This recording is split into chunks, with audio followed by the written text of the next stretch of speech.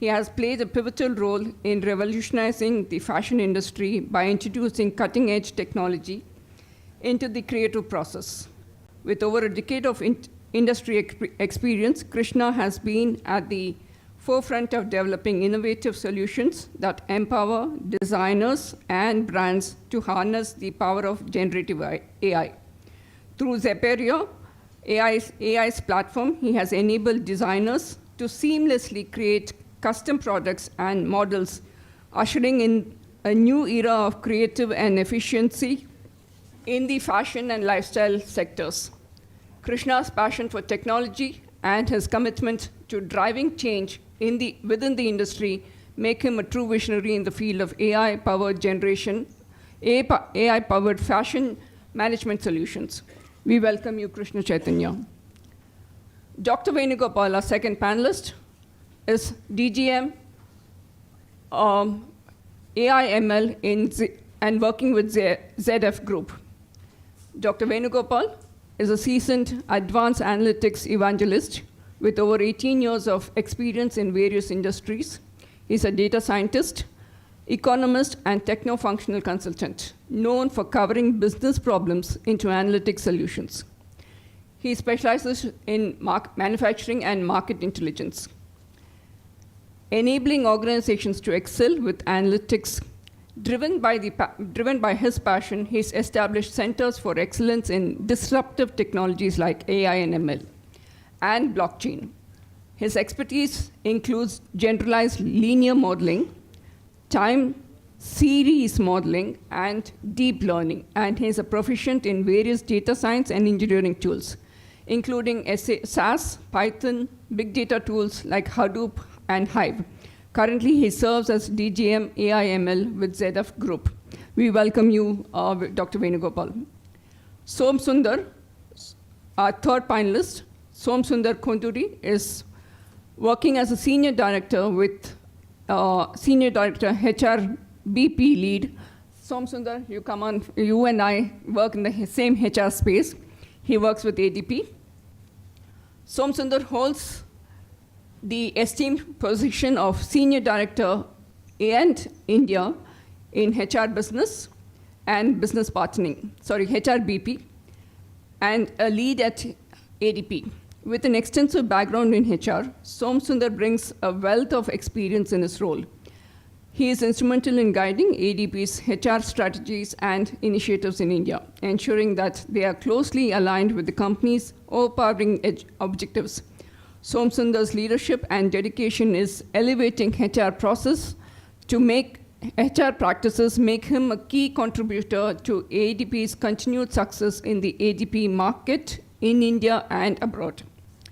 Our fourth panelist, Amit Sharma, is a Senior Director of Data Science with Global AI Accelerator, GAIA, and a leadership team working with Ericsson. In his current role, Amit is responsible for building data-driven solutions using AI and ML technologies towards intelligent automation in the telecom domain. Prior to this, he was leading AI/ML capability for ADP in the HR/talent domain. With 24 years of experience in product development and technology leadership, Amit is extremely passionate about design, architecture, data, and loves to solve real-world problems with technology. We welcome all of you. I'm Srilata Shankar. I'll be moderating the session. I am an HR and L&D leader like Som. I have been working in various companies, banking, telecom, IT, and ITES. I also teach HR at MBA colleges. I conduct soft skill workshops for MBA colleges, engineering colleges, and corporate companies. I do a little bit of content writing. I've been dabbling with poetry for the last 5 years. I've written about 37 poems so far. I hope to publish a book soon. I have a creative side to me. I do tangible painting, block printing, tie and dye, and pottery. I have an adventure side to me as well. I have done bungee jumping, paragliding, zip lining, and Tarzan swing. I've added another layer to my personality recently, collaborating with ITTV Global Media. We started a leadership series talk We've done 3 episodes so far, and I hope to interview all of you, if not all of you, at least most of you. And I hope to touch 100 episodes soon. Thank you. Can you share a specific example of an AI application in your industry that has brought significant change or value? Okay. Firstly, coming from the HR space, representing the HR fraternity, along with Lata over here, thank you for having me, first of all, amongst all the product management community. Oftentimes got tempted to move on to the product side as well. Amit knows this, some of my other fraternity people, Ranjan knows this. So really glad and privileged to be here. Now, on the technology front, I may not be as an expert as all of you sitting here, but definitely on the thought process and approaches on how we can enable and facilitate some of these things as a culture across amongst all the employees in the organization is where my expertise lies in.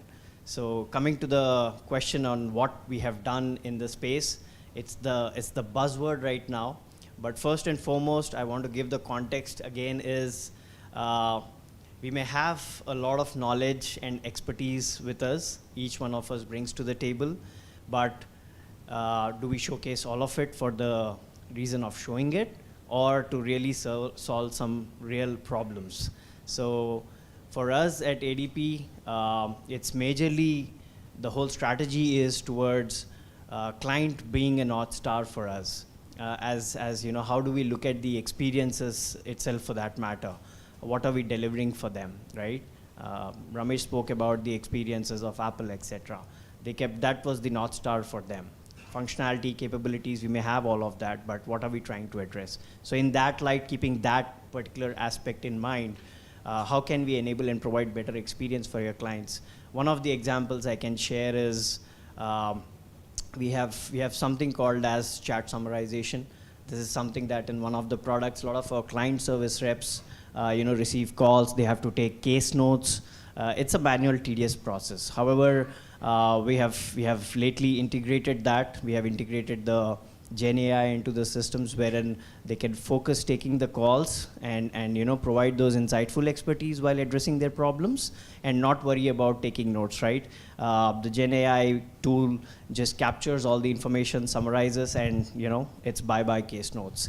So that's a major achievement. Imagine the amount of work it saves for the client service reps in providing and just being focused on the call when they take in resoluting, providing resolutions for people who are calling us. So that's one of the examples, at least in the coming from the HCM space, being a HR practitioner, a real life example that we can talk about on the strides that we have already taken at ADP.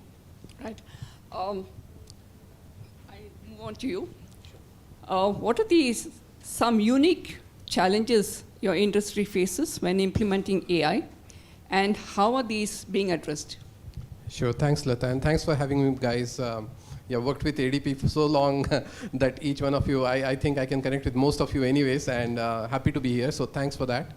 And for the last 4 years, I've been working in telecom domain.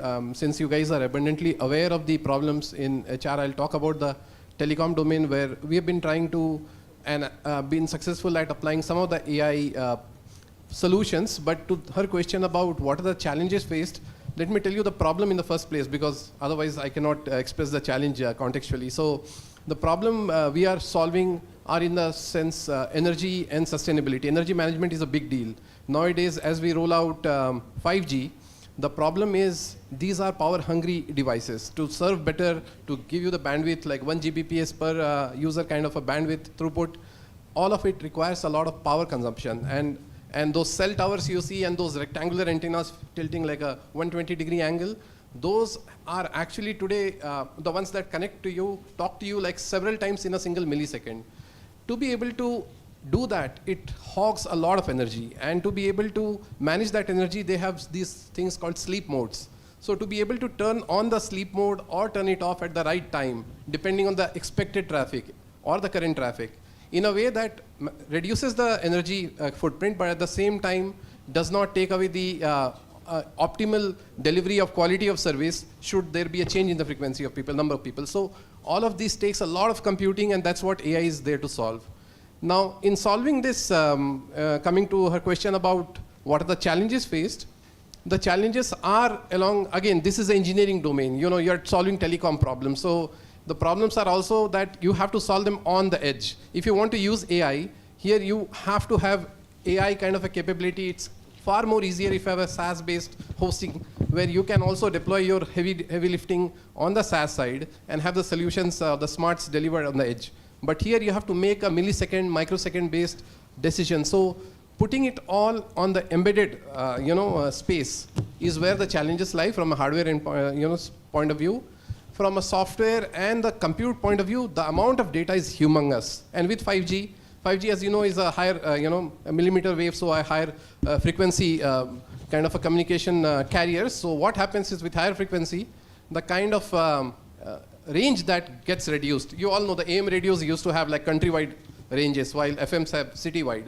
And 5G has a few hundred meters, whereas 4G goes in the 2-kilometer range. So because it gets absorbed so fast, there are far more towers and far more these devices which need to now talk to each other and far more data than ever. So if the data plane gets used by its own bandwidth in order to manage itself, that is going to be a big challenge. So apart from putting things into embedded, we also deal with this handling. How can we minimize the data transfer for managing the network itself in an intelligent way, yet provide the optimal energy consumption and quality of service to the end user? Some of the examples, there are so many I could talk all day, but I'll just hand it over to my colleagues now. Thank you. Dr. Venugopal, moving on to you. In view of in your view, what are the gaps between the potential of AI and its current real-world impact? As I said, first of all, I want to define what is AI, okay? AI in a nutshell is called a paradigm, okay? So everything starts with data, okay? You have a data, and then the data has to be used for your decision making. So in the process, the first and foremost step is data management. You don't get a cleaned data like what you get a textbook data kind of thing. So the first and foremost thing is the data which has to be managed, okay? And the managed data, we need to generate an insights. So there's a data management, then we need to use it for insight generation, then the whole process has to be automated. So this process of automation is basically, most of the processes are messy, and most of the processes are where we do a lot of human intervention, and then we tend to see a lot of mistakes. Then the third and important point is in automation side of it. Then the fourth point here is, once you have that, you should also have a predictability of the data.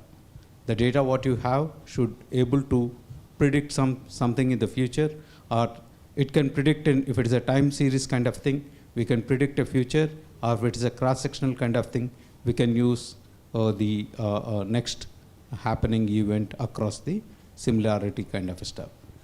And once you have a predictability, that predictability should lead to a concept called, what you call it as, it has to use for a decision making. So if you put all these 5 things together, I call it as a paradigm, okay? Predicting, okay? And then using for results orientation, and then it will be used for all these 5 things will put as a PAIA RIDM, okay? So that's the AI is. And if you ask the particular question about what are the real life use cases of AI, so there are 2 aspects of AI, okay? And this is a context of product management. So there are 2 concepts again here. The first concept is AI product manager and using AI in product management or product development, okay? How can you use, what is the difference between AI product manager and regular product manager? So AI product managers are basically, they generally come from a statistical background, okay? So which uses a data and then try to make some decision making from that. For each and every action, there will be depends upon data, okay? And what this AI use for a product management and product development, that's a different paradigm. There are a lot of AI tools where your decision making becomes very informed, okay? Most of your decision making has to be informed with the data or it has to be backed with something. So, and now with the evolution of generative AI basically becomes most of your tasks in product management very useful. So that's the kind of thing. Coming back to your question, madam, how does real life AI is different from the generative AI? So in real life, you think that everything can be possible, okay? I think if you talk about something like for example, you ask me how an AI will be used, okay? So think back to the ages when you have to depend, when you are driving, you have to depend upon someone, okay, where you have to ask a lot of people, you have to talk to a lot of people to reach some place. Now you know it, right? Everything comes from an, how much of time it takes, and you can give more predictive kind of thing. So that's AI will make your real lives, okay? At the same time, the products which we are trying to build, like I would like to give one highlight about the product which we are trying to build. It's called ALI, Application Lifecycle Management is a concept most of you are familiar with, but we are trying to add that management with an AI and make an application lifecycle intelligence. So when you have an applications to build, this all your applications to be an AI driven. It talks about your past experiences and past failures. That past failures will basically help you to predict the next products and next applications what you are trying to build in a more intelligent way. So these are the few things which you can use. And also we have come up with a product called CVT, which is Computer Vision Toolbox. It's computer vision is a popular tool. We uses an image data to find out some things. But how this computer vision toolbox are used here is, we are trying to predict any kind of an, it's a detection is different, and prediction of that particular products, whether it's going to be failure or something. So what we are trying to do use here is, we are trying to use a concept called the composite AI framework, and which is kind of thing like we are trying to use the different data at one go to answer a lot of things. Like we are using a process data in manufacturing as well as the image data, and then what we will do is, if you are trying to run a process to make a product, that particular product, whatever we are trying to build, it has to be defect free. At the same time, the process has to be streamlined. Thank you, Venugopal. Yeah. Paucity of time, I'm sorry. Please keep your answers short. Krishna Chaitanya, my question to you is, what does your organization take into consideration to ensure that AI projects lead to tangible beneficial outcomes? Sure. If you can hear me, I'll do a quick introduction of what we do. I'm the founder and CEO of Zapero. What we basically do is we try and use generative AI to augment the creative workflows of designers in the fashion industry. What we've seen, I mean, it's been a couple of years since I started, working on this startup, and I have a business and an engineering background in the past. What we've seen is, if you see the fashion industry, right, the bottleneck there becomes the creative people. You find a lot of cool people doing all sorts of, design work, and it becomes a very solid, concrete workflow, which is difficult to disrupt. I mean, because it's difficult to program creativity, right? It's a thing of heart. I mean, it's all about arts. It's stuff like that. What we've seen a couple of years ago was that generative adversarial networks, computer vision in general, has the potential to disrupt this creative process. That was the use case we started to pursue, I think, a couple of years ago. We've seen that design is a critical component in this industry, and we thought that building a SaaS product that can sort of mechanize this process, there is some merit to doing it. I mean, end of the day, I'm sort of walking you through the journey of an entrepreneur, because that was the use case we pursued, right? What we've realized is, while there is benefit, while there is merit to building such a product, monetizing that is very, very difficult. And we started digging deeper into the industry that we were operating in. A lot of people were happy to have AI produce interesting designs. I mean, what you would call prints. I mean, some of you are wearing fabrics which have printed artworks on top of them. It could be a woman's dress or a top, etc. Right?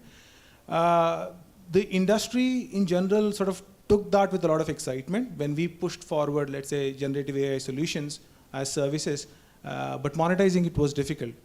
And then as a company, what we've done is we've expanded our business scope much deeper. So we are now building a vertical AI. So it's no longer just design randomly, but design in the context of the market. For example, in the industry, one of the biggest problems that the fashion industry faces is dead stock, right? There's a lot of hue and cry about the industry being one of the biggest polluters, right? There's a lot of fabric being used up that's not being consumed, that finds its way into landfills, etc. Sustainability is a big problem in the industry. So it sort of comes from, let's say, the speculative nature of the industry as to how they design, what kind of volumes they commit, etc. So we are today at Zapero in the process of building AI which can produce designs that have an increased likelihood of success in the market. Right now we are sort of bringing a scientific approach to sort of committing fabric and garments. So the idea is to, as a company, make a dent in those dead stocks and sort of improve the profitability of the brands, etc. Thank you. My creative side perked me up, and I will take it offline with you to understand more about the creativity. Definitely. Amit, moving on to you. At Ericsson, what makes AI more accountable, accessible, and understandable for non-experts?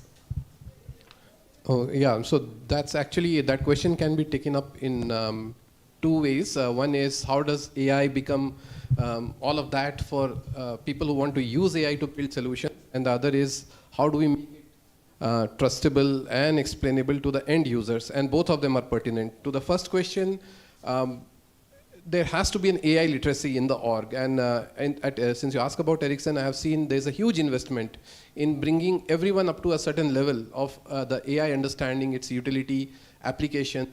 Because unless we are there, there is always this, either a terminator view of AI, maybe this mic's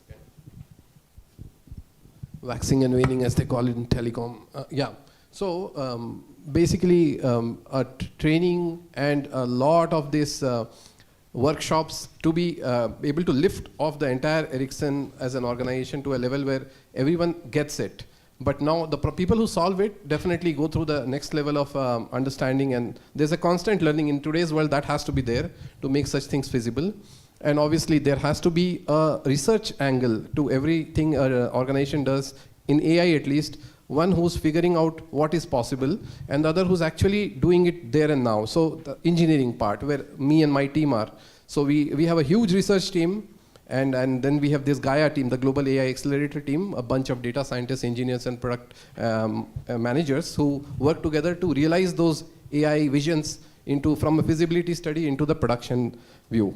To the second part about explainability, trustworthy AI, reliable AI, explainable AI is like no more a wishful thinking, it is an ask. And given the privacy and the GDPR constraints about how's your AI telling something, what is the action I need to take, even from an actionability, accountability standpoint, these are becoming almost like a essential ask in every solution we give. So nowadays we have started thinking about this aspect right from the day we start building the solution. And sometimes, even if it comes at a cost of a little lesser accuracy, we prefer the simpler and more explainable models, because as they call it the Occam's razor, we go for a simpler solution, even if it means a little, dent in the level of accuracy. At the same time, one more thing we do is to build the trust in the client, we have to have the expectations set right. Many times, product managers will find themselves promising the world, curing cancer and whatnot through AI. So that's where we have to set the right expectations and say that what works, it's a probabilistic thing. It will not work every time. But over a period of time, we promise you this kind of a ROI. For example, if we are into predicting a server failure, over a period of time, we'll save you 60% of your revenues or the cost that goes into fixing, because we will be providing predictive maintenance. Last but not least, UX, which even from my experience in ADP as into building the AI products and in Ericsson, we have to keep it simple. Sometimes we get overwhelmed and just throw in all the gauges and meters and whatnots into the UI. The users don't need it. They just need to know as much as they need to know. So exploratory, analysis is what they need to find out, and progressive disclosure, like we call it in the UX parlance, right? So that's what we follow. So Right. I'll stop here. Right. So moving on to the HR space, which both of us belong to, how is AI being used in ADP to improve the management and development of human capital, and what is the impact that you have observed on an employee's growth and productivity?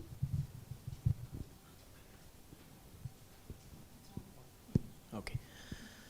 A bit of a loaded question, if I may say. It's a learning phase for across the board, especially in large organizations. Like I lean on what Amit mentioned about, and Mr. Dr. Venugopal also mentioned, data.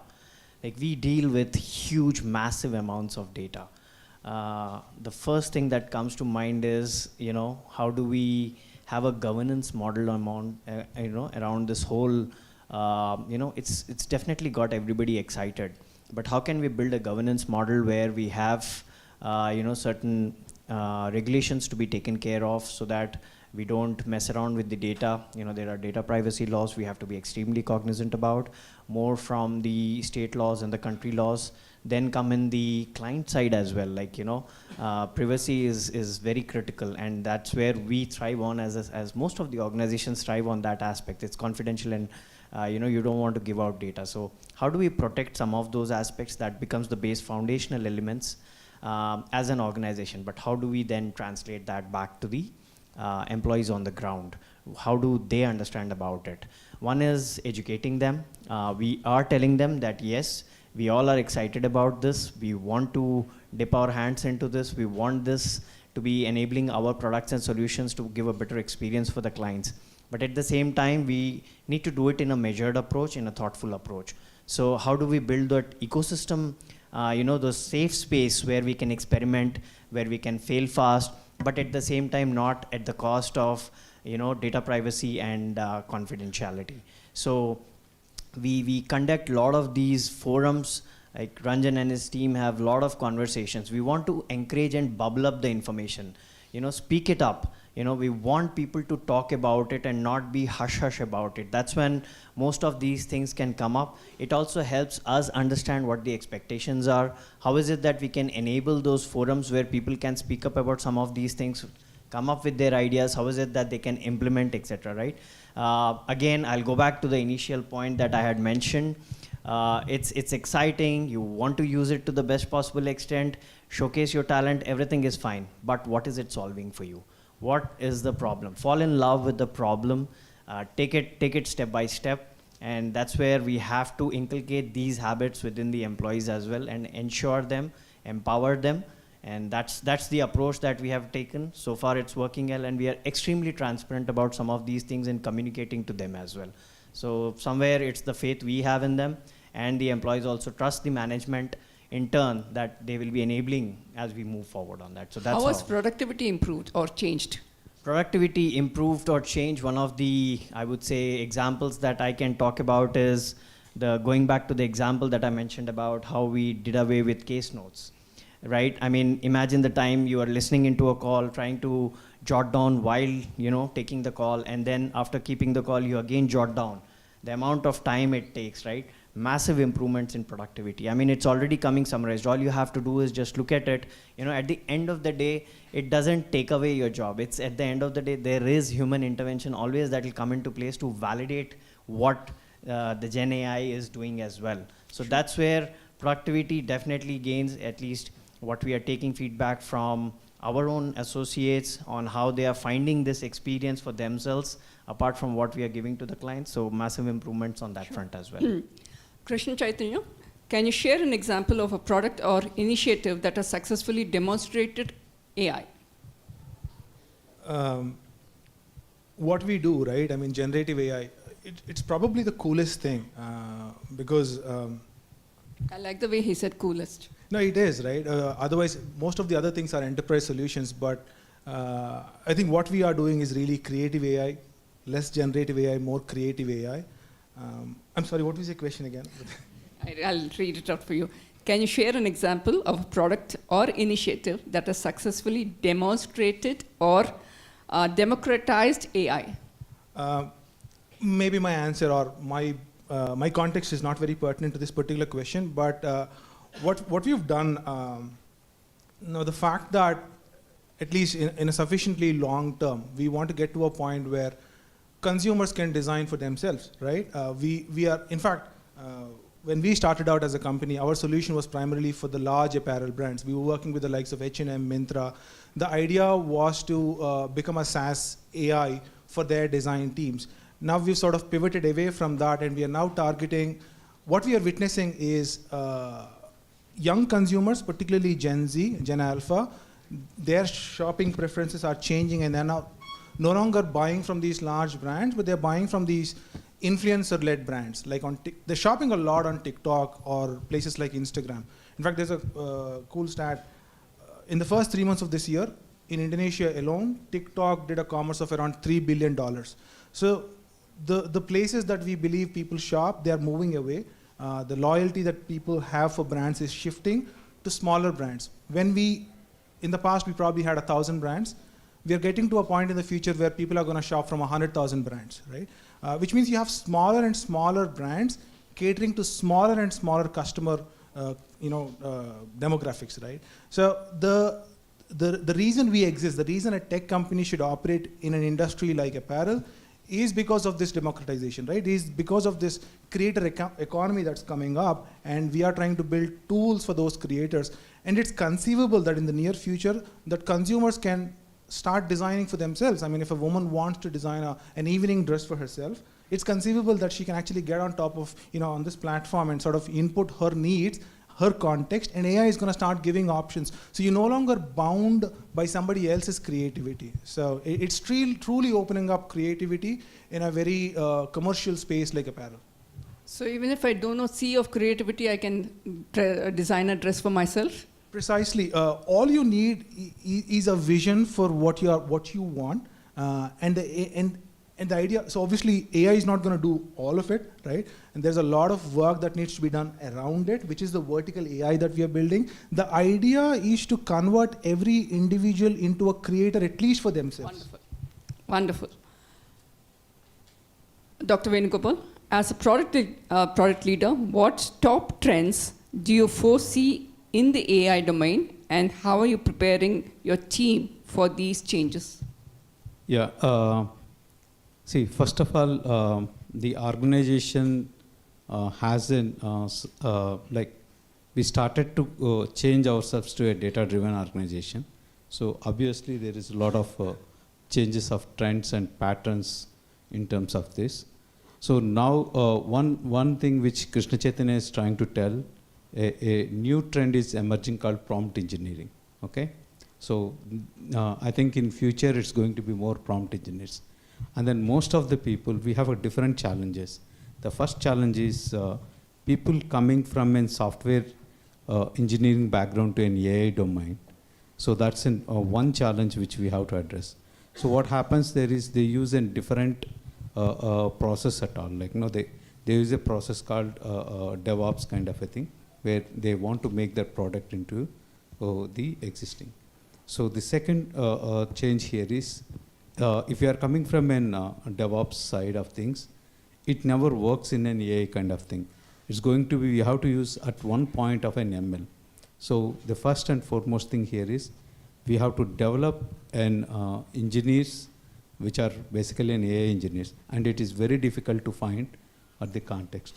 So what we are trying to do here is, we are trying to develop a citizen developers, do IT by yourself, right? And citizen data scientist. So that's one way we are addressing that. And second thing is the top trends of AI. I already mentioned about prompt engineering and Gen AI. Gen AI for a company with focus of R&D like us is a problematic. We can't use an open AI kind of frameworks here, because our entire things will have issues of the design and other things and R&D kind of thing.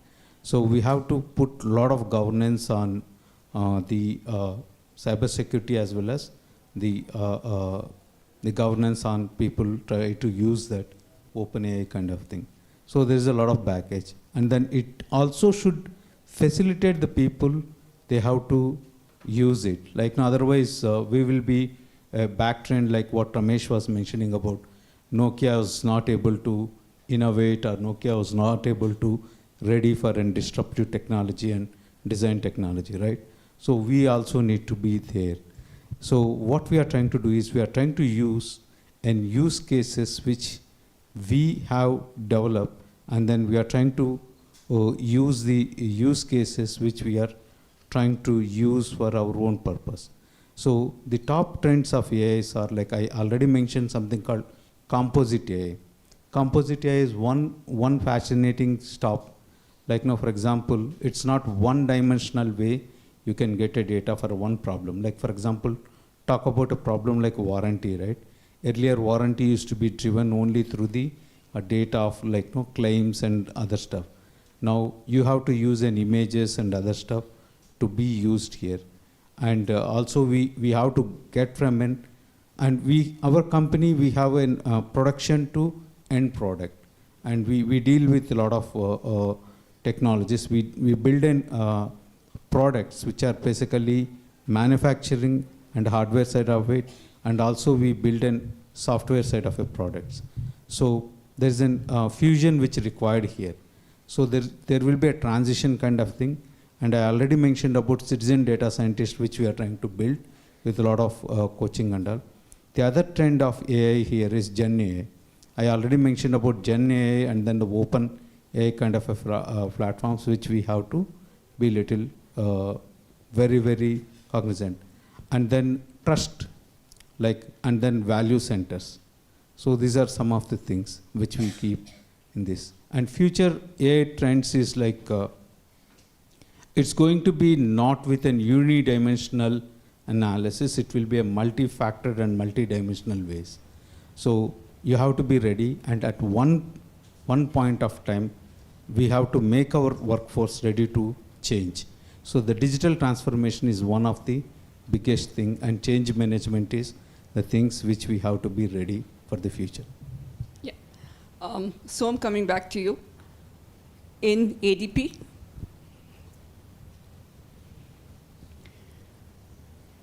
what is, from the HR space again, as we increasingly incorporate AI into our workplaces, what strategies can be employed to ensure that human skills and talents remain in the forefront of value creation?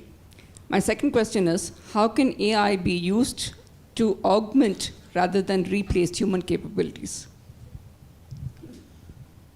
Value creation. So one example I can quote is how we have a product called Role. Recently, it's something that has been Role has been rolled out, and it addresses a market where it's completely digital. There's minimal involvement. You just roll it out to the clients, and it's taken care. It's a conversational user interface, basically, right? So imagine where there are large products that need to be implemented, the amount of life cycle that from an implementation standpoint that you have to go to versus something like so simple that you just implement it quickly and then there is no maintenance needed, etc. So that is more from a value creation of how quickly it can be deployed to clients, how it starts learning immediately and it can answer completely, right? It's not about just somewhere. I remember Mr. Ramesh talking about chat interface where policies, if you have to look at it and it can give you the policy. But however, within the policy, if you have further deeper questions, who, what, why, where, this particular product of ours, it kind of addresses those aspects as well. So how did we get there? That is the second phase where, again, Gen AI, it's like a child. We are the people as human beings and practitioners who have to teach that, unless it can only be as intelligent as the number of it's an iteration process. Just like a kid tries to walk, run, and other things, behave. Similarly, it has to be in the similar guardrails. Those guardrails needs to exist, but at the same time, how do we keep iterating it, training it, giving those responses? Whether it is right or wrong, at the end of the day, it cannot do it on its own. So that's where human element comes into play in how we can train it better, and that's how we can go about it. Will AI replace HR department?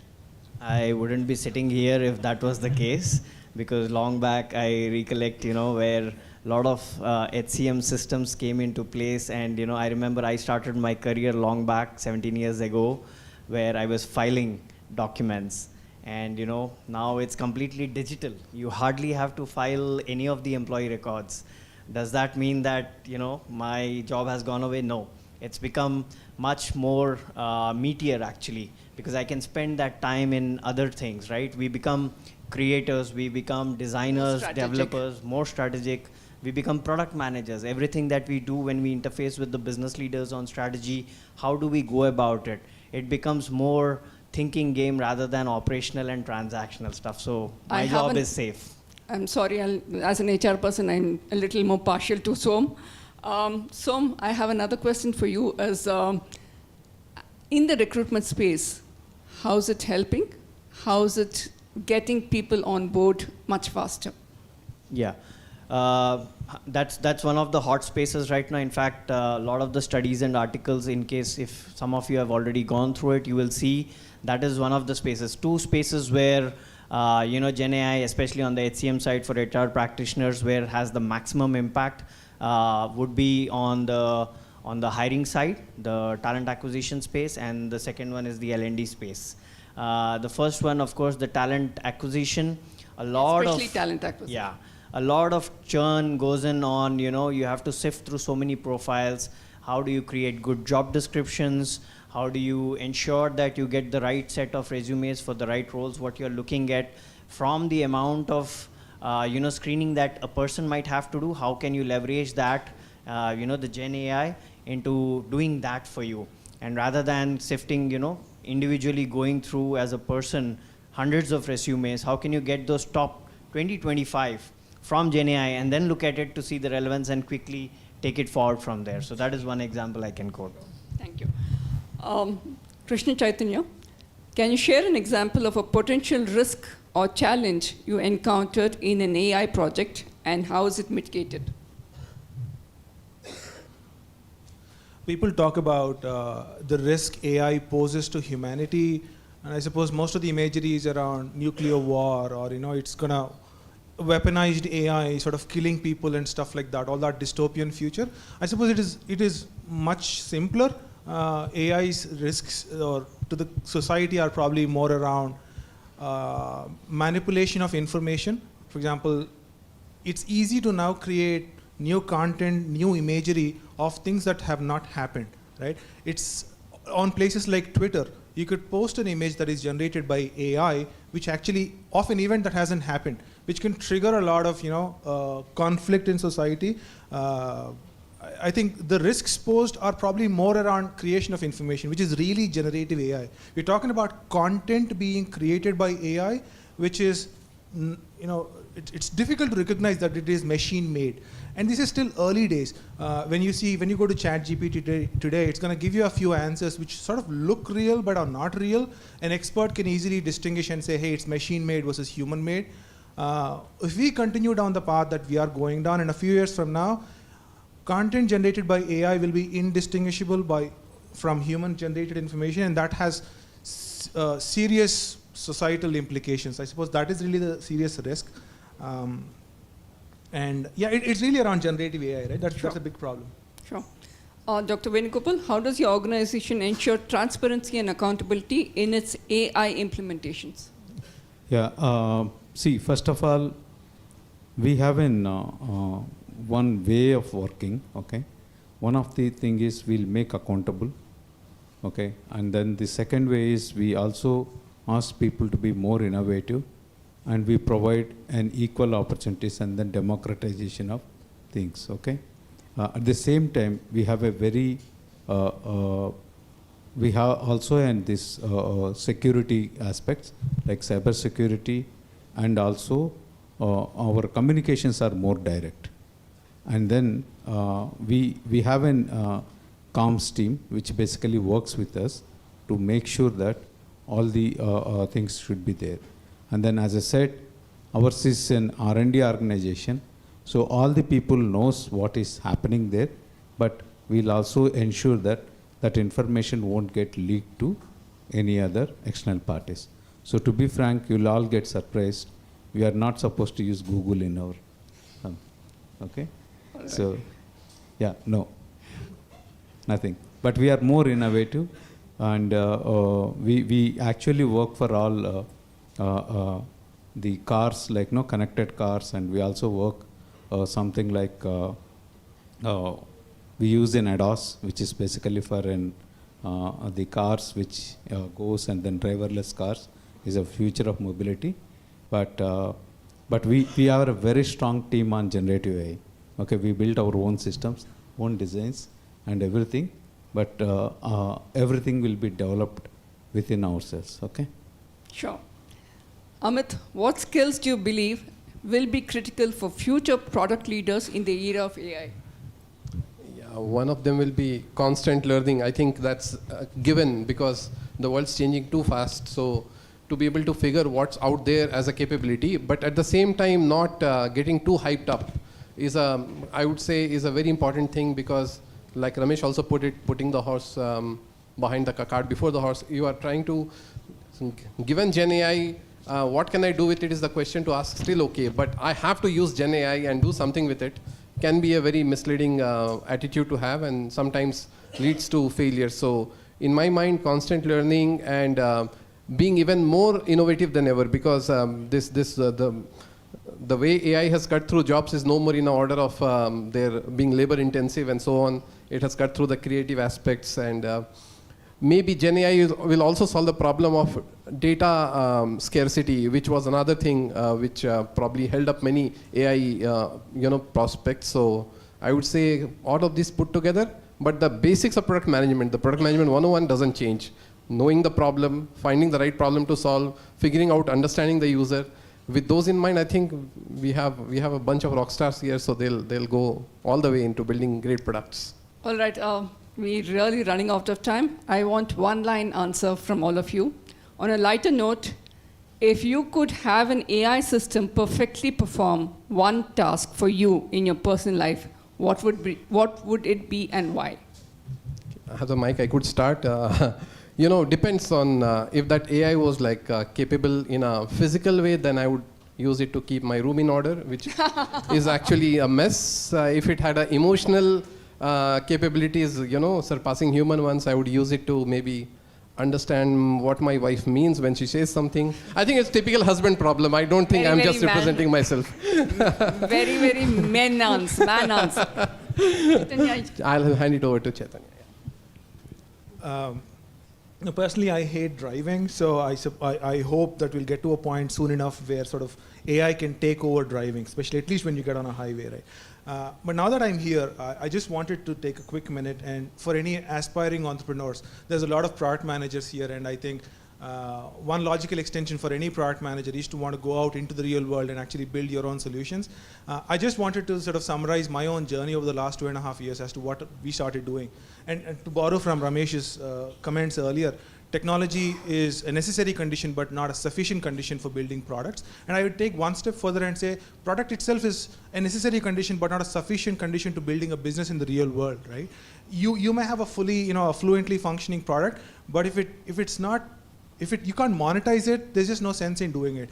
In my own example, I wanted to build a SaaS which designers could subscribe, pay me $10 a month globally. I'm thinking of $100 million revenue, right? Potentially, you're looking at the use case. We'll have to take it offline. Dr. Venugopal. Yeah, if you ask me the personal product which I feel like, which manages my my expenses and my financials, okay. So there are a lot of AI apps, but it has to be in some bot which has to tell me, like it at the same time, it should not also tell many times, okay. For example, that's another problem, information overloaded, okay. And then too much of information and then you become a digital addict, okay. That's the thing, okay. So it has to be, you should have an alert mechanism, but that alert should be contained to one level. So what's your last thought? Personally, I have a background in computer science engineering and MBA in HR. Throughout my career, I have struggled Still, actually, I try to find a balance between logic, because primarily I'm driven that way from my thought process, logic, and emotions being in HR. So something that I would probably leverage, Gen AI to find that balance and, make its life harder. Thank you so much. Wonderful talking to you and learning lots from you. To stay informed about the startup ecosystem, subscribe to MyStartupTV.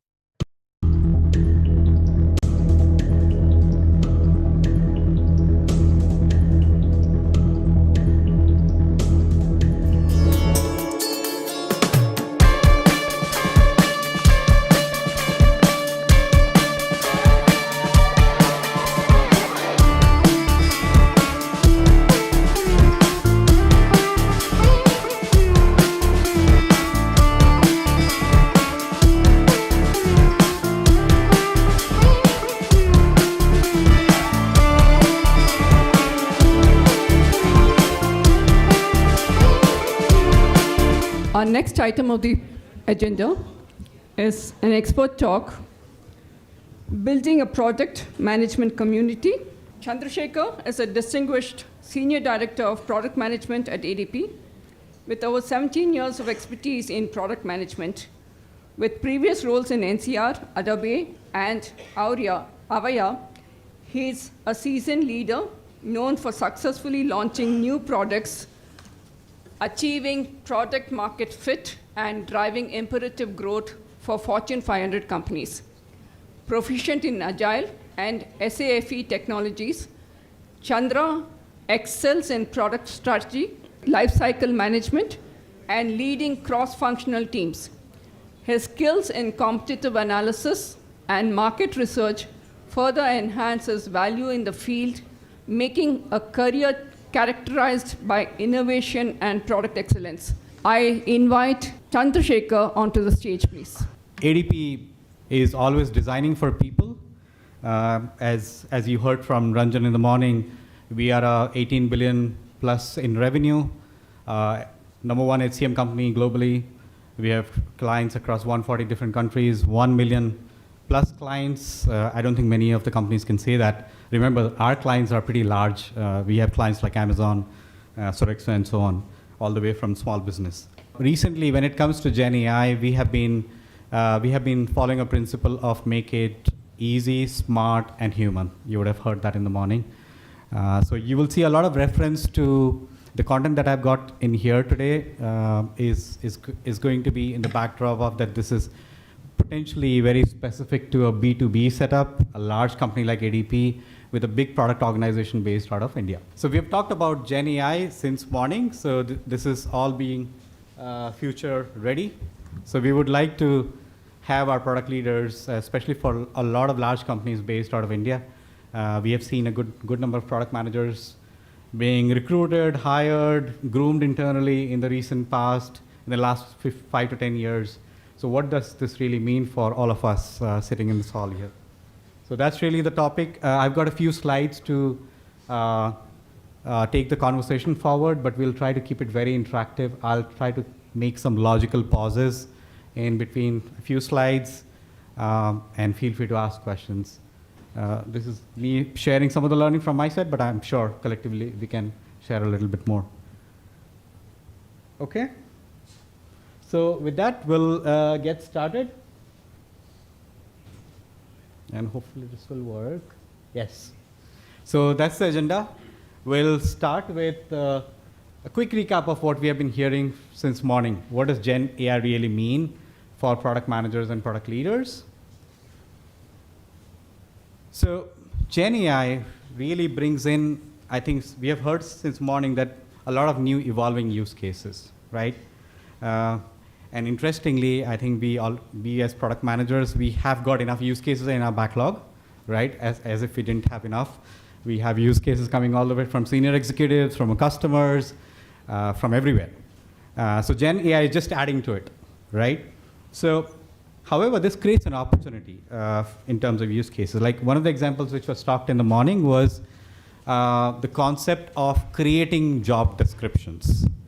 We have been thinking about this quite a lot in the past. However, with the advent of Gen AI, this has gotten a little closer. Of course, we need to fine-tune it, we need to improve it, but that certainly has helped.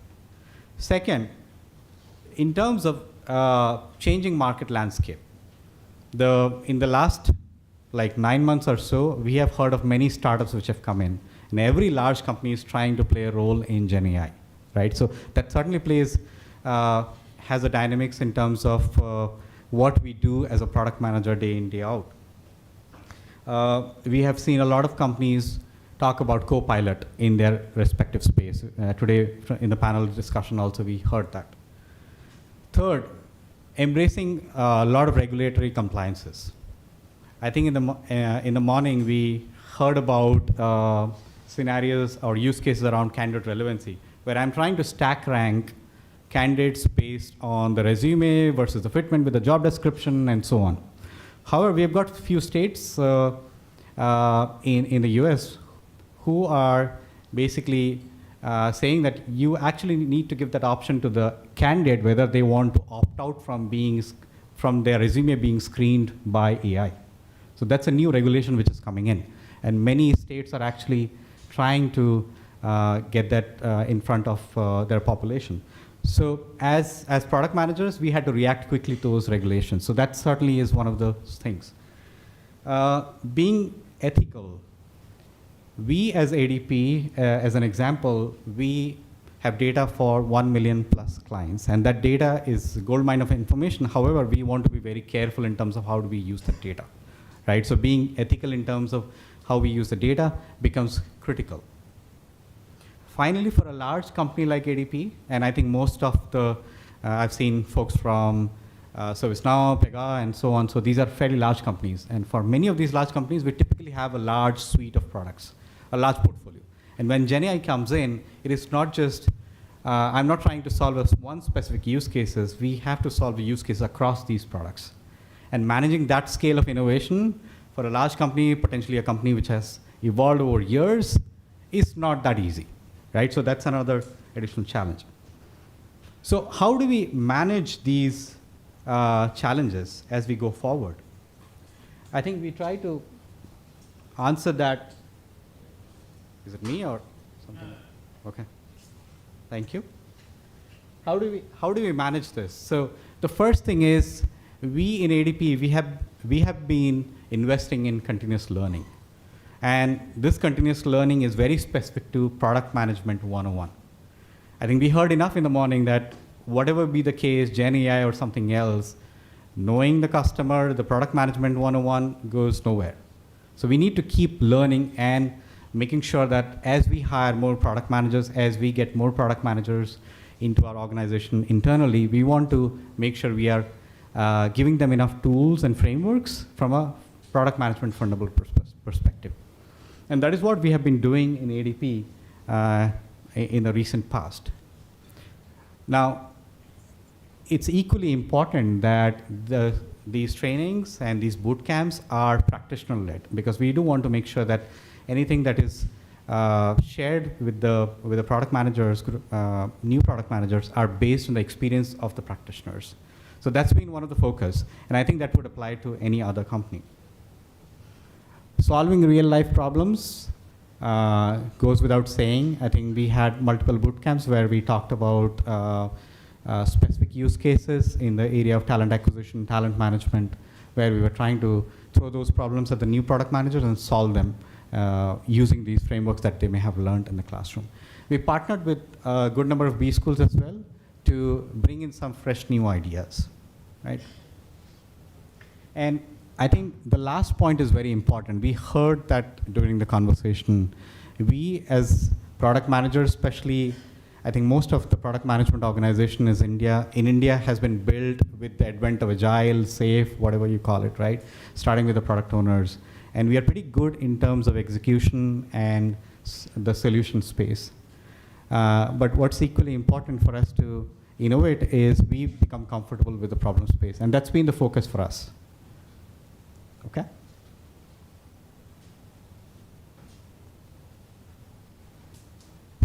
Customer at the center, nothing new. I think we have talked about it enough, right? Now, how do we do this? Being so many miles away from the customers for probably most of us in this room, because our customers are sitting either in the US or in most cases in the developed economies in Europe and so on, right? So how do we solve this? Of course, we try our best in terms of meeting the customers in person or over on the phone call, WebEx calls, and so on. But for ADP, over the course of last 20 years of existence in India, we have got a big footprint of service, implementation, support associates. And we spend a good amount of time as product managers sitting with them, taking calls, looking at their service request, and trying to draw insights out of those on what could be the pain points for the customers. So does it replace the direct conversation? No, it certainly aids to that conversation. The other area there we have been investing quite a lot is using tools around user behavior analytics, tools around product analytics to aid in our decision-making process. So most of the times, I think, in the early days of product management, once you ship the feature, the job is done, you pretty much move on to the next feature or next capability. But there is a stronger emphasis on figuring out what's the outcome that you have been driving with the feature that you have released, and how does it feed back into the discovery cycle. So those are some of the tools that we can use as we go forward in terms of being closer to the customers.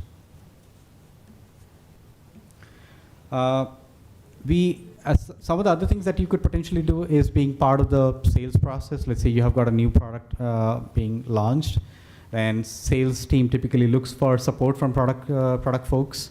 So I think those could be some of those areas that you could potentially go and help. And in the process, you end up learning a lot more about what are the pain points and what's really working well for the customer with the product offering that you have.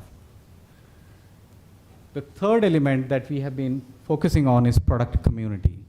And this is where we have been investing quite a lot in ADP in the recent last 6 odd months.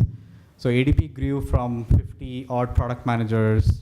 ADP India grew from 50 odd product managers 3 years ago to 120 product managers today. So that's a huge growth from a product management footprint perspective. But it also comes with a challenge that many of these product managers either might have come externally to the organization, they might have come through B schools, they might have come internally. So there is some aspect which needs, some or the other aspect which needs to be bridged for us to set them to success. And which is where we are leveraging this community to help in terms of getting our product managers as far as possible on the same plane. So what does this community really do? So we use these, we call this community as Product Guild, and in Product Guild we share learnings across different business units, across product managers, be it in the small business unit, mid-market or up-market. And we share insights and we share learnings and frameworks and so on. So we are seeing good amount of traction there, some leading indicators that this is working well. I am pretty sure this could be some of those things that other companies could try as well, especially the companies who have been growing from a product management footprint perspective. I think Industry Connect, when we heard about Product Leaders Forum happening in Hyderabad, after such a long time we have not seen any such event happening in Hyderabad. And when we heard about it, we certainly wanted to tap into this opportunity, and which is why you see a lot of folks from ADP out here in the audience. We wanted to make sure that we were networking with our local community in Hyderabad and the product management community at large. Now, the fourth one, which I want to talk about, is the culture of innovation. Now, when you put the product management 101, the customer at the center, and community of sharing of knowledge and insights all together, then it creates a perfect platform for you to innovate. And we at ADP, we have been investing a lot on innovation. There are wider corporate level innovation initiatives as well as initiatives within ADP India, where we are encouraging our product managers to leverage the learnings across the 3 pillars that I talked before to innovate. I think we have got some good traction going from ADP India, where some of the newer products are built, conceptualized, and built out of India. So something for other companies to kind of think about in terms of innovation. So that's really what I had at a summary level. When you put all these 4 pillars together, this is where I think we can empower and encourage our product leaders to be future ready in terms of be it Gen AI or something else, right? So I'll take a pause and see if there are any questions and anything that you guys like to share from your organization before we go for lunch.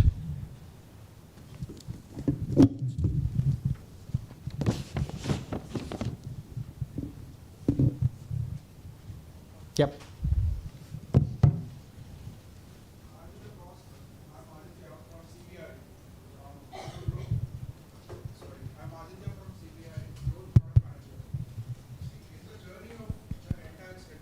In the community part, we have a big thing on mindset part. Mindset is another important aspect wherein everyone has to practice upon it. So how are you tackling it, and what are the tips or any suggestions on how do we have to follow with it? Because that's a interesting conversation to have it, and keeps happening about. I just want to understand your thought process. Sure. I think I don't know if there is a formula to build the product mindset, but what I would say is, as part of the product community and keeping the customer at the center, I think we have made some strides there. Example, we focus a lot on design thinking and user research. In terms of trying, before we get into building something, we spend a good amount of time doing market analysis and user research. And as part of these community, when we share some of these insights or case studies that we may have done for some of our products, that encourages the rest of the product managers to start thinking in those directions. So I think it comes as a result of a lot of discussions and a lot of deliberation on some of these topics. I would say that's primarily what we have been doing.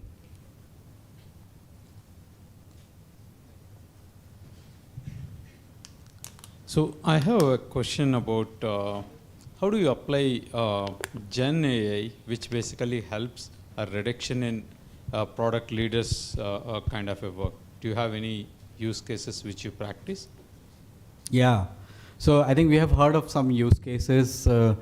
I've heard Gen AI being used, whether, I don't know if, at least I have not used, or anybody from our organization has not used, but I've heard Gen AI getting used quite a lot in terms of competitive analysis. I've heard Gen AI getting used in terms of things like release notes and communication post-release and go-to-market and stuff like that.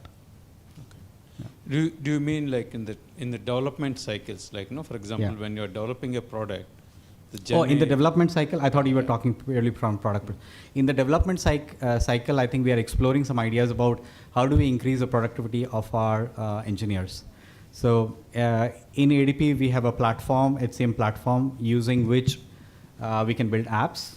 We are exploring ideas on can we, based on prompts, can we start building applications? And to the extent that we are even thinking that based on the what's been articulated as a requirement, can that start getting converted into some sort of a user experience options? And based on the user experience that you want to go with, can you start using the platform to build those apps? Because these are low-code platforms, so potentially you could do it. It's not really the code. Okay, thank you.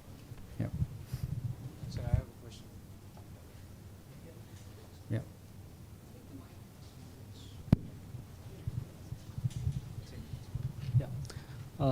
Hi, this is Piyush. You just said that building the product mindset is like really difficult.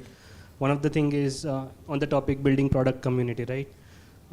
We know that product management is not still a very widely popular academic course, or like you can't have a degree specifically in product management if you are undergraduate. Are you building a path for, say, people from engineering or other backgrounds within ADP to transfer into role, and how do you support that that kind of environment where we can cultivate people to basically transition into this role while basically building the necessary skill set to basically excel at that?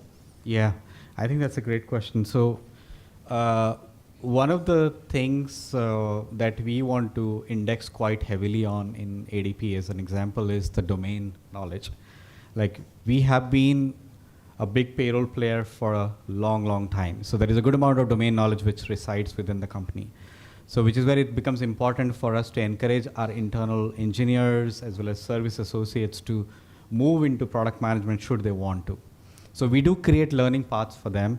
Now it's not as simple as creating a learning path and kind of leaving it to them, but we have a structured program which involves actually HR, which involves the leadership, because there needs to be equal buy-in from all the players to make it happen. So it's a combination of learning paths, mentorship program, and we try to create a roadmap for that person that maybe with hitting certain milestones, maybe in certain number of months, you would transition into product management. We can take one last question. Yeah. So, in large organizations, right, one-time training is not sufficient, Yep. or even one-time learning is not sufficient. Yep.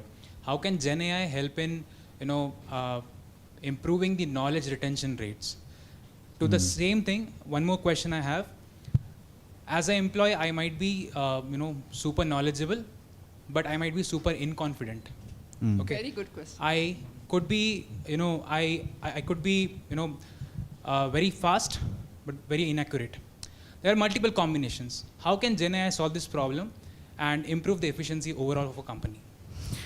Oh, great question. I don't know if I have a answer to that question, but I think I'll try to answer the second part of your question to the best of my ability. So, how can we get the confidence? I think the question was, I may have the knowledge, but I don't have the confidence, right? So, as part of this community exercise that we are doing, there is a lot of emphasis on storytelling. Like, many of our product managers could have been coming internally from within the organization. So they may not be very comfortable speaking in large forums, speaking in front of the client, presenting to the executives, and so on. So what we try to do is we create this environment for them to fail safely. So this community is like, nobody's really judging you. You come in and talk about your product ideas, what you did for some of the launches that you may have done, what you did for some of the prioritization exercise you may have done, what you did for your discovery exercise, right? And we kind of encourage that way. To stay informed about the startup ecosystem, subscribe to MyStartupTV. Hello, I'm Swaminathan Ganeshan, co-founder and CEO of SmartTail. I'm today at IIIT Hyderabad in the Product Leaders Forum to pitch my startup in this amazing conference. So what does SmartTail do? So SmartTail has its deep tech product called as Deep Grade. In a single line, what it does, it grades the handwritten answers of students using artificial intelligence. So how does it do? A simple test that is actually conducted in the school. The answer papers are scanned and that is uploaded into our platform. The handwritten text of the children are extracted and we look at the meaning, the intent and the context of what they've actually written and graded using high-powered NLP and deep technology, and then give out marks, analytics and more to the teachers. So we are helping the teaching community in identifying the exact learning gaps of where children are actually missing out. Thank you so much for listening. My name is Haripriya Shivaramakrishnan. I'm a Vice President at Straight Street Global Advisors. Today I have been moderating the panel on mastering product skills in the Gen AI era. It's been fascinating to have a very experienced panel with product, academia, and industry experts.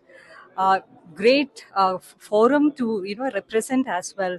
My takeaway has been continuous learning to keep yourself updated and try ChatGPT. Don't fear from that. Do as much as you can and learn so that you are ahead of the game as well. Thank you so much. Hello everyone, myself Harsha. I'm founder of a startup called FatCat.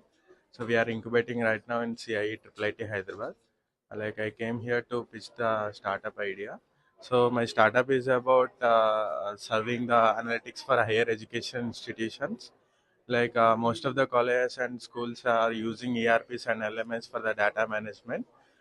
We extract the data from the ERPs and LMS, and we we craft the analytics to them. Like we predict these analytics would be of like a student performance, faculty performance, and along with that, like we automate the OB process of the higher education institutions, like crafting the reports that need to be submitted to the NAC and NBA, like mandatory bodies. So that's how we have, and we are like in the MVP stage. We have bootstrapped our startup, and like currently we have 3 colleges in Hyderabad. So like hopefully I'm looking for a funding here. Thank you. My name is Rishikesh, and I'm from Pushpa.ai, acting as a product manager, and we are pitching our product over here from Pushpa.ai. That the basic motto of that is providing safety and security using the CCTV analytics, and as well as in the e-commerce industry using the same object detection, and almost providing the e-commerce platform where you can automate the entire workflow, like from creating a catalog to having a visual search and removing a background all on the same platform. That we are pitching it over here.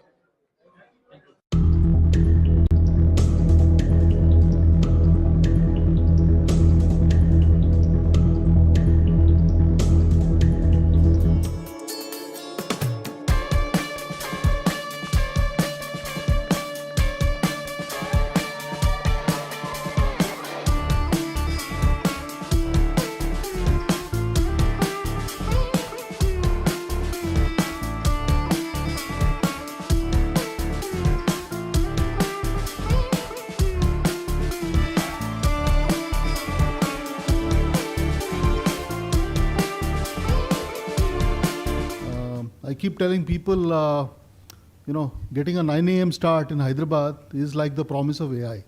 Okay, it sounds interesting, looks like there are a lot of possibilities, but you're not sure what the end outcome will be, how many people will show up, right? And so far, nothing I've seen today kind of, leads me to believe that there's a variation on that thesis.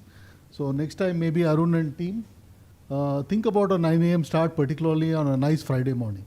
Yeah. Okay. So I think I was just thinking about, as I was driving into this event, I was thinking about what's happening with AI. I don't know how many of you had a chance to read a memo which Sundar Pichai put out, I think, in a couple of days ago. Anyone has read that? Yeah. So please read it. Right. It's a 2,500 word memo on the possibilities of AI. It's in the public domain. You can look it up, and it is surreal. I mean, if you look at how Google is thinking about what they're planning to do with AI, and I think it has profound implications. He also talks about responsible AI and a bunch of other things, but in some ways, again connecting back to the theme of showing up at 9, I was talking to a bunch of folks, including Ranjan here, and I said only people of a certain generation will show up at 9 o'clock. Right. So in some ways, I guess we are kind of a little bit privileged that we get to be at at this point in time, looking at what's happening in AI and how it's going to be game-changing, transformative. So I think AI is going to be a really fertile ground for innovation and experimentation. So if you look at one of the things I've seen, right, particularly in Hyderabad, and I have to give a lot of credit to Ramesh here, for a number of initiatives which they have kicked off. So about a month ago or a couple of months ago? Yeah, a couple of months ago, we had an event here. We had a Gen AI Summit, which was done along with NASSCOM on T-Hub. Ramesh is always known for his interesting choice of venues. So he did it in a pub called Monastery.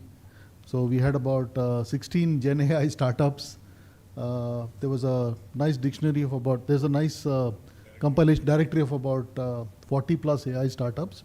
So clearly, I think there's a tremendous opportunity for Hyderabad to play a role as, enabling an AI ecosystem and to lead the way, sort of thing, right?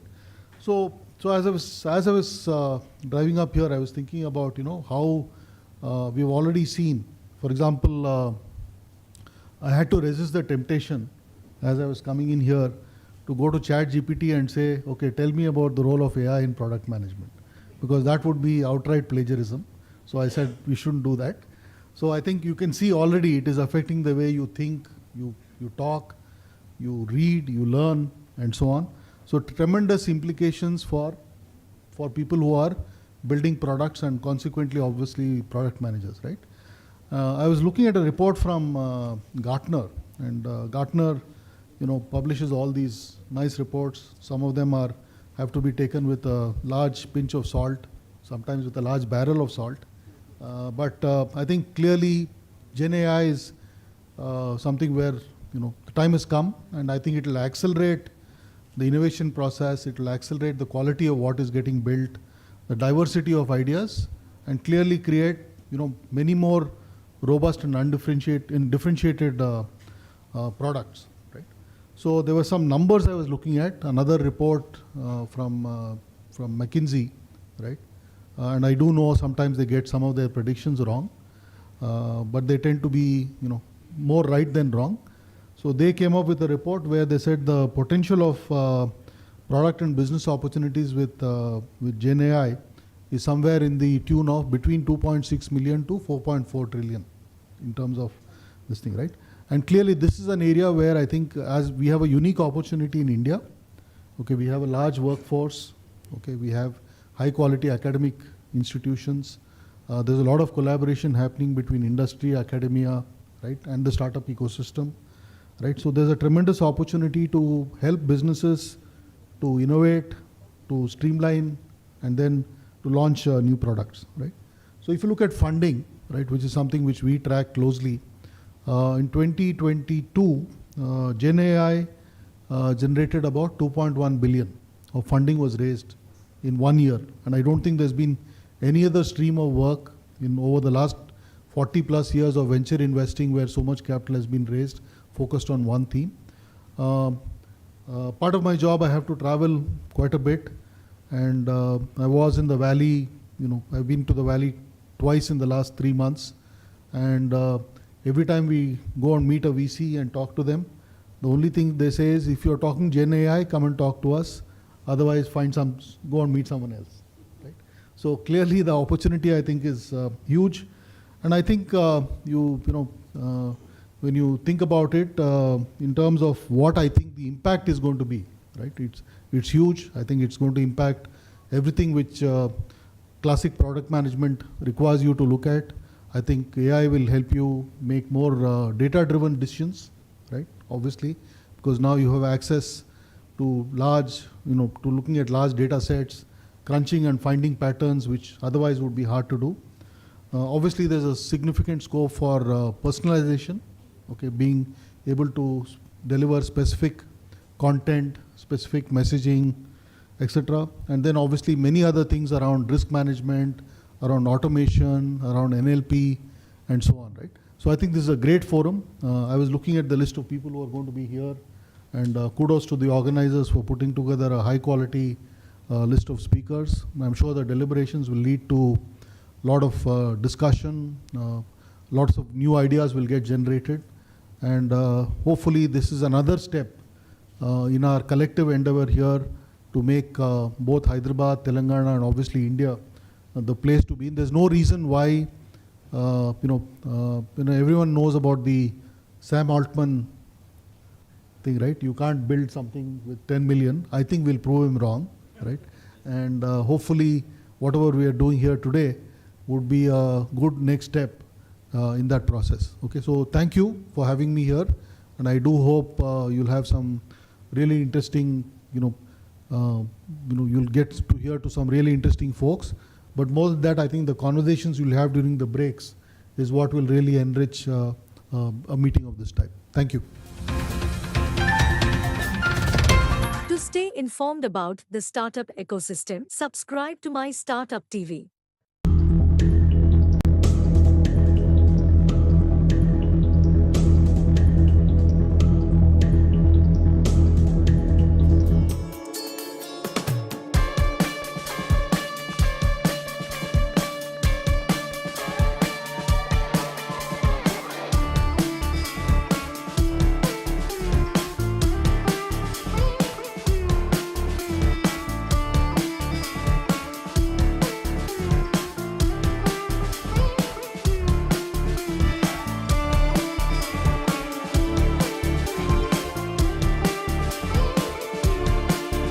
so awesome to see so many familiar faces here today. So that was wonderful.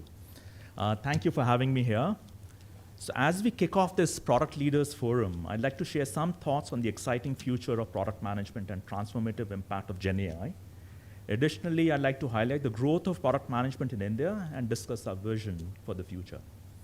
So first and foremost, I'm very proud to represent ADP, a global leader in human capital management with revenues exceeding $18 billion and a client base exceeding 1 million. At ADP, we have leveraged decades of data and expertise to provide our clients with invaluable, actionable insights. We understand that in today's rapidly changing business landscape, data is the new currency, and insights are key to informed decision-making. So as we look ahead, we recognize that Gen AI is not just the future, but it is central to our strategy at ADP. So we are dedicated to leveraging the power of Gen AI to engineer products that are not just great, but exceptional. And we have distilled our strategy into 3 simple but profound principles.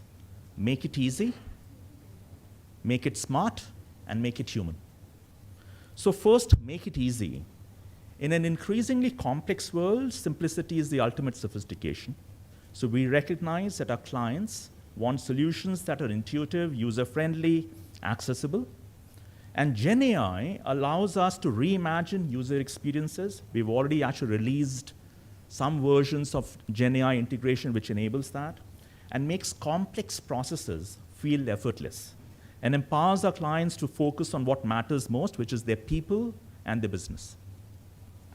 Next, make it smart. It's about leveraging the vast reservoir of data at our disposal to provide actionable insights. So Gen AI enables us to analyze data at a scale and speed which was once unimaginable. We aim to offer our clients not just data, but the wisdom to make informed decisions that drive their success. In a data-driven world, being able to see the big picture and the tiny details is what's going to set us apart. And finally, make it human. In a world where technology threatens to dehumanize the interactions, ADP is committed to keep the human touch alive. Our products should enhance the human experience, not replace it.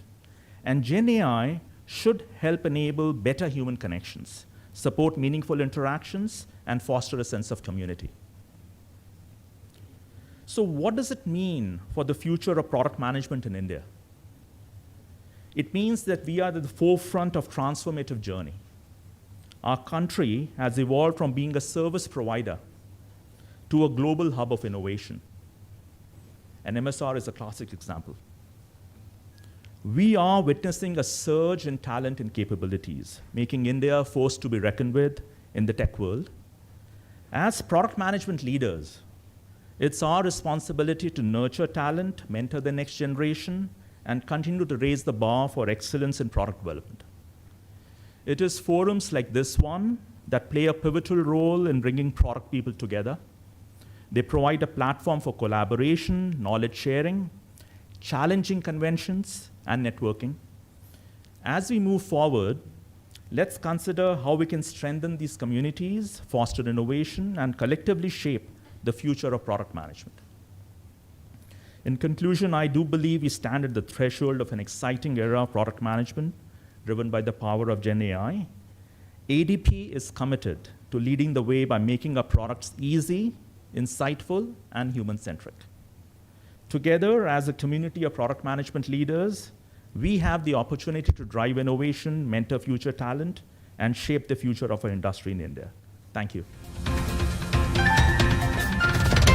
To stay informed about the startup ecosystem, subscribe to MyStartupTV.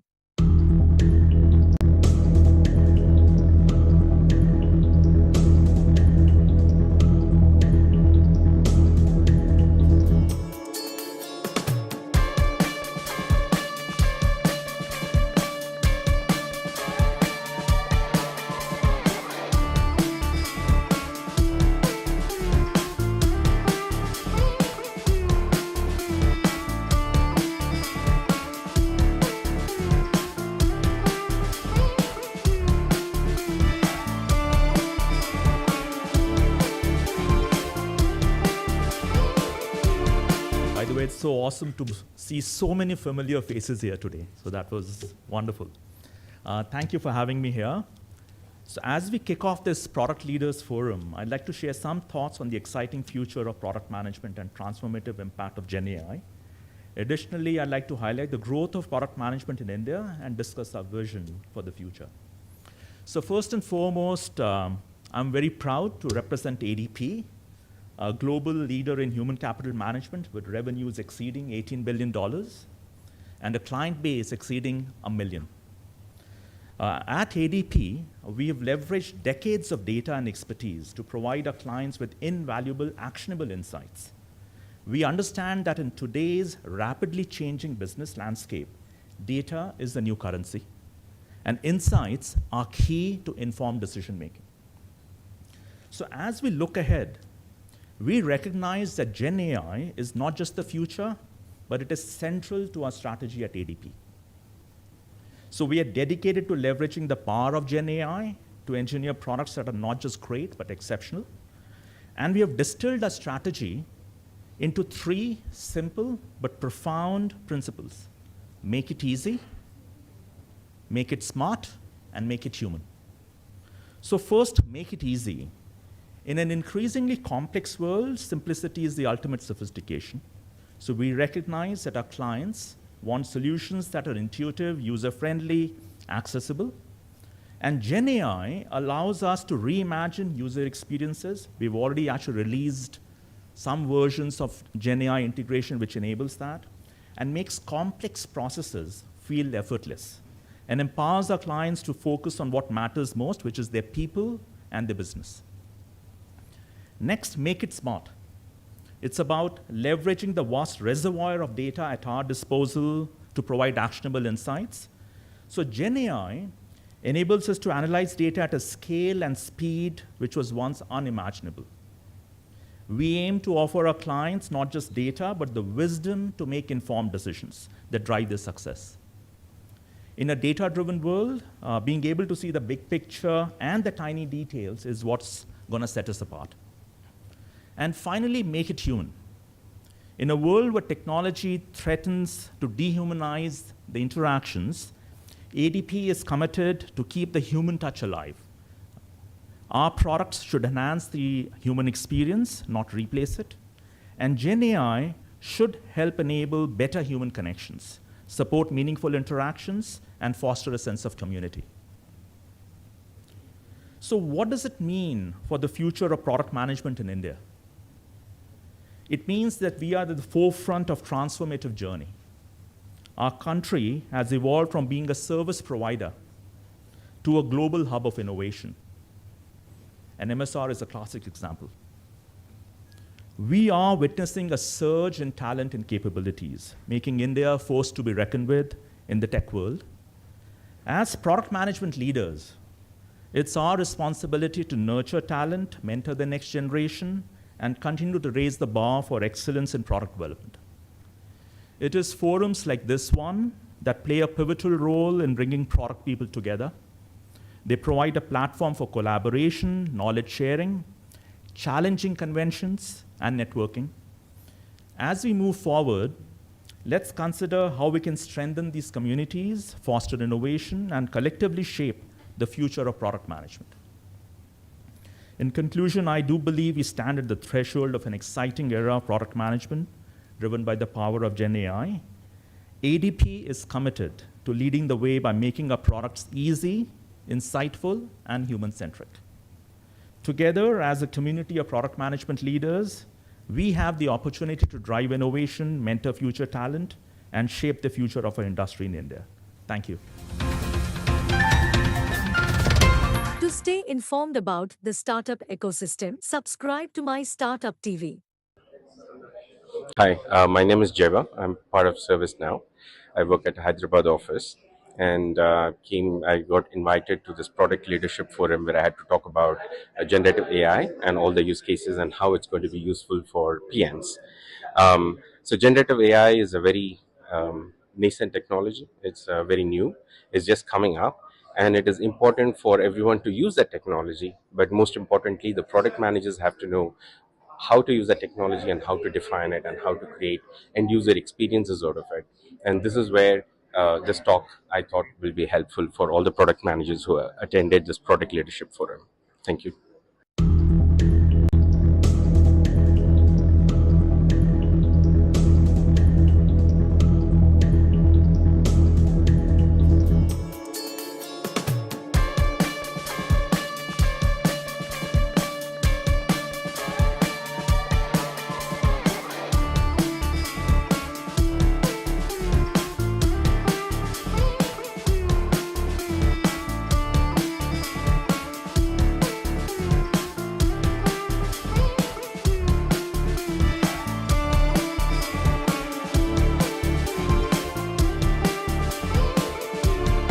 We have Ramesh Loganathan, who will be giving the keynote address. It's truly an honor to have you with us, Ramesh. Ramesh, I know you personally as well. It's been lovely knowing you for the last few years that I've known you. Ramesh Loganathan is a professor, a renowned personality in the world of technology and innovation. Professor Loganathan, as I should be introducing him as, currently holds the prestigious position of Head Research Outreach at IIITH, where he plays a pivotal role in steering all innovation initiatives. With a remarkable career spanning 25 plus years, Professor Loganathan has contributed significantly to the tech industry. He has held leadership roles in research and development, both in US and India, showcasing his deep expertise and passion for cutting-edge technology. Today, he is here to share his invaluable insights on building products for the future. Please join me in welcoming Ramesh Loganathan. I've always had huge regard for HPL, I mean the Product Leaders Forum, right? Starting with the Institute for Product Leadership and the forum, kind of two concurrent efforts. And I always used to tell them, like, you need to do more in Hyderabad. And so thank you. I know one event was done some years back, and then the pandemic happened. So everybody, like, I think just worlds were turned upside down. And so good to see it revived. And I've been nudging Vilash and others, saying, like, let's do more tangible events. Like we'll do the conferences, which we should do anyway, once in 6 months of order frequency. But let's do more of the monthly events, and where there's more tangible takeaways that can happen. So we will do. So I think the idea was to have this kick it off, right? So talking about, I mean, product for the future is a very, right? I mean, always we hope we build, innovation is radical, right? Innovation is disruptive. Innovation kind of shakes things up. It doesn't always happen, right? If you look at most successful companies, like look at ADP, probably one of the most successful companies, but innovation is subtle, right? It doesn't come and suddenly, ADP will not come and say, like, okay, we'll stop doing what we're doing and do something else. Right? It is like, it is very subtle. So innovation is everywhere. It's like, yes, a startup can come with a new product because they are starting from scratch, and they can. And larger organizations also need to innovate and do innovate to stay in business. We know what happened to Blockbuster. So they didn't, the writing was on the wall. It's a classic case study, right? In the US, if you know the Blockbuster video, they were everywhere. Like a McDonald's, if you drive through US countryside, if you can see a McDonald's, you'll see a Blockbuster, almost. Right? There's hardly any town anywhere in US that did not have a Blockbuster video store for ages. Right? They've been there in that scale for ages, and they just didn't see the writing on the wall. And in just few short years, they had to shut down. Now, and few disruptions happened, right? If you look at the disruptions that happened that affected Block, and it was not all hard for them, right? Had they seen the writing on the wall, given their momentum and their IP and everything, it was not hard for them to pivot. They could have easily pivoted. They just didn't see the writing on the wall. They just said, look, somebody coming and setting up like a small, there was something called the Red Box, if I remember right. The name was called Red Box. You could just, when DVDs were coming up, right? Blockbuster, you could get DVDs also, but here you could go new, they only had new releases. It's like a Coke vending machine. They used to have it in the supermarkets in the mid-90s or late 90s. And that was the start of the downfall of Blockbuster. They didn't see that. I mean, this was just a vending machine. They'd only have 30. If you go to a Blockbuster store, they'll probably have, like, I don't know, several thousand or few tens of thousands of videos and DVDs that they would have. The collections were huge. But this one had only 30 most recent or most popular movies, which is what trends most anyway. And you just go put your card and kind of pick your selection, and that CD comes out, you take it. When you come back, you just drop it off. There's a place to drop it off. Now, they were the first disruption. And then Netflix came. Netflix started shipping it home. Netflix said, like, why go to both were successful. I think the Red Box probably shut down. I don't know what happened to that afterwards. I left US. I didn't track it. Of course, Netflix has become very big. And Netflix also pivoted, right? They started with shipping CDs home. Their innovation was to just ship CDs home. It's saying, like, you're going to watch new movies, and they had not a very large collection, and the collection that will move fast, and you get 2 or 3 movies at home at any given time. And there were such book clubs and CD clubs for a long time, but somehow nobody did the movies. Netflix came and did the movies. And then they pivoted again. When they were shipping CDs home, around the time US Telecom was going through a massive rejig, right? They had this, like, they used to call it like 3-in-1, 4-in-1, all kinds of fancy terms. Basically, like, the pipe coming in carries everything. From your internet to your telephone line to cable TV, satellite TV, everything was coming in. So since the wire was bringing internet and satellite TV together, Netflix said, why not, right, on the same wire deliver movies? And they pivoted. I mean, they were reasonably large already, and they pivoted. And they very quickly, they stopped sending any CDs home. And they still continue to pivot, right? A large company, because they're large, doesn't mean they were one of the largest. Amazon, I remember in the early, when AWS was launched, Netflix was one of the largest customers, because all the streaming was happening on Amazon AWS servers. And so I think innovation, it's more about looking for right opportunities. There's technology on one side, and there's applied technology, right? Innovation on the other side, right? The whole creative. I feel as a country, as an industry, we kind of lack on the creative side of it. Technology, we are good, right? I mean, we keep up the latest, greatest frameworks, greatest tools and technologies and APIs and libraries and everything. We can pick up very quickly and build, right? As an industry, we can build very well. We can build anything. I mean, today, if somebody were to come and ask any of our companies to say, like, can you build a Netflix grade streaming server? I'm sure we can build, right? It may take 1 year, 2 years, whatever it takes. And, like, we have the engineering prowess, we have. But building products engineering is only a starting point. I always ask this question: if Indians in Bay Area can build technology for the world, why can't Indians in India? The backgrounds are no different. Like, Ranjan lived in the US for a long time and came back, right? And many of us have lived and come back, right? And the profile is similar. It's just the environment, right? The environment, we don't think, so we're removed from the customer. Like, companies like ADP at least is still in touch with customers. Most companies in India would probably never ever understand what a customer is doing. You'd get requirements, you don't even know who the customer is sometimes, or maybe you know, but you got the requirements and you start to build, right? You're never generating requirements.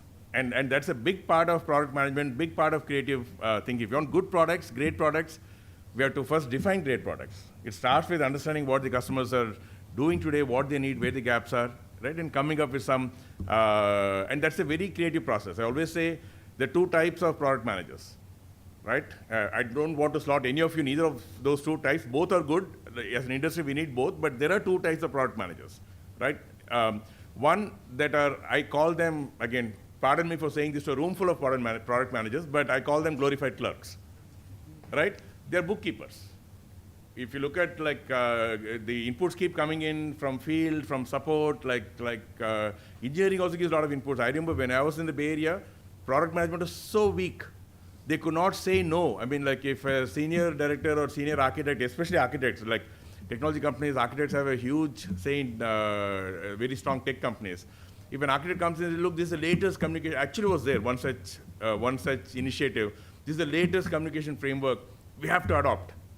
Now, absolutely no business case. Business value was 0.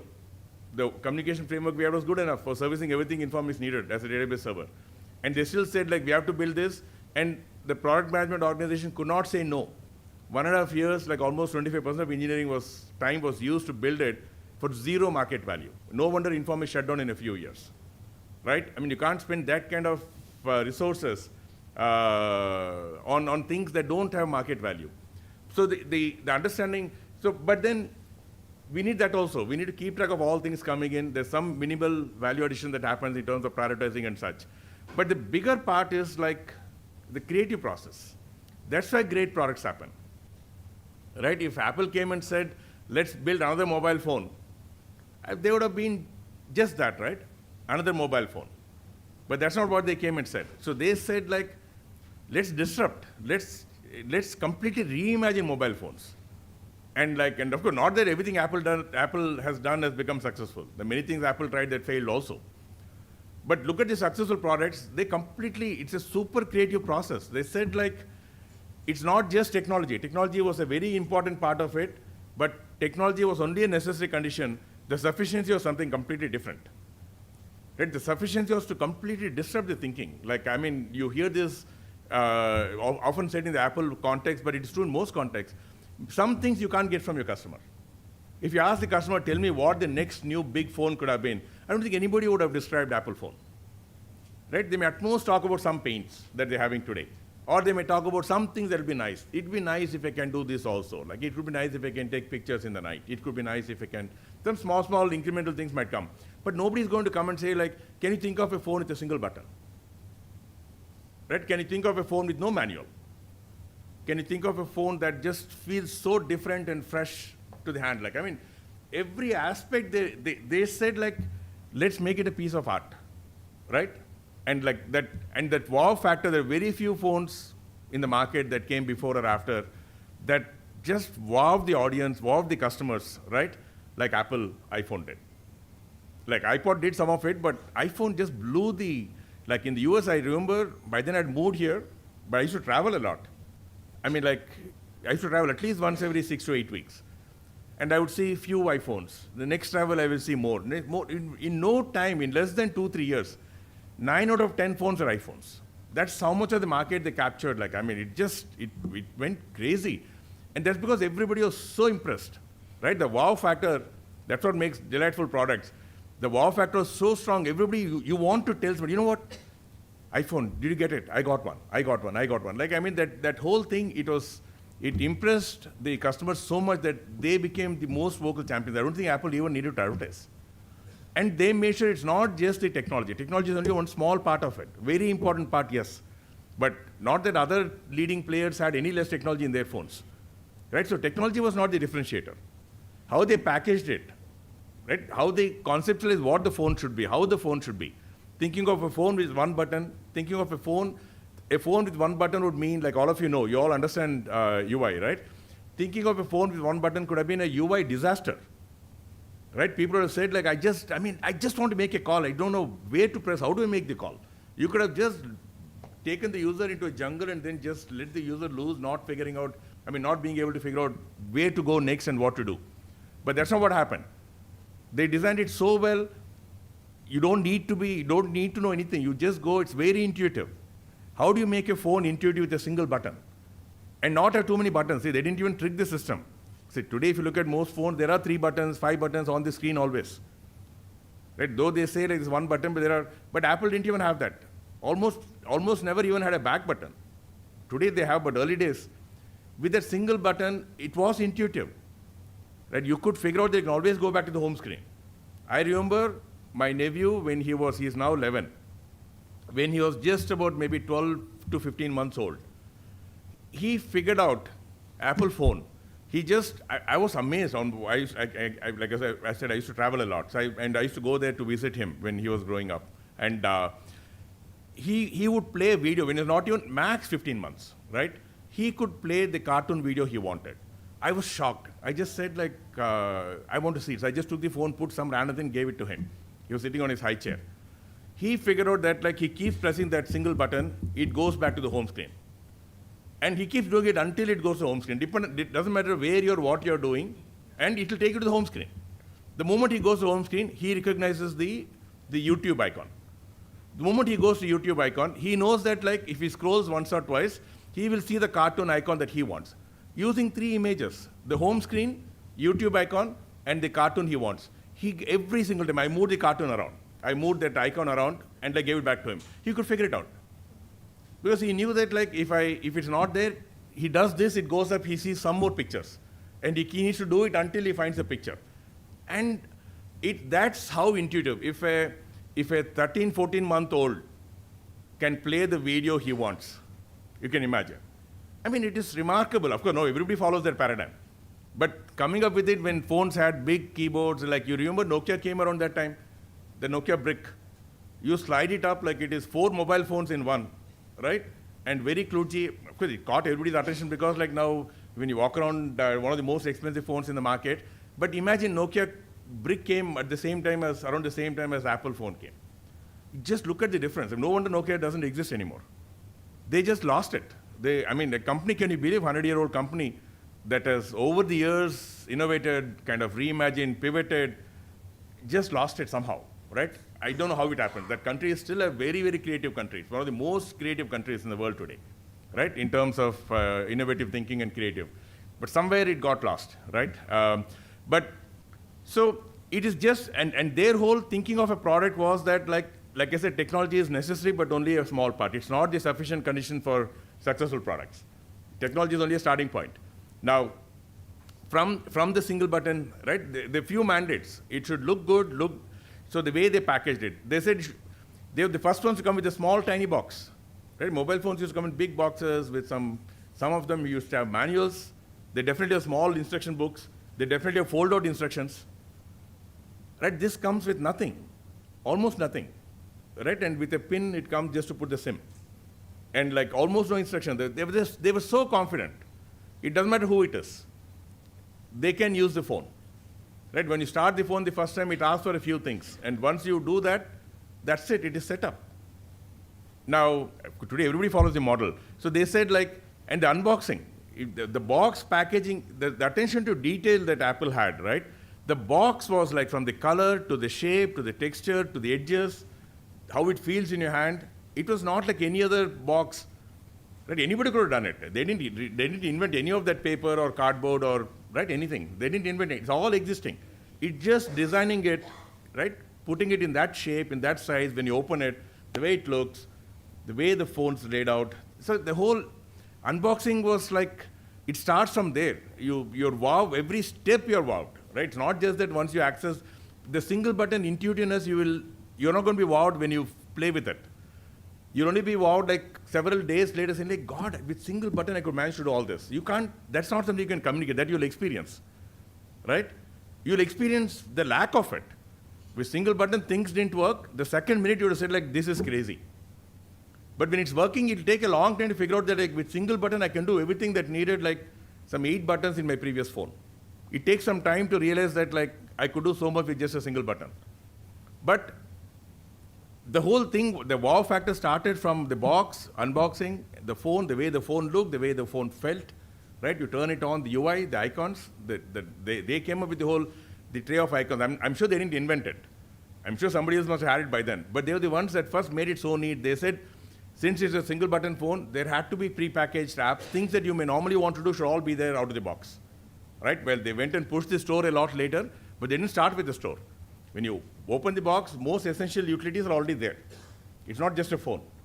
Now, so much goes into it. If you look at some of the products, we try to create products here, right? I mean, IEEE is an institute, research institute. Not many know that we are a research institute. How many of you knew that we are a research institute? Okay, thank you. At least like a third of the room knows that we are a research institute. Most people think we are an engineering college. We are not like an IIT, right? We are more like a CCMB. Right? Little bit like IISc. IISc is a research institute, right? But we are a research institute that offers undergraduate program. Right? Most organizations, research happens only through their PhD program. For us, for every paper that gets published through a PhD work in our campus, at least 6 gets published through undergrad work. Non-PhD, not undergrad, undergrad or postgrad, like work. So we have a very unique undergraduate research program. So we have a dual degree program, which is a BTech and MS by research. It's a thesis program. They have to get 2 publications to graduate. And then we also have the honors program in undergrad. Anyway, so we're a research institute. So we're organized research centers. We don't have departments. Right? We only have research centers. So we're organized research centers. The faculty can be part of multiple centers. It depends on what the current research interests are. So we have research centers. We have research-led pedagogy. And we have research. One of our objectives is research that matters. Right? We'd like research to mean something. To the society, broader society. So we don't want to just publish papers. Well, that's very important. Without the research at the core, there's nothing to build. But we also want to build solutions. That's been an objective from the beginning. Professor Raj Reddy, who was brought in from CMU, to structure the institute was the chairman till last week. Now we have a new chairman, Professor Ashok Jhunjhunwala from IT Madras, the new chairman. But Professor Rajati was the chairman for the first 25 years. And a lot of his thinking, they started Robotics Institute, he started Robotics Institute in CMU in the mid-70s, which was the first formal AI research group in the world. And so he has 60 years. By the time they brought him here, he was already 45 years in research, like in CMU at that time. And so a lot of that thing went in experiences, so there's no departments. Everywhere its departments become silos. In India, it becomes even bigger silos. So no departments, we'll have research centers. And so faculty can be part of multiple centers. And so we manage research areas. And research should mean something to society was something that Professor Rajati pushes a lot, even till date. We have a center we started in his name a few years back in the pandemic, where we work with NGOs to create emerging technology, AI and other technology-based solutions for NGOs. Because who's going to go build them a fancy AI solution or a camera vision solution or an LLM-based solution? Nobody's going to do it for NGOs. And we said we will build such solutions directly from kind of the front lines of research, solving problems they have in the field. Right? We work with NGOs, identify pressing problems which technology could address. We build it. It's an engineering group on campus from latest in research. Now, these are things that he used to push a lot. So we started our incubator in 2008, thinking you start an incubator and professors and students will just line up to take the research work forward. In the first 10 years, we have had less than 5 starters come out of research, maybe 3. I'm giving benefit of doubt, assuming I forgot something, which I probably did not. Max 5. While we had about, in the first 10 years, nearly 200, 250 starters come out of the incubator. Our incubator starters from outside can also come and work. It's not necessarily our own students and alum. And today, we've had about 500 startups. We just celebrated 15th anniversary last week, 2 weeks back. And so we've had about 500 startups, and still not many from research. But so we've done many things. So if you just fast forward today, we have a product lab where we started that in, the idea was there for several years before, but finally we could do it in 18. It's an engineering group, we had to fund it. So it was funded by the institute, and with a product manager, the first person we hired was an MBA from Babson. Well, all of you would know, many of you might know, Babson is one of the best places for entrepreneurship. So somebody who was working here in Qualcomm went to the US for MBA and decided to come back immediately. They're the first person we hired. We said, this group has to have a product manager. If you're trying to build products from research, without a product manager, you can't build. It's not just about, the second thing we said was, this group should not have researchers. If you have researchers, that group will do more research. We'll want to publish papers. We said that group should not have researchers, should have only engineers. We'll work with research groups if you need research inputs or anything from research, but this group should not hire researchers. So strictly no PhDs in this group, right? Consciously. And so it's an interesting experiment. We've had very small team. The team was at no point more than 6 or 7 people in size. We've built about 10 products. Prakash, we got somebody who was in the industry running research in Honeywell for a long time. When he left Honeywell, the group he had started had about 150 PhDs that was working in Honeywell Bangalore in that group, and then worked for a startup. So we found a person, very good profile, worked a lot with research institutions, and then he's the technology transfer officer and he runs the product labs. So now if you look at our experience in product lab, we got a product manager, we have a UI designer, we have advisors that we get, mentors from the industry who come spend few hours a week, few hours a month. Because we are building a product, you don't need to talk to somebody every day, right? Even if they come and spend 1-2 hours every 2 weeks, it's good enough to give good direction in terms of the product. And we've done about 10 products, and not all are successful.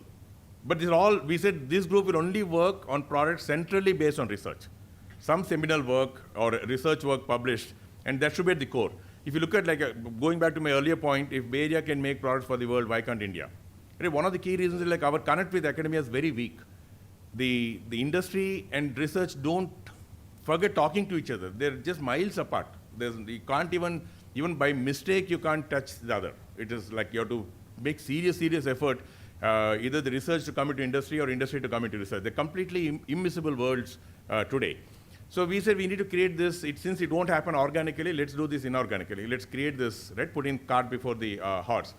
And it's very tough, very, very tough. If you take the multiple problems, if anybody's interested, I can share. I wrote a paper based on our experiences. I wrote that in 18, based on IIIT's experiences. I'm very involved with IIIT for many years, though I moved full-time in 16, but I've been involved since 2002, and with startups and with products. So so it starts with, one of the products we took, it got like this professor, who's also a current dean of research in the computer vision space. They have they're two of their most, one is called CVPR and the other is called ICCV or something. Two conferences where, like, as a computer vision researcher, if you get a paper there, like, even a couple of times in your career, you're considered very, very good. Jawar has a paper there every second year, right? And like, it's phenomenally well known internationally, definitely nationally.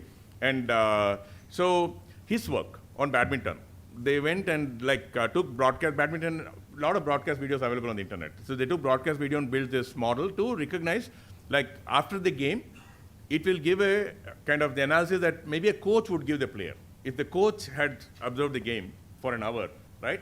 At the end of it, if the coach were to go and talk to the player, saying like, you know what, your footwork was very weak today, you were like on the lines, you were kind of bad, you missed a lot of points on the net. They would say things like this, right? What, your backstroke was weak, your front stroke was good, right? Whatever. Things like that product we took. We said, let's build it. Now, what we realized through that and few others we did at the same time, right? Research, the objective of research is knowledge creation, right? While they have a broad idea, they don't go randomly and do anything. Most professors have an idea, but imagine they went in this particular area, right? Badminton. If you hit an issue with not finding the right videos, you can reframe the problem. I can reframe the problem because knowledge creation, even if I reframe the problem, I'm still going to create knowledge. I'm still going to get my papers and publications and conferences and such. Now, real world you can't. So we took this and we said, we'll work with academies. And we said, we'll work with one camera. You can't go have broadcast cameras like in multiple 8 cameras, so we can't assume that. We said it should be one camera. Right there it came undone. The moment we said one camera, there were all kinds of assumptions built into the work that was done until then, because it was broadcast. Something as simple as a camera angle change, side change is seen as a point. Because it happens. Broadcast, they don't randomly keep changing cameras. They'll show from one side, and then when the point change happens, they'll show from the other side. And that's how all broadcast works in court games, like badminton. They'd use that to recognize that a point was won. Now, we can't, in single camera, you don't have that. Now, so just taking your real world you can't reframe the real world. If I'm building badminton, such a solution for the academies, I can't reframe how academies work. I can't go and tell Gopin's academy saying like, look, you know what, we have this problem, we have to have the players play this way, not this way. You can't. I mean, they do what they do. Technology has to fit in. Now, so to understand the real world is a creative process again. It's not always like saying like somebody comes and says, this is my requirement, build it for me. We have another technology which is kind of getting a lot of interest, but they're struggling to find the right sweet spot, right? Both products came around the same time. We started working in 18, 19, and then they incorporated in 20. So both the startups are around 3 years old. The other one comes from the document AI. We're a very strong language technology group. So language technology, computer vision, and robotics. 3 areas we're very, very strong, among the best in the country, and robotics also among the best in Asia for research output. Now, language technology, I mean, today there's so much of noise on ChatGPT and such. The LLM work has been happening here for the last 7 years. So out of one professor's work, this solution came out, which is like you can ask a question, and it will find information from large documents, right? You have any number of documents, it will find information from large documents.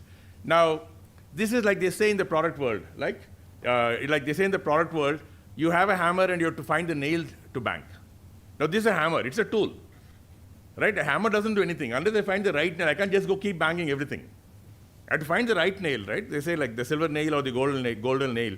You have to find the right nail to bang. So this is a tool now. Now, they are trying to find. Now, building the tool is pure technology work. Look, a little bit more than technology. You still package it. There's engineering involved, there's packaging involved, there's usage. There's some of that involved. It's a little bit of engineering, more than engineering. There's technology, there's some engineering, and there's some product packaging. Now, identifying what this can solve, right? A question answering system, what real world problem it can solve. There are very, very wide possibilities. It can become a virtual tutor, like in the education world. It can become State Bank is the first customer. They're using it for their SOPs, right? The 250,000 employees. They have a SOP. They have like some 20,000 one-page FAQs today, and they do that because they can't find information from their 300 SOPs, very large documents. So now they're putting this QA system there, so they can ask any question on policy, process, and such. It will find the information from those documents. Now, it could be for SOPs, it could be for customer support.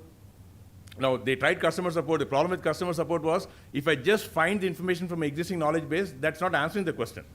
It has information to answer the question, right? To answer the question, you need to go into generative AI. The moment you go into generative, which they can do very easily, because if they can find 3 pieces of information that is relevant, they can quickly kind of massage it and create a nice paragraph out of it. When they do that, like, which is the problem with Gen AI, right, today, ChatGPT, you get incorrect information, you get new information. And customer support, you can't give new information. You can't go and tell, like my thing said, like, there is some 4 balls here as switches, you roll the 4 balls and the mic will come on. Well, there's actually a simple red button here. Now, that's the kind of, it generates information which is not kind of real. Now, they're figuring out, they're in the market very actively for the last 1.5 years. They're getting some customers, they're still trying to figure out, now that's a creative thinking process you have to observe, right? Sometimes you get lucky where some customer will come and tell you, like, do this for me. Right? State Bank came and told, do this for me. So they got excited. State Bank asked, so every bank should want. They've talked to every single bank. They say, often they say, no, our SOPs are not that big. State Bank is large. Our SOPs are much smaller. Or they say, like, yeah, it is there, but not such a bad problem. We won't pay for it, at least, right? Now, so when somebody comes and asks, that may not be, so it's a creative process where you have to observe and connect. So that is the creating technology products for the future, right? Technology is only a starting point. The observations and connecting the dots is a much, much larger problem. If we don't do that, we can't create products for the future. Thank you. To stay informed about the startup ecosystem, subscribe to MyStartupTV.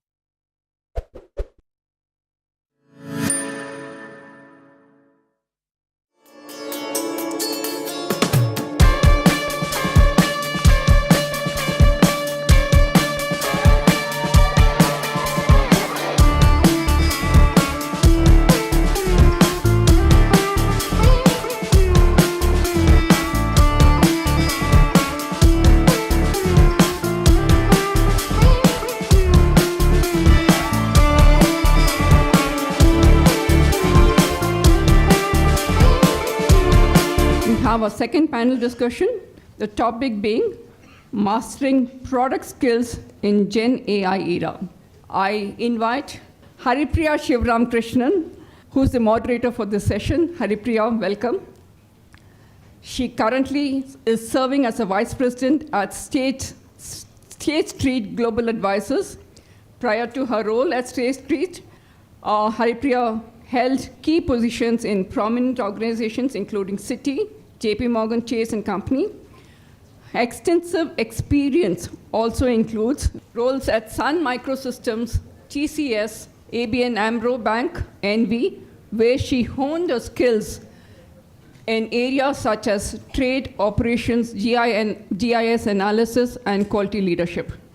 With a wealth of experience and expertise in the banking and business strategy domains, we welcome Haripriya to the dais and moderate the session. Our other panelists are Trinath Reddy. We are delighted to have you with us.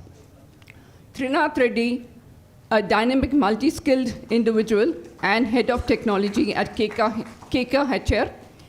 Having spent almost a decade at KK and companies like Technovent, he played a pivotal role in shaping the company's technological landscape.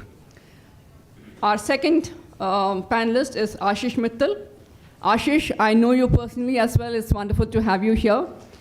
He works with Srinidhi group of institutions. He's heading the HR department. He works as a chief HR officer.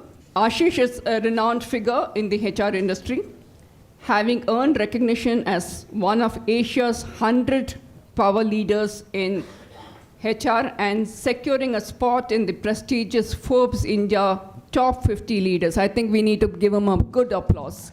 Also served as a general manager, head HR and deputy general manager in companies like Pearson, Infosys, BPN, Manipal International University. He has also held key position in Akshaya Patra Foundation and the Heritage Foundation. Next panelist is Professor Raghu Reddy. He's an accomplished professional currently serving as the Associate Professor and Head of Software Engineering Research Center at IITH. With a tenure spanning 12 years at IITH, Raghu has held pivotal roles including Program Head for MTech in Product Design and Management Programs, Director and for PG Certificate in Software Engineering for Data Science, as well as previous positions at prestigious institutions like Rochester Institute of Technology and Colorado State of University. With his extensive background and continuous contributions to the field of software engineering, we welcome you, Raghu. Our next panelist is Sai Satesh Vedam, a versatile and accompanied product leader. He is a Chief Product Officer and co-founder at the Institute of Product Leadership, where he plays a pivotal role in shaping product leadership and education. Sai Satesh's expansive career travels around, includes a remarkable stint at Oracle. I wouldn't like to call a stint, a huge tenure, where he has held roles such as Principal Product Manager, Director of Product Management, and Senior Director of Product Management, along with contribution to Sun Microsystems. Welcome to all of you, and Haripriya, I hand it over to you. So broadly, we'll cover impact of Gen AI on the product skills, the role that HR will bring in, the product management, plus the continuous learning in Gen AI era. We'll touch a little on Indian market and specifically to organization, and last, how we build future product leaders. So with no further ado, I'll get started. Probably Professor Sai, I'll get started with you. You bring in a rich experience in product management, and your passion towards products is very, very inspiring. If I may ask, with generative AI integrating with product lifecycle, how do you think the traditional skills will have to diversify to, kind of blend into the new one? So allow me for 30 seconds Sure. to just understand our audience. Perfect. Like a good product manager, you should really understand whose needs are you addressing and how you're going to do that. So a really quick question. How many of you here are in product management roles with more than 10 plus years experience, or more than 10 years? Or at least you think you are in a product manager role? Now, I'll tell you why I'm asking that. Because we have very creative titles in India, isn't it? For product managers especially. You could be a requirement scientist for all you know.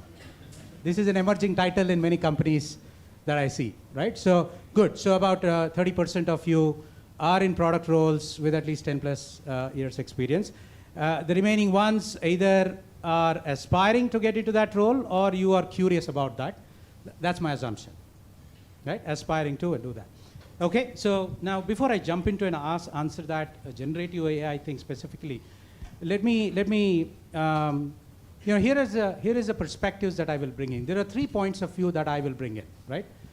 The first one is for all the programs that IPL, this IPL, not the other IPL, Institute of Product Leadership, works with lots of industry practitioners and leaders who are building products in various companies, building companies, right? And continuously we work with them. And one question we ask them regularly: what is changing in the landscape that you think we should bring about to help people get better at? This is a continuous question that I ask. That's the first perspective. The second one is the hiring manager's perspective. Because almost about 8 to 9 companies every month come to hire at IPL, and all of them are looking at different skills, and are they changing?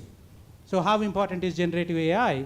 Are they looking for any of those skills right now while hiring? And the third one, my own journey, my own perspectives as a product coach, as an executive coach, who I work with hundreds of people in helping them transition into those careers. Now, fourth, I did not do deliberately. I have not consulted ChatGPT. Right? So these are the 3 points of views that I will try to bring in so that you know where they are coming from, right? Now, I'd like to jump in and talk about, before generative AI, what are the core product skills? And there are lots of competencies in that, right?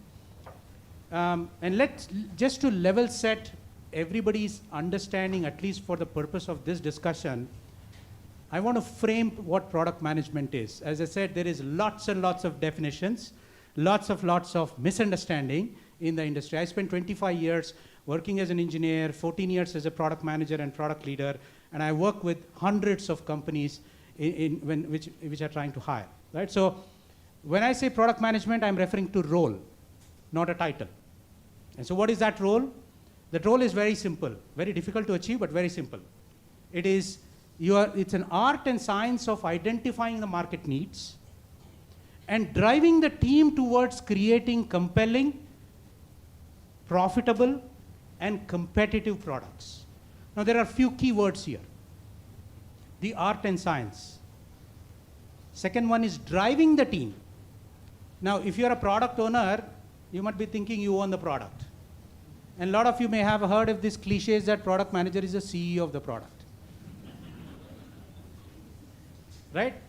You are driving the team towards creating compelling, competitive, and profitable products. That's it. That is essentially product management. Now, in that context, what are the core skills? Market analysis, which has many competencies. I won't go into that unless you have questions, right? And because we want to see how generative AI now impacts or influences all these things. Strategic planning, product planning, go-to-market, and sales enablement. The go-to-market and sales enablement part comes at a product leadership level where you interlock with product marketing and do that. But the first three, market analysis, strategic planning, and product planning in the context of products are super important. So now let's bring in this new beast. The Gen AI. About, right? The generative AI. Now, I'm sure everybody has heard, and that's why you're all here. And I believe we are at a tipping point of the hype curve right now. Right? You guys know the hype curve? Right? The next one is trough of disillusionment. I hope it doesn't fall into that, because lots, and I've seen in my own career 7 such disruptive things come. Some of them stuck around, some of them just went away. But this is truly disruptive. There's no doubt about it. Right? I hope you guys can hear me, right? Yeah. Now, if you look at every such skill that I talked about, there are 2 ways to think how you as a product manager can leverage this generative AI part. When I say generative AI, I'm not just talking about the large language models of text, but also image, audio, video, all kinds of content. Right? Now, you put this into 2 categories. One, you as an individual product manager working towards improving your efficiencies and speed up your creative process. Today, that's where the most use is. The second part typically is generative AI in the enterprise, which means companies trying to leverage that to build products to compelling experiences. Now that has a long way to go, and I have my reasons, and I'll come to that later, right? But every aspect, including market analysis, which basically involves customer insighting, validation, competitive analysis, right? Strategic planning includes product strategy, portfolio analysis, and these things, right? And the third one, product planning, which a lot of product managers in India are currently in, which is requirements management, requirements definition, user stories, prioritization, roadmaps, and design. This is a subset of the overall product management skills, right? Would you agree? The most of the PMs in India especially are in that product planning stage. Now, every step, every competency can be 10x, 50x improved in terms of productivity and efficiency with Gen AI. I can give several, I'm sure panel has lots of examples to do that. Right? Thank you. Thank you, Professor. Professor Raghu, maybe I'll shift gears to understand. I know you're leading the product management and design at IIIT and has also been leading the data science and software work streams here. So if you have to pinpoint on the specific skill set or competency that you would require from the traditional, whatever we have seen, I think Professor Sai touched a bit, if you can throw some light with your experience. Thank you, Haripriya. So I guess, so we are in the zillionth Gen AI panel, and I'm sure out there in Mars, there's one more probably going on in terms of Gen AI panels. That's how it's become, right? So every other street you turn to in an IT city, you will probably find a Gen AI panel. Fortunate or unfortunate, I'll leave it up to you guys, right? I know he touched upon a lot, and I'm sure from a product management perspective, right? So broadly, if you look at a product, I would want to at least divide it. from an engineering life cycle perspective and a management life cycle perspective. And a lot of talk goes on from a management life cycle perspective, right? We also, as product managers, need to look at the engineering life cycle perspective. And to me, there's a lot that will probably happen from an engineering life cycle perspective, because unless you drill down to actually being able to identify what's the specific support, right, that's available. And when I say support, it's not just in your team, it's the ecosystem. What support does the ecosystem provide you?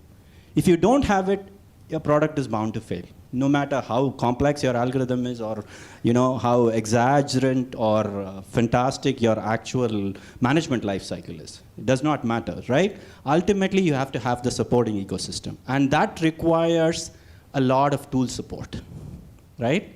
So to me, a lot of skill set, at least from an engineering life cycle perspective, needs to go into building these tools and managing these tools, right?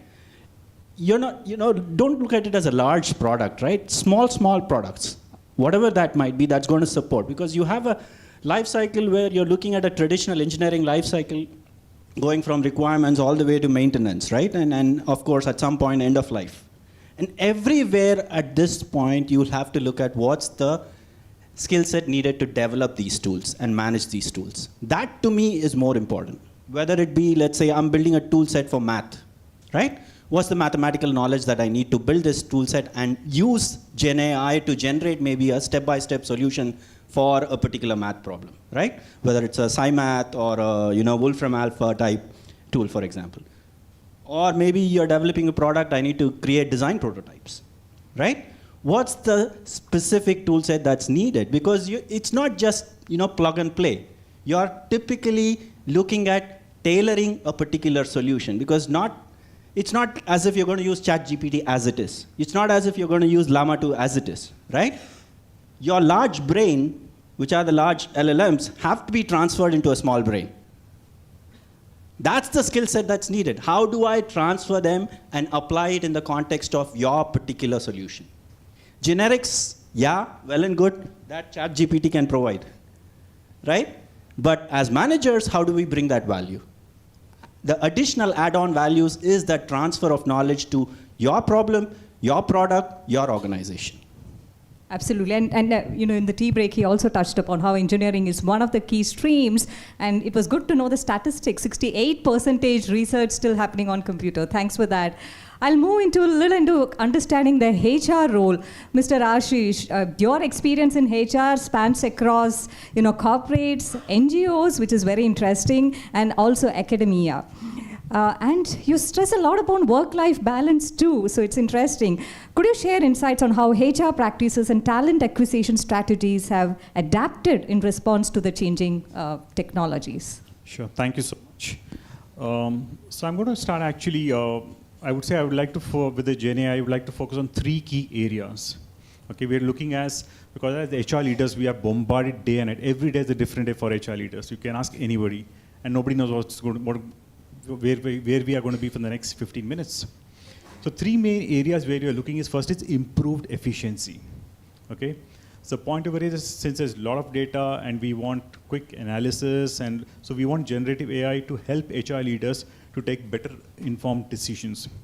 Okay, and so with this context, I would like to share one particular incident which just happened on 5th September, 3 days back.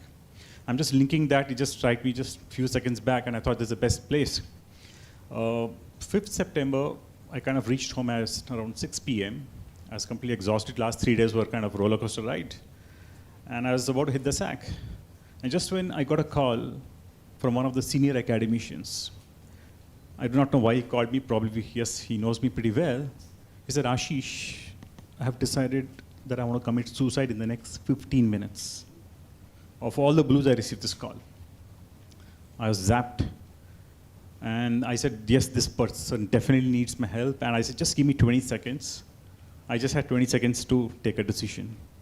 I had not done any physical fitness for the last 3 days. So I said, let me carry my power bank, let me carry my Bluetooth set. And I decided, and I connected with him, had a non-stop conversation for 4 hours non-stop. Understood his entire problems, what he or she was going through, gave a resolution, and after 4 hours, he was completely decided normal. And the challenge didn't end over here. I had 2 more employees, major escalations. They wanted my time. I said, Ashish, anyways, I'm walking, so let me just continue my walk. So the question which rang to my mind, today was, as we have so many PMs, project managers sitting in this room, can we do something that, what if I had a board review presentation next day? And if I didn't have time, because you don't know. So can there some tools be developed which can actually help, we call it early warning indicators, wherein a person is not well, mental wellness, so that the right help is provided to the right individual at the right time. We're talking about Industry 5.0, which talks about technology taking care of human beings, right? So is there some kind of tool? Secondly, as HR leaders, we want all the routine works, redundant transactional works to be taken over by GenAI so that we can actually focus on strategic areas. We can understand interacting with the employees, trying to understand their pain points, and trying to see that we can give our best. So this is one of the key things, and yes, so I would say a lot of expectations are there in terms of from GenAI, from an HR perspective. We are looking how to make the life of HR leaders work at a very strategic level, removing all the transactional jobs out. Thank you, Mr. Ashish. Mr. Trunath, I know Keka urges us to reimagine HR, right? So, we spoke, we always talk about Workday, so I was just trying to understand how is Keka bringing a change. So, in your experience with HR technology, what innovative tools and solutions could help HR professionals in assessing the right candidates? So, at Keka, we have kept employee experience in the forefront. In fact, we go by for the love of employee experience. Let me take a simple journey of an employee where it starts, right from employee persona and from hiring manager persona that we touched, and the well-being of an employee. So in most of the cases, the tools, the technology where it can enable for a hiring manager when he gets to screen hundreds of resumes, be it 500, 600, because of the volume of resumes or the candidates, inflow of the candidates that they are getting, they typically go with algorithmic sorting kind of thing where they add some blind rules key, 4+ years of experience, or we should have so and so XYZ skill set. Rather, in this era, you can avoid or you can overcome those kind of bias, trying to understand the skills, the responsibilities that you need for a particular role, and mapping with the candidate resume. You can analyze with the tools that we have today. You can analyze and summarize the experiences that he come from, rather doing blind check with the skills and the keywords that are there in the resumes. Coming to the employee well-being, if we touch the next aspect of it, which is the primary essence of function of the HR, there are many micro interactions that you get signs of an employee. If they are applying for a leave, how was their day? If they are just applying for a leave, we can simply check the pulse of an employee, a kind of a thing where you just rate. They're still, I'm happy, I'm not happy, it's not a right day for me, it's not a great day.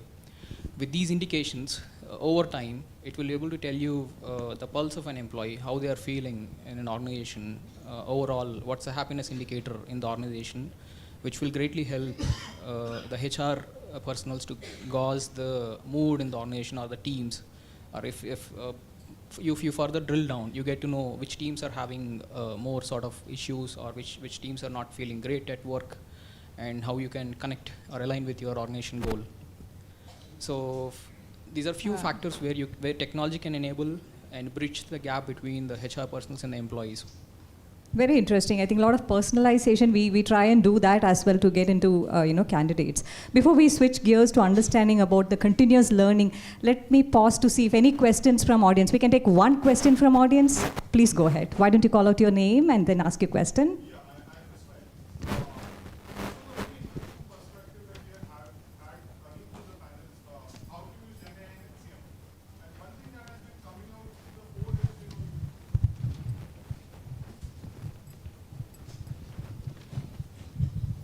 Thank you. So one thing that has been coming out to the fore is sifting through resumes and helping hiring managers take those right calls. So whenever you're using GenAI, there can be two aspects to it. One, you are using it as a mere language model trying to understand the keywords. And the other is an outcome-based GenAI where you are actually understanding what led to successful outcomes. So when you're sifting through resumes, there could be numerous biases of hiring managers which might impact outcomes. So like, for example, there could be very well a case where certain kind of people from a certain colleges or... All right. So my question is, how will you manage these biases if you're using GenAI to sift through resumes? Mr. Trinath, you want to give a try? So with GenAI, particularly with GenAI, if hiring managers are going through the profile, see, one thing is for sure, GenAI is not going to replace the human factor of hiring manager and his decision-making skills. It's just going to be an assistant for him, or kind of AI assistant or a co-pilot, which is working with the hiring managers and giving indicators which profiles are a good match for the given role. And in fact, GenAI can in fact even hide the details like demographics of a candidate or gender of a candidate, where you can configure in the products, which will reduce the biasing factor to a great extent. It's more of matching the responsibilities that you need for a particular job and the experience that the candidate carry. Thank you. Yeah, just one sure. context to it. In HR, we have something called as blind hiring. Okay, so we do the blind hiring for a few roles alone. So of course, it's debatable, but we're behind all the demographics, everything, so that we can just focus on the skill set alone and not anything else. So there we kind of help to reduce all the various biases. I want to give a simple answer. I don't think anything changes because of GenAI. Okay? The problem of fairness and bias has existed since 1980s. Right? GenAI, just because the buzzword came in, nothing has changed. So you would still want fairness, you would still want bias to be eliminated. And what's the background, what's the data set that's needed, what's the balancing that's needed from your entire data sources, that still applies. Thank you.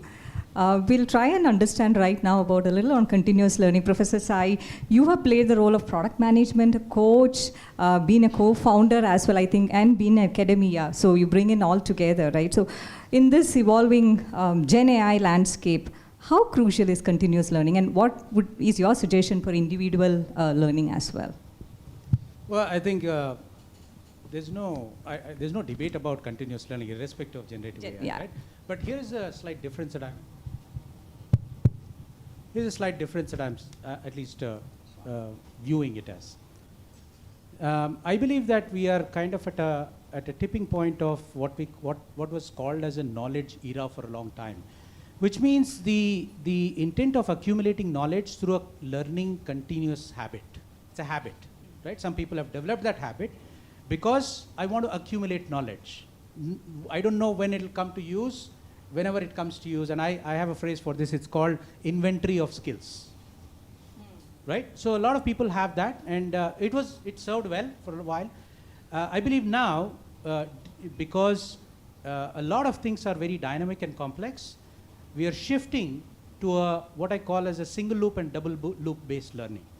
Let me explain that single loop and double loop. Single loop is very simple. An event has happened, and you have observed the result. Now you need to analyze that and figure out why it has happened and come up with a solution for it, which is what most of us do, right? But we are doing these things repeatedly, continuously, and at a rapid pace now. And what that means is there is no time for deep learning, pun intended, right? There is really no time for spending enough time to learn. So we have to learn things very efficiently, rapidly, and move on, right? Yeah. So that's now double loop learning is after you analyze and make a decision, it's important to take a pause and say, can this be applicable in any other situation? Now that is something that I believe we all have to ask, right? And this is where I strongly believe it's not just about Gen AI. Gen AI is going to accelerate this. Is interdisciplinary learning is going to become critical, because things that have happened in your world are going to be applicable and can be made applicable in other, which has always been there. It's going to become more urgent. So if you are the person who are able to connect these dots together across disciplines, right? You may come from engineering. I come from engineering. I was part of the team that built Java, right? And that experience, don't leave it there. Now, are you able to connect with some other chaotic scenario in business. And to me and so I'll summarize in two parts, right? There is something called extraction and there is something called transfer in learning. Extraction is what I just talked about. What will you draw from it? And so that not with the intent of solving that particular thing, but able to apply it in different contexts. Now, transfer is super critical because transfer includes linking, as we said, connected. And I strongly encourage and urge many of you to start teaching. Teaching is the best way of learning anything, right? In whatever way that you can. If you develop this habit of teaching, then the moment you read something, the moment you experiment something, and you go and talk about it, you go and tell 10 other people, that sticks in your mind. Thank you. And I'll bring it to our organization, like State Street, wherein everybody wants to be in part of Gen AI, right? That's the latest one. So you're, like you said, the interdisciplinary skills, that's really going to move people, mobilize people internally. I think that's going to be a great support as well. Mr. Ashish, you have penned a very good article on power of employee experience. Why don't you talk about, as HR professional, what strategies and resources do you believe are efficient in continuous learning? So I would actually just like to walk 2 steps back and say, sure. in terms of skills, because today's skill itself become like a commodity. Just like a product has a product life cycle, we know that what skills we have today, high possibility it'll be redundant, outdated in the next 2 years. Unlike the olden times, like you just learn something and you're going to retire with that skills. So I think today one of the areas which as HR leaders where we are trying to focus is more on personalized learning, because it's not one shoe fits all. Everybody in the education space, we talk about bite-sized learning, micro-sized learning, right? So because employees want to learn at their own pace, right? They want to probably learn at night 12 or morning 2 a.m. or 3 a.m., whatever. They need to have the right tools, right infrastructure, right facilities, right opportunities for them. So as HR leaders, we try to ensure that we provide this best personalized learning, because this personalized learning will help us to get a lot of data, which particular concept a particular employee has understood or not understood. So with this, we are able to understand and provide the right kind of training inputs and training programs for employees at an org level. So this is what I want. Yeah, perfect. And I think that will lead to what Mr. Trinidad touched on, happiness index probably. So that's good. Professor Raghu, I'm sure you have addressed many Gen AI kind of discussions, but can you share some insights and strategies that would be more efficient for an Indian market? If you can touch a little about that. Okay. Now that's an interesting question, especially because a lot of us obviously always talk about what's happening in US, what's happening in Europe, right? And just curious again, going back to what you started out with, how many of you actually have even looked at LLMs from India? Any LLM from India? Have you even heard about it? Yoga GPT, Gita GPT, no? Okay. Huh? It's now 9.5 months since OpenAI released its first version, right? And I'm surprised we haven't heard, right? That in itself should give us an answer why we need to work with an India-specific context, right? Especially with huge governmental support in terms of language. Projects like Bhashini, which do machine translation from multiple languages, right?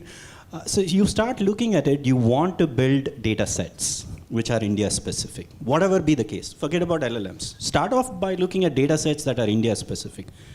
Data sets for Indian driving conditions. And look at it, we are talking about autonomous driving cars, ADAS level 1, and then I proudly come back and say, oh, mine is level 2. And then we really don't understand what is level 2 in an Indian context. Right? What does it really mean to have ADAS level 2 in an Indian context? No, it's really different from level 1 in US versus level 4 in US versus here, right? So I would probably say that we need to start looking at building data sets as the first step from an Indian context. That will give us a lot more problems that are India specific, not just language, education, right? How do you educate? We talk about personalization. All these models, all these training sets are from somewhere. Can I now use that on some random person who's there in Chhattisgarh? It has to be contextual, right? We talk about prompt engineering. You know, that's the latest designation, isn't it? Prompt engineer. I want to be a prompt engineer. Your prompt engineer, unfortunately, is based on US data. So start thinking about it, and this is a genuine request to all the managers out here who are building products, right? Please look at creating India-specific models. Yeah. Absolutely. I think tying it back to what Professor Ramesh spoke in the morning as well. Indians, instead of Bay Area, Indians for Indian market, right? That's something that he touched upon. Very interesting. Thank you. I don't know, let me ask you and the audience here. In March, in one of the big forums of MIT, Ashwini Kumar gave a hint when the interviewer asked him, so when is India going to have its ChatGPT moment? Did anybody watch that? Or maybe I'm the only obscure guy who's watching this stuff. So he actually asked this very specific question. So when is India going to have its ChatGPT moment? And you know what he said? Just wait for 2 more weeks and you will be surprised. Hold on, that happened in March. And I was equally excited as you. I'm still excited, I don't know what about. Right? I'm sure there is a lot of stuff going on. But I think, everybody, especially in public domain, open source projects, these are the ones that need to contribute to, essentially, just to summarize Raghu's thing, number one, when we talk about LLMs, we are talking about 4 things: data, language, and context. 3 things. That's all. But we have to build these 3 things, and it's not an easy job. I know engineering head, a CTO of a company called Reverie Technologies, who's actually an alumni of IPL, but this guy runs an engineering team who's doing a real-time translation of Indian language websites. Real-time, through mobile apps and everything. Right? So some interesting work, but to your point, I think the responsibility is in all of us. There's nothing else. Absolutely, yeah. We'll do one last question to this panel. Trinath, maybe I'll start with you. What are the key insights you share regarding the role of bridging academia, bringing and building future product leaders? Where do you think we should, what we should do to be future ready, I would say? So I'll start with open source contributions. That's something that is going to help students and particularly academia to understand what's happening in the space. There are many interesting projects, and if we talk about if we speak about we have Swechha, which does a lot of events around. A couple of you might have heard about it as well, where they have been doing sessions on different technologies and primarily focused on the open source technologies, where gathering industry experts, students, and then encouraging them for the contributions. The recent projects, like they have been working on one of the transport module to help understand the timings of metro or timings of public transport, where they're building an app particularly for different metro cities. So contributing for these open source projects is going to greatly help bridge the gap between the needs of the industry and the academia as well. Perfect. Mr. Ashish, your thoughts on how do we, bridge the gap between, academia and the industry, if I may say? See, one of the biggest aspect is, today we churn out a lot of students, IITs, IIMs, or various universities. But how well are they kind of having an industry exposure? Because gone are the days of bookish knowledge, right? And we have ChatGPT and various tools. So I think the best way to bridge the gap is to give them real-time projects, and also have a lot of academicians do work in the industry, so that they are able to go and translate and add value to the students, so that the students understand the concepts and also how to apply these concepts on a day-to-day basis. So once these two are kind of mixed, that will really help the students. No, absolutely. I'll echo that. I'm also pursuing my executive MBA in product leadership, and the product labs. That is one of the interesting things, wherein we learn experiential learning, a lot of learning. While in theory you can learn, and Professor Raghu, we just touched a little about that. So why don't you give your insights there? Okay, I guess as an academic I should have a better answer, right? Absolutely. So I'll first of all start by saying I don't think we should look at ChatGPT as a competitor. Okay, see, unfortunately what happens is, as academics, we are always afraid of change, right? So when things come along, technology comes in, we tend to fight it rather than embrace it. right? And to us, at least from IIIT's perspective, I can say, I think we encourage people to use ChatGPT. You know, you want to write a programming assignment, it's not about finding the solution, okay?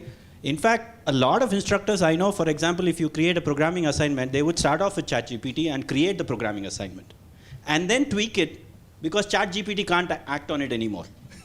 Now, it's about understanding the program and the nuances of the program, rather than just trying to build a program, right? That's where you start kind of thinking about the mind and what sort of changes should somebody, you know, learn as part of programming, for example, right? Going back to the whole real life experience, for example. So we have been running, at least I personally have been running a course which is taught to the sophomore students, second year undergrad engineering students. It's called Software Systems Analysis and Design, right? And the course fundamentally requires a 3.5-month, 4-month project that they have to do. And these projects have real clients. And when I say real clients, these are, you know, projects that are actually elicited by industry people, including startups. They will propose a project, we scope it down in the context of what you can do in 4 months, and the student is expected to deliver, including deploy their particular piece of prototype as part of that project, right? Wow. And so this is built into their second year curriculum itself. So as a result, we don't think there is that much problem. They don't get scared of anything hands-on, right? So devil is in the details. You know, you basically ensure your hand in addition to your brain also works. Absolutely. And Professor Sai, you keep encouraging to use ChatGPT. He would say, use whatever, but show me what prompt you used, right? So you may want to conclude on this topic. Yeah, no. I kind of straddle both worlds, and which is unfortunate in certain ways. But I think let's take two parties here. One, we said the academic institutions. Right. The other one is all our companies, industry where we work in. On the first part, I think I'm seeing changes, and I believe it's going to happen a lot more. Is number one, weaving this generative AI usage into every assessment, every project, and basically say, go use it, right? And I'll give you a simple example. I teach product strategy in the executive MBA program, and for a couple of years, one of the basic assessment was take a company, pick your favorite company, and do a strategic analysis of that company, right? So the strategic analysis has several elements: internal, external, political, economical, business related, all kinds of things. If you have to really do it well, it would take you 3 weeks. And today, you can do a strategic analysis reasonably well with hallucinations. Now, if you don't know the word hallucinations, it's okay, you're spared, right? You can do that strategic analysis in 3 minutes. But you have to iterate and iterate to get to that right thing to ask, right question to ask, to get that strategic analysis. But what I'm saying is, don't ask students to, or don't evaluate students on the output.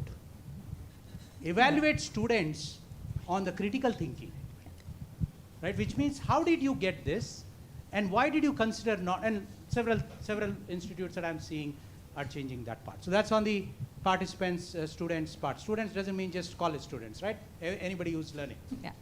And on the other side, which is an industry, I believe institutes like IIIT are doing enormous amount of research. Yeah. And we as industry need to partner with to commercialize, to productize those research, right? If that is not happening, we will be for a long time, we have been solving customer problems of some other country. Of course, we've been doing that now for the last 7 or 8 years. We've been focusing on our own needs and our own problems, which is good. But there's a lot of incredible amount of research that is happening in institutes like this. And so to me, bringing that and formalizing that structure is the only way to do it. Thank you. Very, very interesting discussion. We'll ask two questions from the panel. Yeah, we can take 2 questions quickly, and short questions, please. Should we take the middle one? One from the lady and one from the gentleman. Thank you. My question is more around application of AI in the real life products. So what are the risks, privacy issues, ethical implications and compliance, legal compliance challenges that you have seen with real life, applying Gen AI in the real life products? I think more towards data privacy. How do you manage that in this, Professor Sai, you want to take this? So quickly, I think there are two aspects to it again. One is there is a lot of reluctance. And by the way, I said one of the perspectives I speak to lots of these product leaders who are leading product initiatives and how you're bringing that. Something came out very interesting. 39% of the companies, at least among 20 odd companies that I talked to, basically said they have no intent of doing anything with Gen AI in this year, which is fascinating. Whereas 37% of them said that we are actually starting to create some experiments. Now, why is this, while the whole world is talking about all of these things, the organizations are taking a very cautious approach, not because the technology is not mature or anything. It's because of simple reasons. Number one, lack of domain-specific models is number one thing. Absolutely. Right? We have generic LLMs, large foundational models that were built on public data, who knows what it is. But your business, for example, State Street, is a financial services company. You have your own ontologies, you have your own context and data. So domain-specific models are being built. So that is going to take some time. Now there are different approaches different companies are taking to that. The second part is this access control, right, privacy, data security, right? You cannot just open up these public large language models to everyone in the company. How many companies have banned this inside your company network, right? This is because you can upload any kind of data, nobody knows. There is a clear violation of access controls there. So companies are trying to figure out how do we do this. Now there are a few companies who have isolated containers where they are doing these experiments. There are companies that are doing enterprise versions of this ChatGPT, which is horrible, by the way.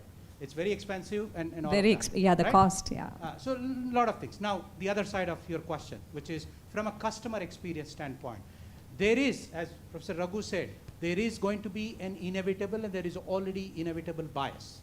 Bias is something that can only be done if your data on which you have trained the models is bias-free, which is incredibly hard, but you have to make those. You have to fine-tune those foundational models. Otherwise, it will impact the end users in any way.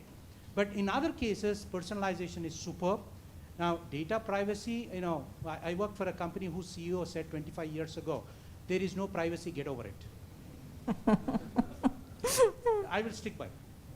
All right, we'll take one last question. Yeah. Go ahead. So my question is on the other side, like we know the advantages we have been speaking about, but if we take a look on the other side, like we know like on the past election, in US elections, there was some bots which were on the Twitter, which were tweeting and all. So how do we see that in Indian elections as well, or we have the general elections coming it's happening.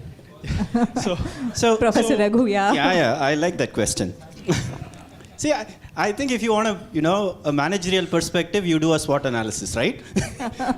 But if you really start thinking about it, as recently as I think 2 weeks or 3 weeks ago, there was a major report that came out about the problems with AI, right? And that applies to Gen AI as well, whether it is ethics, fairness, bias, whatever are these characteristic qualities that you typically associate with any system will probably exist with AI-based system, right? So how do you handle it? That's where the real question is, whether it is prompt injections or whether it is hallucinations or any of these new issues. Of course, the verbiage changes, right? But ultimately, what do you want? You want factuality, right? The new words keep popping up. Eventually, think about it. You want a system to be correct. True? It's not because of AI. Whatever be the system, you want the system to be correct. Now, can you reduce the probability of your output, wherein your output is giving facts or realistic enough that they are equivalent to facts? That's where I think research is probably going to go in, and a lot of this research is directly translated to whatever applications is being built, whether it is for politics, whether it is for Times of India or whatever, to give these election analysis, right? Ultimately, they are not building anything. It's people like us who are building things and they are using it, right? Unfortunate thing is they probably plug in data that suits them best. That's where the real problem is. Well, I love this because I actually have been part of a political party for a long time. card-carrying member. I have deep interest in politics because that's the only way transformative change happens, and I truly believe that. And I also work with lots of political consulting organizations to understand what they do. At least there's one company in Bangalore called Rajniti. This is a political consulting company. They are using AI beautifully. Now, how the output, what they use it for, I don't know. They won't tell you, right? We will only know after the results come out. But exactly the same tools that we are building, all of us are building, are being used for different applications, just one other application, right? If you have not watched the Cambridge Analytica documentary on Netflix, that will show you a lot of answers. Okay. So just one last thought. If anybody is interested in building a Play Store for LLMs, please come and talk to me. Interesting. Thank you so much. Yeah. I resonate with what you said. Teaching is the most gratifying job ever. I'll take 30 seconds to tell you an incident. When I was all of 10 years old, 6th class, my mother has always been a teacher all her life. And she said teaching is the best profession, and I mocked at her. And for the last 13 years that I've been teaching, every time I enter the class, I kick myself and tell, Mommy, you were so right. It's also a poor profession in this country. Very badly paid, yes. Ashish, I have a quick question for you. As with all the AI and generative AI, etc., the youngsters who are coming into the organizations, who've got lots of fire in the belly, but they have things to do quickly.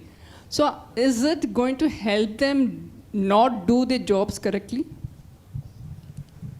See, I'm just saying today it poses a lot of challenge actually. See, because everybody wants probably 2 minutes Maggi noodles. So my point is, today we have a very mixed gen set working in an organization. We have baby boomers, Gen X, Gen Y, Gen Z, millennials. So people want to do a smart work, not a hard work, right? They want to smart work, just finish it off and present it at the earliest. So definitely it is going to put a bit of challenge in terms of how we are going to assess their quality of work, because it's not just a tick mark. And second thing, just slightly digressing, I would also say one of the biggest key challenges is from a talent acquisition perspective. Today, for one job we advertise, trust me, there are more than 1,000 applications. Few months back, I was very happy with my team. Oh wow, what a well-constructed CV. Right choice of words. 4 months back, I saw 90% of CVs had the same language, ChatGPT. Same thing applies sick leaves today, right? I mean, your exit interviews, your resignation mails. It's all ChatGPT stuff coming. It's like so sick to read those mails because there's nothing personally involved in it.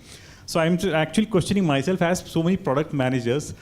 We should really try to see something, how it really helps HR, talent acquisition team to get the right talent for the right job. That's extremely important because with the use of AI, most of the CVs have the same buzzwords, same catchwords. We actually had this product many years ago before AI called Bullshit Detector. All right.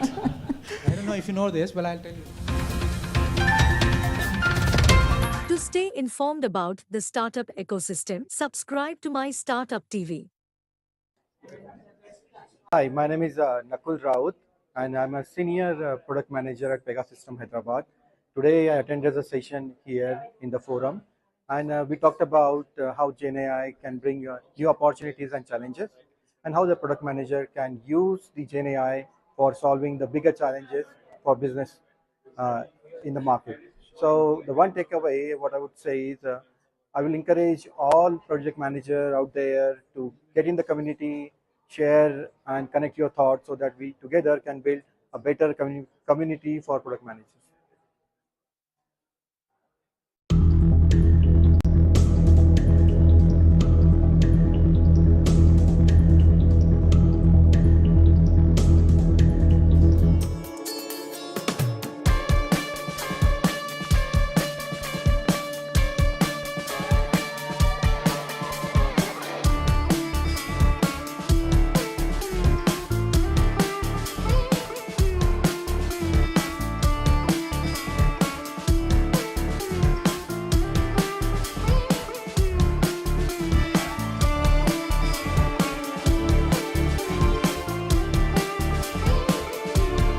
We have Abhilash, who will do the opening notes.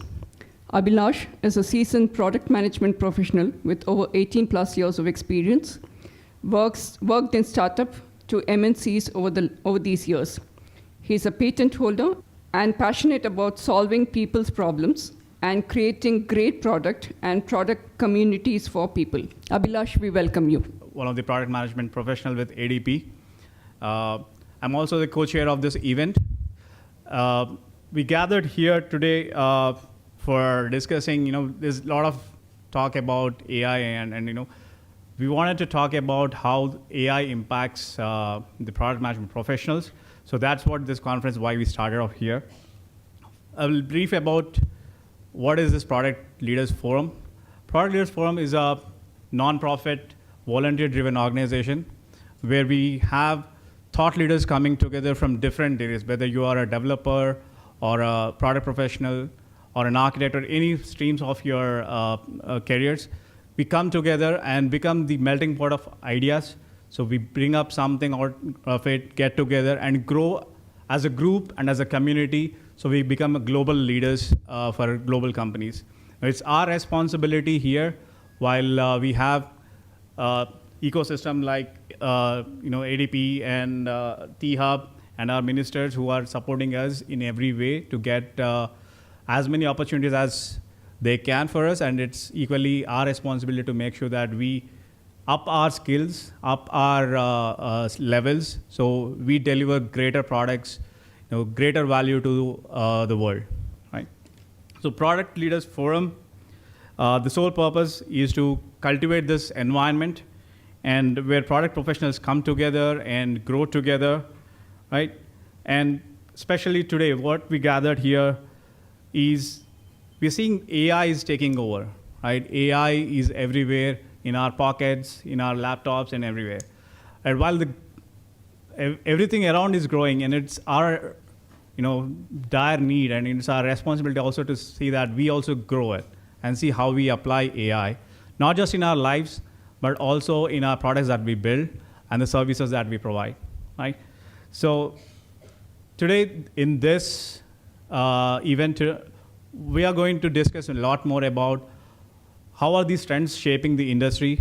We have a lot of guests from, distinguished guests from MNCs and a greater companies that are actually taking a greater initiative in this and proving them how to apply AI. So we are going to hear from them and learn from them. On the course of this conference, the speakers are going, and the panel will engage. So please feel free to ask your questions, challenge them, so you get better to take away from this conference, right? And I would like to thank Ranjan and our partners, MSR, and Ramesh Loganathan sir for giving us IIIT. It's a greater collaboration for Product Leaders Forum and IIIT to engage, so where the academia is coming together. So there's a lot of research happening here, and it's an opportunity for all of us how we can use this research and apply. So it's a kind of a win-win for us to getting the research and also the application coming together and make greater things forward. Thank you so much for giving us this venue and partnering and motivating us. Thank you so much. With this, I would like to say let's embark on this journey, have a wonderful session today, have more and more networking. We are going to have some startups who are applying AI. So we are going to stay there and see how they are trying to see and how they are trying to solve the challenges. Keep it open, enjoy the most, have fun. Thank you so much. To stay informed about the startup ecosystem, subscribe to MyStartupTV. Hello, my name is Ramesh Swaminathan. I'm a VP of Products at RealPage India. I have about 25 years of experience doing product management. I have been a product manager all through my life. Today I'm here to attend a panel discussion. I was a speaker at a panel discussion on impact of Gen AI on product management. It was an amazing discussion. I thought it was very short. It was a 45-minute discussion. We had a great conversation on how AI can play a role in the life of a product manager, how a product manager can use AI in bringing value to customers, and what are all the ethical and the compliance bar governance issues that as a product manager you should take care of when building products using Gen AI. I really enjoyed my 45-minute discussion here, and hopefully the participants enjoyed them too. And thank you for having me here.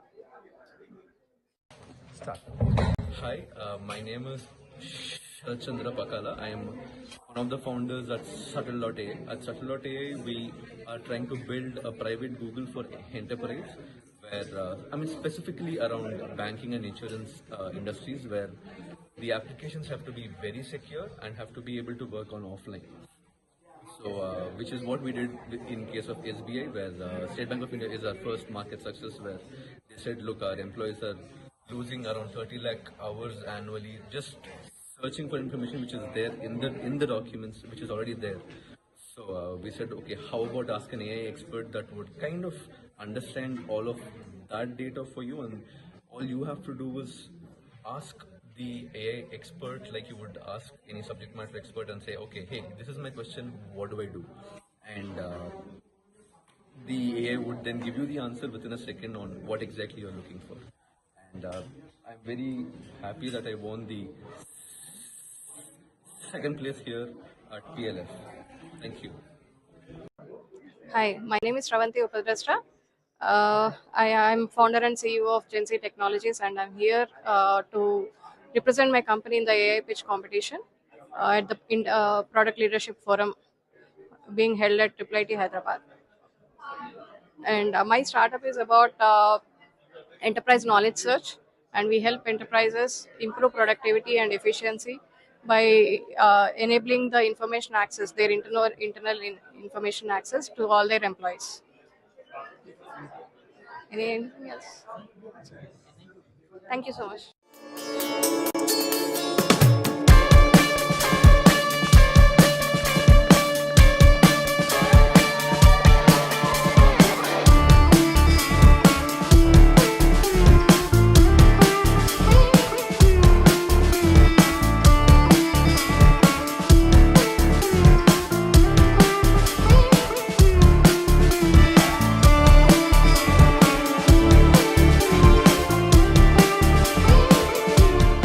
Today we have very promising startups. There are 7 startups who have been selected to present here. May I invite Shravanti Upadrashta and Ganeshwar Rao from Gen Z Technologies. Trying to solve a problem of enterprise knowledge base and enterprise knowledge search within an enterprise. So you all come from product managers, right? Building products again. But how frequently do you go to your development team or go to your knowledge base searching for information which was built over decades of your operations, right? Your company operations. So we make that search easier for product managers, for developers, for customer support, for marketers through LLMs again. The mission is to revolutionize the enterprise software category for their own internal knowledge base and improve productivity and efficiency gains for enterprise software companies. The problem again, as I said, it is inefficient and ineffective enterprise knowledge spread over multiple sources of information. It could be Jira, it could be documents, it could be Confluence, SharePoint, videos, training videos, etc. So, and typically the degrees of difficulty, the wait time, or the turnaround time, the delays, wasting time, just the wait time between multiple teams asking for information. So we try to minimize all of that by feeding all your data, internal knowledge base into the LLMs and making your search easier. Search for information. So whatever demos you have seen from ServiceNow, right, on the LLMs. So we enable all of that for your own knowledge base, for your own enterprise, internal use, hosted on-prem. And our commitment, again, it's through strategic partnerships is what we are growing, and we invest in research and development heavily. The part of our team is IIT researchers. I'm myself pursuing PhD here at IIT Hyderabad, and the team is pretty strong in enterprise software development and also the Gen AI LLM space. And this is the market size that we are talking about, just the enterprise knowledge search market. It's 50 billion as per knowledge sourcing intelligence. The serviceable available market right now, we are seeing ourselves in the North American, Indian, and MEA space is 1 billion, and obtainable market, just some part of it, at 250 million for ourselves. So this is the core team, as I said, and these are a couple of accolades that we have won over a period of time, pretty recently in last 6 months, I would say. So we are part of NASSCOM 10,000 startups, NASSCOM Tech.V program, Startup India certified, T-Hub incubated, Lab 32 program, we recently onboarded into the Lab 32 program. We are Udyam registration, MSME registered company. And we are also recently signed up as IBM Partner Plus and Microsoft Partner, just to showcase that we are a trustable entity and you can do business with us, even though we are a small startup. And this is what we want to, these are coordinates. So the revenue model is a combination of software license fee plus implementation or professional services plus the maintenance and support. I would say we are going back 20 years in terms of revenue model, leaving out the SaaS way of doing things. And what's your thought process behind that? Do you have any active customers right now? You're in this development of the product phase. Where are you? We are in the development of product phase. The product is being built along with the pilot customers. So we have signed up a couple of pilot customers, the product in the development stage, but tested along with them, being built along with them. What level of development is the product? Where are you in your development cycle? I would say 20% on the this thing. Okay. But the customer has signed up and we are building along with them.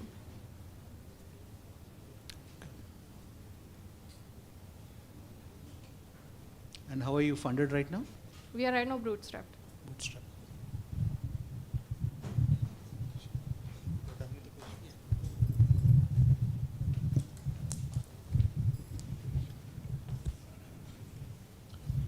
Sorry, in between you mentioned about so much of data, knowledge search you will be doing and all those things.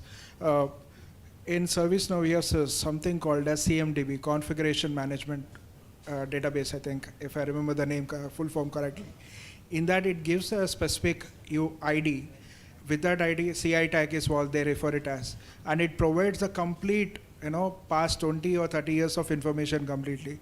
I just want to understand how it is different from your idea versus ServiceNow, which is already there. I know you might be mentioning about LLM, but I think in the previous session, they already mentioned that they are already using that LLM as things. ServiceNow being a big company versus Gen Z just starting up. I just want to understand the product much more details. Sure. Thank you. So when you talk about ServiceNow as an application, whatever knowledge or information that you are getting from a specific ticket, it is just limited to the information ServiceNow has. But what we are talking about is multiple information sources. You have, as teams, you will have working with multiple tools like Jira, Confluence, SharePoint, your documents, your mails. How do you, yeah. I'm sorry, I will just follow up with that. ServiceNow can be integrated with all those things what you do, because I did that in my previous organization. We'll have to take it offline. We are running out of time. Questions from the jury, please. I am told, I'm just following rules. No questions from the audience, only from the jury, please. I'm sorry.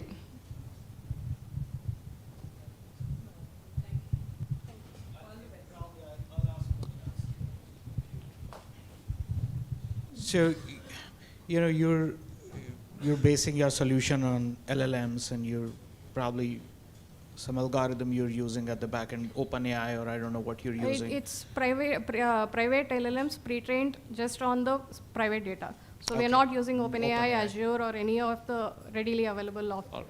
So how do you see yourself different from somebody else who's building the similar solution, similar Gen AI-based solution? Sure. So right now, if you look at the market, right from Google, Microsoft, to a startup like me, everyone is trying to solve the same problem across the market. But what I believe is the enterprise expertise that we bring in, being part of the enterprise ecosystem, product development ecosystem, and also the execution speed that a startup has versus a bigger enterprise has, is definitely going to be an advantage for us. Understanding of the problem is definitely, being part of those teams is better with us. So these are the two things that I would see as a differentiator for my company. Otherwise, technology-wise and probably the content-wise, AI or the Gen LLM is all democratized. Everyone has the same information. I don't have any further extra information in that per se, but the execution speed and the understanding of the problem is where we differentiate. So can you talk a little bit about your vision? Where do you want to take your company to in future once you have developed this product? See, this is just one use case that I'm talking about within the product landscape, the product value chain that I'm talking about. But if you take an enterprise, right, there are multiple departments which have similar problems. It could be HR department, again, as the ServiceNow demo you have seen, right? So it is catering to multiple things. It could be HR, it could be customer support, it could be finance domain, the corporate legal contracts. How do you manage those contracts? Sure, sure. My question is, what is your vision? What are you looking at? For me, I want to be there in every place of an enterprise, every department of an enterprise. Okay. My solution has to be there. So it could be, right now it is just for the product teams, but eventually I'll have to be an enterprise LLM software. Okay, thank you. Thank you so much. So basically this is Rishikesh from Pushpa.ai, and we are presenting one of our product that is Vision over here. So if we talk about the Vision, that is almost we are targeting toward to automate the e-commerce workflow. If I talk about the e-commerce workflow, that is, if I talk about the pain points that we are trying out to cover. So if a person have to upload their product on the e-commerce website, they have to have a knowledge of SEO. They have to have a separate background to be removed, as well as they have to do multiple, almost have a content writer for the content description and all. So it took a very long period of time, sometimes 7 to 8 days to complete a total catalog to upload on a website. And each have their own standard. Amazon have their own standard, Myntra have their own. So based on that, it took a long time to upload and to the product over there. So we talk out, so the solution that is integrated with a single platform, that is a background remover, that is a smart tagging, visual search, and a smart recommendation. If I talk one by one through it, so image background remover, here almost you can remove the background and you can apply the background of your choice. As well as if I talk about the smart tagging, that is the thing where we are almost using the computer vision, we are analyzing the product, and based on that product, we are generating the tags. And from tags, we are generating using the Gen AI, we are creating the meta title as well as the description, as well as the alt image text, and almost suggesting the similar product, that is a visual search, and what are the associate products related to that product that can be shown on the product side. If I talk about this is a visual search and smart recommendations. And almost here you can apply the filter of having a similar look, having what are the associate products that you can show with this, and you can complete the look. And if I talk about the thing, why vision to be taken care of, so that is the thing. We are precise and powerful, and easy, and it can be easily integrated with multiple platforms. As well as you can export the file into the JSON format as well as the CSV format that can be easily be uploaded on the several platforms. As well as the time to market, that's a 7 to 8 days. Here you can able to do in a single click. That is almost 10 to 30 seconds of the timeline, and it is cost effective. If I show you one of the working demo. So here almost the image that I have uploaded over here. So I am taking a non-reviewed image. So here the AI have already identified the gender. Type is lehenga. The color. If you want the color is wrong, you can select the color also. It is selected. You can select the style. It is elegant. You can select the fabric. And you can click on save and generate. So if you will see that the SEO tags have been generated, rosy brown lehenga, pink lehenga, what are the tags that is being used for the Google search. If you will take the title and H1 tag, that is rosy brown lehenga for woman or a girl. So it, and as well as if you see the description is already automatically over here. The rosy brown lehenga is perfect for a traditional occasion, a beautiful description, as well as the alt image tags. That's true. Just wrapping it up. Then there is similar products, and you can add the associated product, and it all you can save and you can export into the format you want, like a JSON or a CSV format. This is the entire product, and this you can change the background of this image also using this tool. And if I talk about the structure that how we are going to monetize it, the pricing structure. So basically we are trying to almost providing on the credit basis. So first we are going to give it a free trial for 14 days where user can see all the options and almost try all the activity that we all have over there. And if I talk about the professional, they are almost the pricing will be depending on the number of credits that they want. If the number of services credit they want are higher, the price is going to be decreased. Basically, the API based calls, and the credits will be deducted based on the amount that they use. If they are generating it again and again, the credits rating will be the users will be higher. And if I talk about the business model that we are trying to get it into, so this is AI model that is trained on right now on the Indian data set. If we want to do it for a shoe, if you want to do it for a necklace, if we're going to do it for several other sectors like fashion accessories and all, so that custom model can also be trained, and based on that there will be a setup cost, and we can proceed on it. So thank you.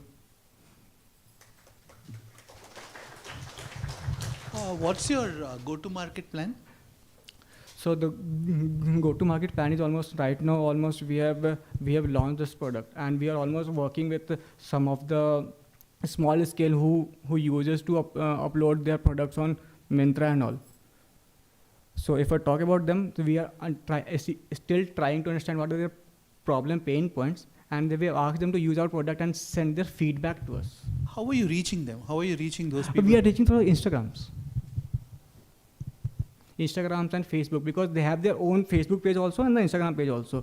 We are reaching out to them, and we are asking that what are their pain points which can be covered, and asking them the recommendation what are the things that they want to improve in this product, the entire workflow. What's your TAM? So basically, if you will see the CAGR growth rate is of 10.6% of automatic cataloging, and almost the growth rate is almost for 2026 is almost $1.9 million in the market. So automatic cataloging. It is overall market. So basically, if I saw one more thing, that is almost, if I try to cover it over, e-commerce is a space where almost we are selling each and everything. And it is an AI-based model. It can be trained on each and every type of product. So if you can say right now we are doing for a fashion only for the dresses. It can be scalable to the multiple category, like almost even if you want to tag you can say food grains also, that can be also. Just in the interest of time, sorry.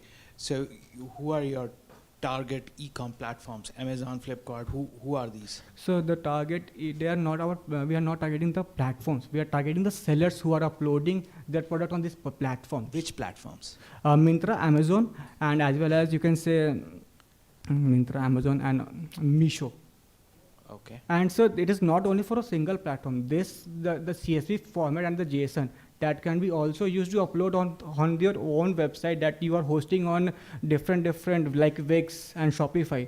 So entire catalog can be uploaded with. Do you have any customers, paying customers, right? So not exactly the paying customer. That almost we are doing this small contribution with the small sellers and all who are uploading their products using this platform. So they are using it today.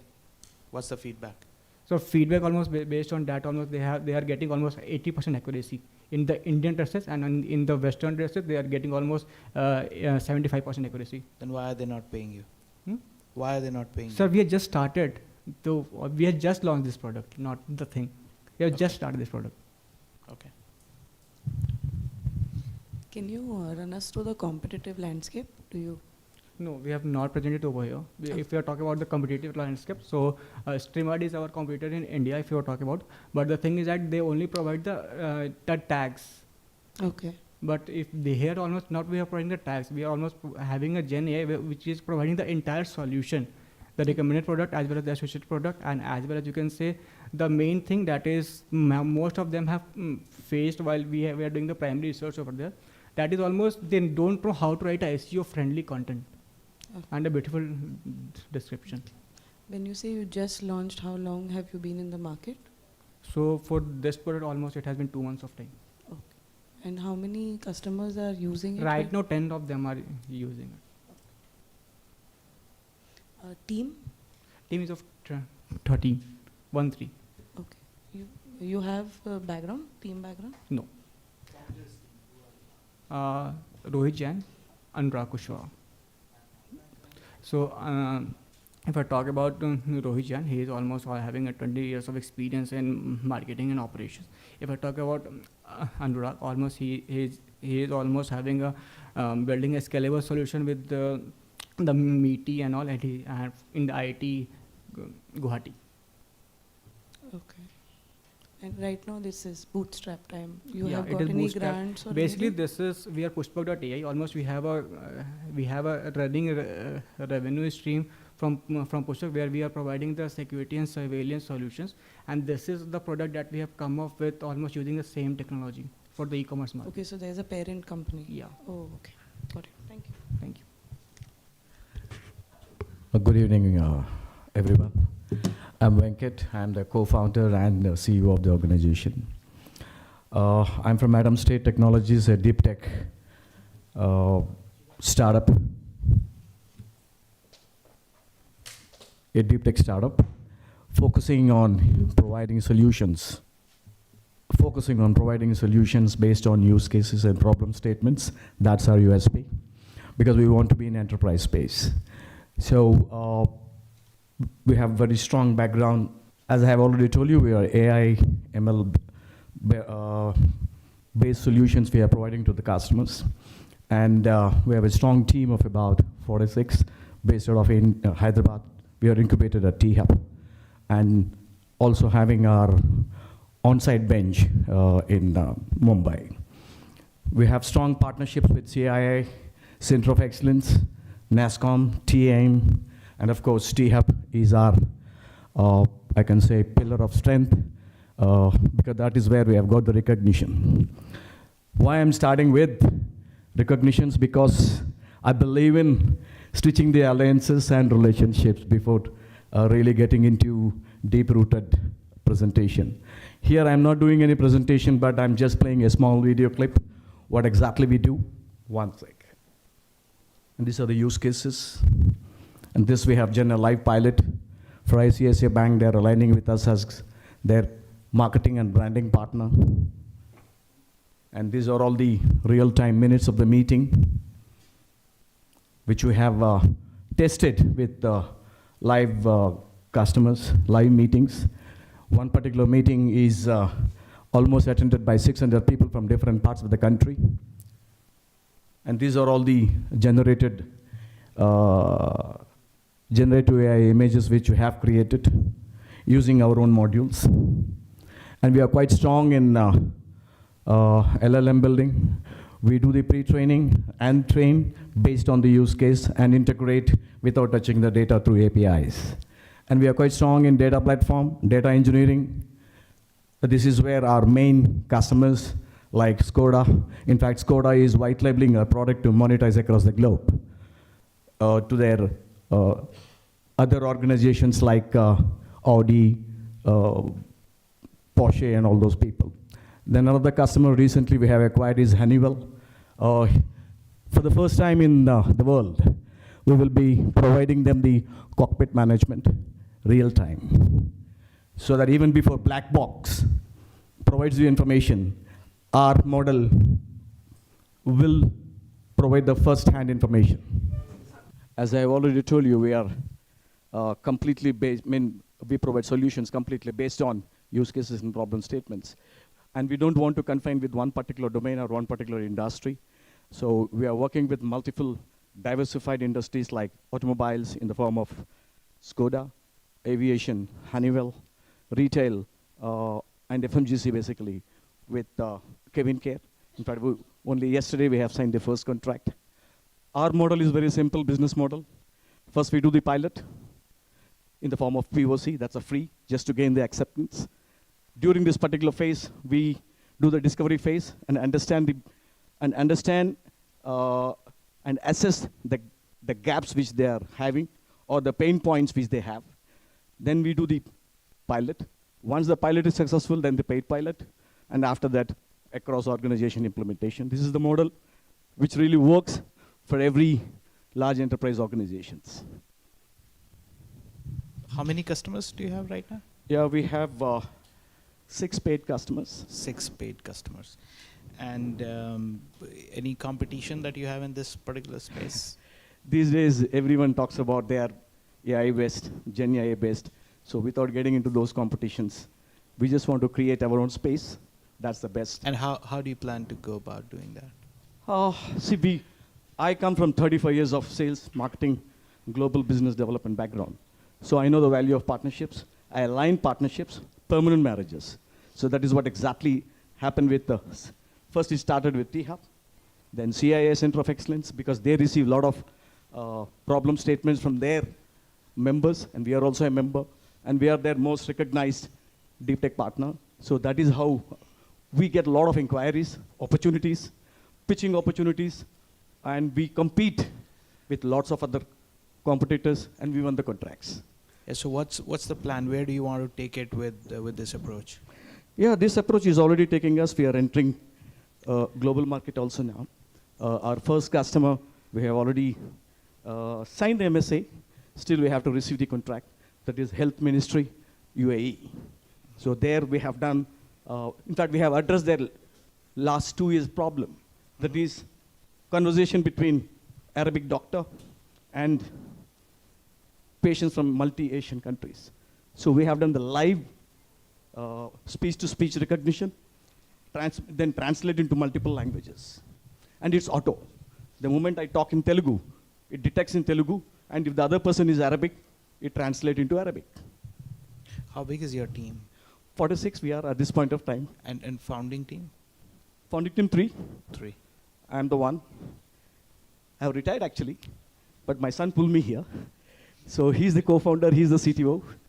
So he's specialist in providing, in creating solutions. So he's a big solution architect. Earlier he worked with ICICI Bank as a consultant. And of course for Genpact, he's a strong DevOps guy. So that is where the patience comes. That is where the assessment model comes. I myself got white labeled by McKinsey. Yeah, you have no signs of being retired, by the way. As an entrepreneur, I can't retire now.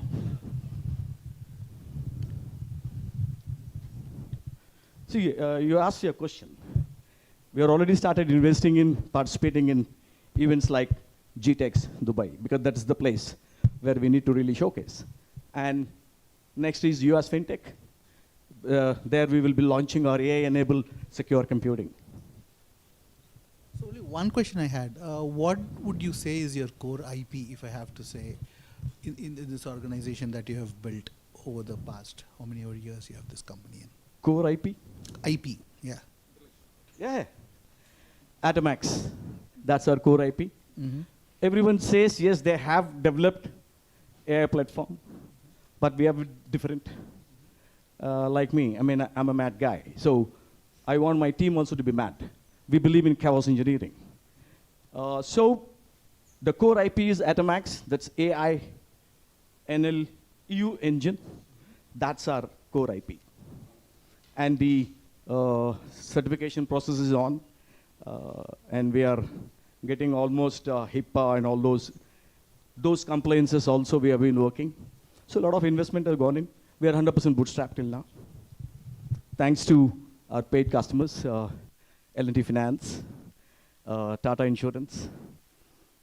Now recently we have signed with Honeywell, then Skoda, that will be huge. And the next will be Vedanta for mining. So we come out with the different solutions. The basic model for us is, thanks to our experience and a lot of research, we have identified about 172 use cases across the industry, which is meant largely for the large organizations. So it has given us an idea, the sort of demand which need to be created from the market. So that has made our life very easy now.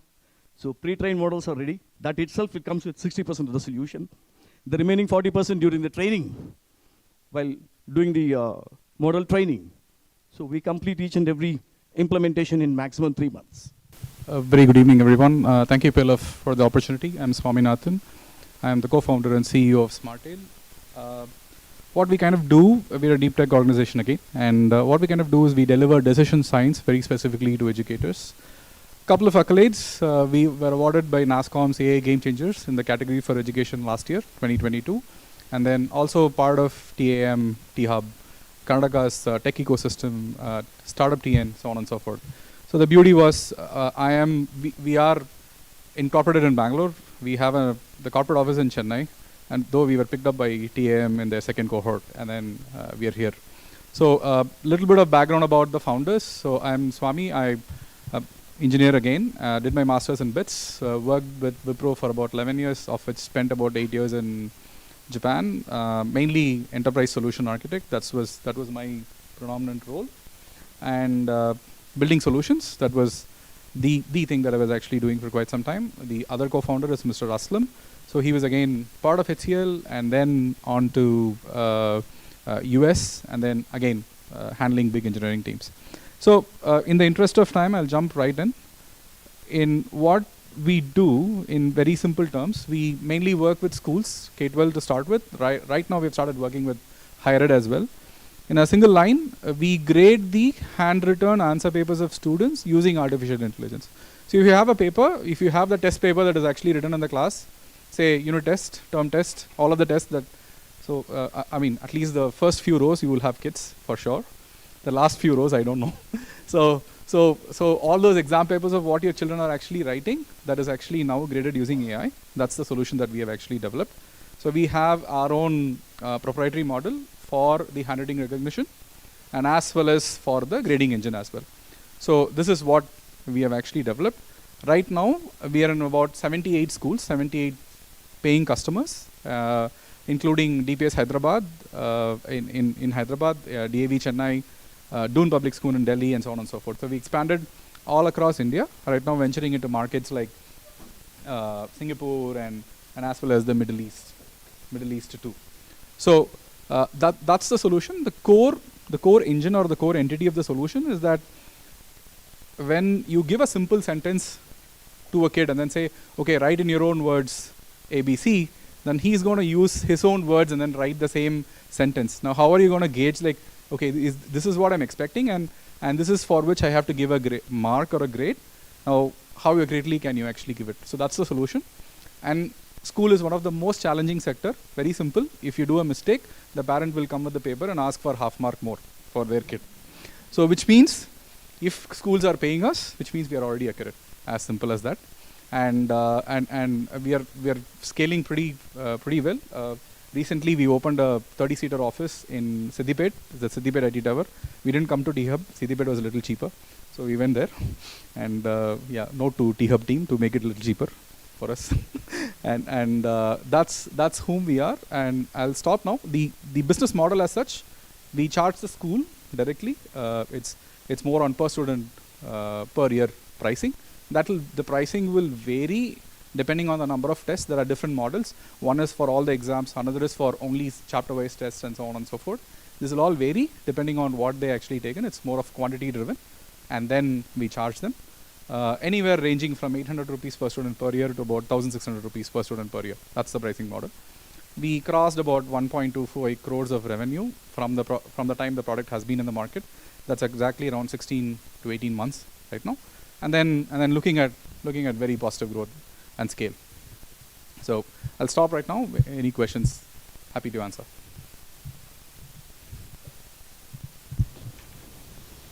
So I guess right now this is only English, right? Or other languages also?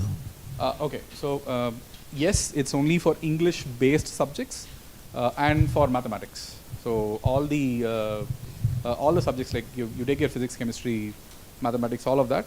We don't do Hindi or Tamil or any of that. That's where, I mean, I was very interested when he was talking, and then we want to have a word with him. If we can grab his, the NLP layer and start grading. I just have to find if there is anybody else who can help with Hindi extraction. So, but we are more interested as a market, it's still small. So we're more interested in probably Spanish and Arabic, because that's a more lucrative market in terms of the size itself than Hindi. Yeah.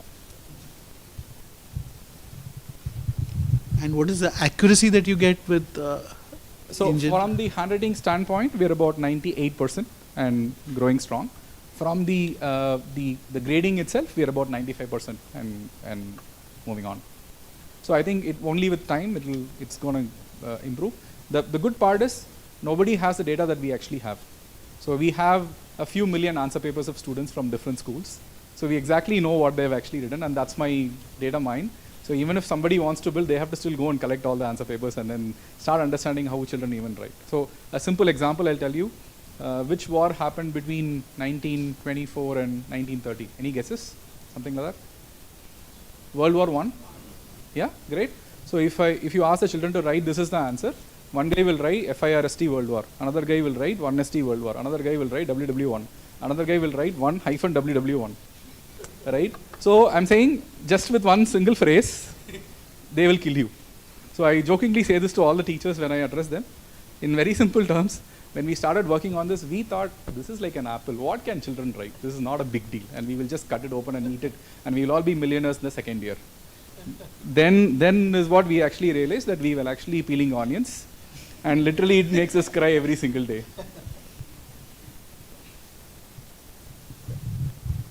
Yeah, so nicely put there. But where do you see yourself going with this? So very simple. We are looking at ontology-specific training models as well. In the sense, today why did we actually enter into the school segment? Is because the ontology is already pretty small. The context is pretty small.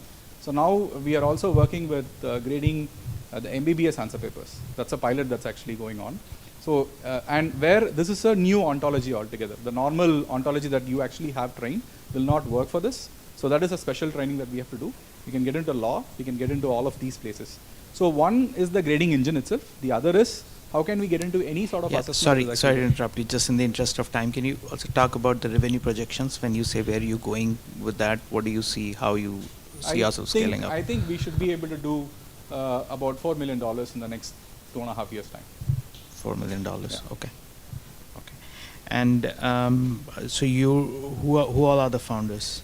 So Aslam and then Kannan. So Aslam's background is as I was mentioning earlier. So he was from HCL.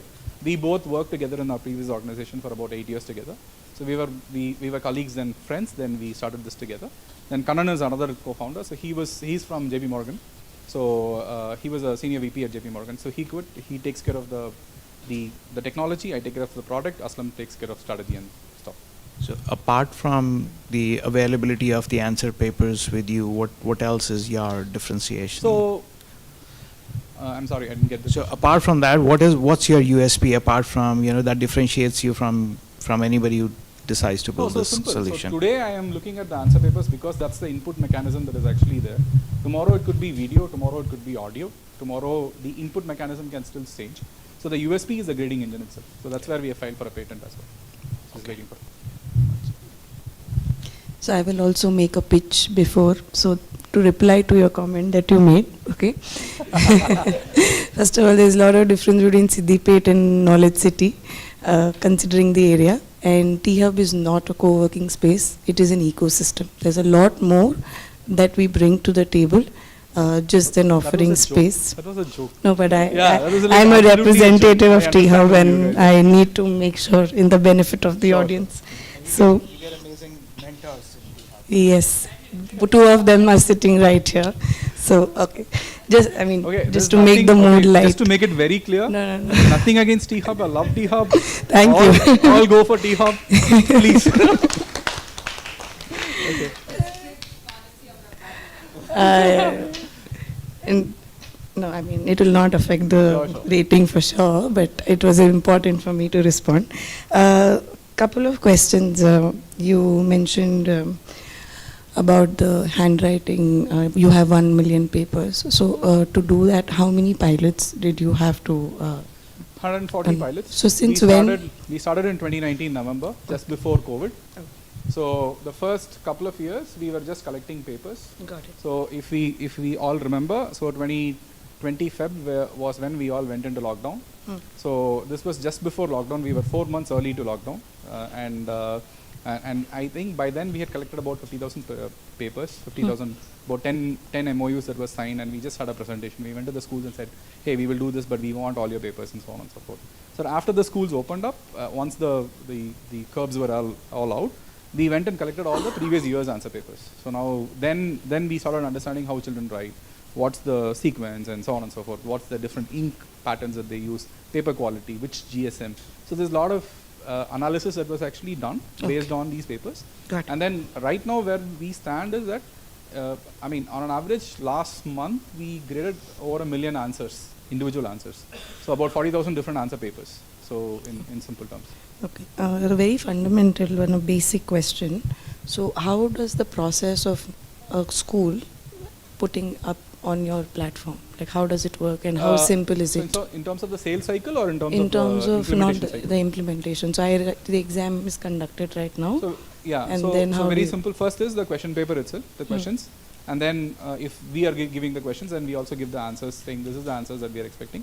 The school says, they will say, okay, this is the questions and this is the answers that I'm expecting from the kids. There will be some plus or minus modifications that will happen. That will be keyed into the system first. That's a pre-prep model. Then the exam happens. There are a few many instructions that we give to the kids saying, please write the questions on the left-hand side, write the roll number on the top, so on and so forth. Once the test is done, we have a multi-page scanner which can scan up to 60 pages in a minute. So you put the whole bulk of 60 pages in a particular scanner. So in 2 minutes for the whole class, the scanning is done. That one single PDF comes to us. We then identify this answer papers belong to student A, student B, student C, so on and so forth. Then we go inside and then dissect each and every answer out of the answer paper. Then we grade it against it. Then for the student, it's his paper against what's the points that he has actually missed and what's the mark that he has actually got. For the teacher, it's more detailed. It's more detailed in terms of saying, okay, against the whole class, say for this question, these points were answered really well by all the students. So how much time it takes from the day of your So from the time we get the answer paper to get back at the school, it's between 24 to 48 hours. Because sometimes the scanning is not proper. Sometimes the roll number is not written. Sometimes we also do a pre-check, a post-check on how the AS. Have you raised any funds? Yeah, we have raised about $1 million, and we're looking to raise about another $500,000 right now. Got it. Thank you. Yeah, thank you. Good evening, everyone. I'm Teja Kancharla. I'm the Chief Product Officer at UpSquad. At UpSquad, we have created a dynamic digital ecosystem for the organizations who are into the workforce development in the United States. They basically tries to enhance the lives by using a workforce development by upskilling, mentoring, and reskilling, so that they provide an opportunities. One of the key challenges that we are actually trying to address, we are addressing is the better they lack a lot of lack of engagement because they don't have a digital ecosystem in place.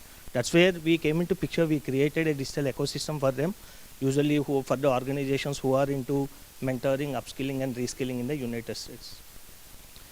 So why exactly we are doing it is because currently the US job market is undergoing a profound transformation, and this transformation is actually creating an issue of skill gap. And there are a lot of people alone in the United States. We are expecting around 12 million people are going to have a switch their career or a job. And during this, the key challenge is for these organizations, they are not able to bring people together, engage them well, and train them and upskill them because they lack of, they don't have an unified solution in place. And so that's where we created an unified platform for them, and they are trying to use it. So currently we are addressing the US market because there is a vast opportunity, and they are providing with a target market like around $4 to $8 billion. And currently our strategic aim is to address the needs of non-profits, schools and universities, and economic development corporations in United States, because they are the ones who are playing a major role in the workforce development. And thing is this opportunity also well aligned because of the latest legislative developments that was happened, like American Rescue Plan Act, Department of Labor and Training and Employment departments alone funding $2 trillion for the workforce development in the United States. And this further emphasizes the crucial role that as an UpSquad we can play in facilitating an effective workforce development. So what we did, we built our unique web platform in 2019 and we have launched it. And we have recently, like in the first quarter of 2023, we have launched our mobile app as well. And we have seen the results that the engagement for these organizations has been almost increased by 50 to 60%. And they are seeing the results with respect to how many people are actually benefiting out from the platform. Earlier, they have a challenge of finding out whether their initiative has really been successful or not. And at the same time, whether how much successful they are not able to quantify it, but because of a unified platform, now they have all the metrics in all the data in place, where they will able to see like how many people are actually gaining benefit out of this platform, as well as they are able to measure the success of the initiatives that they have taken. And coming into deep diving into a solution, as I said, like we have a comprehensive custom branded digital ecosystem where we have all the integrations with respect to all the video platforms like Zoom, Teams and things, and our customers need not to pay even a single rupee for any of the Zoom licenses. They can simply get it with our subscription. At the same time, we have our own personalized video platform where the organizations can actually share the success stories as well as the trainings and other aspects one-on-one. And we have our custom groups and messaging and personalized communication, social forum, events, as well as the job board. Earlier, each organization used to use Eventbrite for events and Indeed for jobs, as well as like Zoom for video platform or Google Meet for video platform. Now that everything is together, then they are easily able to use our platform and get benefit out of it. With respect to competitor landscape, UpSquad standouts, and it comes into the community management and workforce development. There are other solutions also in the market like Mighty Networks, Hivebright, or with respect to job placement like LinkedIn, Foundit and Indeed, but they are more focused in the general careers or community management. But now we are more focused in the community management with the features that are much aligned for the workforce development organizations. Currently, we have around 20 paying customers, and with an annual recurring revenue of 220K. And we can see that our customers are currently, we have covered all the personas of our current target market that we have. Like we have universities, we have economic development corporations, we have colleges, we have non-profits as well. Yeah, it's just 2 slides. And our revenue model is quite simple. It's a SaaS-based revenue model. Depending upon the size of an organization, we are going to charge them an annual fee. And we also provide a custom code for the organizations with more than 1,000 plus users. We have a free trial for the organizations to try out. And to startup journey, the key milestones is we have raised $1 million angel investment in 2020. And around, like as is mentioned, like we have around 220K annual recurring revenue. And our current task is we are trying to raise a fund of around $2 million where we want to allocate these funds into both sales and marketing as well as the product development. Those are the key things. And we are targeting around 400K annual recurring revenue by end of this year. We have few deals already in the pipeline, bigger deals like which pays like around 75K to 100K per year. So which we are expecting it to go around 400K. And by December 2024, we are expecting to gain around like 80 customers with annual recurring revenue of $1 million. And the key product enhancement that we are already making, which is in progress, is open API integrations, which actually streamline the onboarding experience of our organizations. They can easily integrate with their existing systems that they are using. And also payments integration, which will give us an additional revenue stream. Because now the organization can make their community paid communities as well as paid events where we can take a cut out of it and that gives us an additional revenue stream. I'm done.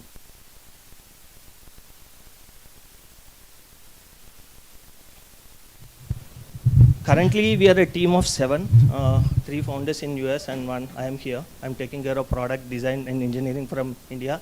So we are building the product from India to US. And we are also part of the T-Hub. Next slide. Yeah.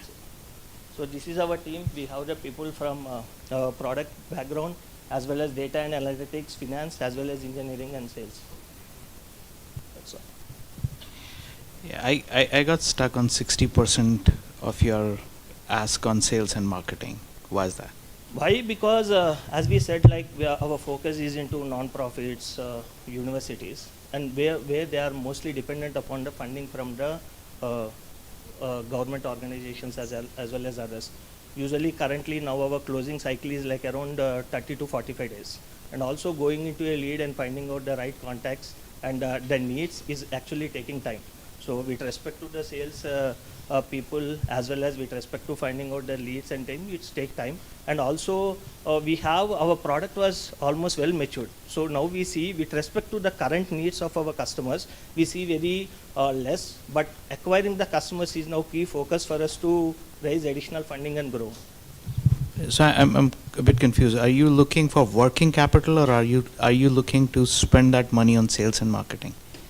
So yeah, sales and marketing only, because current, as I mentioned, like we need more and more people to go because our closing cycle is more, and with respect to product, we are taking less. Okay. So what's your core USP? Your product does a lot of things. So what's the core? So the core, what I say is like, first of all, it's a unified platform. So it meets the immediate needs of all our like the organizations who want to onboard, and they were not able to take multiple solutions or systems in place because our core thing is, because everything is together, now we have the clear data, and these insights will actually help these organizations to measure their programs, improve it. At the same time, we have the our organizations can also communicate with the similar organization. For example, non-profits, a specific non-profit can communicate with the other non-profits in our platform. So which is like, we are creating a network of network, and we already saw that our non-profits has already benefited out of it, because onboarding the mentors is one of the key challenge for these non-profits. Now that they are connected in a network of network, they were able to find the relevant mentors, and they were able to get benefit out of it. So what was the reason of picking up that market segment? So actually when we initially started as a B2C. It's like a mentoring platform. But when we are actually pivoting, we have not seen that a good traction with respect to, because there are many other platforms in the place. Then we have actually pivoted. Then see, the core vision that we started is, we want to make sure, we want to provide a platform where people can uplift themselves. Then we actually seen like, who else can do? When we are not able to do as a B2C, who else can do? Then we found that these are the organizations who are actually doing a lot of work with respect to uplifting the people.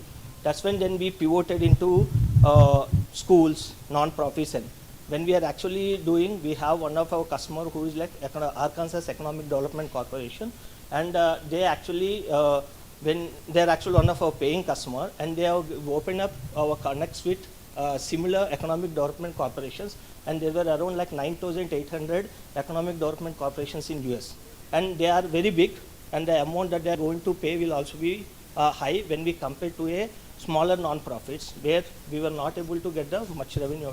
So you showed your revenue projections. So how are you going to get that revenue? By selling into more of these people? Correct. Or? So currently we have 20 customers, and we also have a pipeline. We are targeting to reach 30. How's the pipeline looking like? Currently we have 30 open leads who are almost like 20 of around 10 to 15 are in a phase of 25 to 30 days. As I said, our closing time is very high, like around like 45 to 60 days sometime, because of lot of red tape with respect to approval. So yeah, selling into enterprise is like that. It's very hard. You said you raised 2 questions. One is, your company is registered in the US or India? Yes, we have registered in US. We also have a subsidiary in India. Because we are taking care of product development and design, everything from India.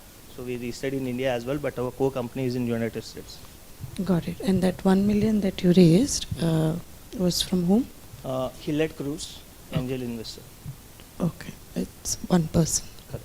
Okay. We also raised small amounts like 100K. Initially we got a seed funding of 100K. Recently we raised another 200K, but they are from HNIs, not from Innis. Okay, got it. And so those 20 customers all are in the US? Yes. And currently we are focusing only in US because there we find a market there when compared to other geographies, and we also have a strong team over there who can take care of it. There itself we have a lot of opportunity to explore, actually to expand. Yeah. Got it. And what has been your year-on-year growth? You said it's 220K right now. 220K. What was it last year? Like around 100. K. Yeah. And you're expecting to reach? 400K by December, because we have a larger deals now. Now we are dealing with economic development corporations. They are going to pay more when compared to universities and non-profits. And our plan is to go to 1 million till by end of next year. Srivas Boga, I'm C1 founder at FatCat. At FatCat, we're actually revolutionizing how campuses manage their multiple operations and how students and educators share knowledge, leveraging multiple technologies like AI, ML, and data. At FatCat, we completely believe that the data that the campuses have has huge amount of value. So the problems that we're solving is like 1 out of every 8 students are dropping out of higher educational institutions. So to tackle this problem, government has introduced a system called outcome-based education. So to implement this outcome-based education system, campuses are struggling currently using their Excel sheets. And the agenda behind introducing the outcome-based system has left behind the Excel sheets. And when it comes to corporates, we are also able to see difficulties in kind of finding the right skill set that they require in the tier 2 campuses. And the solutions that we are offering is like we are going to give multiple performance-based analytics to higher education institutions to make better decisions. And we are completely automating and helping campuses to enhance their outcome-based education system. And we're also providing a platform between corporates and higher education institutions to make skill-based hiring much easier. To talk about the product, our software collects the vital data from the existing ERPs and LMS of a campus, correlates and converts it into relevant information that gives multiple decision-making insights and analytics to campuses, which enables them to manage or enables them to act confidently on their decisions. Looking into the product, how does it work? It exactly automates the entire outcome-based education within few clicks, and not only automation, it gives multiple analytics to improve the outcome-based system inside the campuses. And within few clicks, campuses could also easily download the reports which can be useful to submit to their accreditation bodies. And since we collect a numerous amount of data of the students, we provide multiple student-based performance analytics, faculty performance analytics, and course performance analytics. We also provide AI-based predictive analytics of students, which predicts the likely performance of a student much in advance before he or she going to takes or kind of attempts an examination. So we are going to shift the, so this is how we are shifting the campuses from a traditional way of doing operational analysis, which has less value, and we are shifting it to automating the analysis part and coming up with great strategies which has higher value. So analytic-driven education system will have a ultimately lead towards decrease in the dropout rates and decrease in the student failure rates and increase in the outcomes and admissions, high automation, less human accountability, and campuses could also get the accreditation much easier, and we have a superior experience. So why now? The accreditation and compliance bodies of educational institutions are actually enforcing campuses to follow digital strategies, and the competition and COVID effect also proves that campuses need to shift towards technology strategies if they want to be in competition. We are a SaaS revenue model where we charge higher education institutions annually, depending upon based upon the count or the size of the campus, and we also have other revenue models like Corporate Connect, where we connect, we make skill-based hiring easier in the campuses, connecting with corporates. And our go-to-market strategy includes like we are easily integratable software with all the ERPs and LMS of the campuses that are having, and we improve the internal quality system, which makes campuses to easily get accreditation. And we have some freemium features as well, and our software is we are planning to make the software as affordable as possible. And India is the third largest higher education system in the world, with almost 55,000 higher education institutes and almost 3.85 crore enrolls every year. And it is estimated to be 10.4 billion edtech market by 2025. And we have built the product and currently pilot testing the product in 3 campuses. And since we are doing sales, we got kind of very good feedbacks or very good response from the campuses while we are doing the sales. And in next coming 2 months, we are expected to sell some good number. We are expected to close some good number of sales and generate revenue as well. And all the systems currently are of ERPs or LMS. We are a kind of extension to the ERPs and LMS, which gives analytics pulling out the data. And none of the softwares will actually provide outcome-based education automation and enhancing the OBE system. We are 3 co-founders. I am Srivasu. I have 5 years of experience in entrepreneurship and 5 years of experience in designing as well. And our co-founder Sri Harsha, he has 5 years of experience in entrepreneurship and is doing his MTech in what we call product design and management course at IIIT Hyderabad. I think he's a student of your student of the jury here. Yeah. Yeah, that's it. Thank you.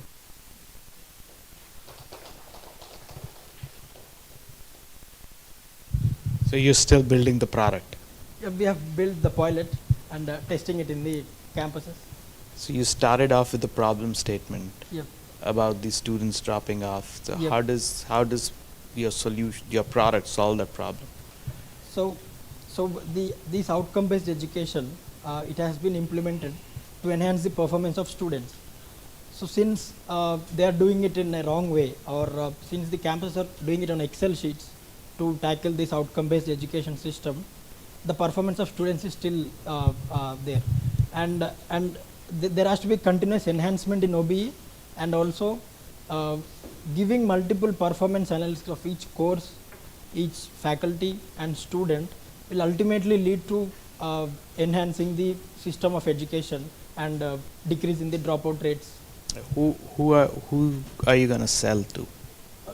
Who are you going to sell to, the students or the institutes? No, in the institutes. We sell to institutes, to the managements, where they would see what's going on, what's going wrong. Have you with the decided your pricing model? Yep. It depends. It majorly depends upon the size of the institution. It varies. If there is a 3,000 student institution, it varies between 50 to 75 per annum. Have you Per annum. tested that with any of the institutes? Yes. We are currently doing the pilot testing. It's running successfully, and we made some sales as well. In the next 2 months, we will for sure close some good deals and generate revenue. Yeah, because we got a good response while we are doing sales, and there is a need. So who do you consider your competition? Like ERPs and LMS. But you said they are not your competition because they don't have what you have. Yeah, they couldn't provide analytics. So who is your competition then? Nobody? So it's a tech, right? So they use tech. So the current tech system is of ERPs, and they need to go beyond that. So that's what FatCat is like. Yeah. So you don't have a competition. That's what you're saying, right? now? Not in a direct way, but a kind of improving the software structure. Yeah. Sure. Well, thank you. Thank you. I think there are some players in the market, so maybe you want to, it's nice to have an understanding of who are you fighting against. Just a feedback, okay? Yeah, sure. Second thing is, will this be only accessible by the institute, or as a student, okay, will I also get some metrics saying that, because the drop-offs are happening from the students, right? So the only way to motivate them is, that's why you're doing outcome-based scoring, or right? That's what I understand. So do I get, as a student, a metric saying that this is where I need to improve, and maybe a one-on-one class? Is there a plan like that? Yep, that's a great question actually. Okay. So student need to know what are his outcomes, how is he performing, but the current education system couldn't provide it. So that's the another problem that we are solving, but we are not introducing it in the pitch decks. But we would be transparent to student what are his outcomes and where he need to improve in his outcomes, and what skill set does he really have, and what industry requirement does the industry have the requirement, and what skills do you need to build to meet that industry requirement. So that analytics we will give to students, which will also That is help. already built? Yeah, no, it's in the Pipeline. It's not built. there yet. Yeah, it's not there. We are planning, like it's in the pipeline of the product development. Okay. Yeah. One final question. Yeah. How are you different in the sense that, yeah, you talk about outcome-based education, right? What is the final outcome you're giving to a university or an educational institute? You're talking analytics, right? Everybody has analytics. Every ERP system would have its own set of analytics. So just talk a little bit, 2 minute, not even 2 minutes, 30 seconds on what is the differentiator and how are you creating the differentiation? Is that based on assessments, student assessments that you're doing? Is that based on, I mean, just give me a feel of what that is. So I've told you the OBE system, right? So the outcome-based system has to be enhanced year on year. So that's what accreditation bodies would look at. Okay. So the current system of outcome-based education couldn't let you enhance it year on year, right? But our system could greatly help campuses to enhance their outcome-based education year on year. So that's where How?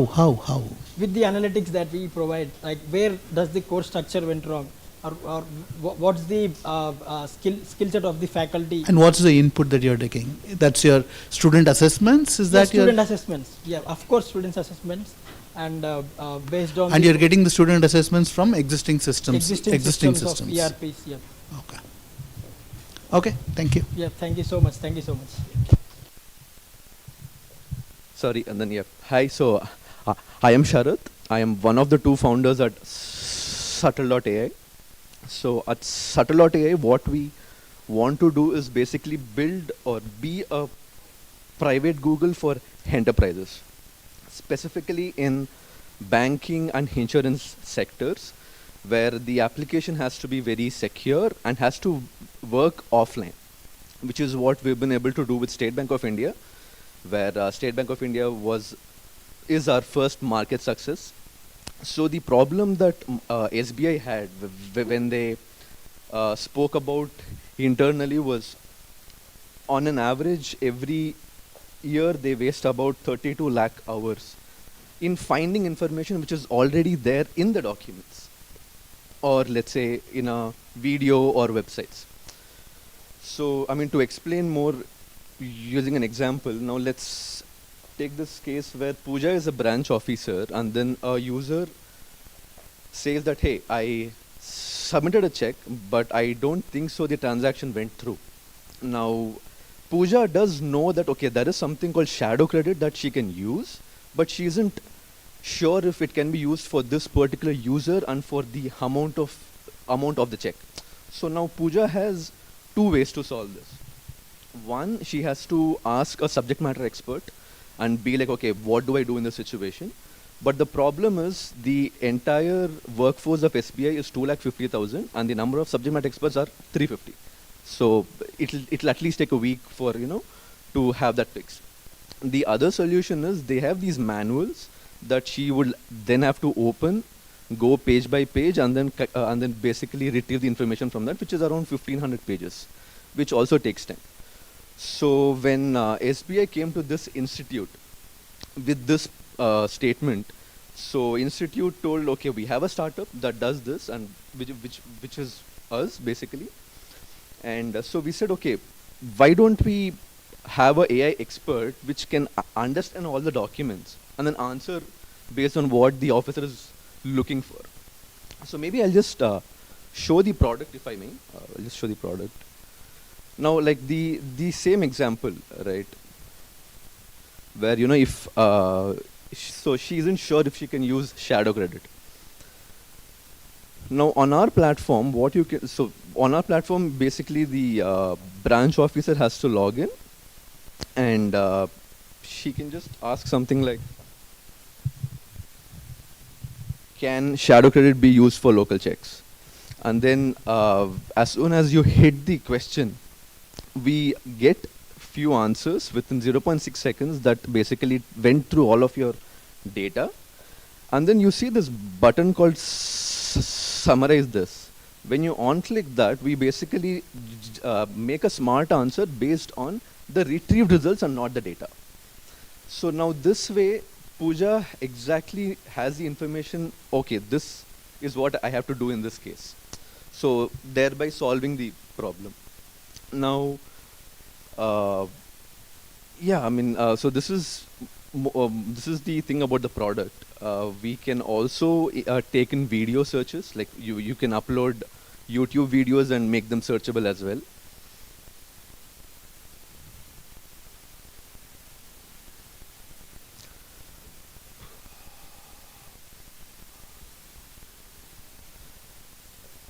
Yeah, that's more about the product. Yeah, any questions?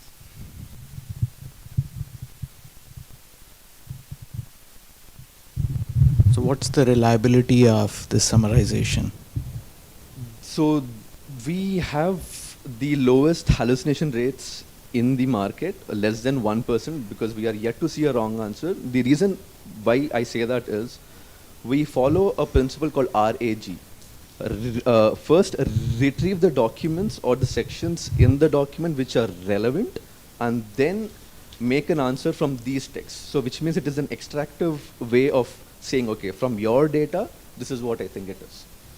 Whereas if you have a look at our people who are in the same space, their hallucination rates are around 6% to 8%. So. Yeah, because you talked about banking and the financial industry. Exactly, yeah. So that's And then one more thing is that what is our what is so special about us is we are able to do on-premise deployments, wherein the application has to be secure and it is offline, no access to the internet. So we have been able to more like privatize these language models and large language models for specific use cases. One more USP is we don't need GPUs to run the product. We have been able to optimize the algorithm to work on CPUs. So what would you say is your USP? What's your differentiator? Because I mean, search anybody can do. What differentiates you? So at least with respect to State Bank of India, like we were not the only ones that they were looking for. There were around 150 other startups, but all of them said we need GPUs. All of them said we need access to the internet because that's how it will work. So, but then we have been able to solve it without the internet and just for CPUs. So that's your USP? Yeah. That's what you would And say. the answers will be under a second. So those three things are probably what is special about us. And I believe SBI is your paying customer? Yes. How many paying customers do you have? Right now 4. 4. And what's the revenue projection? How do you plan to scale? So we recently got an investment of 60 lakhs and we would basically use it to increase the team because we have been running the startup for 3 years with a very lean team of 8 people. So we would really want to expand the team. What's the founding team? So maybe I could show that, because I have an interesting person in the team. So Prof. Manish is a NLP researcher and a prof in this institute, whose research work of 15 years is what we have taken to build the product on top of. My other founder is Vishnu, who handles more of the sales and the business aspect of it. I deal mostly around the product. And Pranav, who started as an intern with us, now is a lead engineer and a very important part of the latest engine that we have built. And what's your vision for the product? I know we are running out of time, so I'm just... I mean, whenever any enterprise thinks of search, it should be us. Now, let's say as a person, if I want to search something, the first thing is Google. But for an enterprise, it should be us. And how do you plan to reach there? So right now, the plan is capture all the banking and the all the banks in India because of SBI. So this is also something that we experience, that just because SBI is our customer, it doesn't mean other banks will follow suit because their problems were different. So that's something we are taking into account and going aggressively on all the banks, and then later maybe towards the banks in US and other parts of the world. Okay. Just one question. What's your licensing and pricing model? So with banks, they usually like to do a implementation fee first and then annual recurring this thing. So that's the model with them, wherein they give a big amount, or not a big amount, like a 50% of the full contract as the implementation fee, and then the other goes by year on year for around 3 to 5 years. But have you decided any model for yourself or not So yet? since we want to go deep into banking, this is something we want to follow. But again, we have a SaaS platform that anyone can use. So there it would be based on the number of pages that you want to upload or number of documents, and also to some extent on number of users. Okay, thank you. Thank you. The first prize goes to Swami and his team, Smartail.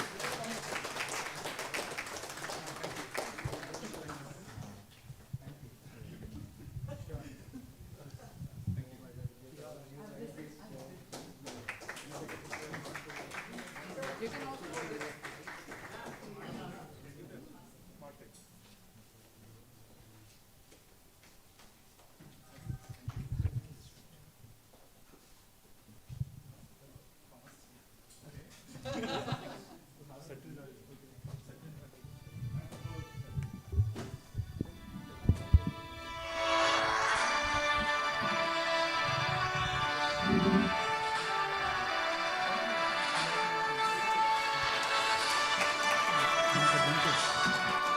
The second prize goes to Subtail.ai.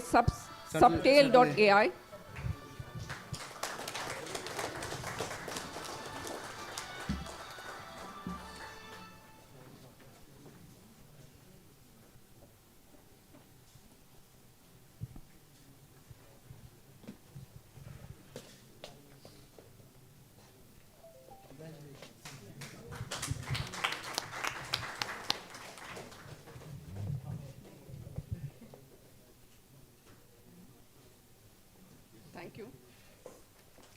And the third prize, Atom State.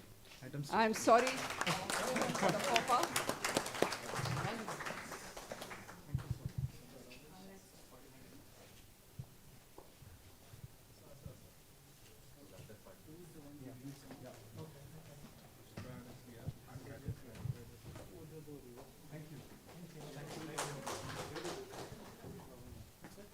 I request all the participants to come. Upsquad to come onto the stage.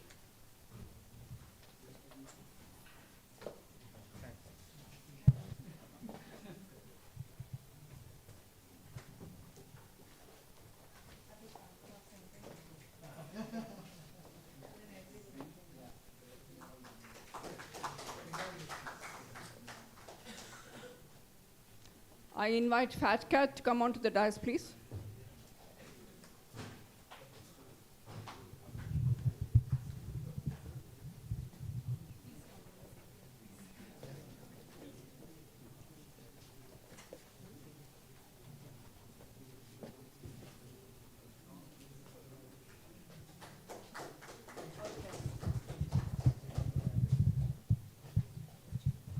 I invite Gen Z Technologies on the stage, please.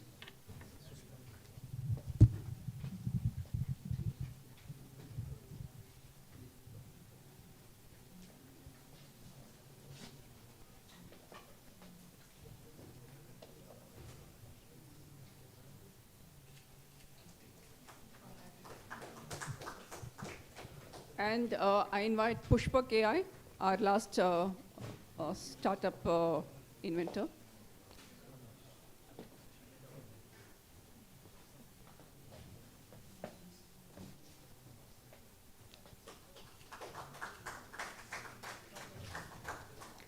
I request Abhilash and Sriram to honor the jury, please.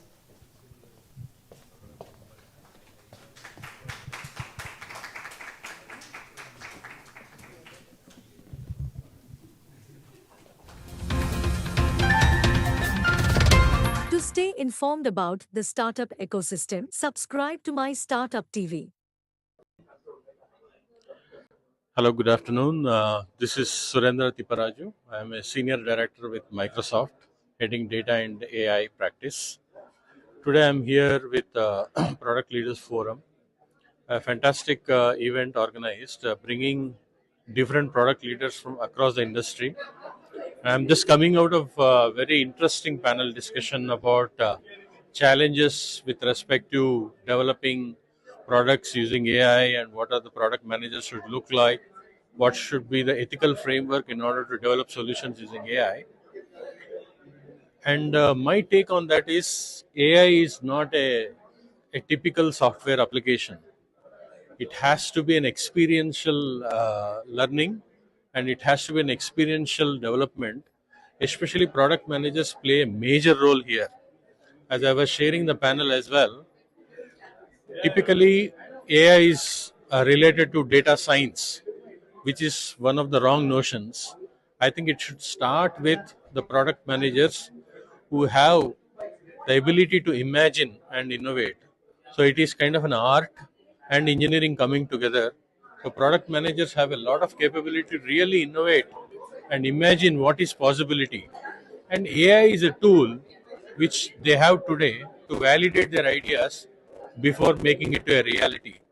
And that's the beauty of it, where the product leaders have tremendous reach to the technology, and the latest with generative AI, they can validate and then really develop the new products faster and better and have a better outcomes. That would be my key message. Welcome to the collaborative computing using AI for all product leaders. Thank you. Hi everyone, this is Teja Kancharla. I'm the Chief Product Officer at UpSquad, and I'm here today for pitching at the Product Leadership Forum. And UpSquad is a social collaboration and a networking platform. We are currently providing services to the universities, schools, colleges in the United States, and they are using our platform as a catalyst for their organization growth, for their mentoring, upskilling, and reskilling initiatives. Currently, we are focused in United States, and we are having around 20 paying customers with around 220K annual revenue. And we are here to pitch for the funding of around $2 million, and which we are going to use it for the product development, sales, and marketing. And currently, our product serves the needs for the workforce development initiatives in the United States, and schools, colleges, universities, and economic development corporations are our key customers.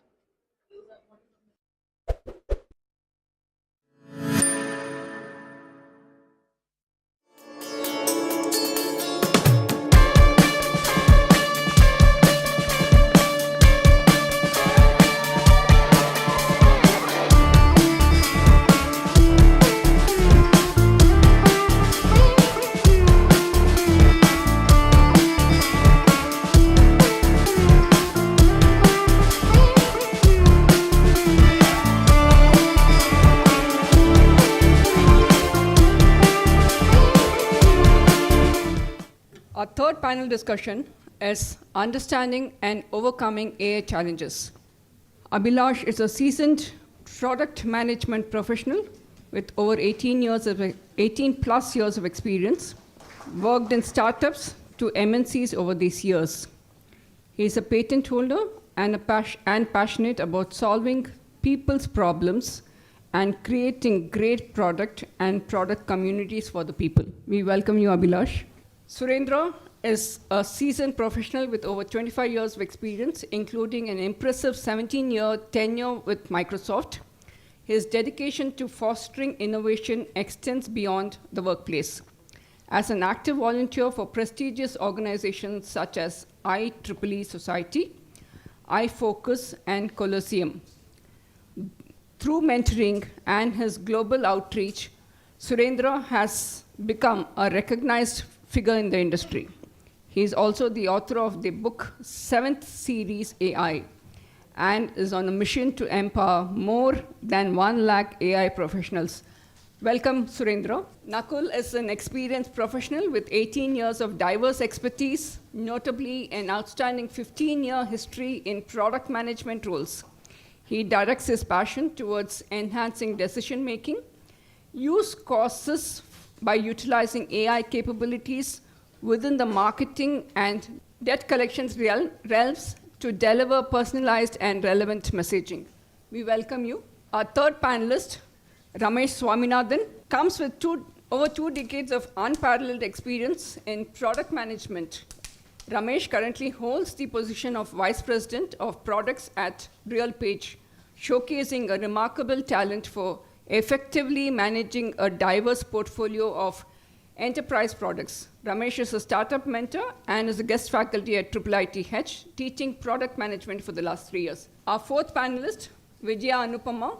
She boasts of an impactful career that includes diversified roles at renowned firms like Nokia, Accenture, Intuit, and Harman International. Her thriving career as a product manager is currently anchored at Signify. She's a passionate leader, dedicated yoga practitioner, and an engaging storyteller. We are in a stage where we have the opportunity, but now how do we build on these opportunities? Or we call them challenges, but I will call them as opportunities. How do we use these challenges as opportunities and move forward? How much of these challenges are we already aware? And your expert talks or thoughts on how do we, make pace with it and then come up is what we're going to discuss. Right? Starting with you, Ramesh, because you've been with the academics as well as this, right? Once we talk about the first challenge when applying AI is the compliance, the ethics. How do we use AI ethically? There's a lot of data into it, so how do we be in those guidelines and still be concerning to those ethical, how do you see these things could be impacting product managers and how they should be ready for them? Sure, thank you. Thanks. That's a very good question, right? So we in the industry have been thinking about ethics and compliance of data that we collect all along, right from the day we have started collecting data. I don't think there's anything new. What has Gen AI or even the predictive AI before that bring in, right? The first thing that it brings in is lots of data. The ability for us to collect a lot of data, the ability for us to process lots of data is the opportunity that the technology has brought in, right? As long as we stay very close to the core data compliance issues that we have always seen, we will be good, right? The government is really working hard to bring in legislations. We don't have any laws as such. I know US has something called AIA, which is AIA, Artificial Intelligence Act. It was, the act came in 2021. It's still under discussion. It's not a law anymore. Very similarly, EU has a similar act. It is again not a law as yet. It is still being discussed, right? But I think the fundamentals still remain the same. The fundamentals are, one is being accountable, right? Accountable to the data that you're collecting, staying true to the usage, how you're using the data that you're collecting, how secure is the data that you're storing, right? Are you protecting the PII information that you're collecting about your users? How ethical are you in using that data, right? Those are the basics. We have always, the industry has always done that, and it has to continue doing that. The second one, because of AI and Gen AI, I would say is what I would call it as explainability, right?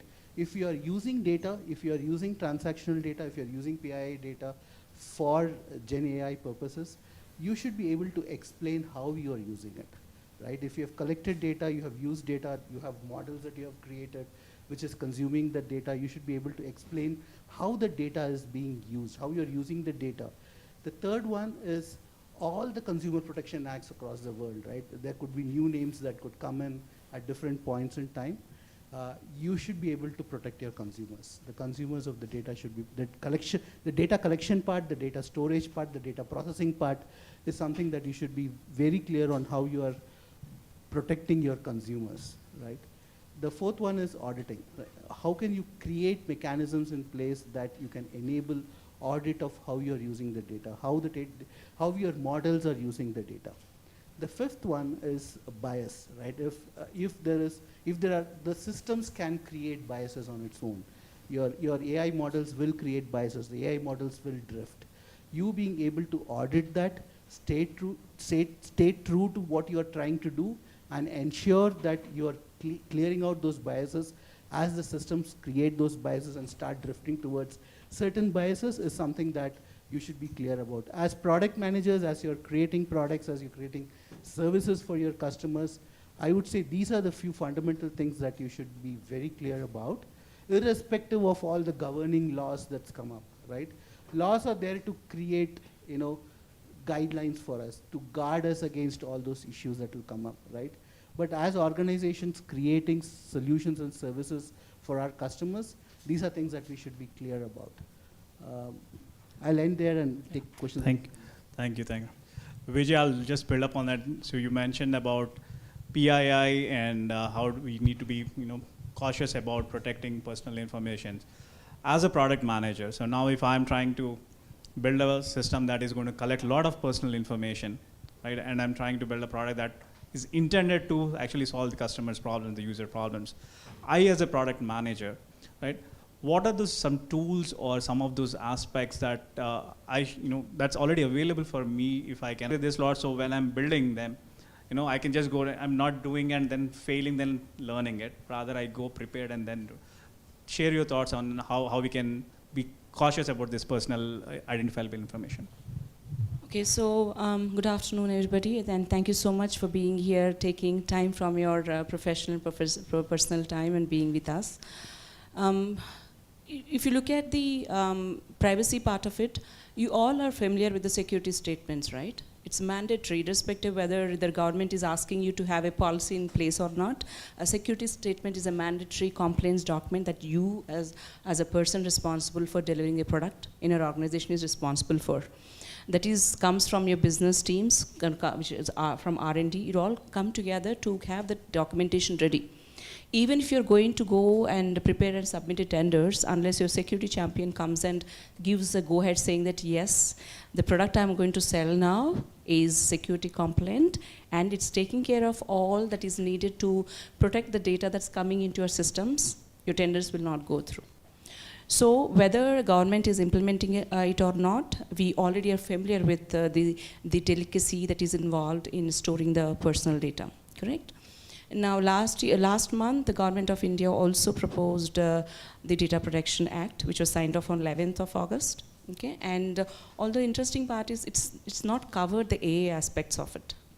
They said the digital data policy, which is going to be coming in a 1 to 2 years time, is going to include AI. Right now, we're only focusing on how do we really ensure that the data that we are collecting, is it rightly encrypted or not, right? And are we giving right kind of access to the people who are supposed to be accessing it? And are we bringing in right kind of authentication factors for those who are accessing it, right? For example, I as a person working for ensuring for a responsible for global markets for the product I'm responsible for, I just can't download an email ID of my client and then just send it across, because that's a violation. So we have the security audits coming into picture, questioning me on regular basis, because we do a frequent product upgrade. So they come and ask us, show us if because of some feature development, are there any deviations that you're introducing as part of the previously baselined and approved security statement, where we're going to capture all the data, right? So we need to be particularly aware of it, and there is a reason behind doing this. Now, with Gen AI or anything related to the artificial intelligence coming up, the question is how, with human, I mean, no matter, this is what I strongly believe, no matter how many AI versions are coming through, we need to use them as our co-pilots, like our previous speakers mentioned. End of the day, it is a product manager's power to decide whether they want to give access of the sensible data to the AI systems they're developing. Okay, so it's a collective decision, and we as humans have a powerful tool called common sense. We need to use that very diligently to make sure that what kind of data you want to classify as what and what is that you want to give out.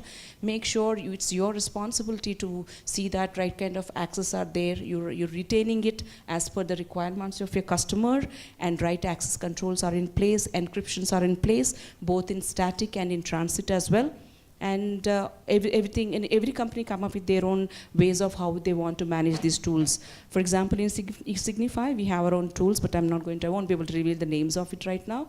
But yes, this is mandatory, and we all as responsible PMs here need to make sure that we understand the urgency and need of it. Not only just waiting for government to come up with the proposals, because then it's more going to be, hey, there's a government waiting there, it's going to penalize you, because there is also an exemption that's been called out, saying that if a company is defaulted twice in not meeting the guidelines that are part of the data protection, you will be barred from the business. Do we really need to wait until then? No. We know that something is coming up, you can't work without it, it's a need of the hour. But let's do what we can do as a project managers, prioritize using our common sense, and we can solve the problem together. Thank you. Thanks, Vijay. But you mentioned about how the data has. So now that is one of the challenge for doing it. But coming to you, Surendra, coming from Microsoft and being in the industry for long, because you've seen the industry evolving with and taking on a lot of challenges and catching up with these trends. What do you see as the challenge, your key challenges for whether you're a Microsoft level company or you are a startup? We have some startups here. What are those challenges any company would face, and how do you think we should be ready with that, and how do you tackle with them? Of course, in applying AI. and before you answer, let me, Surendra is also an author, as Shweta mentioned, on 7 Sense AI. And there's a lot of insights, so you could add on of your insights before we get to your book. So everyone is also looking forward to it. Thanks for that and putting me on the spot. Okay. Good afternoon, everyone, and it's really good to see. Good to see so many people, especially Friday afternoons, where like tendency is to head home. Heading to a conference is something really exciting to see. And thanks for having me here. Now, with respect to the question of what's the challenges? So more than a challenge, I think I put it as a preparedness. Be it a small company, a startup company, or a Microsoft, or any big is. It is about the preparedness. And the why I say the preparedness is, I belong to a division in Microsoft where we bring the best of product technology to the customer problems. So I'm not in the product development area, but basically in the consulting area. So when I deal with a lot of customers, and especially, let's take example of enabling AI, there is a kind of a immediate tendency, say that we have enough data, because we say that for the AI, data is the crux. And everybody claims that we have enough data. It's just like your solution has to work, okay? But more than many times I found that it is about the preparedness of do you understand your data? And what was the intention or intent behind those data, how it has been collected over a period of time. One of the examples which I share when we were like trying to enable a propensity model for one of the banking, that banking customer has claimed that they have 110 years of data with them. So data is not an issue, just bring the best algorithm and solution and we'll make it happen. And apparently when we actually sat, the scores were pathetic and it was nowhere near any predictability. And then we went and start cleansing the data, okay? And we found that 98% of the data we need to really like can't use it at all, because the customer addresses were like ABC, pin codes were 1111. Okay. So, and demographic data, absolutely nothing captured, all were like of the same state or something like that.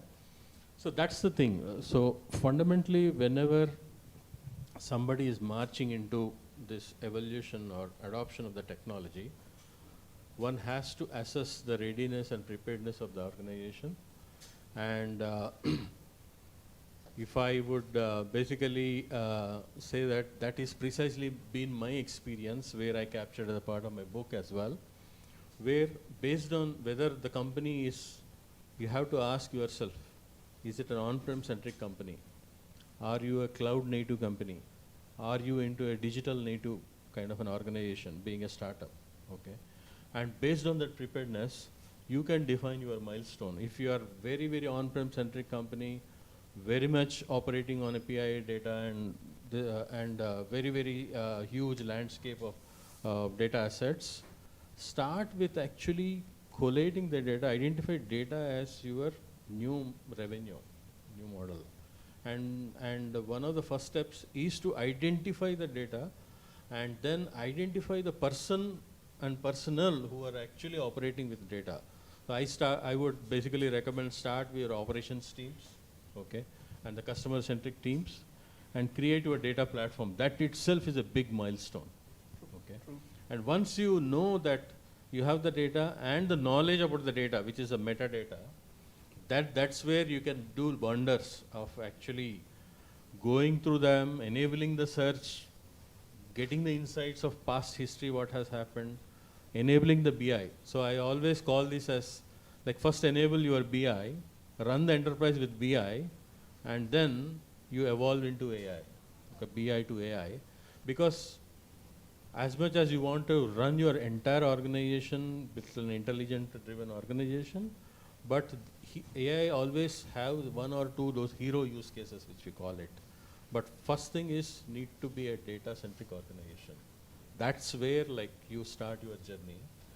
And irrespective of whether it's a small company or a big company, that is where the journey starts. And I have basically over the period of time discovered this magic formula, which I'm going to share with you. Before starting any major project, any digital transformation, start with MVP and time box that MVP. And what's the time box? I basically experienced that you have to establish your value proposition within 6 weeks of your ideation. So debate, discuss, identify those use cases. Within 6 weeks, try to establish MVP. After 6 weeks, give another 2 weeks to realize whether it works or not. And whenever I saw anything going beyond 8 weeks to establish the value, leads to frustration. So you have to basically time box it between 6 to 8 weeks, see if it works. If you would have lost, you lost only 8 weeks. Yeah. If you would have gained, you would have really laid out a roadmap for the rest of the organization. Amazing, amazing. Thanks for sharing the secret sauce. You touched about a greater problem, like be ready with your data, be prepared, right? And the bigger problem of those banks not even having a proper PIN code. You know, that's one side of the problem where you have a lot of data and you have to crunch out. But coming to you now, there are these other side of the challenges where you don't have data. Now you wanted to solve problems and you know the problem, right? But you don't have data to validate and you don't have data to come up with that MVP or solve it. How do you plan about, as a product manager, if I wanted to kind of solve a use case that my client had shared, I know that it is a problem, but I want to validate it, or I want to, what are those things that I as a product manager are facing these challenges, and how I can come out, share your experience and thoughts. Sure. Thank you, and good afternoon to everyone, and thanks for having me here. So when it comes to using the data, it's more important to understand what is the business value you want to deliver. Like, what is your business challenge? Because unless until you are not very clear.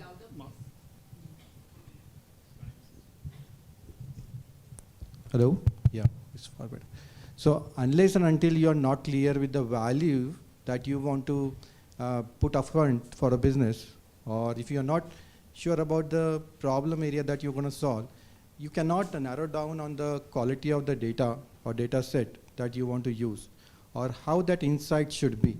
For example, if I want to put an event next Sunday, where to put that event based on today's attendance, where I can get a maximum attendance again for that next event.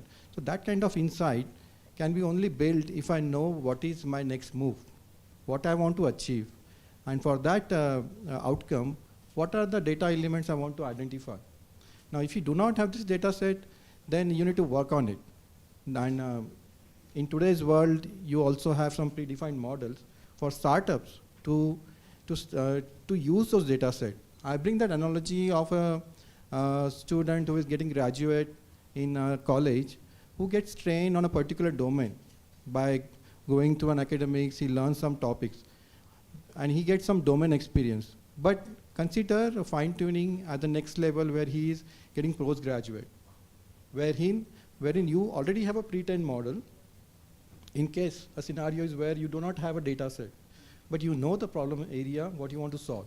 So build on that domain with a specific requirement that you have, and try with the sampling. The approach that we are discussing, like give six weeks to try out how your data is performing, whether it is delivering the appropriate results that is accurate enough and transparent, where you can communicate how you are reaching out to a outcome. Can you make it explainable? So those are the very important aspects that we are discussing today about using an AI, because it is easy to put a black box, but that cannot be adopted well by business. Thank you. Thank you. Can you hear me? Oh, right. Thanks for sharing that. How do you prepare yourself, have the use case? So now what we have discussed so far was like, as a product manager, how I can solve the problems using, if I'm solving customers' problem for AI. To you, Vijaya, coming back to you. Now, how I, as a product manager, can use AI while preparing for solving customers' problem, right? Because I wanted to, use AI for solving customers' problem. Is there any scope for AI to support product managers and to prepare product managers, and how I can use AI there? So we kind of established the fact that AI is going to become our co-pilot. Yeah. We're not going to take that away. So AI feeds on data. For the seasoned PMs here, what feeds you? What's your source?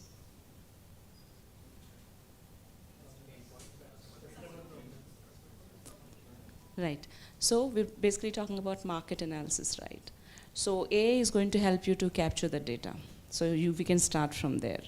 Because as a PM, you are end-to-end responsible. I was just talking to Surendra about it. It's going to start with cradle to the grave. Your responsibility starts somewhere, and it's going to, from the starting of the resources, defining the problem, until it's going to go into the end, where it's going to fill the landfilling, right? So first and foremost thing is, how and where do you get your problem definitions from? That is from your markets. So use those tools available, research tools available in AI area to try looking at, identify the problems that are of interest to you and to your organization, and where there's a maximum impact. Now from there, now we're going to, let's say problem is defined. What is that we're going to do next? Now it's become part of your roadmap. Now I want to do faster prototyping. Like you said, we need to find out if the MAP is going to happen in 6 weeks, because the moment you go and tell your development team, hey guys, 6 weeks to you, and I want an MVP out of it, this is what the business value I'm looking out for. What will they say? Not possible, right? So we're saying have our AI systems in place, because AI is also going to help you with coming up with prototyping much more faster than a normal development team is going to be, right? Use them for your benefit, come up with some kind of simulations that are going to validate the thought or idea and the value that we think we can achieve. And the third one is in terms of personalization. Although we all wanted Louis Vuittons or Gucci bags and everything, we all wanted to have personalization. I want my bag to look different, even though I would have paid 70,000 rupees for a Louis Vuitton bag, right? Now, how do you bring in that kind of personalization? Try to understand that from AI, because AI is going to help you once you have the enough amount of data set to validate your thoughts, bring up with the customization. So for example, I worked with BMW, I can speak about it, right? They also have the option of customizing your car. We're not talking about just a Louis Vuitton bag here. You can come up with your customization for a BMW car that was launched, for example, iNext, that was launched in 2021. I had an opportunity to work on the communications module for that.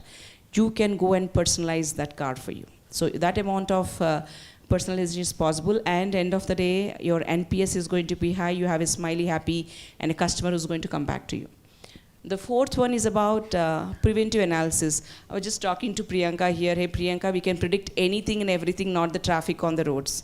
It's difficult. I mean, the day we can achieve, this is the amount of time it's going to take you to from this destination, that destination, at this given amount of time, right? So let's use that, see that what kind of preventive analysis that we can bring onto the table, so our maintenance costs can be reduced.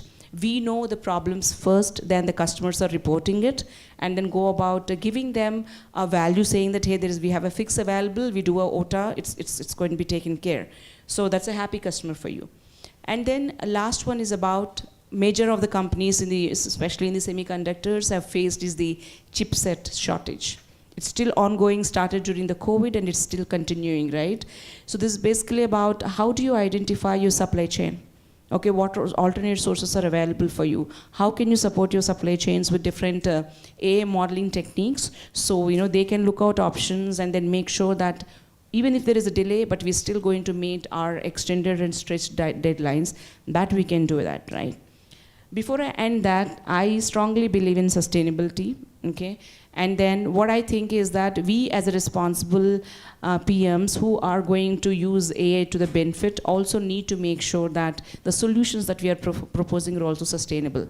Because this is the only place for all of us to live, unless Elon Musk says Mars is ready for human habitation.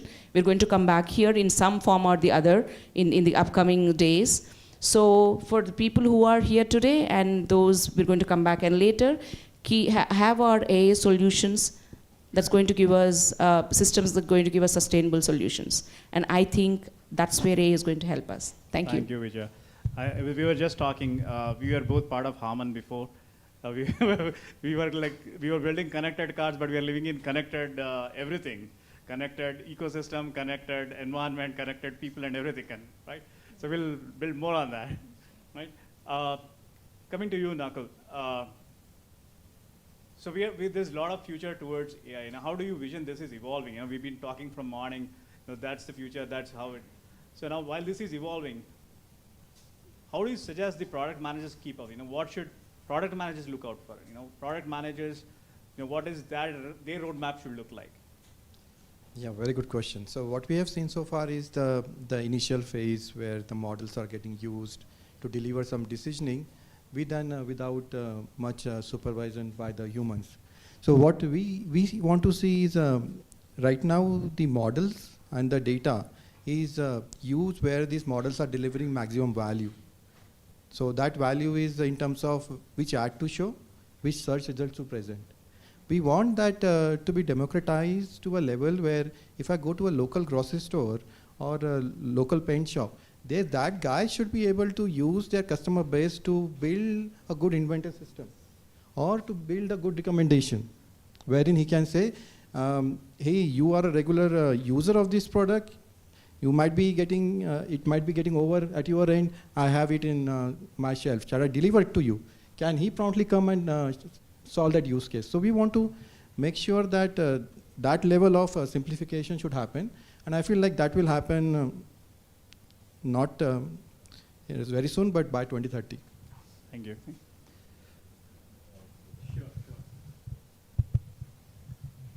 For both the questions which you asked, I just wanted to give one perspective over the years which I gained.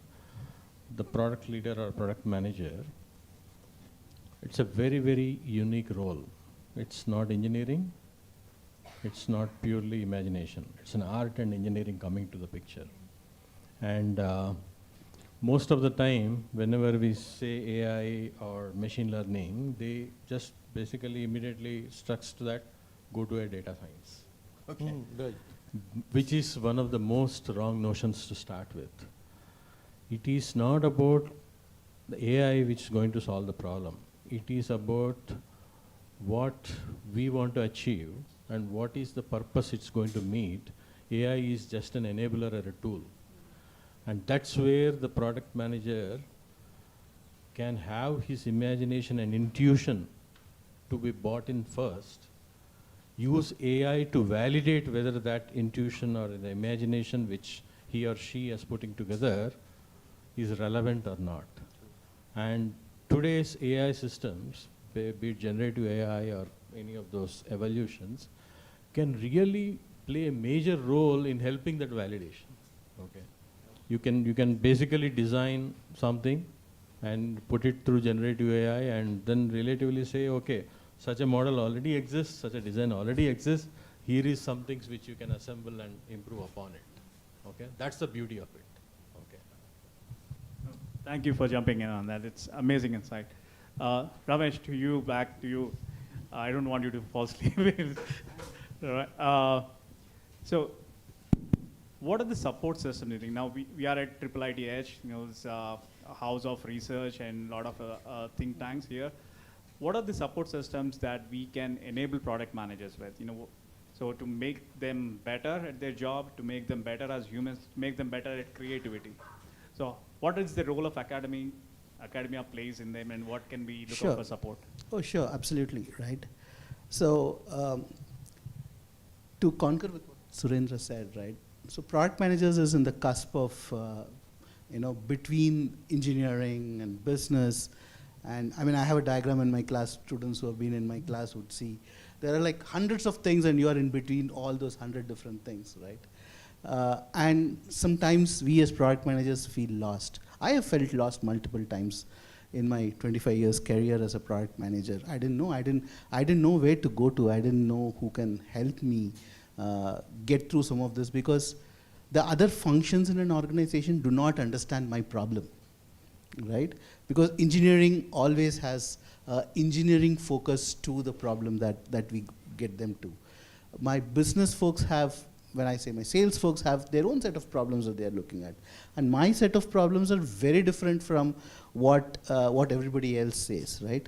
If I have to, as a product manager, if I feel lost, that I don't know what AI is, right?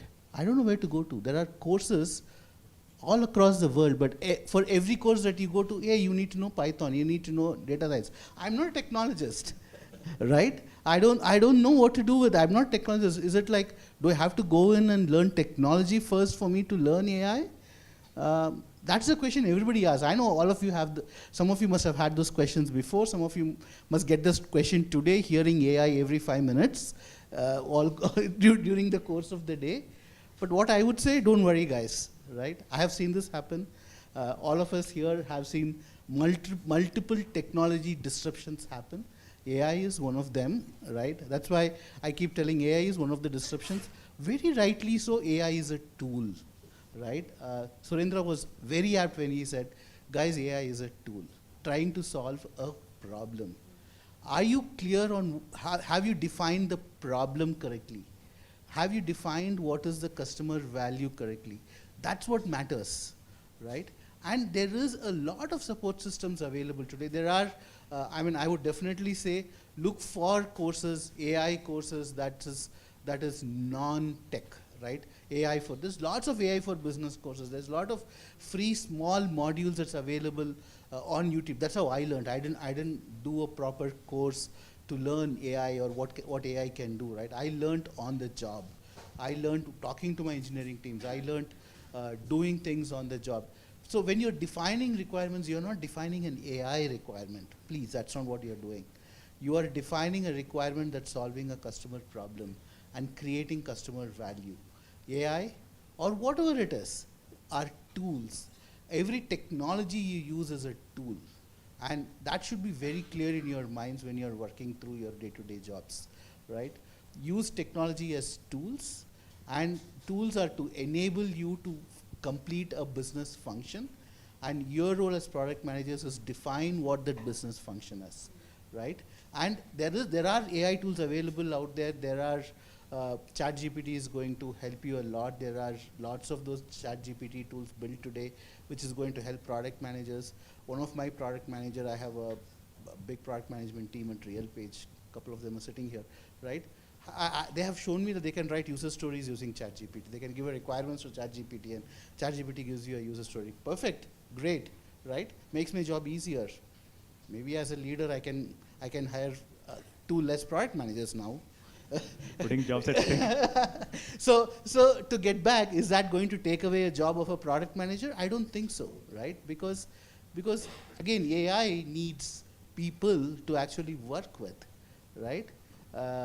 I have lived long enough where when computers were introduced, I remember there was those days when outside SBIs and LICs of the world, there used to be those big agitations happening that computers are going to take my jobs away, right? Did it take jobs away? It actually brought in jobs, right? We all grew, and AI is going to help us grow, right? And we'll have to find those areas where AI can help us grow, right? And there are definitely academic tools available. There are courses available out there. You could spend time, money, and you all should invest, right? I mean, as product managers, we all should be investing some time for ourselves, for us to grow. Because remember, if we grow as product managers, the organizations that we work in grow. We are in the front end of innovation in our organizations, right? If we don't drive innovation, nobody else is going to drive innovation in the organization, right? That's why it's very important that we spend time, concentrate, spend time, put it in your calendars to spend time to learn AI. Not technology, but usage of AI. How can you use AI? How can AI be used in your specific domain, industry area you are in? That's where you should be spending time on, right? And there are definitely tools available out there doing that. Thank you. I wanted to give more chance to our folks to ask questions, but on a lighter note, right? So someone stole my question that I wanted to ask in the morning session, so I'm going to flip that now. So if we know this traffic problem that we have, right? So you're talking about that, how do we use it? You kind of had a Hyderabad too while reaching here, right? So if we have some of the AA solutions already, but let's say if you have to solve one of the people problem that's day to day in our life, right, and go crazy about it, how crazy would you go using AI? Want me to start? Wow, that's an interesting one. Too many in my list, but let me pick one. I think what we have today, prevailing pattern, is like 5-day work week, 2-day weekend, right? But hardly even those 2 days is kind of ends up with a lot of chores. I see a lot of people too much stressed about careers, too much stressed about work, too much stressed about managing stuff. So if I really had a chance, and I think I do have a chance, to flip that up. So I want to make like 2-day work week and 5-day my time. I love it. That would be my value prop. Okay. You have audience.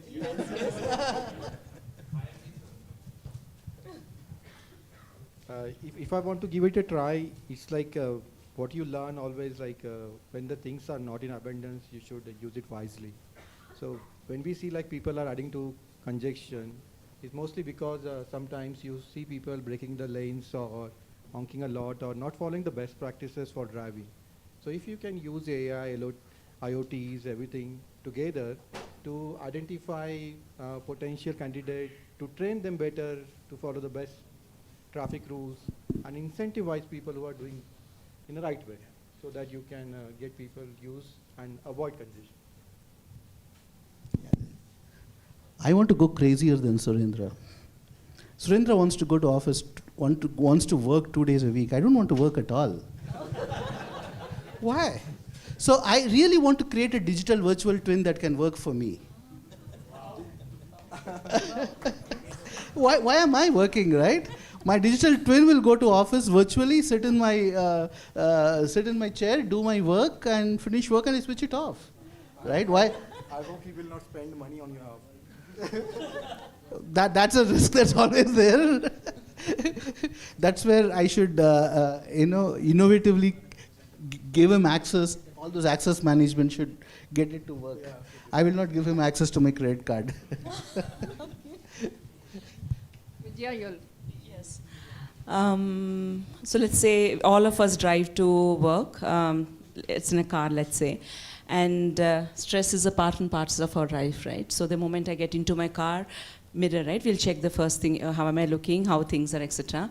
So my mirror will read my mood, okay? Oh, okay, it's going to talk to me some nice pep talks, and based upon my mood, it's going to connect with my refrigerator and see what's available there. And then it say, hey, this is the available stuff. Can we make some interesting recipe for you? And even if you don't have anything ready, we have a smart kitchen available. It's going to check, this is the things available. I think we can make a nice, interesting soup for you by the time ready. But of course, I have to go and cook, let's say. So this is something like that. It's easy to pep up my mood and then create an environment for me to feel good the moment I've arrived at home. So something like that. I don't mind. Thank you. Yes. Thanks for your amazing talk. We can have 2 questions from the audience.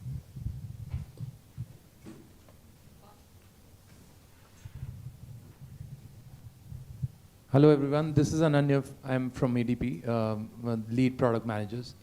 So we've been listening a lot of Gen AI. I think I've counted it's 1,064 times we've spoken Gen AI. What makes me believe, or rather it's just a thought and probably a mind share more than a question. Aren't we as people or product managers trying to force fit solutions by Gen AI? Like even a simple use case that can be, say, as simple as an Excel macro or probably putting a VLOOKUP. We are force-fitting higher-ended solutions, costlier solutions while we are building for this. So just a mind share around that. No, I 100% agree with you, right? That's why I was very clear when I said value, define benefit, right? All the tools that we are talking about are tools, right? We should be very clear on the value that we are creating on the usage of tools. These tools are insanely expensive. We think it's cheap, but for us to create, for us to deploy, for us to maintain these tools over a longer period of time is extremely expensive, right? And that's what we should be very careful about. Value, right? Define your problem, define what value you're creating out of your problem, and any tool that we talk about, any shining new object that we are creating in this world, today it's Gen AI, 3 years from now it could be something else, right? But as product managers, and remember the other side of the coin, right? If it's your engineering teams will want to use some of these tools because they are engineers by profession, right? They want to use the latest shining tool in the products. Your sales team wants to use them because it sells, because that's the word everybody uses, right? I have the product that is powered by Gen AI or whatever AI tools that's out there today, right? It was something else 3 years ago. It was something else 10 years ago, right? So everybody else wants to embed that new tool into your product, into whatever they are building, so that they can sell well, they can talk well, they can experience these new technologies. But our role as product managers is to create value, right? We have to define what value is very clearly. Use technology only when you're creating value, not because there's a new technology out there. Okay. So sometime back, there was an app on iPhone to switch on your light. It was selling at $99. Yeah. Now it's absolute. So that's where, if you're not building a proposition that is ready to, can be adopted, it cannot last for longer. I agree with you, Surendra, that I don't want to work for 5 days a week. I want to work for 2 days. I can use that 5 days creatively, doing so many things. And I agree with you, Vidya, I hate cooking. So if something helps me in my kitchen to cook, I'll be the most happiest. We can take one last question. Any questions for the panelists, please? One last question. Your last thoughts, one last. This lady.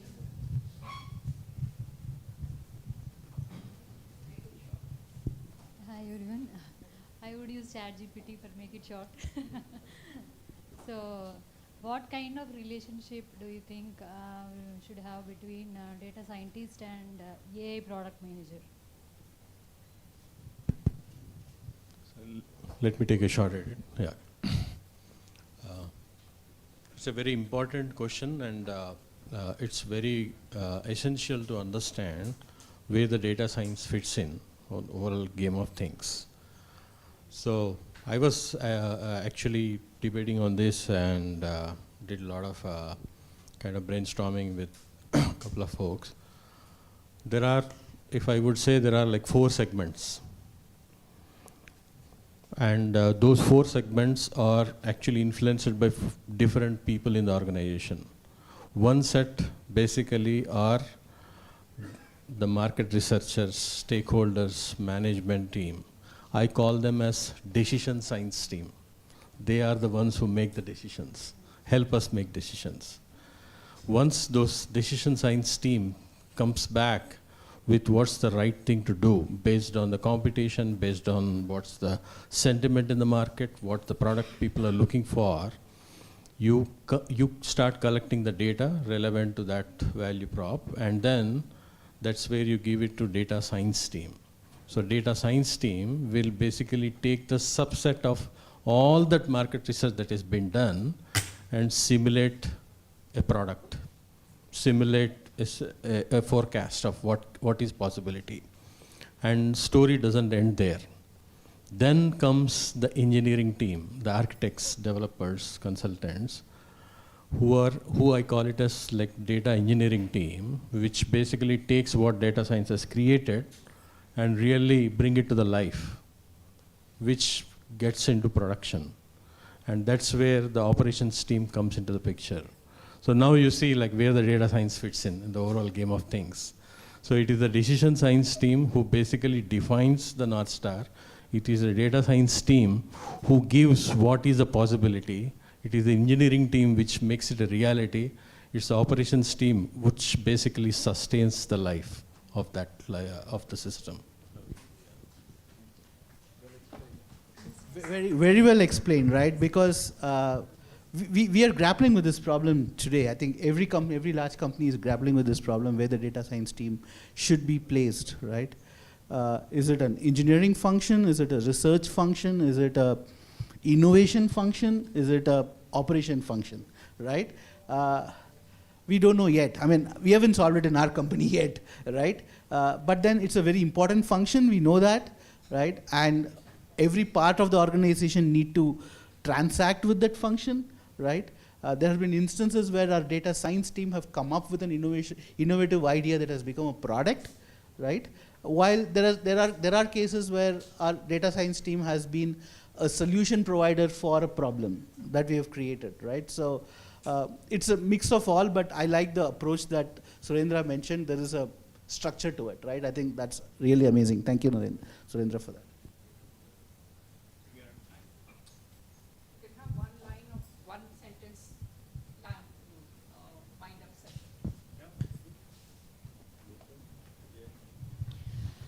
So just to summarize our thoughts and what I learned from the other panelists today, use AI to your benefit, identify the value it's going to bring in and the ROI attached to it, and then make responsible and sustainable solutions out of it. Thank you. For me, as product managers, don't get overwhelmed by AI. Don't get overwhelmed by all the right attention that all kinds of AIs are getting at this point in time, right? Try to maximize the usage of it. Try to figure out how it can make your life easier in your day-to-day jobs, 1. And 2, how you can use these new technologies to make your end user's life easier. Value creation is important, and it's your job to identify how you can create value from the technologies that's getting created. That would be my takeaway from this discussion. Thank you. Thank you. So human decision-making capabilities and the intuitions, that we have cannot be replaced by GenAI. But you can always use GenAI to speed up the way you are making decisions, to speed up the way you are doing the subsets of activities which are related to product management, be it risk analysis or presenting the status of your projects or summarizing where you are in your journey. So that kind of things you can see how effectively you can utilize. Great thoughts from the panel, and if I would basically put my kind of thought behind that, I think this is the realization of something called collaborative computing, where it's not about one software company creating a solution, you using it. It is about everybody has to collaborate. AI cannot succeed without adoption, without collaboration. So it's your idea, my idea, leading to a better outcome. So this is the phase. We're all part and parcel of this collaborative computing. Thank you, everyone. So my takeaway is what you all gave me. I probably would summarize, but you are all summarizing it. Whether it is 6 weeks, the secret sauce, or whether it is how academics can, keeping up to the speed, keeping people at the center, and also being, in the ethical lines and guidelines. Great thoughts. Thanks for sharing this. This is an amazing time that I spent. We'll take on more from here. Thank you. You've been an amazing audience. Thank you so much. Thank you, Abhilash. To stay informed about the startup ecosystem, subscribe to MyStartupTV. Hi, my name is Vijayannapurna. I'm the Global Product Manager at Signify. I'm one of the panelists today on the topic Challenges and Opportunities for AI. The key takeaways for me are use AI as your co-pilot, use your art of priority and common sense as powerful tools to really come up with what's really needed. Identify the value the AI is going to bring onto the system, and come up with sustainable and respectable products to the humankind. Thank you so much.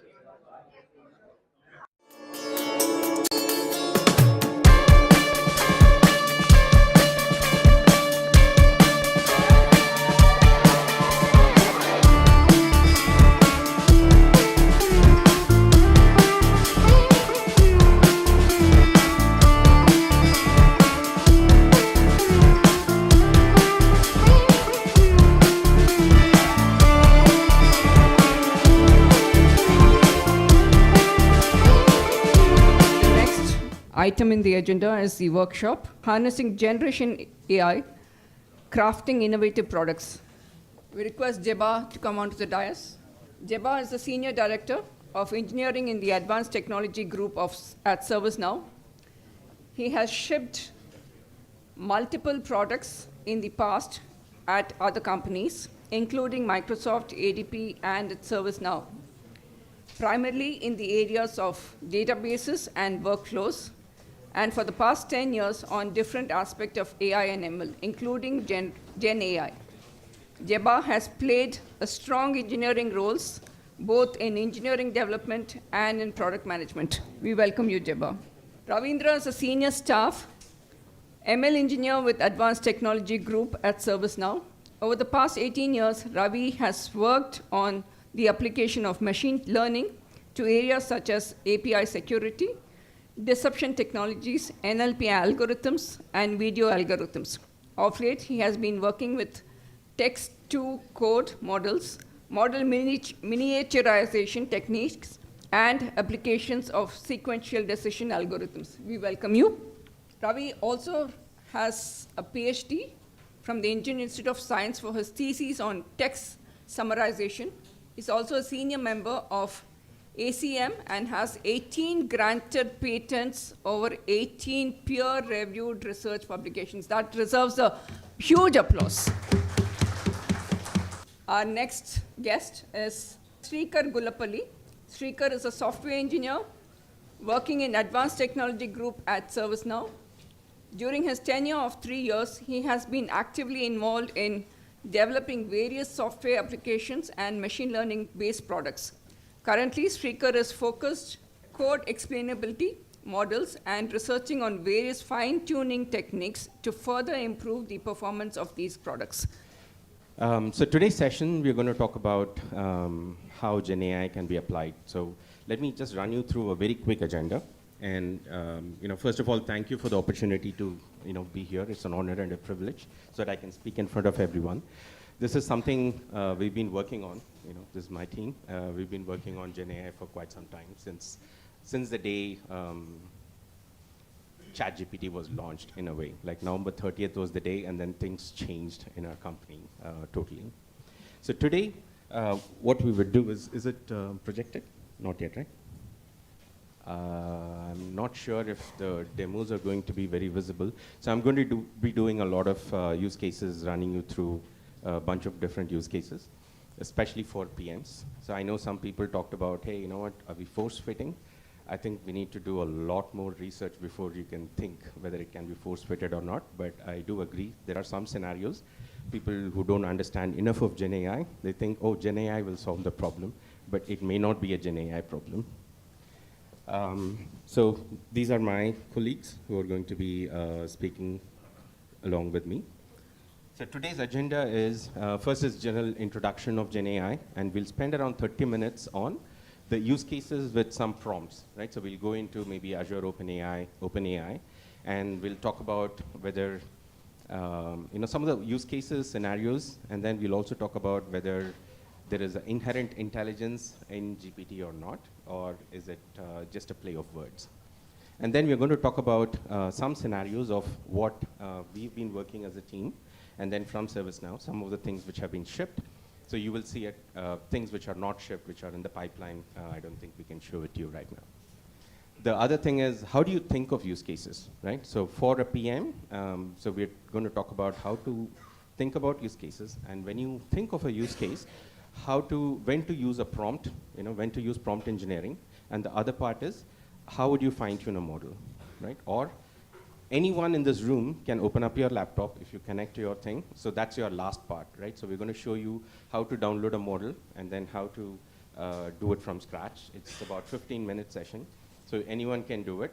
I'm not sure of the network. So the thought was that you will be able to open up your laptop, download a model, and then experiment with like a sentiment or ask a specific question. So that was the thought, but I don't think we have enough network to do it. But if you have a 5G network or a 4G network and you have a laptop, you can connect to it and then just go after us.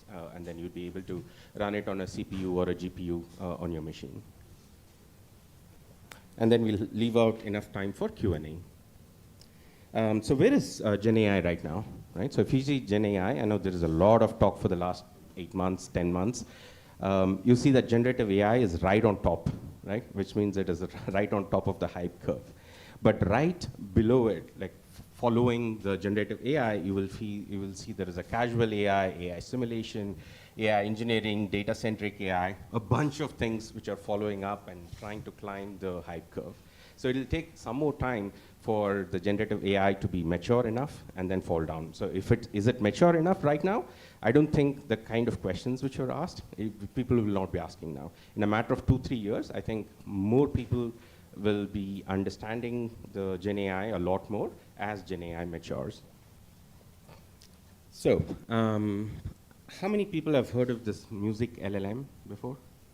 Okay, one person. So let's show a demo. It might be a little boring for you.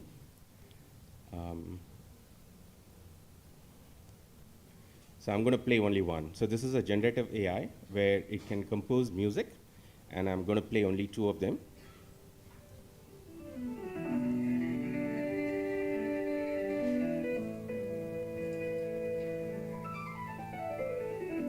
Right, and then it can do like a piano.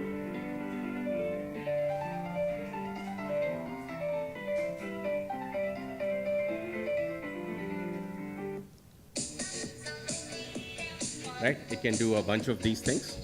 So a lot of things it can do. You can go and play around with it once you have access to, maybe the Google LLM. So this is from Google, the music LLM.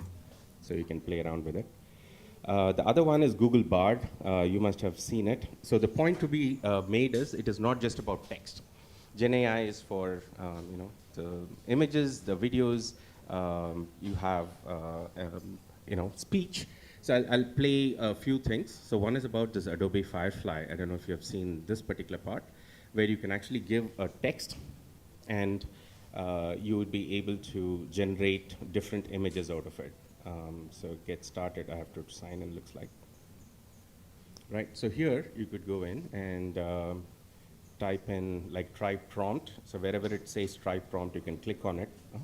Okay, so you can actually say, cotton overgrown with trees drinking beer, right? Like just weird stuff. And you can adjust some of these portraits, graphic. You can say, some movement, vaporware. And so I'm just showing you examples of what other companies have done with GenAI, especially in different modes or models, what you call it. So it's generating, and you will see, right? So you have a froth somewhere, some beer, but you can actually play around with it. It actually creates something really, really cool stuff. Just for making, you can do color and tone, you can do composition, a bunch of different things together. Then the other part is around speech.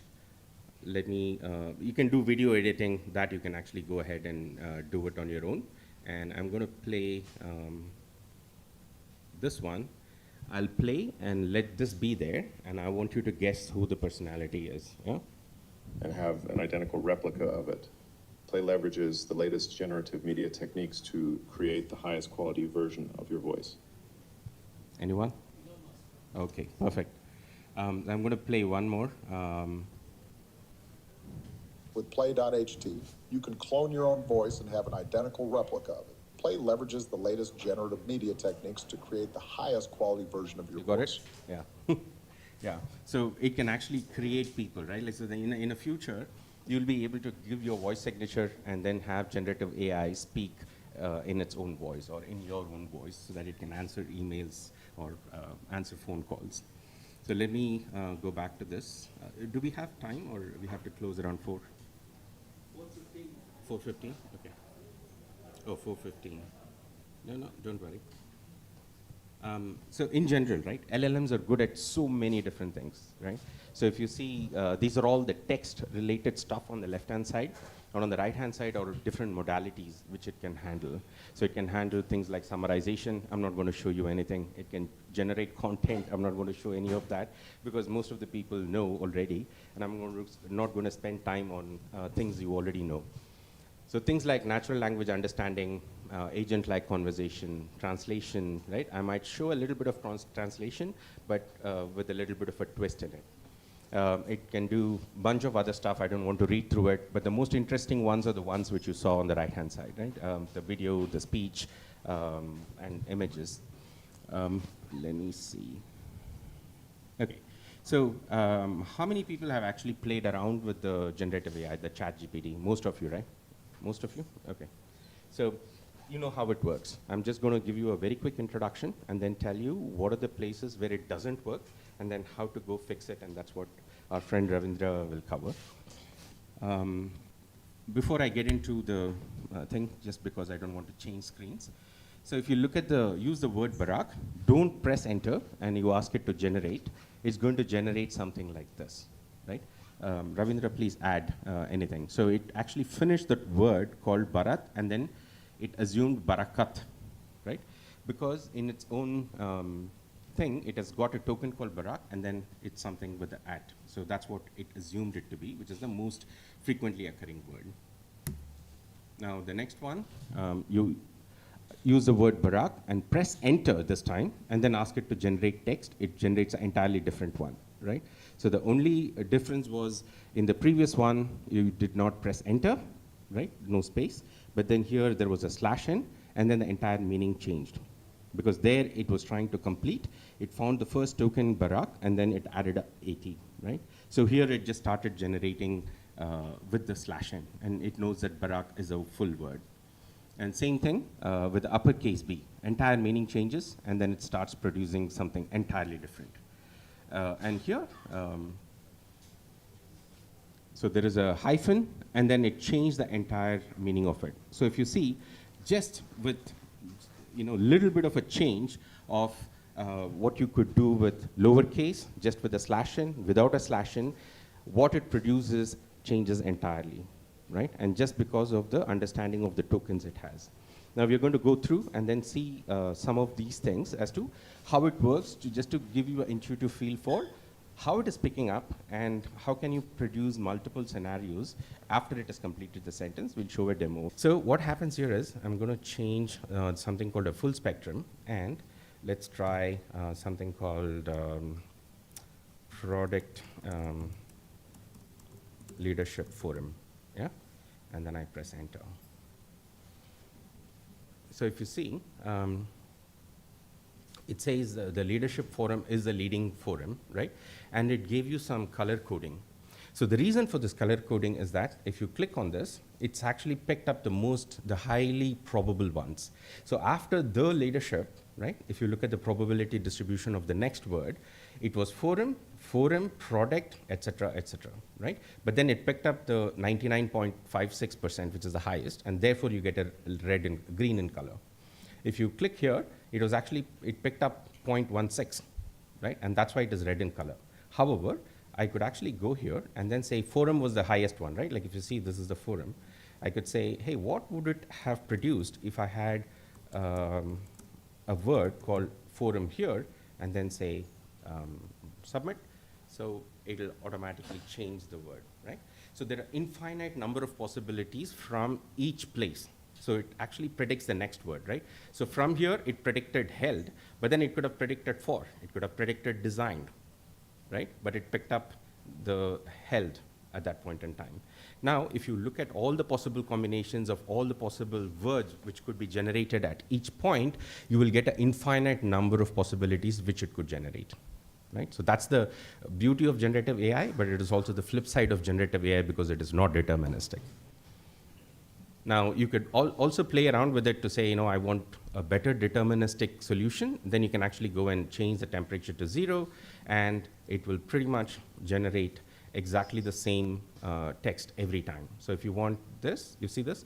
Most of it is greenish in color. There was no red because it was trying to pick up the highest probability word at every point. Now, let's go back to this. Let's do some fun stuff, yeah? So let me do, for example, a poem completion, right? So complete the poem, Twinkle, Twinkle, Little Star. Now, if you click on it, it just pretty much gave you the poem, which it already knew from its knowledge. Now, we could also do something to the effect of,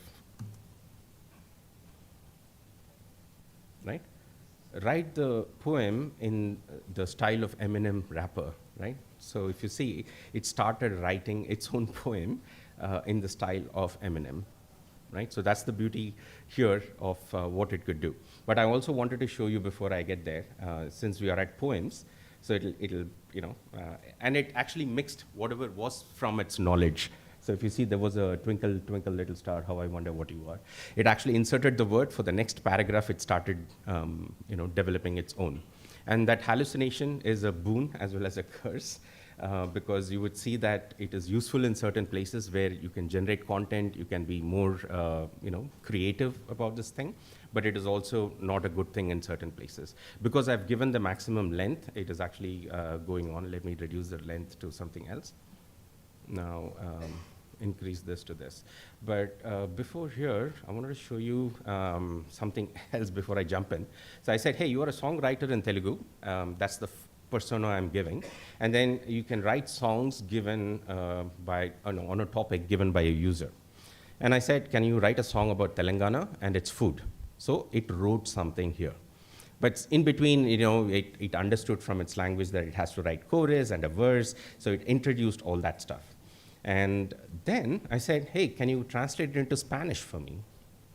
Okay, so it translated the entire thing into Spanish. And it is a pretty good translation, right? Like if you look at this, it's a pretty good translation word by word. Then in the end, I changed my mind and I said, hey, sorry, I meant English, right? So which means it translated everything in English, right? So you can actually ask for something. So it solves a lot of problem in an enterprise, especially if you're a multi-location enterprise. So you can ask a question in something and it'll answer you in a different language. And I think our friend Shrikar is going to show you a quick demo of that, of what we have done in ServiceNow.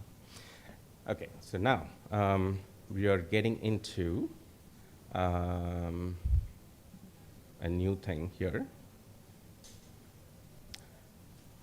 Okay, I'm going to go from here.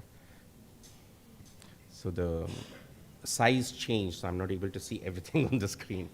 That's fine. So let me show you. So this is the same Telangana stuff, right? Where this is another time I tried it. Then let me go to completions. So a lot of people asked, right? We're going to talk about a bunch of different things. So it can understand patterns, right? So this is what I want to do. I want to go one step at a time or on what GenAI could do, right? So first we saw completions. It was able to come out with its own content. It can create KV articles, it can create poems, it can create marketing content, etc. You can extrapolate from there. So the next thing I'm going to show you is the pattern recognition, right? So if I say India is New Delhi, and then what is USA? Sometimes it could hallucinate. It gave the right answer, right? So you could actually say, you can do a complex pattern. For example, you could do something like this, right? Where I'm asking a capital and the population and say, for this country, tell me what the answer is. Now it's going to say USA, and it hallucinated, right? So it said it's New York. But if you keep asking, it will sometimes come up with the right answer. So this is the flip side I want to show you, that it is possible that it hallucinates at some point, and you may not know what is the right answer. So if it gives you an answer, it may not always be the right answer. But let's say if I did this and then say something to this effect. Okay, again hallucinated. So you can never be sure, even with the temperature, right, that you will get the right answer to that question. Okay, so that is done. Now let's go back to general knowledge. Yeah? So here I said, hey, who was the first Prime Minister of India? And you give it and then says, oh, Jawaharlal Nehru was the first Prime Minister, which is the right answer. Now I can go in and say, who is, what is the capital of Spain? Things like this. So you don't know whether it is hallucinating or not, but I'm taking it for face value right now. Now we're going to do something different, which is who was the first Prime Minister in India who was a pilot, an author, a lawyer, and is a living person now, right? So we are trying to inject some things into the prompt itself so that we disturb its activation layer when the input goes in, and it's going to come back and say the first Prime Minister was Narendra Modi, who was a pilot, who was an author, who was a lawyer, and is a living person. Right? So, so what happens is you've tried injecting certain things in the prompt to make it think in a certain way, right? In fact, the probability starts coming from here, right? It starts building. He can explain it a lot better. The first Prime Minister of India, so your probability distribution starts from there, and then all of a sudden it starts losing the attention for a pilot, the author, a lawyer, etc. So a lot more attention is given to what it saw first. So even in your prompts, if you want to do certain things, make sure that you put some of the strongest words in the front.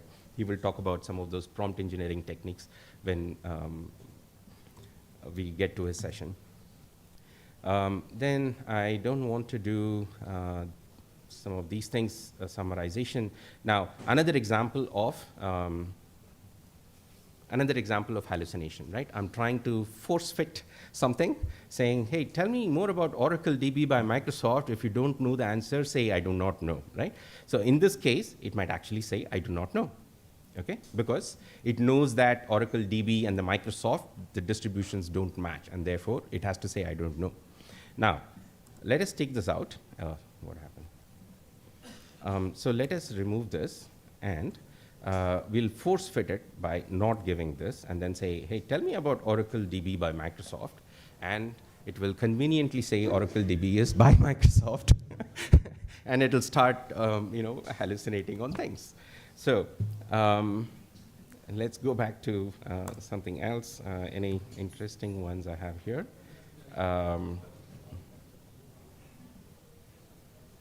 Okay, so this is like a classic example where can it actually detect some form of a sentiment, right? Like backstabbed is a sentiment. No journalist will write something called a backstab. So let's see what this actually does, right? It understands synonyms. So if you see, it will talk about OpenAI, what OpenAI has done to Microsoft, and it has automatically explained a bunch of different things over here. And these are the places where it thinks it could have backstabbed Microsoft. Interesting tool, but you have to play with it with care. I don't want to run through this. Okay, so this is another interesting one which might be useful for a lot of your corporates. So if you want to produce a summary, for example, this is a system message. So you're an expert in creating surveys, and right, I'm giving it. So this is almost like the chain of thought, right? You're saying step 1, do this, step 2, do this, step 3, do this. Then I come here. What happened here? Okay, let me clear chat. I'm using a previous one. Now you're saying I'm a customer service agent for exhaust fans, and I need to send out feedback from the customer about the lost call and the service provided. Could you generate a survey for me? Okay, so sorry, my screen is changed after we projected it, so I have to play around with it. It's in big fonts. So this is like identify step 1, identify the purpose of the survey, and it has asked survey questions, right? So how would you rate the overall experience? Was your issue resolved? How long did it take for the customer? So it can pretty much write certain things for you automatically if you can give the right prompt at any time. So are we force-fitting this? I don't think so. It is very good at text, and if you play with text, you have to play with the right LLM, with the right prompt for the right thing it was meant to do. Otherwise, you're going to be force-fitting things. Okay, so should we try and do a long document Q&A? Let me try. So this is nothing but I have a 70-page document, right? And you ask a question, and it actually finds the perfect answer, right? And you cannot do it with anything else. You have to use GPT-4. If you try it on GPT 3.5, it'll fail because it's got a 4,000 token size limit. So I'm not going to demo that for you in the interest of time. You can also create tutorials, right? So you say, create a GenAI tutorial for me. It'll create a GenAI tutorial for you. Now I'm going to show you something around mathematics. So how many people have done like function inverse, function composition, etc., right? So I'm going to take this function. So given a function f of x equals blah, find g of f of x and then f of g of x, right? Let me go back to completions. I think that would be better. I can see everything together, right? So it gave you the right answer. You can calculate it. It's pretty much right. Yeah. So now you can actually, so people actually say, oh, it is text. GenAI cannot do mathematics. My point is that yes, it can. If it knows, if it has in its knowledge, it can. So even here, it produced the right thing, right? So it's very simple functions, x squared and 1 minus x squared. It did f of g of x and then g of f of x. Let me go in and ask it to do a, so something which is not, Collat's conjecture. So basically in the infinite series of numbers, you take any number, and then if it is even, you divide by 2. If it is odd, you do a 3n plus 1, and at the end of it, it converges to 1, right? But at this point in time, there is no proof which exists for this, but we know that it always converges. People have proved it for n number of numbers, but we don't know the proof for it. So here what we're saying is, hey, prove this Collat's conjecture, right? So we're trying to create new knowledge which doesn't exist, right? So in this case, it will actually fail. It is an unsolved mathematical problem, right? I basically tell you the same thing. Unfortunately, it is impossible to prove, but no one has proved it yet, not even humans. But humans have proved it, and then if it had some knowledge, it can actually do it. But it can write the proof for something which already we know of, right? For example, hey, prove there is an infinite number of primes in the world, and it can automatically calculate because it has it in its knowledge. Then let me show you some things on the songwriter we have seen. Okay, so a lot of people say, oh, it's bad at mathematics. So I'm going to show you some computer science problem. It's a graph problem. You must have heard of the shortest path algorithms, right?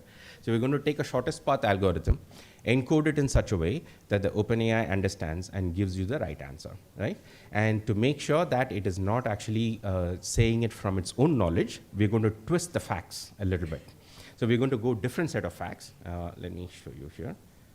So here, we are saying that, hey, Mumbai to Bangalore, so all these are different nodes, which is Mumbai, Delhi, Kolkata.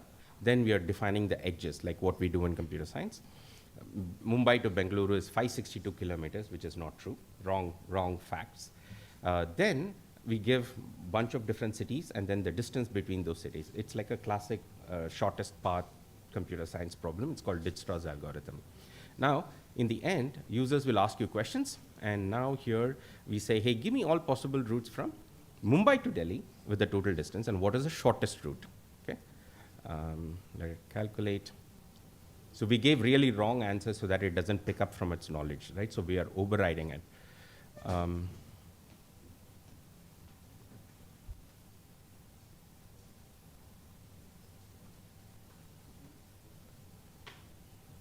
Sorry, I think it understood, it is still doing the survey part, so we haven't saved the changes. So give me a minute, we will redo it.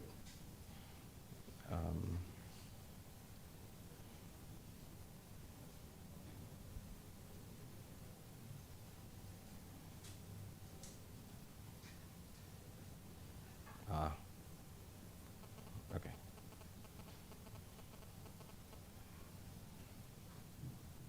Okay, now we're going to run this. Where is the session?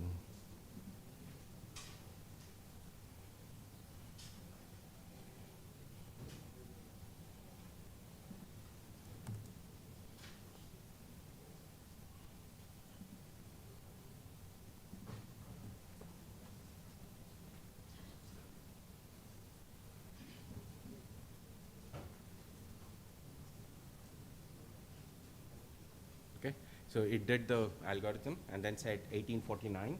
It gave multiple routes and then said the shortest one is 1849 kilometers, which is absolutely right. I'm going to show two more and then we will hand it over to this one.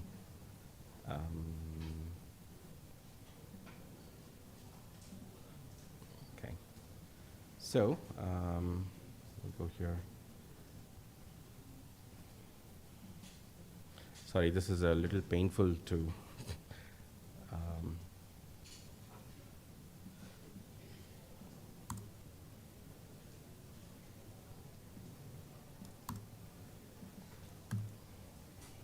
okay. So we'll do, we did math, we did computer science, we'll do an intelligence part, right? So what we're trying to prove here is that, let me go back to completions, slightly easier, I guess. So we're going to test out its intelligence, yeah? And this is GPT-3 and not GPT-4. We'll go here, and then in the intelligence, we're going to say, hey, what is the sentiment of the following sentence? You know, here it is positive, here it is negative, and then you say, what is the sentiment of the following sentence? It's intelligent, it has to find the sentiment from this, and then set positive. Now, what if we actually reversed it, right? So we gave this as negative, and this is positive. What does it do? Right? So if you say generate, it still says positive, right? It didn't make a mistake. Now we're going to do something different. So we're going to call this AAA, right? And then we're going to call this BBB, and then maybe remove these guys. Okay? And then say, hey, oh, sorry, I should have removed this. And then say, give me the sentiment. So it still gave positive, okay? Now, what am I going to do? I'm going to say, call this as class, call this as class, and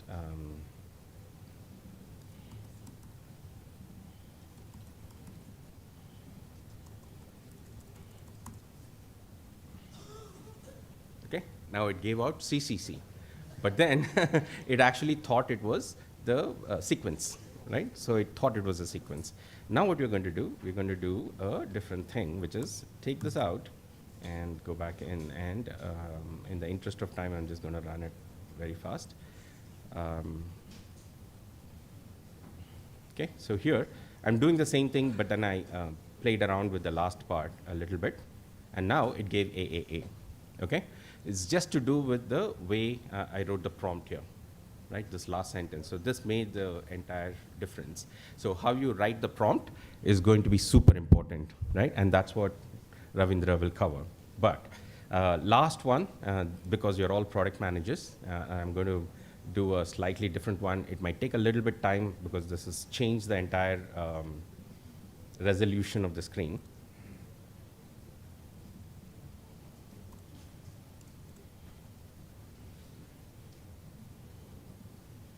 I'm so sorry, this is like very weird. Okay, since you're all product managers, I'm going to show you how a product manager is going to do certain things. So you're an awesome product manager who has shipped multiple successful products.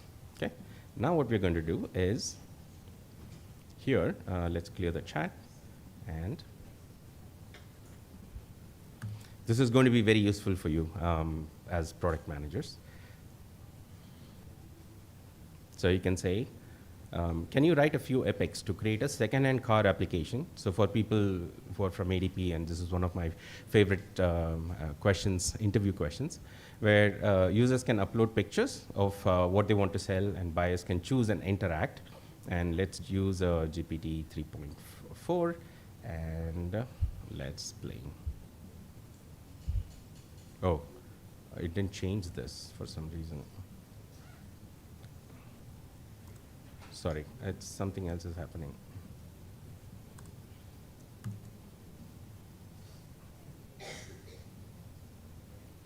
It's not saving it over, yeah.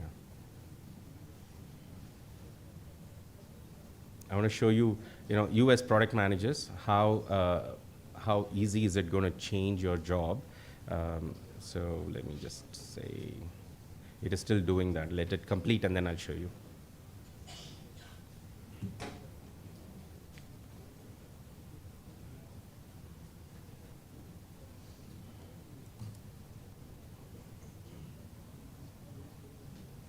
Okay, so you're going to write epics for a second-hand car application.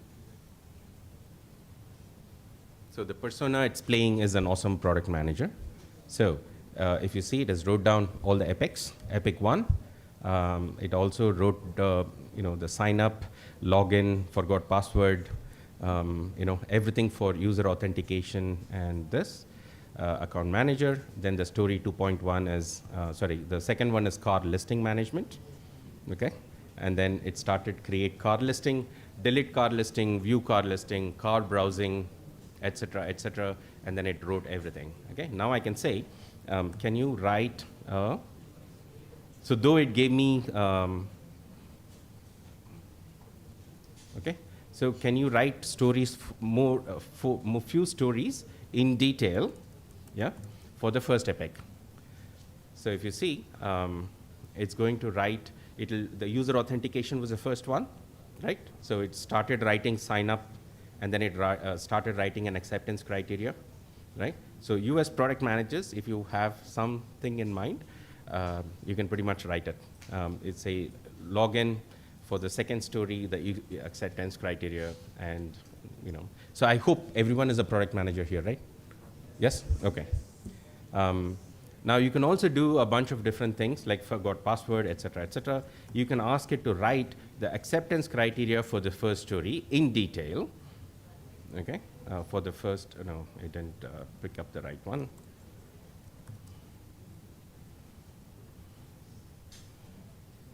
Okay.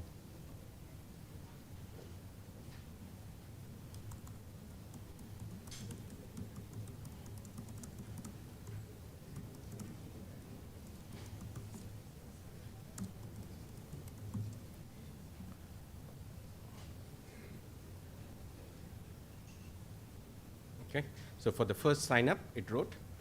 It actually wrote all the acceptance criteria, required fields, password confirmation, validation, everything. Okay. Now, in the next one, I don't want to show you, but I can actually show you prompts for architects, QE, dev, everything. So he will show you for a dev at some point and then walk you through some of the things we have done. So what I'm going to do is now hand over to, so you saw some of the use cases with prompt. We also saw, was it intelligent? I will leave it to you to figure it out because I showed you where it went wrong and then where it was super intelligent. It all was depending on the prompt. It is totally up to you to decide.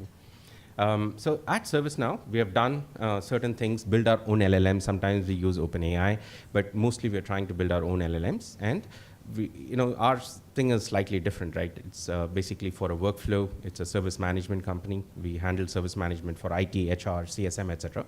So we handle how LLMs can increase the productivity of an end user, increase the productivity of an agent or a worker, and for the BU developers, right? So that's what we're going to do. And I'm going to invite Shrikar to actually give you a very quick demo of what ServiceNow has shipped so far in these areas, right? How do you increase productivity of people?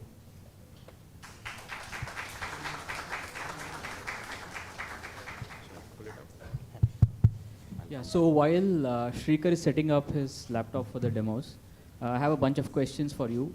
You can answer by a raise of hands. So how many of you are working as product managers for enterprise software companies? Okay, and the rest of you are working as product managers for end customers? Or what would you classify yourself as? You can speak up.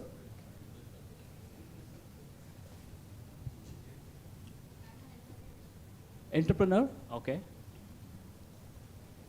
Okay, so the reason why I'm asking these questions is, I want to get back to what Jeba showed at the beginning, right? So he showed the word Barak and how it completed. So one of the key aspects of these large language models is the notion of probability, right? So anything which is probabilistic is non-deterministic. So a lot of our enterprise software, at least the legacy software, are built around the notion of being deterministic. So if I go to, let's say, the search page and I ask for something, I expect that same document to come back to me every time I search for those words, right? Imagine a language model which will give you completely different answers every time you go and search. So what happens to the end user experience? So that's one of the key aspects that one needs to consider when you're using generative AI in your product definitions. So the second question, So the second question which I have is, how many of you are under pressure to use generative AI in your product roadmap? Raise of hands. So management actually tells you to use generative AI. Okay, so how confident are you? Like, are you really confident that generative AI will, you will be able to roll out a successful generative AI problem statement for your customers at scale? Or do you think there are some things that you need to do and you push back on the engineering to figure those things out? Are you scared? Are you uncertain how these problem statements pan out in the real world? Yes? No? Yes? Okay. Yeah, so this is one of the key aspects from a product design and management point of view. To understand what these algorithms do behind the scenes. You don't need to code. You can let the engineering teams figure those things out. But while you sign up to roll out some of these features, probably you should pay attention to the notion of probability, the uncertainty which is out there, and how you can kind of find alternatives to solve some of these problems, right? Sometimes we use the term guardrails. So guardrails are basically a fancy way to say that you're going to force the output of these algorithms into a particular fashion so that it at least looks realistic to customers or deterministic, right? So Shrikar is going to show you a couple of use cases that we will be rolling out to customers in a big way. So they're already control go-to-market use cases. There's a lot of engineering which has gone behind the scenes in order to make these happen. And once he's done, I'll go into a little bit of theoretical aspects around prompts and maybe show you a very simple Python notebook to introduce you to what the developers feel or what the developers do when you ask them to solve some of these generative AI problems. Okay, Shrikar. Yeah, thanks, Ravindra. So, yeah, we'll take a look at how ServiceNow has approached and the kind of problems ServiceNow has solved. So the area we will focus on today is incident management. So let's say Alex is an IT agent. Now he starts by looking at what are the incidents that are assigned to him. Now what is an incident? It's in PM's language, it's a ticket. So it's something we raise. Let's say my laptop is not working. I raise a ticket to my IT team. But what happens behind the scenes? So that is what ServiceNow solves. That is IT service management, which we ship. So let's say the first, I have a bunch of incidents assigned to me. I'll open an incident. Now, so this incident was, somebody else was working on this. Alan was working on this. It was assigned to me right now, to Alex Ray. And I have no details about what happened on this incident. Ideally, the flow is I'll have to go through pages and pages of the activity that happened on the incident. But is it more productive? No. That's where ServiceNow shipped a summarize capability, which is totally powered by GenAI. So Alex can click on summarize to get a holistic view of what happened on this incident. So this incident, I'll just read it out. So it's an issue with MacBook, it's frozen, cursor doesn't move. And Alan has suggested something, and now Alex wants to know what happened with this. So let's look at the summary. The summary is the user reported that their MacBook is frozen, accurate. And the actions taken were, we asked the customer to force quit all the applications and ask the customer to restart their Mac. And the incident is still open, which means both of these steps didn't solve the incident yet. Now what can Alex do now? He can take a look at some of the resolved incidents that were very similar to this particular incident. So let's look at one of them. Even these are recommendations which are powered by, again, not powered by GenAI, but something out of the box shipped by ServiceNow. So let's take a look at a resolved incident that is already, so somebody else has worked on it, very similar. MacBook is frozen, cursor moves, but the applications don't respond. Now again, I want to look at what happened in this incident and how did they resolve. So I can again click on summarize. So now we see that again, it's MacBook is frozen, but the actions taken were the PRAM has been reset. So this could be one of the resolution steps which I could propose for my actual incident. So I could just simply copy paste from here and modify some of this, of course, but suggest this as a resolution to the customer. Yeah, so I'll just perform a PRAM, post comments, and hopefully this will help the customer with their issue. Now, Alex, so this is one part where we have shipped a generative AI solution, and it's all the LLM which we're using behind the scenes is a Now LLM, which is powered by Now Assist. Everything created in-house by ServiceNow. So it's not an external Azure OpenAI or OpenAI. It's a LLM built by ServiceNow for summarization. Now, Alex looks at the different incidents that are assigned to him today, and he realizes that there are a lot of issues that are related to Mac frozen. And he finds it fit to create a knowledge article so that it helps other agents to figure out how to solve this particular issue. So what can Alex do now? He can simply open knowledge articles and just add we have a option to generate a KB article. So I'll just, let's say, steps to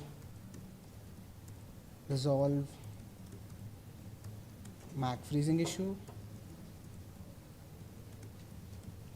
And headings are, so the headings will be the subheadings which you'll see.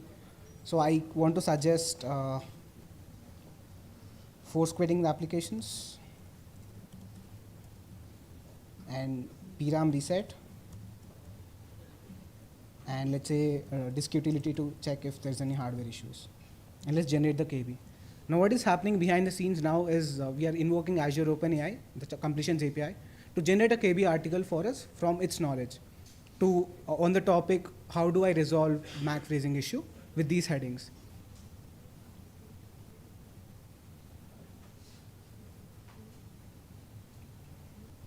Yeah.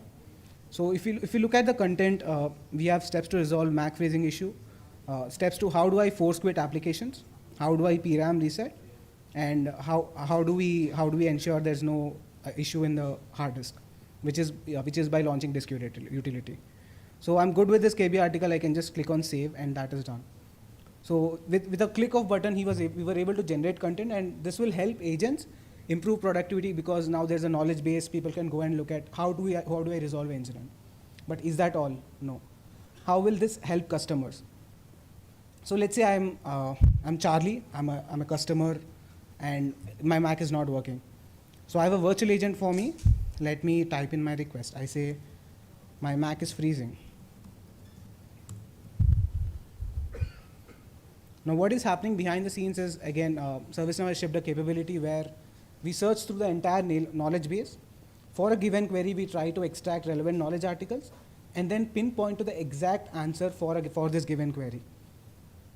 So yeah, so if you see it was able to pick up the article which we just created, which is, I'll just open this.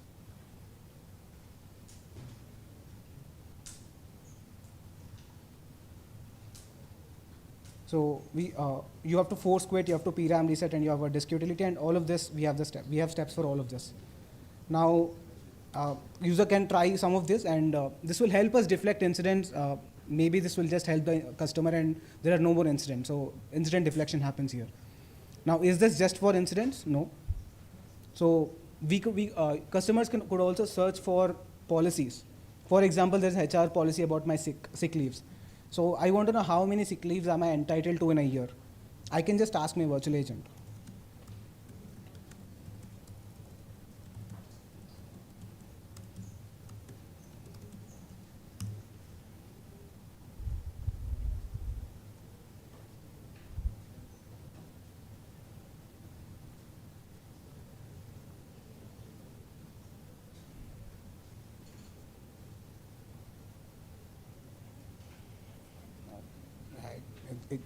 It takes time.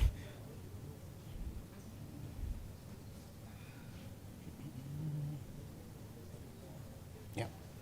So if you see, it clearly says, based on a given KB article, you are entitled to 10 days of paid sick leave. But if you look at the actual KB article, it's actually a leave policy for the company containing sick leaves, paternal leaves, and all of them. But it was able to pinpoint and extract just the information about sick leave. So this is the article it extracted from.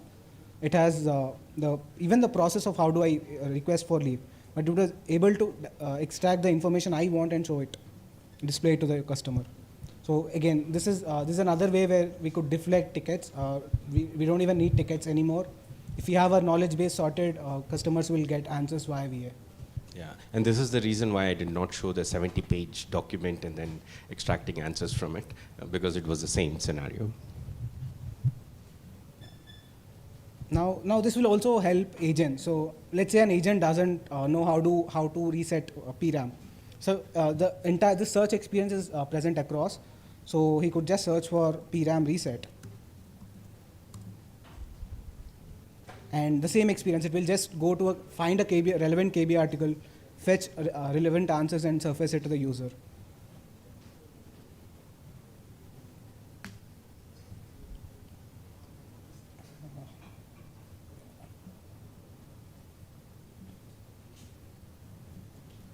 Okay. Yeah, it was able to pick the article, but it got it wrong. That's fine. But yeah, this is one of the experience we shipped, and this will also help agents to extract pinpointed answers. Now, so these are the 3 experiences. Moving on to the last experience for the developer. So let's say there is Fanny. Fanny is a French agent, and she has a bunch of incidents open. She opens one of the incident and tries to look at the details. Now, they're all in English, and she doesn't understand English. So ServiceNow has already shipped a capability where you could very well translate, and it would give you a French translation. And I could work on this incident. This is workable. But all my incidents are in French, and I don't want to every time go and click the translate button to show a French translation. So I request my administrator to write a script to just give me give me an info message of what is the description in French. Now the admin understands. All we have to do is write a simple business rule. So in ServiceNow, business rule is nothing but a script which triggers on a given condition and then executes a script. So in this case, what we want to do is whenever an incident is shown, we want to translate the description of it and surface it in French. Very simple. So we want to run it on display, and this is actually a scripting box. But all we could also do so I wrote a simple prompt saying check if dynamic translation plugin is installed.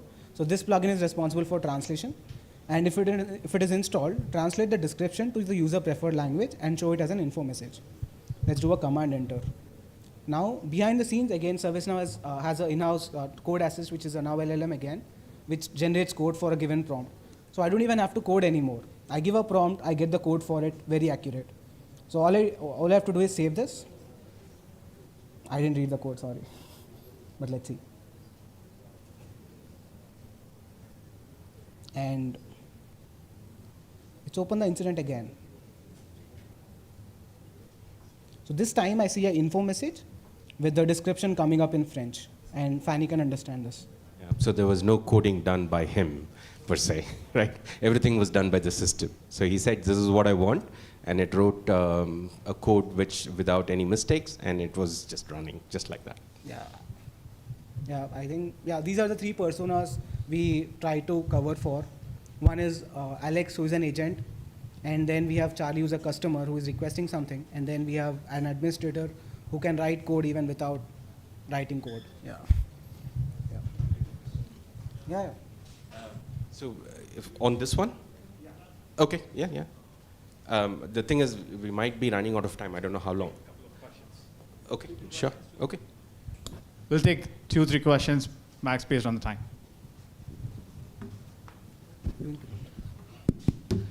So firstly, thank you for the demo. Excellent presentation. Thank you so much. Many congratulations on that. My question is, you showed that you're able to generate a dynamic article from a chat interaction. My question to you is, would it be possible for you to use that for training of the LLM and be able to answer in details from that knowledge article as well? So dynamic training of your model from the data generated by your customer. So right now, it's not with training, right? So the way it works in ServiceNow is you have a lot of documents, right. And then I think you're asking a slightly deeper question, so I'm going to give you a deeper answer. So we didn't train that, right? Like you can have as many documents as you want, and then we have a background process which reads these documents and creates an inverted index. So and when something the VA like comes in, Okay. so when the virtual agent comes in, you give the word, and sometimes it uses NLU to actually go fetch the right KB article, and then says that that's the right KB article to be answered from. Then from that KB article, for that query, it goes and finds out the right answer. Okay, so you do a TF-IDF match and then do? Not TF-IDF, it's slightly different, but yeah. Thank you. We'll take the question, remaining questions after that. So should I go back to this one? 2 minutes and then I'll be done. Okay, so all of you are PMs, and I know this came up when people were discussing how do I think about Gen AI use cases. A lot of things to be taken into account. The first thing, I'm going to keep it very short so that he has time to present. First thing is about whether customer data can be sent to a third party, right? If customer data can be sent to a third party, then you should actually do prompt engineering. You can use the OpenAI, Azure OpenAI. Second is, are you trying to send data out, or are you trying to receive data from there, right? Are you trying to generate content? If you're trying to generate content, then you can pretty much use Azure OpenAI for it. But then that's when you would need prompt engineering, which is what Ravindra will cover in detail as to how to think of your own set of prompts and prompt engineering, what are the tips and tricks, and what you should and should not do.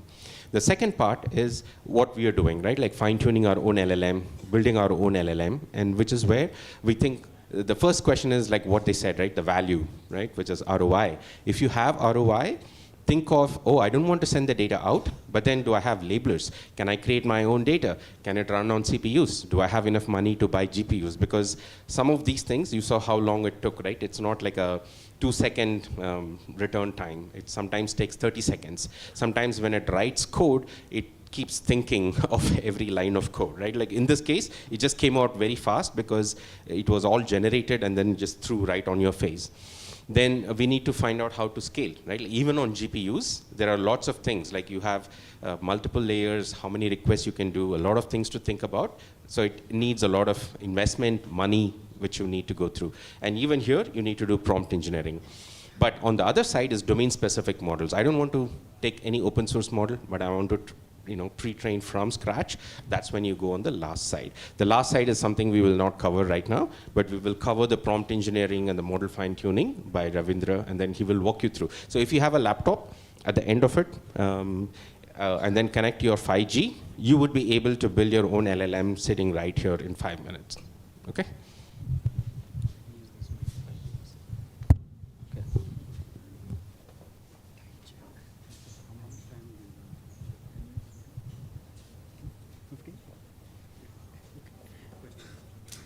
No, I'll Okay. Thanks, Deva, and thanks, Shrika, for all the demos. So what I will do in the next 10 minutes, I'm going to squeeze my presentation a little bit for want of time, is I'll talk a little bit about prompting. It's a little bit of theoretical subject. It's actually a very complex subject, but I'll try to keep it at a very high level. And what I would like to do is draw your attention to the influence of how you instruct the language models and the behavior of the language models based on how you instruct them. And that's very important because we saw already that these are stochastic in nature and they're going to produce non-deterministic results. Okay, so those of you who have been working or dealing with machine learning know this, this evolution of machine learning algorithms, right? So initially we had this concept of supervised learning. So we would take data, then there would be labelers who would give you the left-hand side and the right-hand side, and then you would train a machine learning model. Basically, it is more of a fit.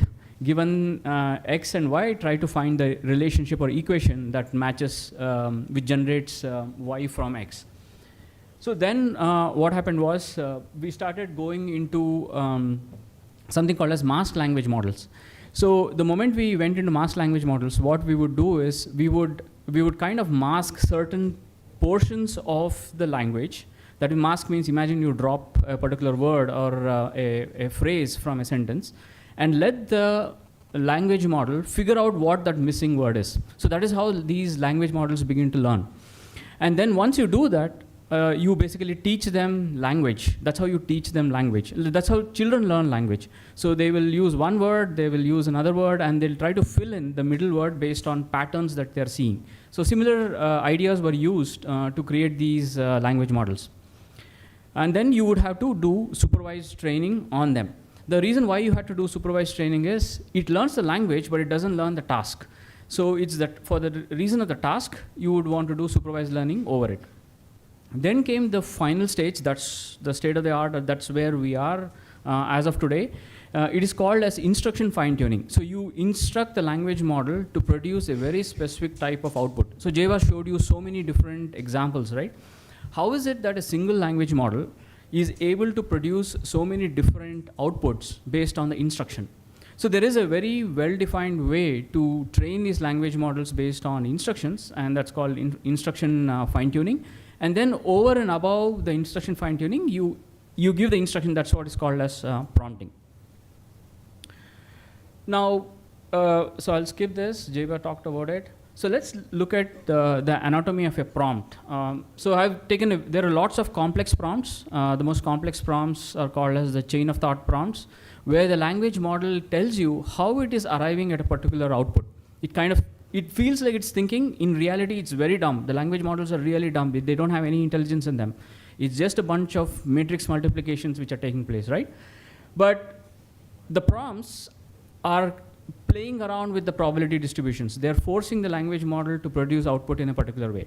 But in order to do that, you have to follow certain templates. So one of the simplest template is highlighted here. You will have a role play. For example, it sets the tone of the response. You would have seen examples like, think that you're a 6-year-old and write this article, right? So that is the role play. Then you have an instruction, like where you say, answer this question. So there's an instruction. If you don't give the instruction, then it's going to go all over the place. You saw that with the example of Barack. Simple hyphens, slash ns, it gives different outputs. And then you have something called as a context, where you tell the language model to produce output from a very specific context. So here is one example. Assume you are a Unix terminal with the prompt max 101, and then you have that greater than sign. Summarize the below paragraph and print on terminal. So I have given a paragraph. So this paragraph, which is given here called as context, what we are telling the language model is, you don't bring things out of your memory. Don't bring things out of what you have learned. Use this very specific paragraph, and based on this paragraph, produce an output. And the way you do that is by giving this instruction at the top. So you have a role play, you have an instruction, and then you end up getting the response. So if you see here, it has actually used this max 101 greater than, like typically the way we find it in our terminals. So it has used that output, and it has gone and generated a summary out of the big block of text which is out here.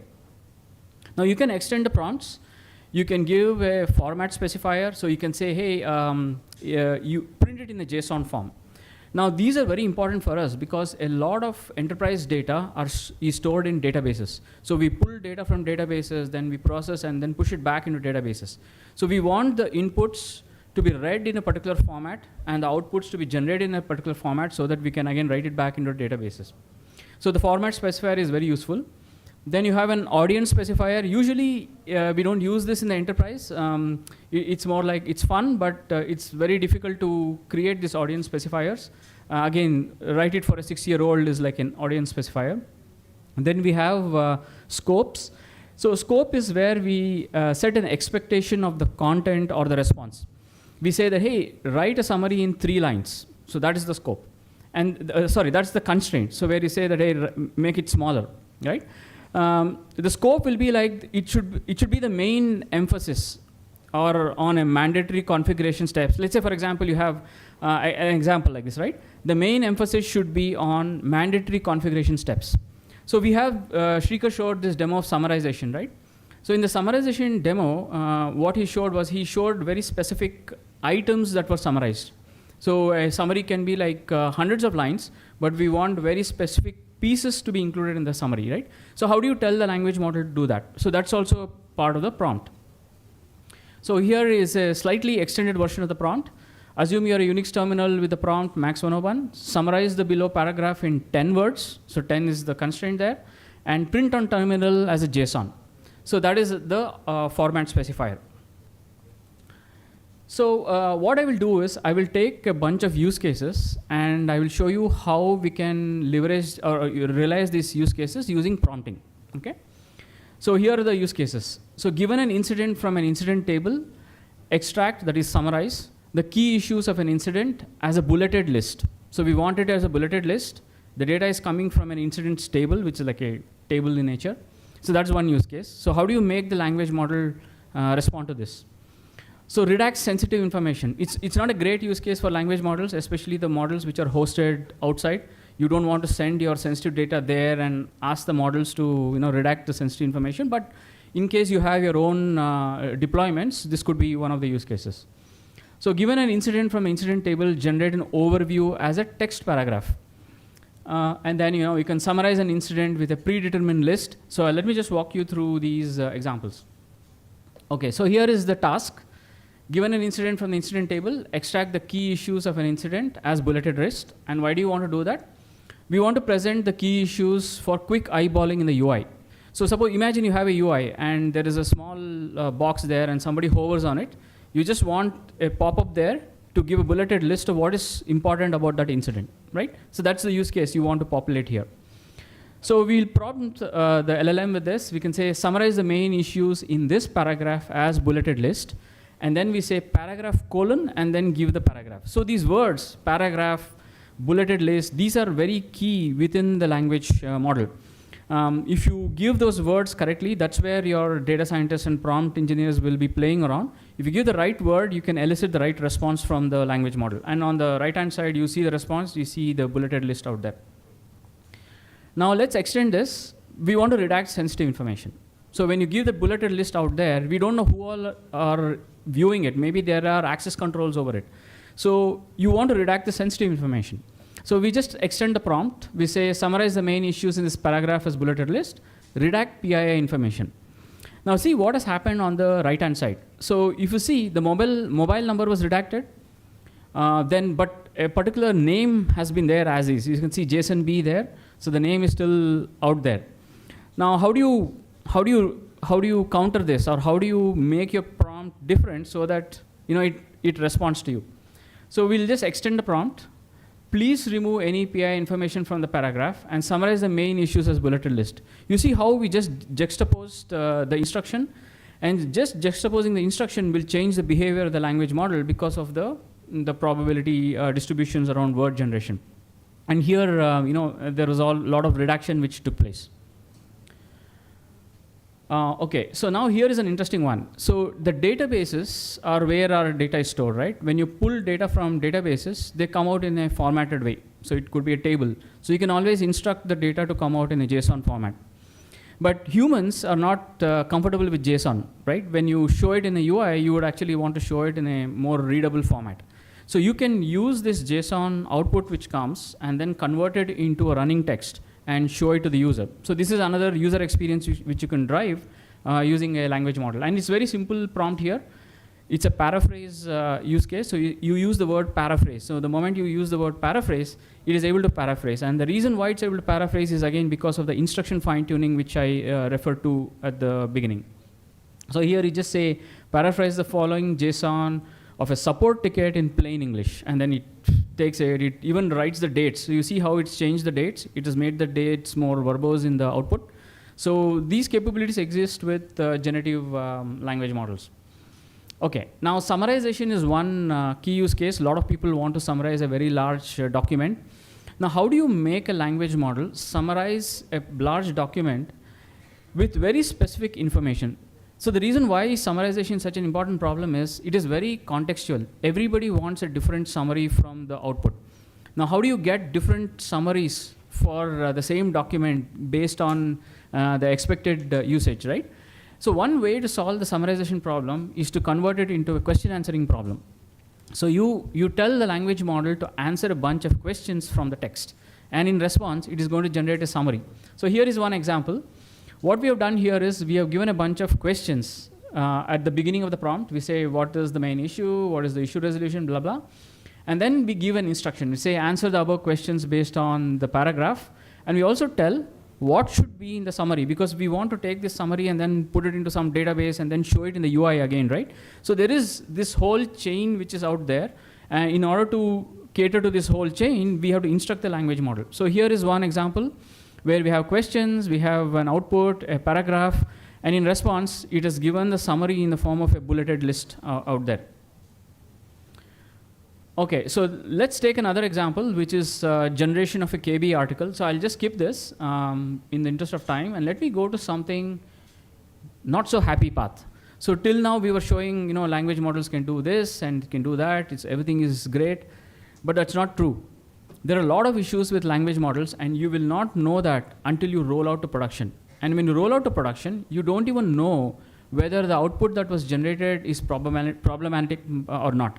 And there's a lot of engineering that goes on to figure out how the language models are behaving in production. So here's one classic example. On the left-hand side, we have on left and right, we have a question answering task. Okay, so I give a context given as this green color context, and then there's a block of text, and there's a question. So the question goes like this: forms needed to apply for a driving license. So what we are telling the language model is, I want this question to be answered only based on this block of text out there. Now, where did this block of text come from? Probably it's a knowledge base article. Maybe there was a search engine which ran and then picked the best article from the search output, and then it is running the question on that particular output. Now, it gave a right answer, so the answer which is out here is part of the context which is out there. But imagine you go and edit that knowledge article. Maybe you just add 2 words to it. So that's what I've done here. I've just added, it is a difficult, and then stopped. Now, why would this happen? This happens because many a time these articles are very large and the language models cannot handle full text. So what we do is we do truncation. We take that block of text and just cut it. So imagine here it is cut at this particular red color highlighted words. It is a difficult. Now the same question, just because the article was edited and it was truncated, now gives a completely random answer. Nothing that it has answered has come from the text which is given out there. It has started to hallucinate and bring the answer out of its own pre-trained knowledge. Now, how do you fix this? How do you know something like this is happening? And this is where it becomes very hard to define problem statements based on generative AI. And that's where this whole concept of prompting comes in, instructing the language model to produce a specific output comes in, and so on. So I just changed the prompt a little bit. I just said answer the question below from the given context only. So that blue color instruction was given. And once that is done, you get a different answer. It actually started to answer from this block of text. So there are numerous situations and examples like this where language models produce completely bizarre output and designs of prompts, and there's a lot of work that needs to be done in order to make them reliable. And that's the reason why I was asking questions about how reliable should your system be and what happens. Are you scared of the output from the language models? Okay. So I will just go through a very quick, where is this? This one? This one, right? Okay, so I'll go through a very quick Jupyter notebook. Behind the scenes, what happens? Let's find out if they want to do it on your own. Do you want to open up your laptop and then do it along with us? I don't think they have the. I don't think we have the time. Okay. Yeah, so they didn't bring a laptop. it's fine. That's fine. We can share this notebook. I'm sure your data scientists can give you much better notebooks. But what I want to do here is drive a few points for you to take away. Right? I just want you to see what happens behind the scenes. So first thing is, many of these language models run on GPUs. So if you design a product and you say, oh, I'm going to roll this out, and imagine you have a P&L target for you. When you have a P&L target, how do you quantify the success of your product? First, you will need GPUs to run these language models. So the cost of running GPUs, right? It's very abstract because you will need cooling power. It has impacts on your ESG metrics. Then it has the cost of actually deploying that in your data centers, or if you have API tokens, payment for the API tokens.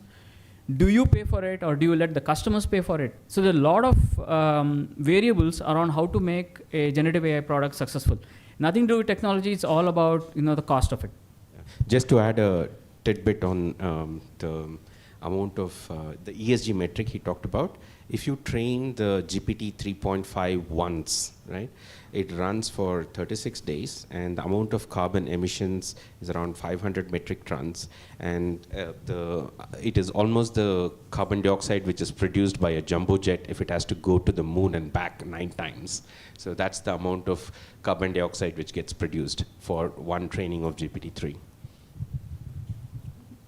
Yeah, so you got to look at the specifications. So many a times, these GPUs don't have enough memory to hold your language models. So Shrikar showed you the demo where the code was generated, right? So it is 15 billion parameters in size. Okay, it's a model that ServiceNow has created, ServiceNow research team has created, which we have used. It's 15 billion parameters. So for 15 billion parameters, to hold the model, you will need at least 60 plus GB of RAM inside the GPU if you want the 32-bit representation, and half of it if you want the 16-bit representation. Now, NVIDIA is going to charge you, the GPUs that most commonly used, is going to charge you a lot of money for the higher-end GPUs called A100s and H100s. Now, if you go to the lower-end GPUs, the cost is lower, but at the same time, your response times also fall. Okay, you need to plan for this in terms of when you're rolling out a generative AI product. So that's one aspect of it. The other aspect of it is, what models do you use? Do you always hit OpenAI? Sure, you can hit OpenAI, provided your customers agree to send their data to OpenAI. So that's one of the key blockers for many of these generative AI use cases. Okay, you decided to build your own language model. Fine. So if you build your own language model, what model do you use? Of course, it's the problem that the engineering team has to figure out. But the impact of the choice of the model is going to be felt by the end customer and the product success. Okay, so if you go to Hugging Face models, I'll just see whether I can go to this. It's not there. You have to open a new tab. I didn't open it. Open a new tab and then. You want me to paste it? Okay, let me just paste it here. No, I'll just paste this. Okay, so let's see how many models are there in Hugging Face. You see this number? There are 300K models which are available out there. How do you choose the right model from here? If you want to fine-tune the model, if you want to host it on your own GPU. So there is a lot of research which goes on here. There are a lot of uncertainties, and we don't know at the end of the day how these models produce. And there are models for everything. There is models for text to video. There are models for text to text. So this is again is a huge exercise which you will have to go through well in advance in preparation for the rollout of your product. So I will not run through this notebook, but let me quickly. Okay, so let me quickly run the notebook. So usually what happens is there are some dependencies. You see all this install transformer, sentence and all of this. So these dependencies have to be installed, and every time these dependencies change, the behavior of the model changes, things break. It's an engineering nightmare, but it's their problem. And then let's see what a model looks like. How many of you have seen the model? What does it look like on the disk? Okay, so here I have an example of a model. So this is called as a T5. So you see this FLAN T5 large. This is the name of a model. This is around, so on the disk, if you see. You can show it to them on Hugging Face as well, so they are able to correlate. Okay, so let me go to here. So let's see this. So here you see FLAN T5 large. So let me just click on it. So it will tell you how many downloads that it has had. Then it's going to have something called as the model card. So let's look at, there is a, sorry.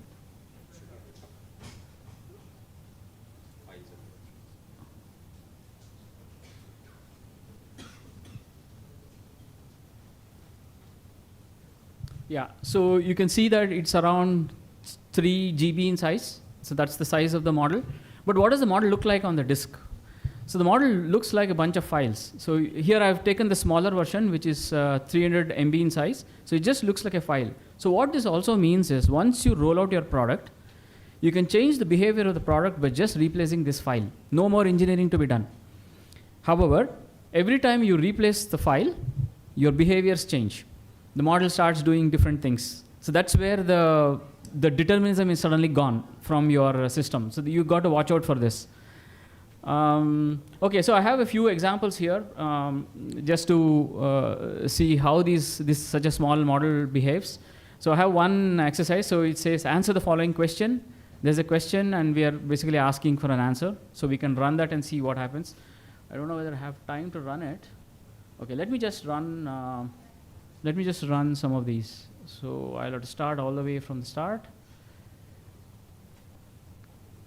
So you see here, you see this allocating and connecting. So what is happening here is because I'm running a Colab notebook, it is actually trying to get one GPU for you to run the model. So let's see what's going on here. Yeah, so Google gives one GPU, the T4, for free. So if you log into collab.google.com, you get one GPU for free, and you can do a lot of experiments there.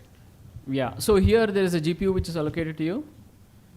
Okay, then it's still downloading all this. Are we running out of time? Okay. Yeah. Okay, so maybe we'll share this notebook with you. You can just run it. You can just take it to your Google account and run it there. You just have to just click these play buttons here, and then you're going to get the output. So where you can actually play is by changing this. You see all this red color text. You change that and see how it behaves, and you get a feel for what happens to these models and how they behave. Yeah. So you'll be changing two things. One is that model name which you saw. So cut and paste anything from Hugging Face, and then change the prompt, and then you're good to go. Those are the two things you need to change. So do we have time for questions? If there are? Yeah? We're having a break? No, we have 2 questions. 2 questions? Okay.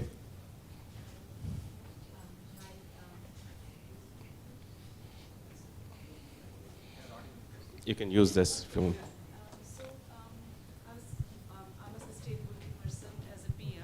And then when I heard that there's going to be to run one book on GPT 3.5, we require 36 days and 500 metric tons.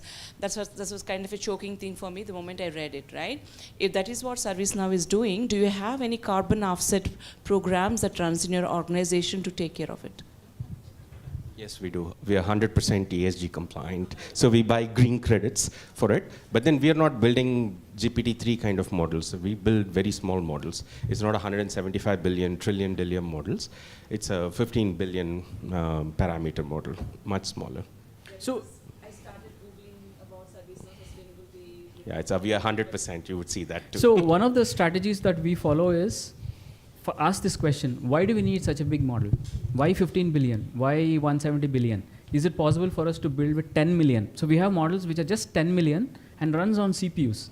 So that is again a design parameter. You start small and then expand the scope of the model till you get the accuracy. No, at some point, I think most of these GPUs and the data centers will be solar powered. But that's what every company aspires to be. But till that is done, you buy green credits. Yeah. Quick question here: if the GPTs are, predicting the answer by a prediction percentage, how is the grammar ensured? How is the text grammar ensured? And quick second question is, in the ServiceNow, LLM, is there RLHF included, reinforcement learning with human feedback, or?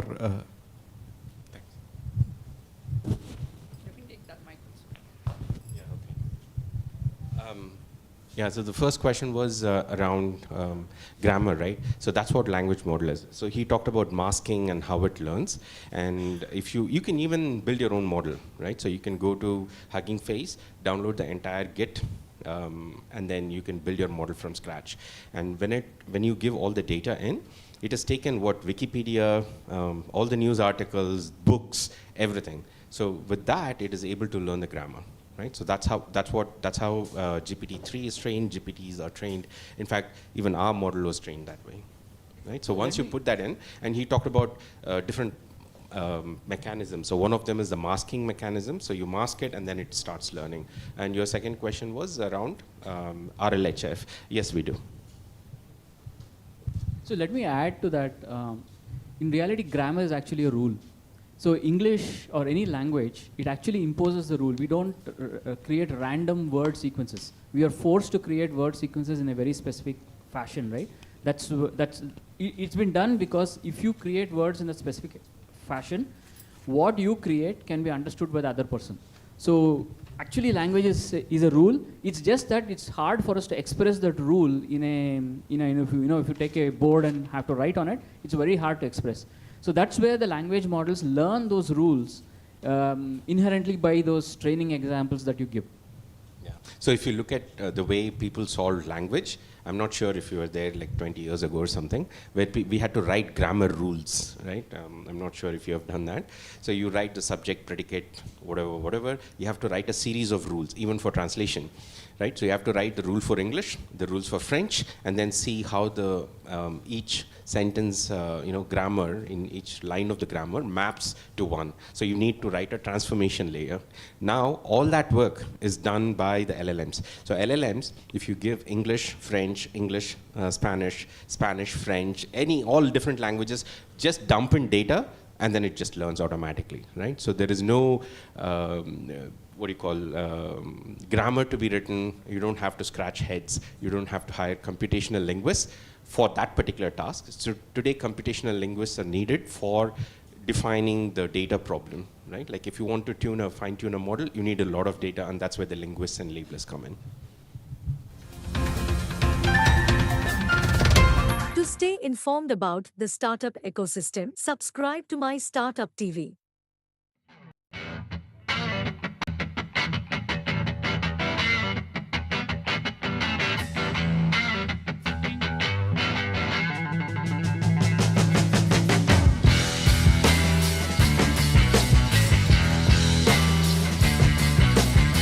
My name's Arnav. I go to Oak Ridge International School in Hyderabad. I'm in 11th MPC, and I've actually written a book for ISF. It's a book on quantum physics, astrophysics, and engineering. I've been writing a book for the past 3 years. I've compiled scientific studies, lectures, author journals, author biographies, and different theorems from across about 50 to 60 years, and I've compiled all of them into my book. I've actually published it last month. It's called Unveiling the Cosmic Symphony. With the book, I plan on getting it published in scientific journals, scientific research, biologies, and different scientific catalogs. I want to put the extract of my book and everything I've written into maybe college studies as well. I've actually been contacting Caltech, Stanford, Harvard professors about this. In general, I want to be a physicist, so I've been working on God equations and superstring theory to create a unified framework. I've been researching unified frameworks. So in the future, I'd love to develop and work on unified frameworks.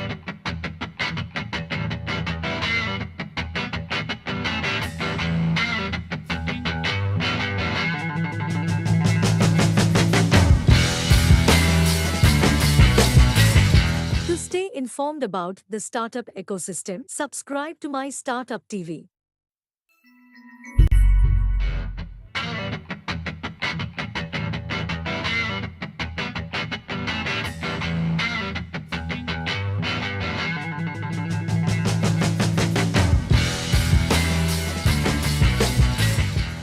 Welcome to MyStartupTV. I'm MajorSunilShetty. We are at the day 3 of India Startup Festival 2023, and I have a very special guest with me today. Who's Abhirami Sukumaran, who's the developer advocate at Google and also a mentor with startups. Welcome to the show. Thank you very much, Major. I'm a developer advocate at Google, and additionally, I also mentor startups as part of Google's Startup Accelerator program. From a technology perspective, I do that as part of my role as well. So that's a little bit about me. So you are today here at the round table. Just share a little bit about your experience. What was the key takeaway for you from the startup? All those people who stalwarts who come from in different capacities who were at the round table. I should say I was overwhelmed with the amount of experience, and majority of them were serial entrepreneurs. Some of their ventures are startups and some of their ventures are already very well established businesses. So it was really a lot of stuff to learn from their experience, predominantly in the areas of what kind of customer experience is required and how to scale for startups, and also like skill and how do they scale their skill set, their resources, how they maintain it. So all those things were very interesting for me from different industries and backgrounds as well.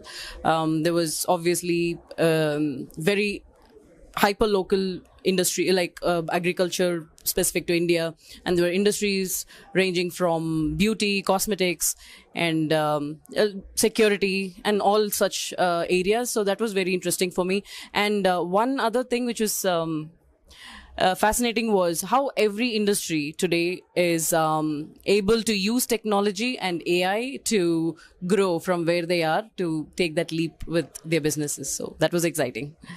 Very, very true, very true. So we've been hearing this through the event, through the festival. As a mentor yourself, you mentor startups. What has been your experience in the since you started? What kind of progress have you seen among startups when it comes to use of technology and especially AI? That's been a very interesting experience for me, working or interacting with startups, because they are starting from, there are different range of startups. Some already know what exactly they want. Some envision a future with certain specific technology, and there are some who don't know what they want. So I learn from people who already know and already are right there, and they just come in for, hey, I have a few questions. Will this work with this? How do I integrate this? Mostly all from technology perspective is what I mentor them on. So particularly Google Cloud specific topics. And I predominantly focus on data, databases, and that area, AI, ML. So around data and databases and use of machine learning, use of technology for doing data analytics and all.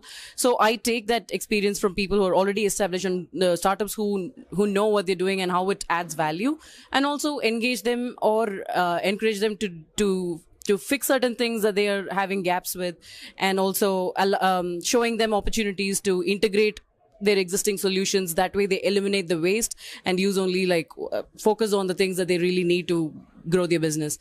And I use that experience and I use that knowledge with people who are still discovering what they want, and also with the startups who are white paper. They know they have the business idea, but from a technology perspective, they get fascinated by the things that technology provides. For example, Google Cloud in the different services that we have, they get excited about, oh, I can do this with BigQuery, I can do this with the Vision API. Oh, I want to read video, I want to be able to extract details or insights or metrics from my video, images. So that kind of excites them. So different kind of audience.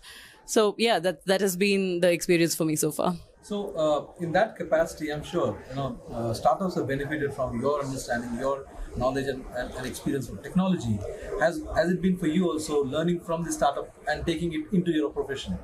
Definitely, because the kind of challenges, technological and platform challenges that startups face can easily, if you think startup in a way is, if you're running a project in a big organization, for example, if it's your brainchild, if it's your idea, you're pitching your idea to your leadership and they accept it and they say, go run it, here is your team. It is very similar to running a startup, except that there you'll have the approval and you're guided and you're funded or sponsored, I should say, by your leadership. And in startups, it is, you're doing it, but with external folks to begin with, right? So it's very much there is so much to learn, and definitely like how they are looking at things and how they scale things, or what are the opportunities that lie ahead of them, is something that I always learn from. Yeah, it has been a thorough learning experience for me. So India Startup Festival, how has that been for you? I know you come today for the event. Yeah. So far, whatever you've seen, experienced, can you share your thoughts about it? Definitely. So I just came in here for the third day of the event, and I'm, like I said before, it was overwhelming for me to see the place itself is gigantic. It's happening here in the outskirts of Bangalore, so it's a huge space, and there are so many booths with startups and other sponsors who are pitching, who are talking about that to people who are walking around. And for me, it's one, overwhelming, and two, a lot of networking experience, a lot of connections with people, both from a technology perspective and also it's really fun. There were a few colleges who have this incubation center, or they have this innovation wing. This college from Chandigarh, I forget the name of the college, but it's really interesting that they have the final year of the college dedicated for doing startups or building ideas. So I found that very intriguing, because that should be the way. That's the way forward for India. That's like building for India, like grooming them then and there and allowing them the opportunity. I think most universities should start doing that if that is that way. Correct. Isn't it? Yeah. And the ideas that they have, it's amazing. I don't want to talk about their ideas for them, but definitely very fun ideas, like customized. I mean, I don't want to talk about the ideas, but it's really fun. I enjoyed every single moment of it. And finally, any advice you have from a technology standpoint for the startups? About what should they see in coming time, or what should they start doing now to be there with the technology? This is one thing that I always emphasize. So there is a thin line between ideation or execution is always a contemplation for startups or anyone who has an idea. People always, I can only speak from the technology perspective because I am not an entrepreneur myself. I work, but then ideation is where people keep grinding their ideas and talking to people about it, which is good. But at some point, you've got to start executing, and you have to start somewhere, from a technology perspective at least. And yes, don't jump straight into building your product, straight into writing the code for the product if it involves technology, your business. Always, it is important to have a balance between ideation and to do the design considerations, design discussions, see what kind of data you're using, how else can I pivot it? Like, what is the future? 3 months down the line, 6 months down the line, a quarter, half a year, or a year, or 3 years. Just have a plan for all the things that you could do with the data that you have right now. And you might be even creating data out of your business, which might be looking like it's waste of storage, but think about the ways that you can repurpose that into your own business or pivot into something that could be useful. And also do all the design considerations for applications or database or whichever data that you're building and storing, and make sure you think about the security perspective, privacy, regulatory requirements and everything. Think about all the design considerations, and then rinse and repeat and build your product, and not build, before finalize your architecture. And one important thing is, I would say, after you rinse and repeat and do this brainstorming within your team, whether it's a one-person team or a big team that you have, make sure you identify the things that you don't need, because majority of the time, startups or any project gets stuck or gets fascinated by all the things that you can use. But make sure that you are using the things that you need, not really just because it's there. So that will save a lot of effort, resources, and cost as well. So yeah, that's one thing I would. So would you say at what stage technology should start becoming part of a startup? At what stage? Because very early stage startups probably don't have the kind of funding required, and there also, are there anything that they can tap into as a free resource where they can use the technology? And more importantly, at what stage? At a very early stage, after reach a certain level of traction, what would you suggest as a technology person? How would you suggest? What would you suggest? So you would know right off the start whether your business is going to involve technology or not.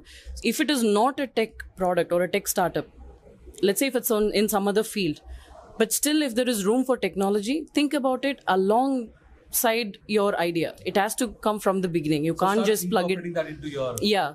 Even if you don't have funding for it right now, think about what all you can do to prototype it with free resources, or like the Google for Startups accelerator programs. If you have an idea and you have a vision for it, just try out those things. That will allow you to see what are the resources out there that are. Just go and check the websites of these programs, and just see what resources you can tap into to equip yourself with prototypes, to equip yourselves with applications.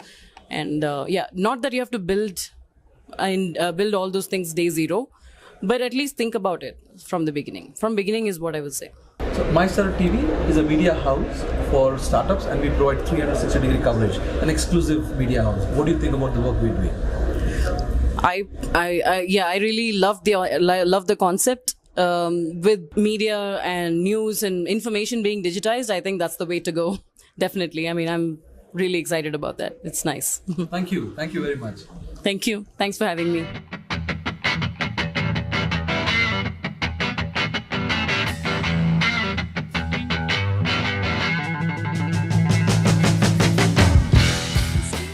About the startup ecosystem, subscribe to MyStartupTV.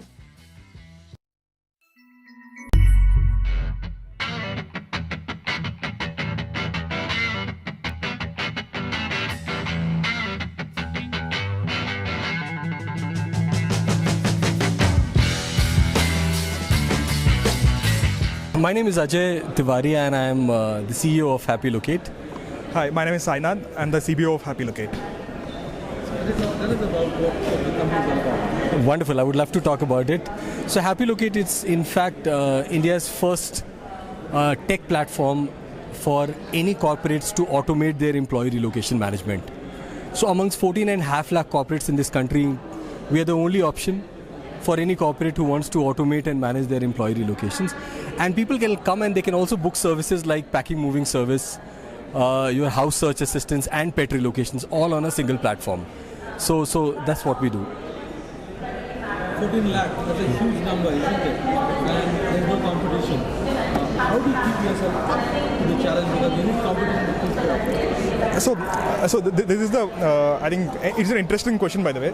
So out of 14 lakh corporates, right, I think relocation as a service had been there for decades. And there have been traditional solutions available in the market.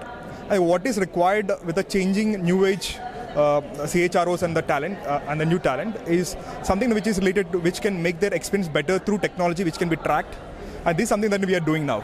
While we rely on a lot of reliable or genuine packers on the ground, or service partners on the ground, and something which had been motivating us to go one notch upper every time is the technological intervention that we are bringing to make sure the relocations on our platform are better, faster, and more affordable. How has been this event for you as a company and personally, your thoughts? I personally would say it's great. People from diverse profiles is what I could see. Not just the corporate side, but also a lot of people from the entrepreneur, from the investment community. It's, I would say, a proper hub for any business to come and grow. Not just the investment, not just the mentorship, but also a lot of peer talking about their own experience of how they're built. I really liked it, honestly. I loved the platform out here. I started with a channel for startups and entrepreneurs like you. We provide exclusive coverage. What do you both think? I want yours and then yours. So, I think off late, if you see right now, startup, the word startup or entrepreneurship as a profession, I think this is something which is picking up very fast. I think back then when we started, when we were graduating from colleges, right, I think there were very few entrepreneurs, seniors who had started their startups. But now I think this is a new, it's a new age employment is happening. And I think startup, while the word startup has been there in the industry, I think that comes with innovation. Innovation is something which can change the future. Correct? I think and MyStartupTV, I think covering a lot of the startups and sharing their innovative journey or products with the larger masses, and that's a great initiative by you both. I would just say, I think you guys are appearing everywhere with the kind of color combo that you're wearing. That's on a lighter side. But on the larger startup, I think this is what it is. The world is about the change, accepting the change, innovating, and that's what startups do. The good thing is that I think that's coming in the DNA of the new generation, which is good. But I always, when asked, what is one piece of suggestion that you would always like to give people is, hey, don't start it as a part-time, don't start as one of the options. I think when it's a mission of your life, when you're completely clear about the vision is where you should step in. But I think that's the world all about. And if you are covering that piece, I think you're very updated. And you're doing a great job. In fact, I think OTT platform for startup, right? I think it's something different. I think never ever people would have thought saying that hey, we should start something OTT for startups, and that too you are giving a free subscription for a year. I think that's a wonderful concept to promote startups. Correct? I think keeping promotion as a major agenda, then making profits. I think that's hats off to the entire team. You should stay in touch. I think when we both start investing, you never know, we would be interested in buying some shares for you. Thank you very much. You're doing a great job. Thanks.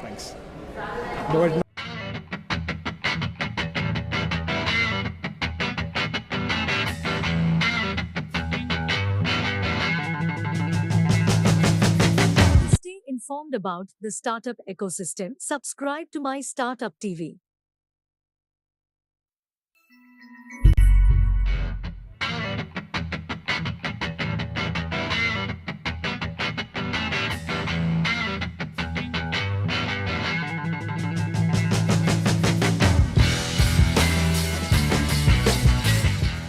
Welcome to My Startup TV. I'm MajorSunilShetty. We are at the India Startup Festival 2023, day 2, and I have two lovely guests with me from the London Chamber of Commerce and Industry, Martha and also Altaf. So welcome to the show. Thank you very much. Let's start with you. Tell us about London Chamber of Commerce and Industry. Thank you very much. We are so happy to be here. It's such a tremendous opportunity, really, to be part of the Startup Festival. So, first of all, thank you for the opportunity to come to India. So, at the London Chamber of Commerce, we are there to connect, to support businesses. Business representing London, the global London as a gateway to the UK, and working with our members. And also working with members who are not just in London, but actually overseas, and hence the importance of this festival. With us here is Altaf. He represents one of our member companies. We are here at the festival with 12 other members, and we're here really to connect businesses. So, Altaf, as a member company, could you throw some light on how it benefited you, for the benefit of others out there, to get a step into the UK market? Absolutely. Well, thank you very much, MajorSunilShetty. I think it's a privilege to represent the voice of the customer, because when you're new in London, especially businesses like ours, we've only moved into London a couple of years ago. There's so much of the London infrastructure that is available to those who know where it is available, that you could end up, spending years and not knowing what's available next to you. And it's a melting pot that offers every connection, every meaningful conversation, all in one place, while not just giving you the ability to find like-minded people, investors, talents, all in one place, but also puts together a curated set of events throughout the year. We get the privilege of experiencing 200 plus events online, in person, where you don't need to know the who's who, because they all know London Chamber of Commerce and want to deal with them. We have the privilege of being spoilt by the Chamber of Commerce, and it accelerates your business, it accelerates your reach, it takes your outreach and multiplies it, where others are trying to add. Our relationship in the past with other accelerators has been an addition. If anything, with London Chamber of Commerce, it's more of a multiplication equation. Well, that's a lot, a lot to say about the work you're doing, right? So, is there any particular specific areas that you're looking at to engage with, or it's a wide open space where any sector, any industry could associate with? Sure, of course. So, as a chamber, we serve all customers or all types of businesses, SMEs, startups, but also big companies. And here specifically, the Startup Festival obviously is so important because we know that SMEs and startups are really the lifeblood of an economy, or of any economy, really, and especially in India, but in the UK as well. So there is this very close connection in terms of just putting businesses together and giving those businesses a voice, access to the right type of support, the services that they need. So, Altaf, could we start with, share that one moment where you thought, wow, this couldn't have happened if Chamber did not, back me up as support? Absolutely. So, I've been now in this world of consulting without consultants for nearly a decade. We moved into the UK and we got instant recognition, instant love and admiration from the world of business. And we suddenly saw a transient economy of startups that were no longer, at the struggle state of startup. They were all successful established businesses where they're available and accessible in the busy life of what London has to offer, but unknown to us. And they all tend to use the London Chamber of Commerce as a watering hole. And in the 2 years that we've been in the UK, I've acquired 12 businesses, of which 7 have happened after having joined London Chamber of Commerce over a period of just 2 months, as opposed to the remaining taking nearly 18 months to take place. So for us, just the number of interested people that are looking to find the right kind of connections available all in one place is just phenomenal. And it's not happened once, it happens every single time I go there. So if anything, I'm a fan, and it's a privilege to be traveling with the celebrities that I'm a fan of. And it is such a diverse set of services that are available. It's not just businesses like us that have traveled from London. There are businesses from outside that are part of this, that are benefiting from this. It's an infrastructure and an ecosystem in its own that's available, where today there are other things we're working on. We're not just working on the startup infrastructure. London is known for the scale-up hub of the world. It has that scale-up infrastructure as well. And that is something that you cannot tap into unless you know the game makers and the game changers, which is what the lovely team of London Chamber of Commerce is. Well, that's the second thumbs up Altaf has given to the Chamber. Thank you. So, for the benefit of the people out there, viewers out there, could you just quickly take us through the point form as what is the process to be part of the chambers? Yeah, so it's very easy. In fact, we actually even have a special offer for those businesses that are not based in London, that are based overseas, don't have an address in the UK, but want to just visit London as a business and understand London better, the London ecosystem. So it's as easy as just literally scanning the QR code, and just signing up, and it's a very good value as well. and that's available to anybody really. And through this, they gain a variety of services. We will work with them to look at, what is it that they need, the specific industry that they are after. There is, when they come to London, there is a very lovely office, a meeting space that they can use where they can invite their clients, our potential clients, just to sit down and have a coffee, like similar as here really, and just engage. So all these services are there and many more. So for Indian startups and the UK-based startups, especially London-based startup, is there a service where you kind of help them in matchmaking? Yes, absolutely. Again, this is our role. We are the connector. So we do try to matchmake either through just simply the events, which are always very busy. It's great. It's a great buzz, a great connecting opportunity, either through events where businesses just simply, talk to each other and they start doing business, or where there a little bit more help is needed. We will do the research. We will have a look at our membership database and see, okay, well, you're interested in this particular segment. Here are members who are doing the same thing. Who are looking for example, for an investor, or who are looking, to connect with another startup because they might be an investor themselves. And this is how we connect them. So could you throw some light on the? I'd love to show you how that happens as well. So we have a LinkedIn of our own by LCCI that we tend to use. We have connections where we can make, direct connections with investors. We can connect with other members as well. There are various platforms, various organizations that come together. There are connectors, events that take place. All of that is a closed door LinkedIn sort of environment that's available to users, and we're able to benefit from this. So Martha's a little too modest, I think. She's not really, but the fact is, there is every infrastructure support that you can imagine. Not just the set of offices that you can use at the Chamber of Commerce. They've got a string of hotels across London that we use for free to use for meeting rooms. And I have not paid a single pound since I've joined the London Chamber of Commerce for a single coffee in London City, because there's always a venue somewhere, a 5-star hotel or an office with a nice office that is kept available for us so that we can use the facility. All thanks to... So that's the third thumbs up. I should actually just give the platform to Alta. So, he's the best testimonial. From a user standpoint, or the people who are aspiring to connect with the chambers, coming from somebody who's using the service, kind of makes more sense. So.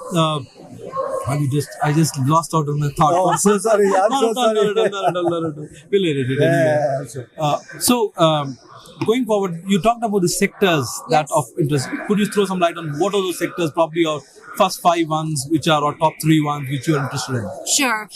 Well, there are several, really, because, London being such a metropolitan city, such a global city, we do cover so many different sectors. But just to mention a few, obviously, finance, professional services, this is one big sector. There is fintech, for example. London is very much a capital of fintech. But, life sciences as well. We have a very vibrant property group as well. But I should also mention our business groups, which are cross-industry. So, for example, we've got the Asian Business Association within the London Chamber, and this is where many companies, interested in India, also meet. And this is where not just the connections happen, but also the learning happens, because that's where the exchange of knowledge, can take place. There will be companies or startups that may not need not really move to London.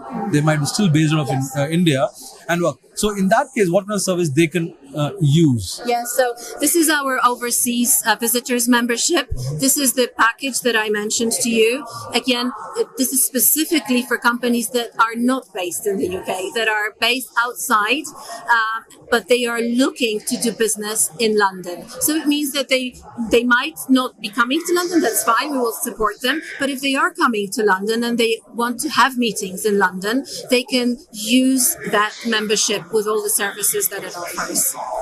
Finally, I know you have to go for a meeting, so another session. investor connect, especially for people based on UK to connect them to Indian startups. Is that service that you do? If yes, if you can share instead of something. Yes, absolutely. Again, this is very much also through membership itself, because many of our members are investors. And we've been talking to Altaf.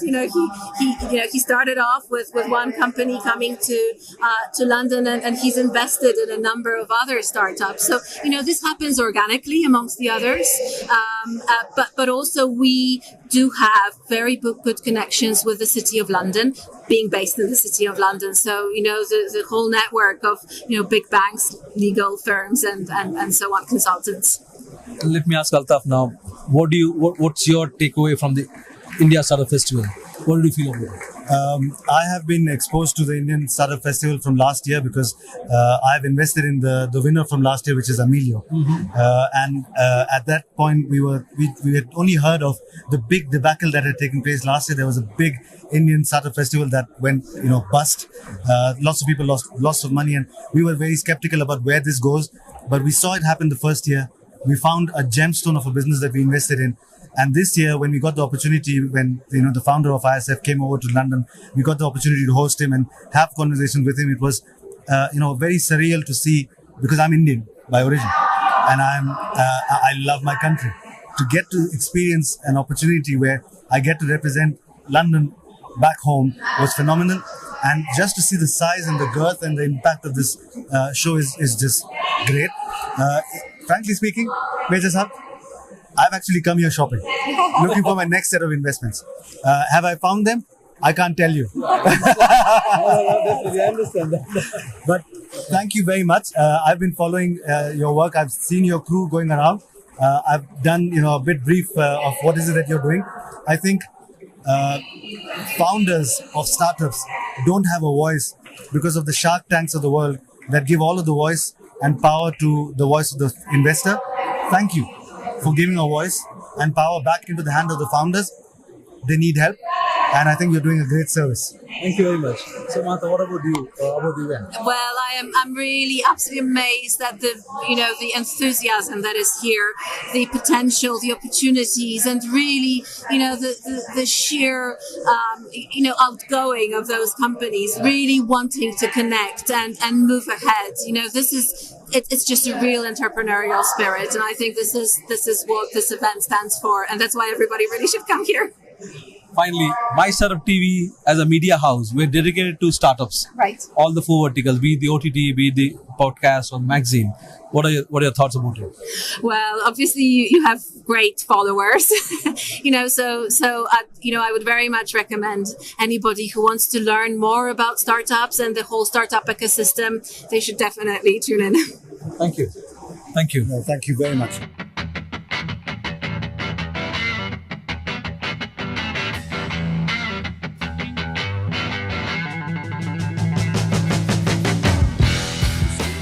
About the startup ecosystem, subscribe to MyStartupTV.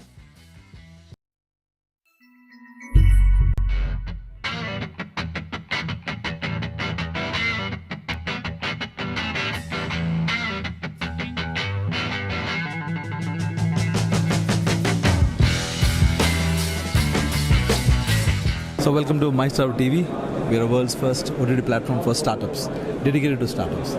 Sir, if you can talk about, you talked about how SDPI is helping. What do you think about the event first to start with? I think this is very unique festival come event for startup. Generally when you talk startup event, people are talking about emerging tech, people are talking about the deep tech, people are talking about unicorn, people are talking about 5x, 10x. Here people are talking about a social benefit of the startup. They are talking how to give back to the society. They are talking about not greed, they are talking about the need. They are asking startup to come voluntarily, give at least some share to the social cause. So this event is very different from other event, and very good that there is a lot of foreign participation here also. And that makes this event very unique to others. Could you also talk about your own organization, how you are playing a role especially working with entrepreneurs or startups, which is at the grassroots level? So, STPI has created a whole startup ecosystem. In fact, we have largest horizontal presence of the startup in the country. We have 63 centers across the country. Out of them, 54 centers are in tier 2, tier 3 cities. We have created 22 centers for entrepreneurship other than these 63 centers, which takes care of multiple technology, especially technology which is required for civil societies. You can say the civic tech. Like we have one center for entrepreneurship exclusively on health technology, it's called MedTech. We have one center for entrepreneurship exclusively on agri-tech. We are going to create one more entrepreneurship on assistive technology. And we have on deep technology as well. We have on blockchain, we have on artificial intelligence, we have on AR, VR. So we are providing all 360-degree support to startup in the form of incubation space we are providing to them so that they can innovate. We are providing lab facilities to them.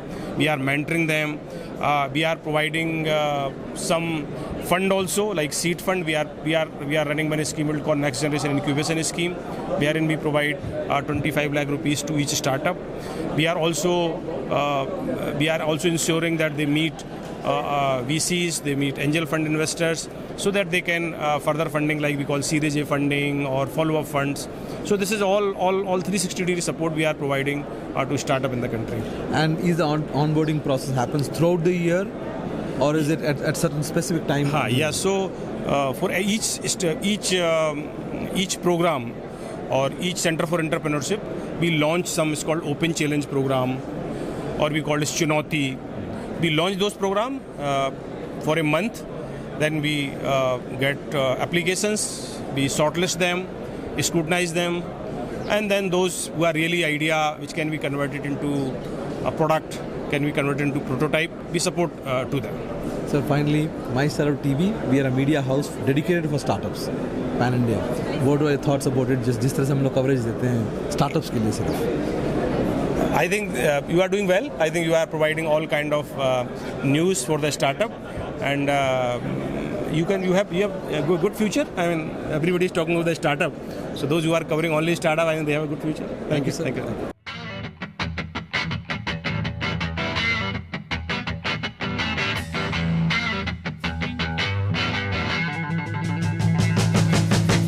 To stay informed about the startup ecosystem, subscribe to MyStartupTV.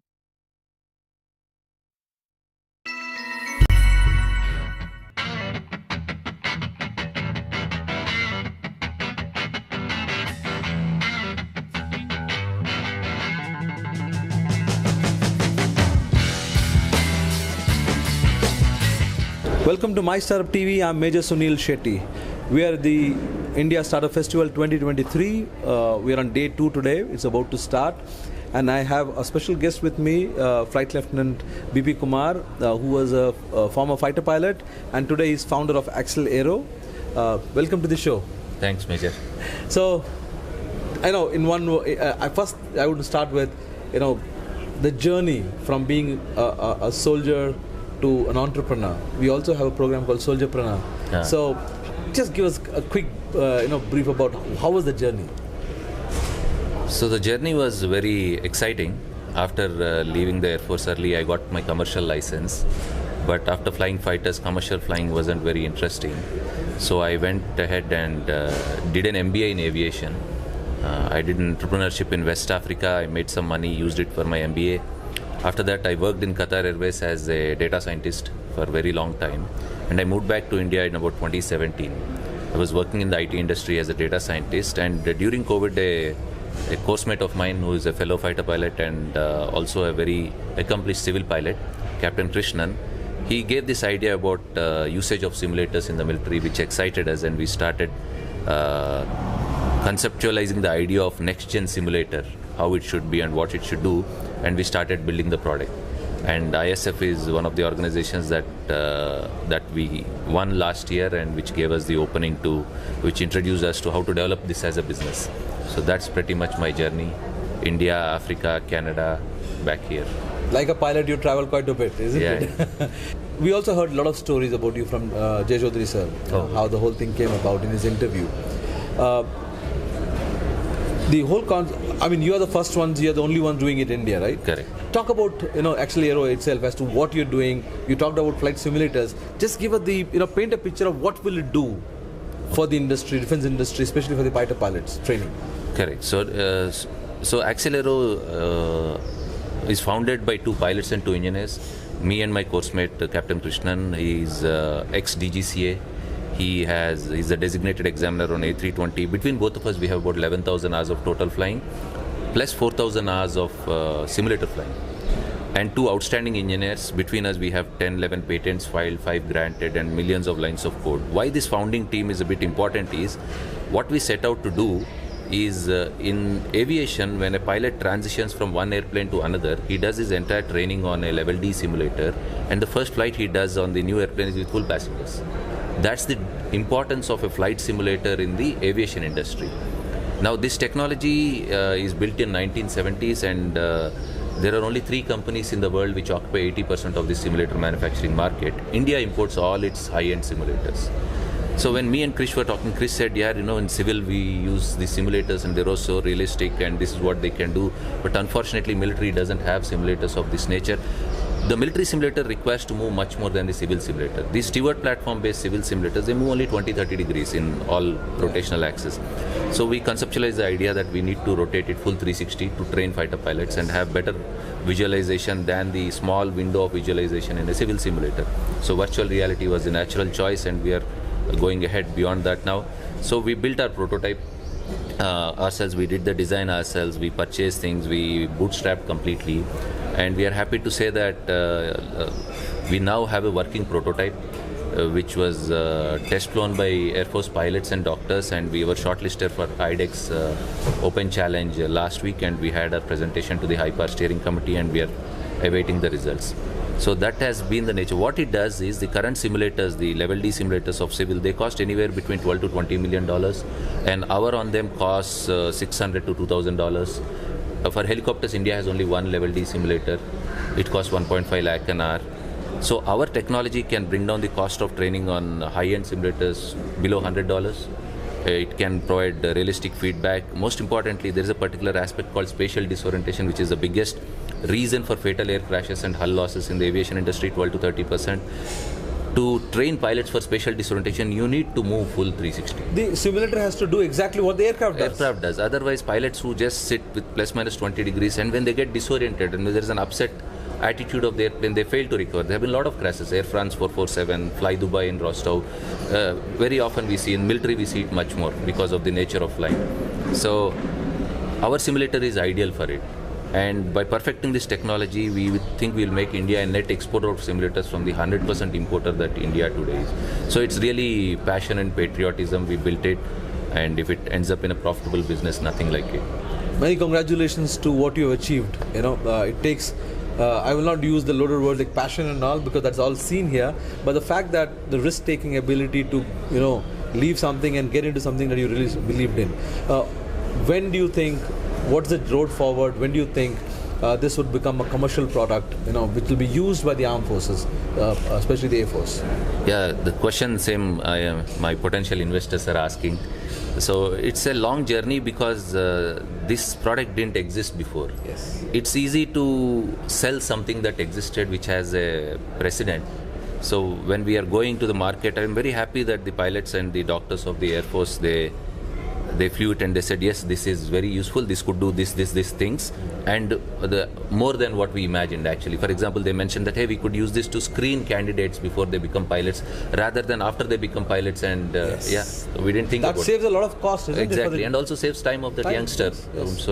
Life of the youngster. Also, lives also, that's true. So 3 things, life, time and money. Money, everything. All 3, yeah. And so the process with the government takes time. Luckily, the current government has programs like Make in India, Atmanirbharta and IDEX, which are actually fast-tracking it and makes startups like us qualify for defense contracts or purchases which otherwise we wouldn't have qualified. Which was unthinkable few years ago, right? Few years ago.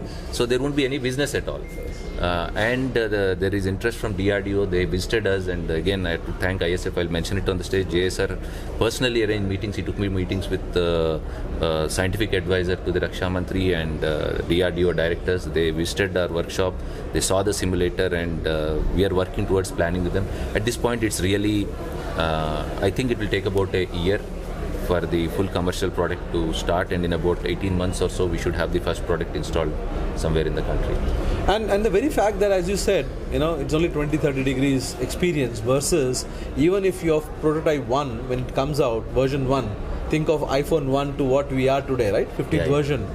Even with all the money and the research, a big company like a $1 trillion company like iPhone can take 15 versions to come up with a best product. Correct. It would take time. However, the fact that today pilots don't have anything to having something which is better than what is existing is a big jump. Is a big jump, yes. Right? We believe it will be a big jump, and made in India, our product is made almost 90%, 95% in India. We sourced everything in India. Has some advantages. Today, when one of these imported simulators, a component goes down, the services have to run helter-skelter, create a import invoice. It takes many months, and the equipment is down. And any modification becomes very expensive. And today we want to mate Indian missiles, Indian weapons to the Indian airplanes, and we want Indian terrain, Indian runways. And these foreign vendors will charge a lot to do it because they don't have a business case. Yes. Whereas we, made in India, can quickly turn it around at a much cheaper cost, and we start with Indian terrains and Indian airplanes. So it's a big boost. And tomorrow, even experimental projects like LCA Mark II, if DRDO says, hey, we want to test, we should have a side stick or a central stick or this, or how would be this missile, what would be the RCS, etc. There are a lot of things which we can do pretty much as part of our job and say, hey, this is how this will work. It's our domain. We've been there. We flew those machines, and we've got fantastic engineers supporting us. So I think it's great for the country, great for the industry, and hope it will be good for us. I would like to get your, comments on India Startup Festival. How has that helped you? I know they are the ones, but for the benefit of the founders or other founders out there. See, India Startup Festival last year, I just came without knowing what it is. I didn't know JSR, Dina, nobody. I just came as a neutral entity. I submitted my deck, got shortlisted, came and pitched, and we won 5th last year. And I didn't even know that there was a result to be announced. I just did a pitch and I left home. I went to Hyderabad. When I landed, I got a call, sir, where are you? We have to give you a present award. I said, oh, I'm sorry, I'm not there. Somebody else collected it. So after that was the interesting part. Normally I thought this is over. You got an award, keep it on your wall, it is done. But then Dina called me, and JSR and Dina personally visited the workshop. They saw the simulator, that what we presented was actually real, and said, what kind of help do you need? So I said, sir, the business is with the armed forces or the DRDO or the defense PSUs. I'm trying to get some meetings so that I can present this idea to them. Actually, we've not done any business development till then. We were just busy building the prototype. JSR actually took me personally to Dr. Satish Reddy on a table and introduced me, and I got time to pitch my idea to Dr. Satish Reddy, who was kind enough to call the DRDO program director, ADA program director, and say, have a look at this. This looks very interesting and useful. So this was pro bono. I mean, I did not expect this at all. And I'm here this time not just to participate in a pitching session, but to actually publicly thank ISF team and JSR. And for other entrepreneurs, what I would suggest is that, first of all, it's a steep climb. 10,000 startups, 200 or 100 get shortlisted. That's a 1% chance of making it to the pitching contest. And it's not about the contest or about the awards. It's really, there are Saturday mentoring sessions organized immediately after the IS event for almost every Saturday. Request to be there. There is groups available. And there are various mentors, small investors, big investors, industry experts. Seek help. Seek help, like we sought. We sought help in making connections into an organization which, even despite being a former Air Force officer, I won't get, how hard it is to get very high level connections or even opportunity to talk to. Right? So that I would say JSR is well connected. ISF team is now, with so many people coming here, hopefully next year international, the reach would be much higher. Finally, MyStartupTV is a channel for startups and entrepreneurs like you. We showcase, the work. What are your thoughts about our channel, the kind of work we are doing? Again, another, I must say, surprising thing I never thought I do represent sometimes in media. I come there discussing aviation related things, accidents, and the F-16 versus MiG-21 things. But a TV channel for startups alone shows how important this is, how the startup thing is growing in our country. And you also being a soldier like me, kudos to you for this idea and the persistent execution of it, right? And I really wish you all the best. I would like you to grow as much as I would like myself to grow. Thank you very much. Thank you. Thank you for being on the show. Jai Hind. Jai Hind.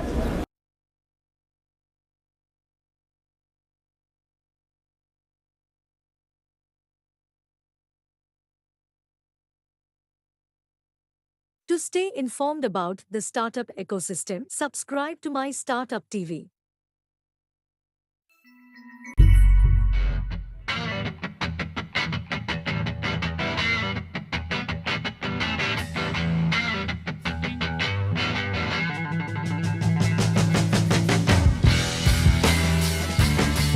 How do you see Indian, Sadhguru and everybody's been talking about, how India can contribute back, back to the world. Can you talk about that as to what do you see? Well, it's interesting. This is only the second time I've been in India, so my understanding of the culture, I've been in 50 or 60 countries and traveled a lot, but not a lot to India. The thing that I think can propagate is this desire to help the bottom of society. And it's not altruistic.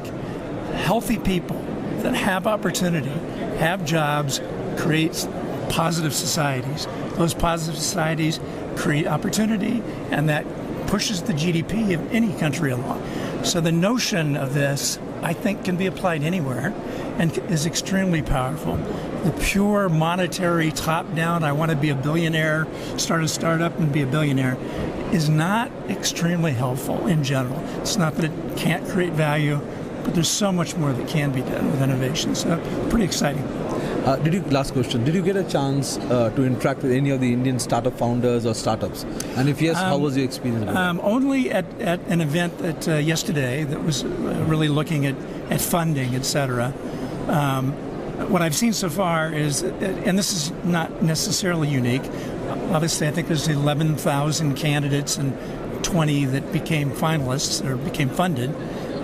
It's very, very high quality, very innovative, understand a lot about markets and how to go to market. So it's world class. I mean, there's no debate about that. MyStartupTV, we are a world's first OTT platform dedicated for startups. Oh, interesting. What do you think about that? I think it's a great idea. I like the comment I made. There's a lot of advice you get and a lot of help you get, but a lot of it you get from people and organizations that haven't done it before. And having run very large businesses, multi-billion-dollar businesses, and being CEO of a startup, it's a very different job with a totally different set of challenges. Very humbling, requires a lot of energy, a lot of resilience, but it's maybe the most exciting thing you'll ever do in your life. So I think it's a great idea. Thank you.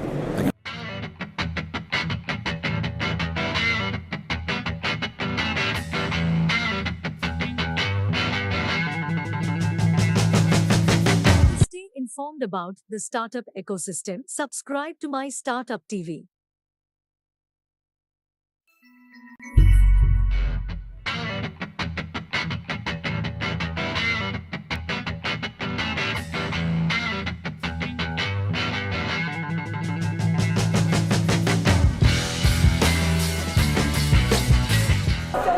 Morning, I'm Bart Fisher, and I'm chairman of the Give Life Foundation. And I'm here from Washington, D.C. Came a long way to see what's going on here. Tell us a little bit about your foundation. The Give Life Foundation promotes the donation of blood, organs, and tissues. And one particular project we're working on and have worked on for 40 years is the promotion of bone marrow transplant registries. And this addresses the problem of cancer, blood cancers. Let's say you get leukemia or thalassemia. You need a bone marrow transplant because your system has stopped making blood cells, red cells, white cells, platelets, and that's an emergency. You need to make these stem cells in order to live. So if you have a brother or sister, you can get a sibling transplant, but if you don't have a match, you're always looking to match. then you have to get an unrelated marrow donor from outside the family, and that's where we come in.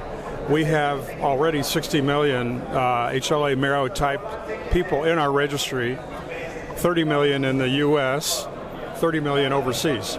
So half our business is international. India doesn't have a registry. India needs a registry, so I've come here to launch the bone marrow transplant registry in India, as I have in other countries, and I want to get everybody signed up for the registry. So I'm here on a mission. I'm a man on a mission to get the registry established and launched here. And due to the diversity of populations, it's a big numbers game. You need a lot of people in the registry to really get a match. It's like looking for a needle in a haystack. So it's not easy, but India needs it, and India also needs the information technology, the information that we'll get. You just have to swab. It's called Swab for Life is our campaign for a Give Life Foundation. And we're going to take it all across India, and this is our launching pad. And India is a huge country with, as you said, with diversity. What challenge are you looking at to cover this topic? Well, the real challenge is rural healthcare. You have 900 million Indians living in the rural areas versus the rest in urban. So how do you reach these people to get them to sign up? So we have a foundation here. We're working with Grace Cancer Foundation, which has these mobile units that go out for mobile health care. And so you have to reach out to the rural population. It's easier to reach the urban population. We're going to work with Indian National Railways, which has said they will put in the Swab for Life stations at the railway stations all over India. And of course, it's also India's largest employer. So they will get their own people to sign up for the registry. So we'll work with Indian companies, private and public, to promote the registry. And so I'm all into building bridges. This is a bridge between India and the United States. If you think about it, someone in India can get a match in America, and we ship the marrow over in a little package, and vice versa, it comes back the other way. So you can link the Indian diaspora all over the world by finding matches, and that's what we're trying to do. And is there a permanent location you're going to have an office sort of place in India? Yeah, well, Give Life Foundation is located in Washington, D.C. Yeah. Our computer is located in Minneapolis, Minnesota, in the U.S. But it's a big program. It's in Europe and China. It's a global program. And so literally you become blood brothers. You know, if you take the marrow from somebody else, you save a life. Amazingly, we've done over 100,000 matches off the registry. These are people who would otherwise not be around. So the potential, though, is huge for India in particular. And I realize it's number 18 on their list of concerns. India has bigger problems. But at the end of the day, it's part of the solution on information technology for healthcare. And India needs data, and that's a big problem. That's why you did the identity card a long time ago. But this can help other areas of medicine other than the bone marrow transplant. Most people have heard that you can transplant solid organs like heart, lung, liver, kidney, pancreas. They don't know about the marrow. The marrow is an organ too. It's a fluid organ. It can be transplanted. So that's what we're doing. And we're arranging these transplants, and we're saving lives, lots of them. Finally, what are your thoughts about the event? The event is fantastic because, in fact, it's overwhelming. There's so many new ideas coming at you. They have over 10,000 startups here, so it's overwhelming, and they actually should be longer than 3 days because there's so much to absorb. But from my standpoint, coming from the U.S., it's worth the trip. So many new ideas too, and the focus here in this amazing institution that they put up it's a testament to what one person can do to make a difference. And Sadhguru has done that, and I really appreciate what he's done, and I'm looking forward to working with him as a partner. They are going to be one of the partners for our effort in India. Thank you. We appreciate it.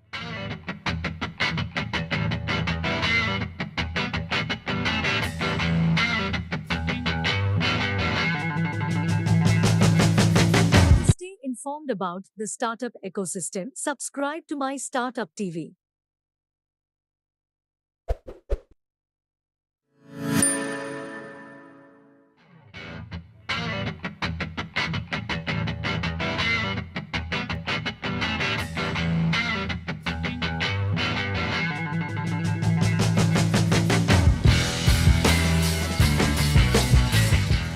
afternoon. Welcome to ISF roundtable, very important roundtable, Global CXO roundtable. The reason why I wanted to have this roundtable, again for the startup companies' prosperity point of view, I've been telling since yesterday, though startups will have product and money, if they don't have business, they can't survive.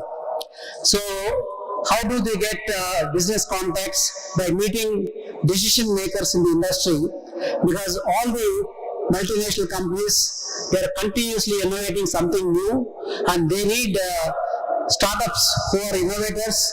They can fix the problem in a much faster time. In fact, when I was the managing director of NVIDIA Graphics, that time I came to know these big companies, multi-billion-dollar companies, they are like a big ship going in the ocean, whereas startup companies like a speedboat. They don't have all the rules and regulation, bureaucracy of the big multinational company. With any idea, they will just like a speedboat, they will go and reach the destination. That's the reason why many multinational companies, they keep on acquiring the new product software startup companies all over the globe. So I thought it's a great idea to bring all the global CXOs here, and they will tell what are the problems they are facing, what kind of new innovation they are looking for. Maybe some startup companies want to be with them and be a partner or whatever the mechanism they have. It's a great opportunity for all of you, because meeting any of the global CXOs by a small startup company is very difficult. The reason why we are bringing them to Mudanahalli, to ISF, so that they can meet with them, network with them, exchange ideas, and see whether they can get business from them. So that is the basic idea. We want to help our startup companies. I request all the panel members who have come from different parts of the globe to see how you can help the ISF startups, and we are the conduit. ISF will be a partner with all of you. Let us know what are the curated use case repository you have where you need some solutions. We will identify with any of our startup companies. If somebody is have got that kind of a technology or already built a solution, we will enable that connections to you, so that you will be able to see how you can think of giving a business opportunity to them. So with this, I request Sri Atluri, Chairman of the Global CXO Roundtable, to conduct the proceeding. Thank you. Thank you, Jay Garu. Thank you very much. This panel is a bunch of experts here from all over the world, and I'm so humbled, and thank you for the opportunity to lead this and be able to really conduct this session. And today's session, we are going to cover some of the important topics in the startup ecosystem, how the entire journey happens, and also we'll touch some of the important topics like leadership, technology, social entrepreneurship, and also giving back. These are things that you keep learning and you will be hearing directly from these experts. And some of the experts here in the panel, they live these principles. They actually live by their living examples, and they actually follow these principles day in and day out. I would start by asking each of them to spend 30 seconds and introduce themselves, please. Good afternoon. So I'm Shobha Rao, and I'm here as a private investor, but have about 30 plus years of experience in the banking sector. And from an introduction perspective, this has been an amazing conference, and it's wonderful to see all of you here. Thank you. Good afternoon to all of you. Privileged to be invited by Jay sir for this CXO session. My name is Krishnamurthy, CEO and President of India Electronics and Semiconductor Association, an organization which represents about 300 of the leading India's electronics and semiconductor companies, including about 100 of them are startups. Thank you. Good afternoon. I'm really honored to be here. My name is Raj Alada. I'm a transformation leader at JP Morgan Chase out of New York. Very excited to see the participation and then see how we can help each one of you with our experience. Thank you. Thank you all. Thank you, Jay Garu, for inviting us. This has been a great event so far. I'm Ram Pupala. I'm currently a general partner at API Ventures and also CTO for ACI worldwide.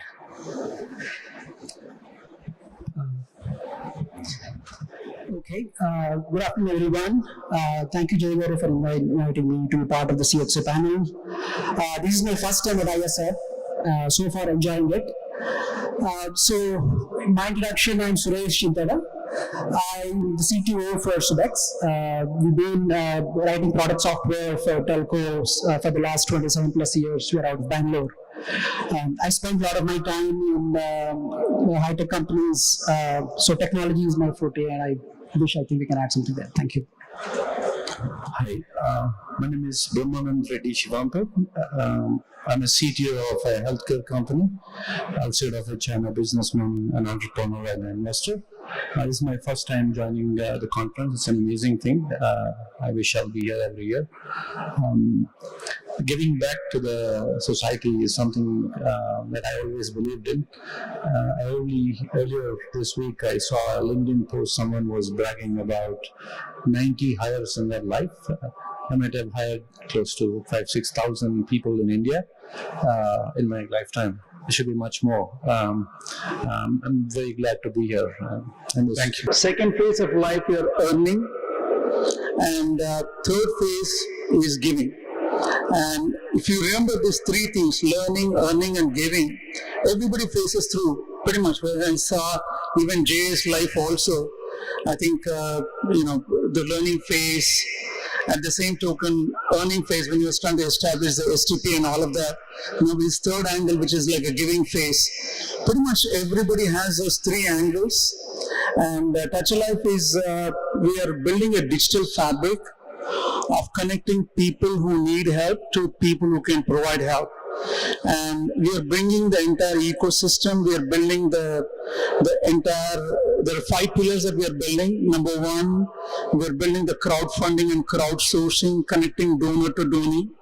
We have built a radio station, marketing, providing marketing to all the non-profits. Then third, we've also built something called PAL Transformers, and this is an idea by Jay Garu, bringing youth to connect to the causes and how you can bring them as volunteers to the social causes and all of that. And TAL leaders, I'm very privileged to have like a Barry, he's a very senior executive, been at IBM leadership, and bringing in leaders. A lot of leaders are empty nesters, and how do you channelize their energy to help the needs? So we've got about close to 100 executives as part of TAL leadership, people who can donate their time, people who can mentor the non-profits is what we're trying to do. And finally, we're also working on something called TAL Hospitals, bringing in doctors who want to provide pro bono service onto a digital platform. And we want to create GPT for healthcare and all of that stuff. So these are the 5 pillars that we've been doing. So pretty exciting. So pretty much for all the startups over here, when you start a venture or as you're starting your journey, be a purpose driven, not just profit driven. It will really help you in terms of building your company. At the same token, scale your company to the next level as well. Thank you. Thank you, Sai. Learning, earning, and giving. There's a fantastic words of wisdom that's called wow. And Brahmanand Reddy Garu, you have invested in a lot of firms. And what are the things that you really look at a startup when you start investing? What are the signals that you can see and say that this startup is going to grow and it's going to be the next unicorn? What are the things that you look at? Thanks for the question. And there must have been hundreds of textbooks that I've gone through, but I learned more from when I was pitching as a founder or a co-founder of companies to the other investors in a line, getting rejected several times. I learned more from there than reading through the books, and I've learned more from experiencing, pitching my idea to the investors than reading from books. From an investor standpoint, I suggest every founder to read the textbook, know your basics, know the purpose of your company, know your financials. That's the basic stuff without which you don't bother to present your company. Know a clear answer of what's your exit strategy kind of a thing. After that, I almost always ask and look for examples and reputation, examples of how many times they made a promise and met the promise, and go check for referrals. That's as important as anything else. So that's it. Thank you, Brahmananda Reddy. The next question goes to Barry. Barry, I have been following you from the philanthropy side and also the successful entrepreneur. And it's not just giving. We, as senior executives, we learn from the youth. What is that you learn from the youth? That's a very interesting, broad question. To me, I think it's very easy to get stuck in a line of thought as you grow older. And involving yourself with younger people, there's a level not only of energy that is conveyed to you, but a totally different way of thinking about things that can stimulate an entirely new approach to a problem that sometimes creates a new market, a new route to market, an adjacency that you would have never thought of as a more senior person. So I think that's, in my mind, in addition just to the energy, the exhilaration, the enthusiasm, is it's easy to get stuck in linear thinking. And I always thought it was important, even as a operational executive, to have what I called orthogonal thinkers. People just thought completely differently, and you get that from the youth. Absolutely. And thank you for that. And in fact, we all start learning perhaps how to use a new app or ChatGPT and some of the new technology, working with the youth and learning from the youth all the time. And challenging the status quo and thinking of different business models and really innovation comes from youth all the time. Thank you. Next question goes to Suresh. And Suresh, one of the things that we always talk about innovation. And when you start a startup, you don't really think of innovation. You are trying to solve something. But you really worked for good 13 and a half years as an HR. I've been an HR leader for Nokia and Vodafone prior to this. Now I am the CEO of Happy Locate, which is transforming the way relocations are managed in corporates. I also have done my social work honors during my graduation, so worked with underprivileged children and special children. That also makes me a social entrepreneur by heart. So that's what we are doing right now. Thank you for having me here. I'm excited to be here. All right, I'll start with a question related to leadership. And somebody who is here in the panel who is passionate about leadership, next to me is Ashok. And he was talking about it just off the dais and how he transformed using his leadership expertise. I would like Ashok to share some of his wisdom. Can you please go on explaining what are the leadership qualities one ought to have when you're starting a brand new startup with a brand new idea? What do you think? What are the qualities to be a leader? Because actually continuing to that, a startup, when you're starting something, you cannot be a specialist. You need to be a generalist. what does that really mean? And how that leadership quality help them to be a generalist? That is your question, Ashok. Sure. Yeah, it's I'll take a crack at it. I'm not going to say I'm an expert in all these areas, but I think leadership, when you talk about leadership, is in a startup, generally startups, you could start with the one-man army. You probably have the best idea that you thought is the best idea to go forward with. And then you probably go and talk to some of your friends, family, and then you kind of gather momentum and then go with your idea and then incubate. When you do that, right, so how do you rally team behind you? How do you bring the second person, third person into the team? How do you empower them to have the vision as same as you and then take it forward? I think that's something that's where the leadership comes in. How do you empower the other person to be part of your team, part of the same vision? That's one key element I've noticed in my experiences when I'm working with other startups also as an advisor. One of the things I always look for and advise them is bring the right team and have the right mindset to share the ideas among yourself. It's not as an owner or as the leader of the startup, your idea may not be the right idea every time. So how do you take that and then be it part of a team so that everybody rallies behind? I think that's one key element, I would say. Yeah. Thank you so much, Ashok. And actually, when you talk about the generalist, you need to start unlearning. Unlearning is an activity. And if you are a specialist, in order to grow as a leader, you need to unlearn. You may not you're a techie throughout your life, you started a startup, and you may need to learn how accounting works, how finance works, how HR works, how everything works. So you need to become a generalist, know enough to really run the shop. And I would actually ask USS, that's what he goes by, and USS has got a firm, he has seen the success, he has seen an enterprise that actually he basically had some exits. And when you are working on a startup, you think of an exit. What does that really mean?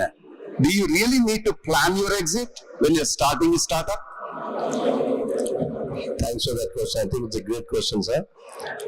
I think for any startup, for them to be anything, they should first be successful at executing anything, whatever it could be. And they should really look at failing fast and failing inexpensively if they have to fail. So the more iterations they go through, the luckier they become, and the better they get at whatever they're doing, and eventually they will find the right purpose for their startup, as well as the right exit will come automatically. Excellent. Fail fast is one of the mantras that I always follow, and I'm glad you said that as well. And next question goes to Sai Gundavalli, and I know him for quite some time, and Sai is not only run his successful enterprise, but the Touch a Life Foundation and the non-profit that he runs actually really touches many hearts and minds. And to be honest, I'm a big fan of, and I'm part of Tall Leadership as well. And he called me, and without any reluctance, I said, sure, I'm part of it. And Sai, when you really look at the social entrepreneurship, we always not think of just profits, but what is that social good that we need to focus on? How is that is going to help a common man? And how is that is going to help masses? What do you think that we all can do when we are working on a startup ecosystem? Please. Thank you, Sri. So for life, there's a profit and there's a purpose. You need to think of two angles, profit angle as well as purpose angle. So Touch a Life is, while I talked about Solix, it's about my for-profit company. Touch a Life is a foundation for purpose. And I think every journey, there are 3 phases in life. First phase is all about like learning, because first 20 years you are learning. Second phase of life you are earning, and third phase is giving.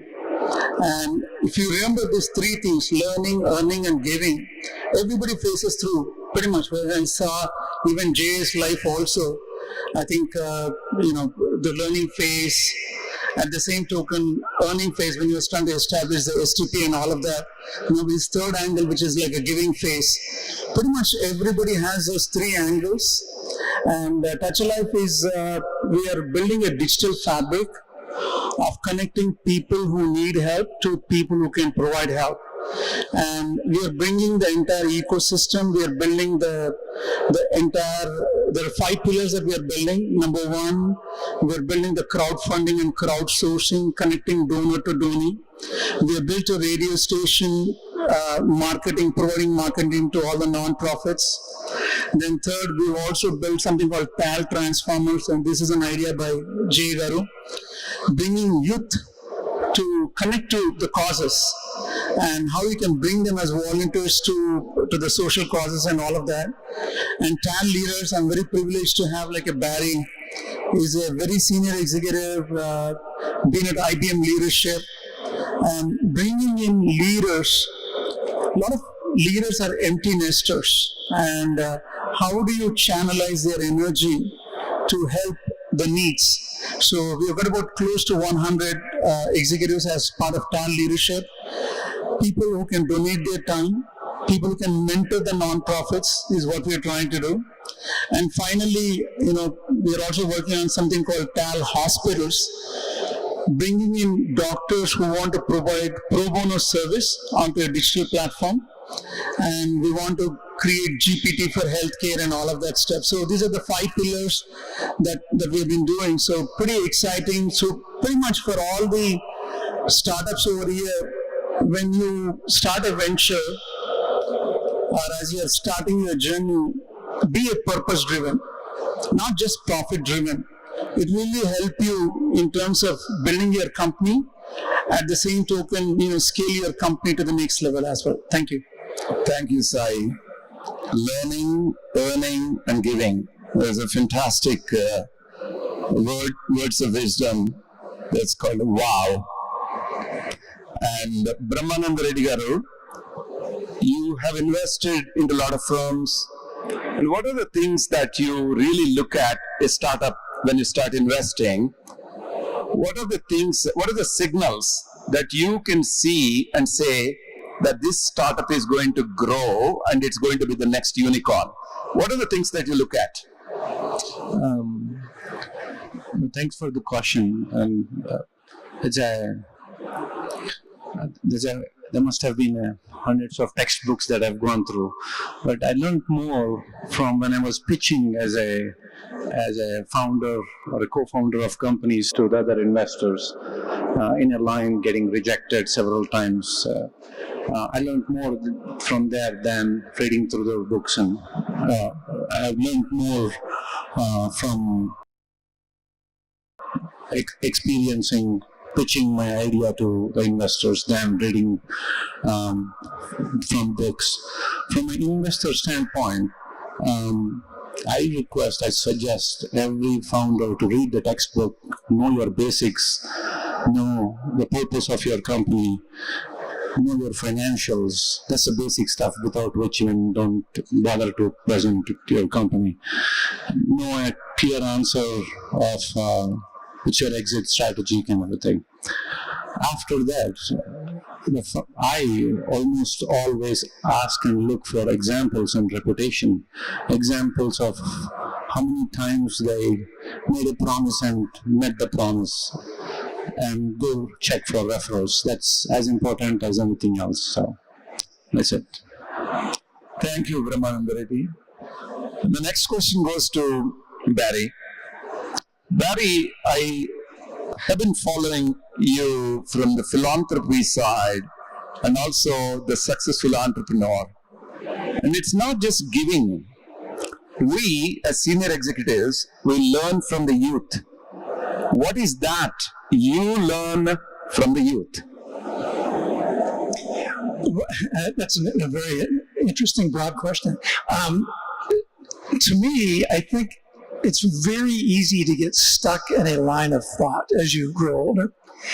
And involving yourself with younger people, there's a level not only of energy that is conveyed to you, but a totally different way of thinking about things that can stimulate an entirely new approach to a problem that sometimes creates a new market, a new route to market, an adjacency that you would have never thought of as a more senior person. So I think that's, in my mind, in addition just to the energy, the exhilaration, the enthusiasm, is it's easy to get stuck in linear thinking. And I always thought it was important, even as a operational executive, to have what I called orthogonal thinkers. People just thought completely differently, and you get that from the youth. Absolutely. And thank you for that. And in fact, we all start learning perhaps how to use a new app or ChatGPT and some of the new technology, working with the youth and learning from the youth all the time. And challenging the status quo and thinking of different business models and really innovation comes from youth all the time. Thank you. Next question goes to Suresh. And Suresh, one of the things that we always talk about innovation. And when you start a startup, you don't really think of innovation. You are trying to solve something, but you really work within the box and not knowing how the market is. And even if you know it, you really want to be within the box. How to come out of that box?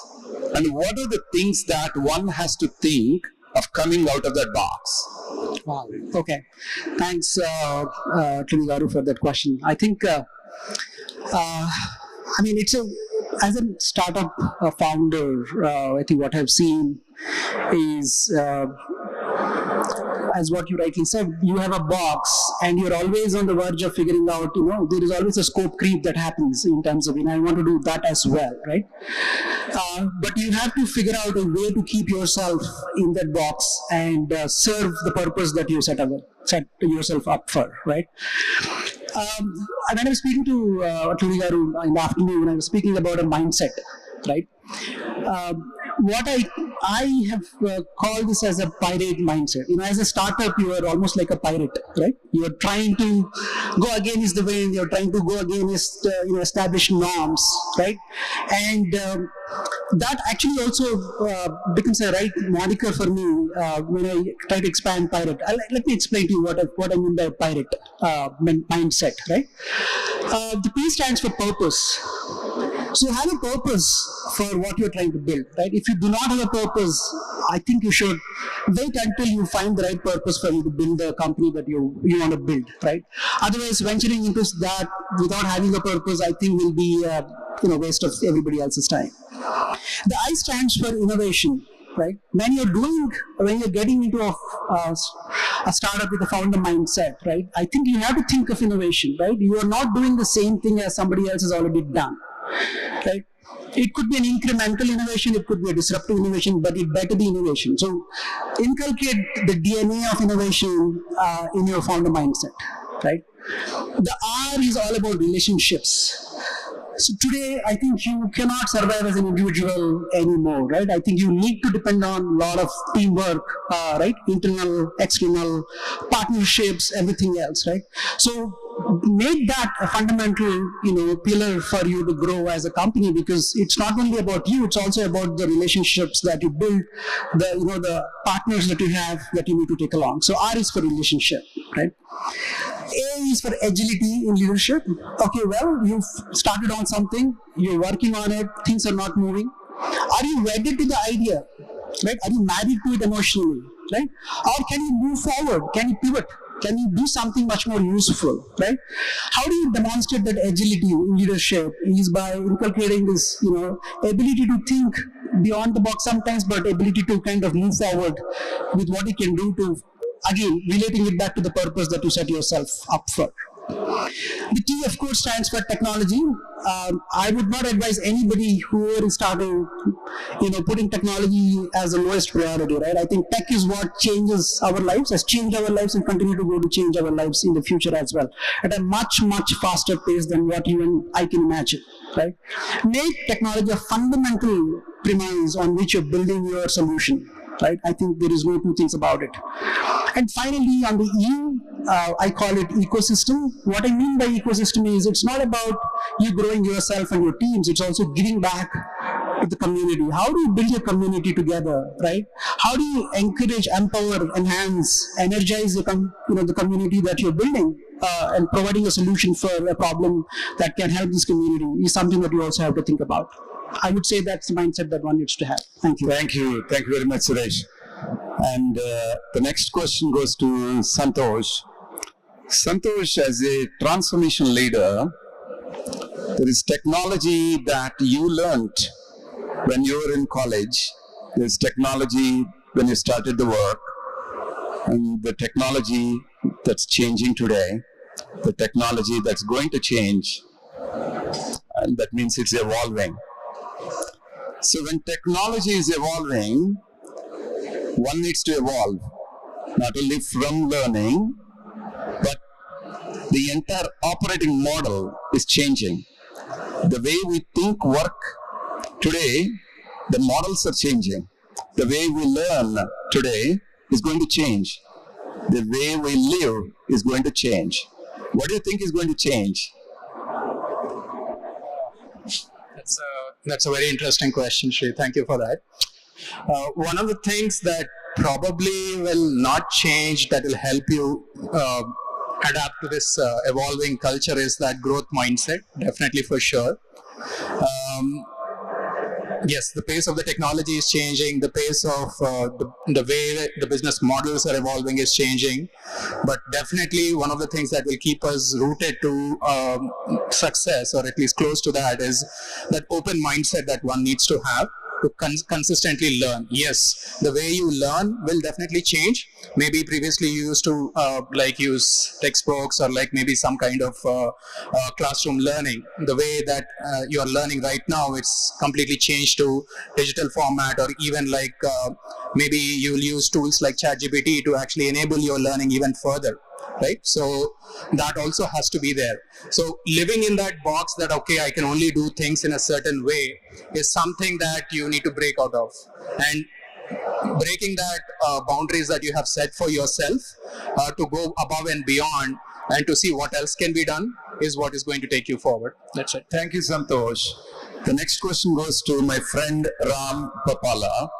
He's a CTO at ACA Worldwide, running a huge payment ecosystem, and also he runs an API Ventures. He's a general partner. And the question that's going to ask you is very practical, that you deal with on a daily basis. And you deal with thousands of employees, and you also think of investing. And how to mold next generation leaders, and what are the attributes that you see in them and you expect them to see in you? Thank you. That's a very, very good question. And it's the topic I very passionately talk about. Let me first ask a question. How many entrepreneurs here are still in early stage? Can you raise your hand?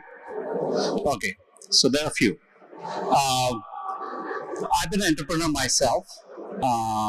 I've done 2 ventures, one successful IPO, another so-so, and been in the corporate world for the past 20 years as a CIO and CTO. I wish I had some of the learnings which I had now at the early stage when I was actually founding the companies. And I'm bringing those lessons to the startups as an investor. And both, entrepreneurship is just not unique to a startups. Entrepreneurship is also a corporate entrepreneurship. The companies have to reinvent constantly to succeed in the market space. Otherwise, companies won't survive. So the 2 lessons which I took away from that, and I look in entrepreneurship characteristics. being a technologist, I look at and most of the startup people who have a great ideas are technocrats. And I insist and push on, guys, first figure it out how you're going to make money. Not profit, but you need to figure out how to go sell. Who are you going to sell it to? How are you going to sell it to? How are you going to price your service? And how are you going to reach and how consumers, or whether it's a consumers or a corporates, how are they going to absorb your products or services? And that concept which is about thinking of others, right? If you don't think about how people are going to leverage what you're bringing to the table, you will never be able to sell, irrespective of how good of the idea it is. You got to think about what is the impact you would make on their lives, especially whether if you're in a corporate world or individual world. People don't write a check to anybody. The people write it to, sometimes people take a bet, they put the career on the line to make a buy decision. I know I've done that. I have a lot of autos in the back, and you got to think about thinking of the others. And then take that lessons from what you learn from it and reason it back. So the concept I talk about is to look ahead and reason back on what are you going to build, how quickly you're going to build it, and what you're going to deliver which produces the value. And this concept applies both to associates in large corporations and also to entrepreneurs as well. Thank you, Ram. And to be honest, what you just stated in terms of the practical approach as to how to solve problems, and those problems are making a difference in someone's life rather than you making money, I think is vital and is important. Thank you. And the next question goes to Ajay. In this list of questions that we discussed so far, we are discussing about people. That's a human element. You want to treat others the way you want to be treated. You must have heard about it. How to build strong, trusted relationships in the business and life. What do you think? Can you explain, please? Thank you very much for this. It does suit me, coming from an HR and from a business background very much. So I would say, I think, being very precise and to the point, if you can just think of the way we've been through, like I have worked in corporates for good 13 years, the way I have been treated by my managers, there are a lot of good and bad learnings out of it. And there was always a thought, I'm sure most of us have, is that if we ever get a chance to become a manager or become a company, I would not do this, what others would have done to me. And hence, if I can relate to it, while I was building up my business, during my career, I've given my sweat and service to the company that I worked for. And then at the end, I think I did not feel connected, and I didn't get that share of, I didn't get that equity in the company and the way I was treated. So I always thought, while I was building it, and that's something that I have done it, I had made sure that most of the people who worked with me were treated as partners. We never had employees, we had team members. Most of the people who joined early had ESOPs in the company with clear timelines where their ESOPs can be vested. So I believe when you're absolutely honest while dealing with people, when you have also very clearly defined KRAs and expectations from people, and you have rewards very transparently and honestly put in, people do relate to you, and that's how you build trust while you grow in an organization, and that works ultimately. Thank you, Ajay. The next question goes to Raj Allada. Success is not a destination, it's a journey. And we discussed about success mantra. And what does success really mean to you when a particular startup feels like they're succeeding, at what point they can say that I'm successful? What is a bar that you think that they can set to themselves, they feel they're successful? I think, thanks for this question, Srivaru. And I'll actually take the lead from your own philosophy, what you mentioned in the keynote. It's a journey. And I think there are certain milestones in that journey that at every part of that milestone, you can feel you're successful, you can be motivated, and then you can go to the next level. So the bar to me is having the right milestones, having a good roadmap, ensuring that you're actually meeting those milestones and evaluating continuously that if you're aligned to your vision and if that vision needs a bit of a tweaking because it's continuously evolving world. So I think to me being realistic and then constantly challenging yourselves if you're reaching those milestones and if the idea still is valuable to the community, I think that's where the real success lies. Thank you, Raj. Next question goes to Krishnamurthy Garu. Krishnamurthy Garu, when you really look at the successful enterprises, and there are aspects where the learning fail fast is what we heard from our colleagues in the past. And what are the other things that they need to watch out, the blind spots? What do you think they need to really be careful when they are in the journey? Thank you for the question. Having spent 40 years in the corporate and then the last 6 years working with startups, specifically mentoring them, number one thing that I tell when I start mentoring an early stage startup, if you are not in this without unrestrained passion for what you are trying to do, don't even try. Don't even try. And I think an excellent point was brought out. Whom are you going to sell? And how will you sell it? So, early stage startup, I do an exercise. I bring the founder and the prospective founder and the co-founder. Ask him to bring a bunch of his friends, maybe 6-8 of them, and we all will go to a mall. And I will tell them, okay, any shop you pick, go to that shop, all of you, and one of you buy a product and come back. Then we'll sit down on a coffee shop and start the first brainstorming. Tell me, why did you buy it? Why others did not buy that product? Think about it. How is it that person is able to sell it to you? What made you buy it? And others did not see a value for it. So going through this rigorous process, the idea of passion for what you are trying to do and how you are going to sell, if these two are sort of ingrained, exit is an event.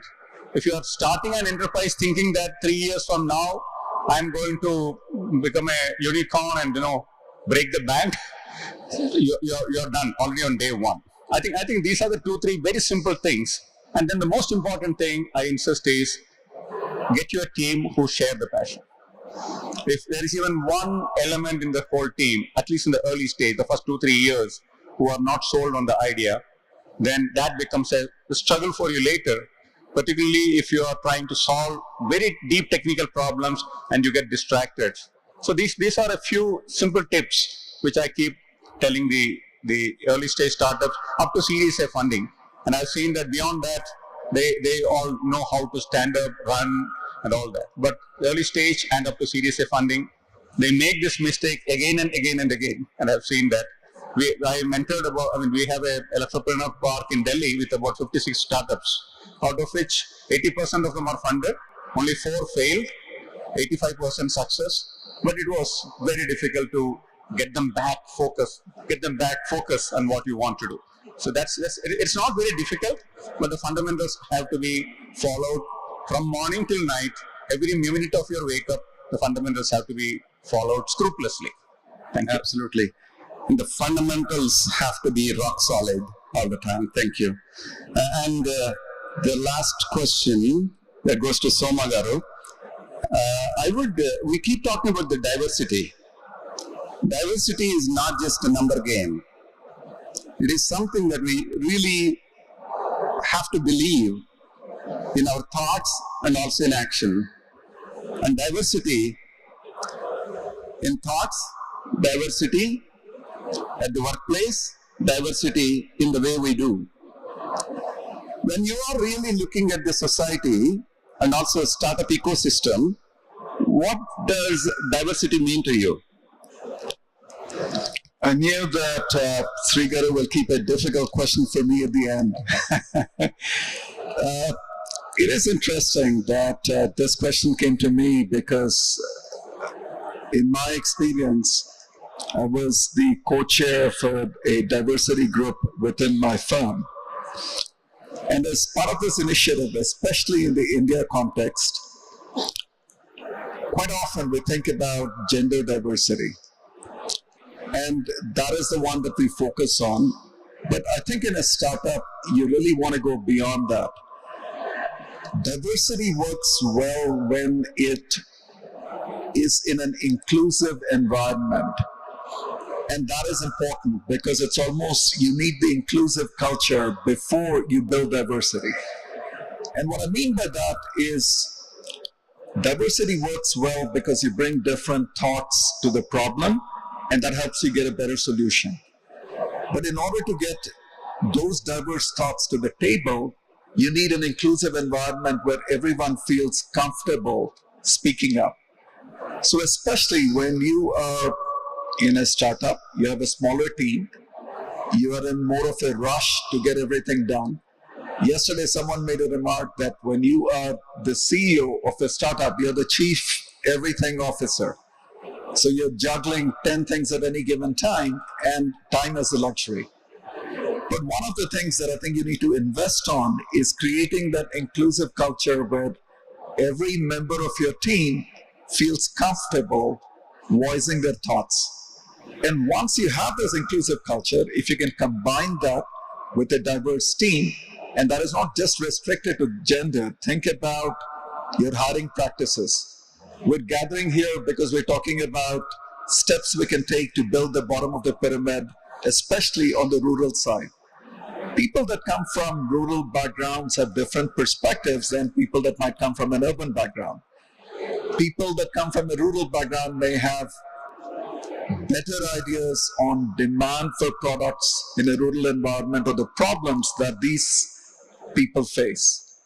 So one of the things that you benefit, especially in this startup environment where we're talking about entrepreneurs working on problem solving for rural development, the inclusive environment must include not just the top tier institutions, but institutions that bring in talent from all of the different areas within the country. So, so the two things I would stress is building an inclusive culture where people are willing to speak up and feel comfortable speaking up, and then building a diverse team that brings the ideas to the table. Thank you so much. In the next round of questions, I'm not going to ask the way I asked. And I would actually give a big round of applause to all the panelists, please. The reason I asked you to do that is because I did not give any of these questions early on. I did not even know what questions I would ask them.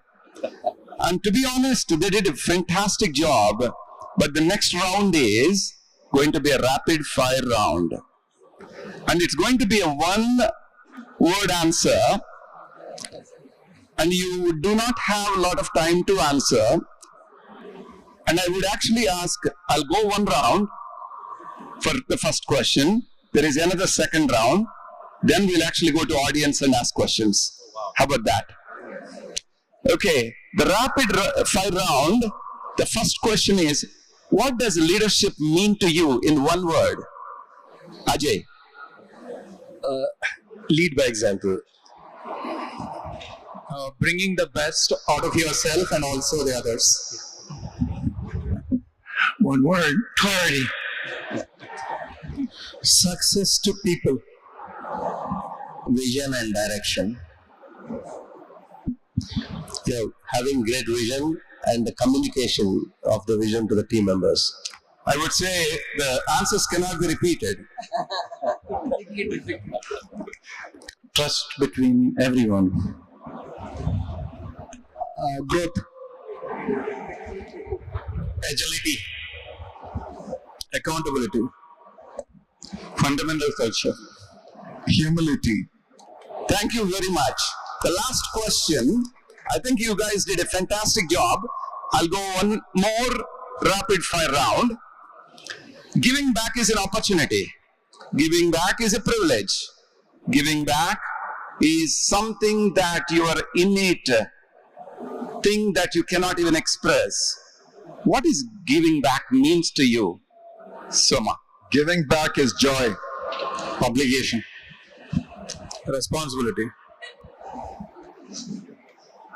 Now think about it. A privilege. It's gratitude. Satisfaction. If you're doing something of value, it will happen automatically, I think. Not something that you plan. I feel responsibility. Touching a life and making a difference. That is tall. Impact. Okay. Making a difference and self-satisfaction. Yeah. Call it happiness. Thank you so much, guys. Really, really, you did a great job. And now, we would request Rashmi to take any questions from you so that she's going to repeat, and any of the panelists or the moderator can answer. Anybody in the audience has any question?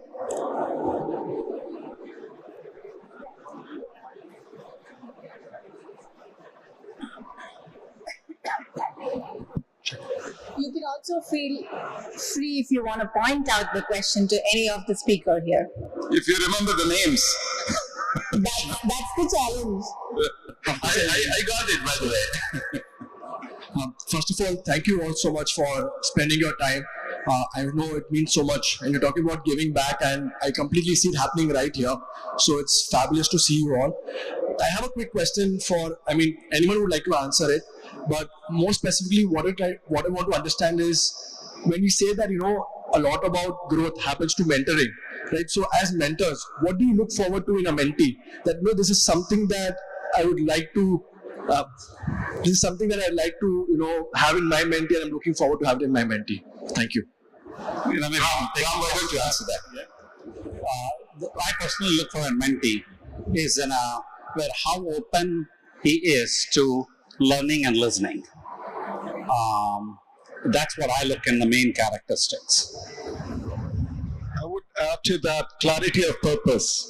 When someone comes to you and is looking for mentorship, having thought about what is it that you expect from me, what is the problem what are the ideas that you're coming with that I could maybe help you with?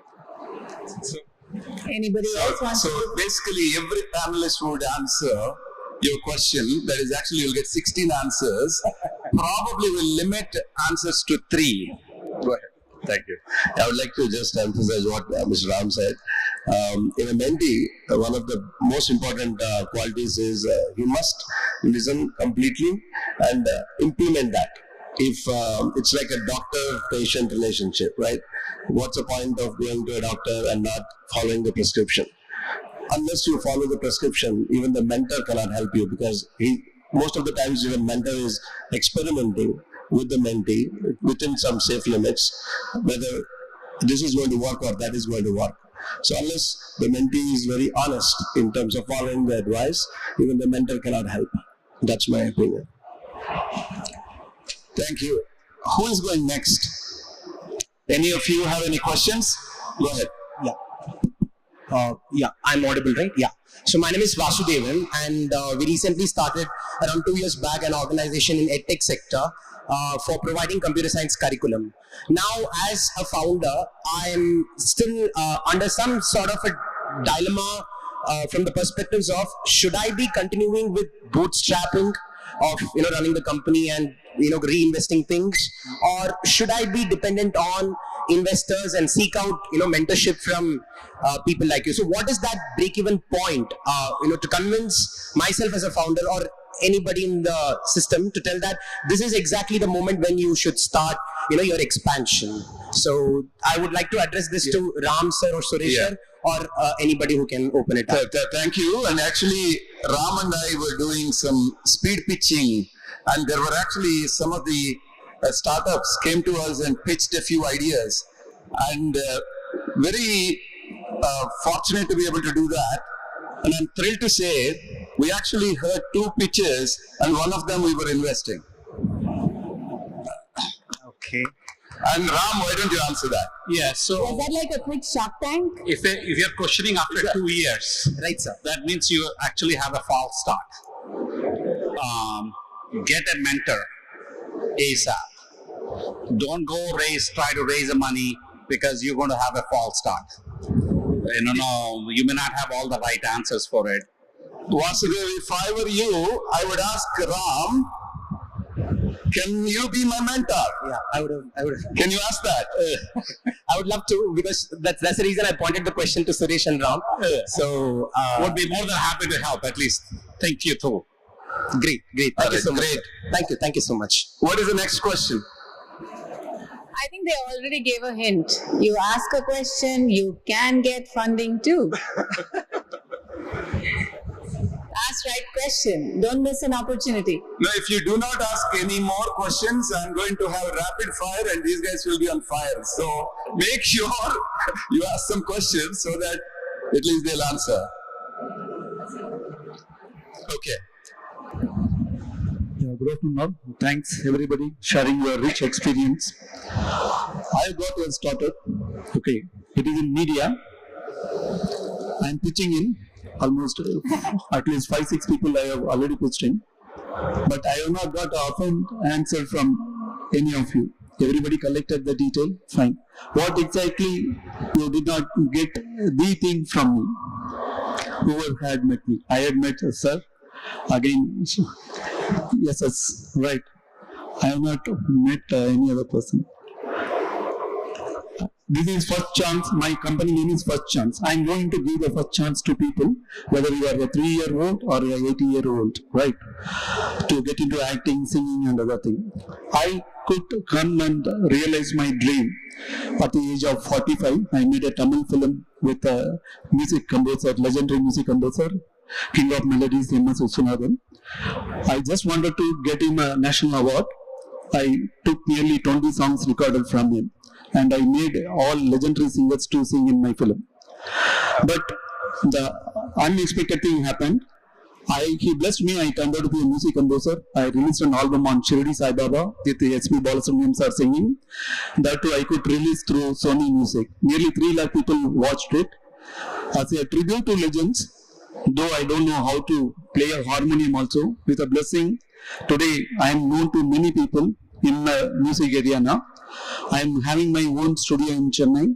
I already invested enough thing, and I am running a talent contest to bring in 1 crore people into the mission. It's a 100 crore project, and the entire thing, 85 crore, I am going to do in charity. Everything has been pasted in my website. 15 crore will be spent towards event management. Subsequently, with a 1 crore subscriber, I am going to create my company as a OTT platform, event management, celebrity management, multiple things, possibilities. Yeah. Sorry, could I'm you... Unlimited possibilities. I'm a legal financial consultant. I have been associated in listing more than 300 plus companies with the BSc and MSc. I'm settled in Mumbai. Yeah. Despite all this background, I could come into this line with all these possibilities. Now I want some investor just to support me. I'm going for listing my company with your investment. So one thing we need to have is basically the pitching is great. And Rashmi actually set the bar so high, saying you are going to get funding. That is actually perhaps is the reason why there is a hope. And the hope is not bad, but you got to have persistence, patience, and also learning from the model and evolving and all that. The experts like USS is going to tell more about it. Why don't you explain, please? Sure. Thanks. Yeah. I'm no expert, but let me tell you from an investor's point of view, what I generally look for is how many iterations you had in your plan, right? How many iterations? I mean, you don't have to respond to me right now, but I'm just going to tell. Yeah, I can take it offline. But I look at how many iterations the startup has gone through, how many times they have revised their plan, and how they have evolved. And I will also look at unit economics, right? I mean, there has to be, like Mr. Ram said again, you need to see the money, where the money is going to come from, whom you are going to sell to, and how consistently it's going to come. And the third and most important aspect is scalability, right? Is it something repeatable? Is it something scalable? Is it something, that can grow enormously, right? Using technology, right? Because if you have to do anything on a scalable manner, you need to use technology and eliminate all the frictions, right? If there is going to be friction in terms of onboarding customers or users, right, that is going to be hard to scale, idea. So I think these are the three aspects that you should really focus on in order to attract any investors. Thank you. Anyone else? Go ahead. So first of all, my apologies if I offend you. Huh? No, I will not meet you, sir. So I'll give you a sense that I was trying to listen, follow what you're saying. I had most of your resume. I didn't really hear a business. So maybe there is something wrong with your pitch. I was not sure how you're going to make money. So maybe that's something you to think about, and maybe somebody can help you how to pitch what you're trying to do. I will not meet you, sir. I will not pitch it with you. So, sorry, I didn't. I will not meet you earlier. Yes, not pitched to you. Yeah, I will not interacted. So that is the reason. Okay. My thing is very simple. In a digital era, creating 1 crore, reaching 1 crore people, not a very big thing. Basically, it means everybody in a mobile is having 2,000, 3,000 contacts. Even 100 people are giving 100 rupees. That 100 people are going to give me another 100 people. Like every time it is going to add that my next is 0. So 1 crore people giving 100 rupees for 2 purposes. One, if they are a Shirdi Sai Baba devotee, the devotional song is going to be made in 11 languages, right? So 10 rupee per language, any devotee can devote to Sai Baba.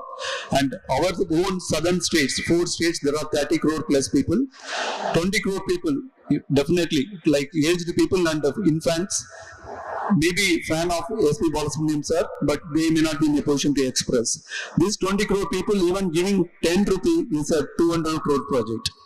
So I am very confident, but some are, I know, I have to connect the people emotionally, because I am now nobody in the music industry. With the blessings, I am now doing all these things. So I am very confident, but somehow I want to impress upon the investors, high net worth individuals, to give up. Since I have listed more than 300 plus companies for my clients, I know how to get into listing of the shares. I can give an exit route and a higher rate. I got all the plans. I'm a corporate legal consultant by myself. So I got all the things. This is a blessing from the King of Melodies, MajorSunilShetty sir. So I'm going to give us a tribute to the legends by collecting 100 crore, 85 crore and giving on charity. I think, Ram, maybe we can have a separate pitch session offline so that we'll actually discuss. Thank you, sir. Look at the viability offline. Thank you, sir. Thank you very much. Thank you. Thank We you. can take the next question, please. Yeah. So This would be the last question. Anybody? Hi, thank you for the opportunity. My name is Saujanya Mukha. I'm the founder and CEO of My B2B Network. I have this question with people management. We have the team fully motivated and good relationship built, but there are some bad points where the intentions have been taken wrong and trust breaking points in some instances. How as a leader, you have taken those positively and moved forward. Those lessons I would like to take from you guys to take my business further. Yeah, thank you, Saujanya. This is actually a fantastic question, very, very close to my heart. And as a leader, it's a privilege. And you need to lead by example. And you need to have people work for you because they love you in a way that you are guiding them. You're there for them. And you are actually you're making them to succeed all the time, right? For that reason, they trust you. And that trust is what make you really, go ahead of the game, and they can do anything for you. So it doesn't happen overnight. Right. And it doesn't happen overnight. It is almost like a ritual. You need to keep on doing it over and over and really win their hearts and minds. Once you win their hearts and minds, they're there for you all the time. That is how you build teams that are sustainable, that are actually going to grow exponentially with the growth mindset, what Santosh mentioned earlier. Okay, thank you. That's absolutely right. I understand. But when you are in a big tree, right, giving the visibility to the designation sector which is under the tree, right, how do you pass the visibility that I am here and that trust relationship building? How does that happen? Maybe this question looks simpler for you, but that's a great puzzle I am in right now. We can spend some time offline. Sure. Thank you.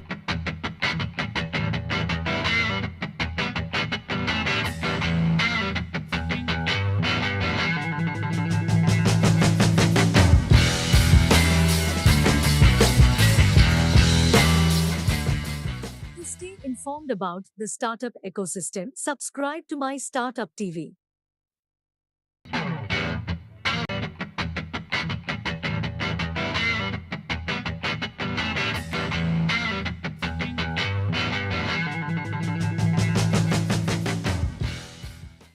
Luminaries on the stage, off the stage. Back in my corporate world, we had a saying after every important meeting, would go to the back room and say, when everything is said and done, so much is said and so little is done. And ever since I've come here, Swamiji, just about a year ago, I think I'm seeing the opposite of that. So I will not say much because so little has been said and so much has been done in these short 12 months. So I will close my speech here with 3 examples. So I don't want to talk about philosophy. Less than 24 hours ago from this stage, there was an indication that ISF is going global. And Swamiji, it's a miracle. So we had an event, a sub-event this morning in the Atai Shaw auditorium today. It was called the India Semi-Finals for the Hong Kong FinTech Week to choose one of the best FinTech startups that we could get from our ISF startup group so that, one, the top can make a free trip to Hong Kong and present in front of the FinTech crowd around the globe. 30,000 plus people participate in the Hong Kong FinTech Week from all over the world. So I think it was about 16 hours since the statement here, and ISF has gone global. And to that particular event, the kind of funds that we had actually not thought of actually flew in. So there were people coming in from Hong Kong, Delhi, Mumbai, and they stood in jury, and they picked the top FinTech. And unfortunately, or fortunately, there was so much going on everywhere. There was nobody to tell them about the place and what's going on and to take them around. So I took the liberty, Swamiji. I know very little, but I did my best to tell them about this. I took them around, and one of them had a flight within an hour and a half or so. So we did a flying visit for him for about 15 minutes. The rest of them took a little bit more time. And I think they were in such sense of disbelief and awe and inspired situation that they essentially said they will have to set time, much like you said, Tarun, they want to set aside time to come back and learn here. And I could, more than its effect on me, I could see it in their faces, what is the power of this place is for somebody who has not seen it before. So Jay, your words have come true. I think this is the only way we can get people from around the world and tell them, because if we tell them anywhere else, they will not believe us, right? And the third one, Swamiji, even though I've been associated with this from day one, initially I kept thinking that, Jay does this all the time. I've known him for 15 years. He pulls me into things that I don't think I have the time for. And reluctantly I start. And then I get involved, and my nature is if I get involved, then I can't stop. I think Jay has that effect on all of us. And I'm probably the happiest person, and this event has gone beyond my own sense of what it could have been in 12 months. So all of this, I think, Swamiji, is the power of this place and all the hard work. And I think if I start naming, the day will not end. So for every one of these, from the bottom of my heart, thank you very much. This has been the best experience of my life, and we'll come back again here. Jay said 1x to 10x, and it has become 10x. And he's scaring me already, saying from 10x it's going to 100x. I don't know how we're going to do it, but we'll do it. Thank you, everybody.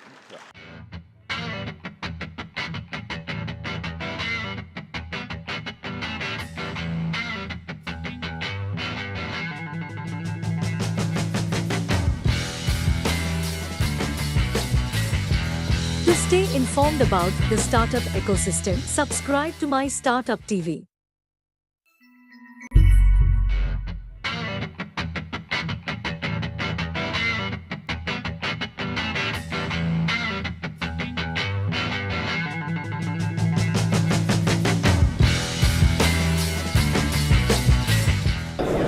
My name is Dr. Anand Govindaluri. I'm the founder and CEO of Govind Capital, headquartered in Singapore.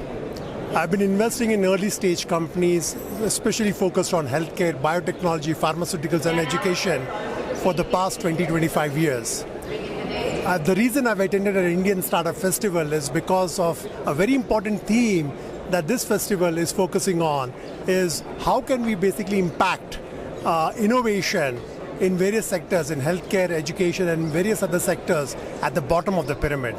The need of the hour is taking innovations to the bottom of the pyramid, taking innovations to each and every home so that it can impact the life of a common man like you and me. And this is only possible when like-minded people, thought leaders, CXOs, CEOs from different parts of the world who have assembled together to brainstorm and to see what kind of innovative solutions can be put together, implemented, what kind of strategies can be implemented to bring the best and the good for all. In addition to this, I was also invited to be a distinguished jury member where I judged startup pitches, more than 50 startup pitches, where they were coming up with innovative ideas to make an impact in rural entrepreneurship as a rural entrepreneur. And I'm fortunate to see some great business plans and great business ideas coming out of Indian Startup Festival. I wish Indian Startup Festival a grand success. Under the dynamic leadership of Shri Jay Chaudhary Garu, today we have seen that Indian Startup Festival is likely to get global, and we are going to see the global presence of Indian Startup Festival, where across the globe there will be many dignitaries, many leaders, thought leaders coming in to take this concept of rural entrepreneurship into and localize it in every country globally. And that is what will be the best part or the evolution of ISF on a global platform. Thank you very much.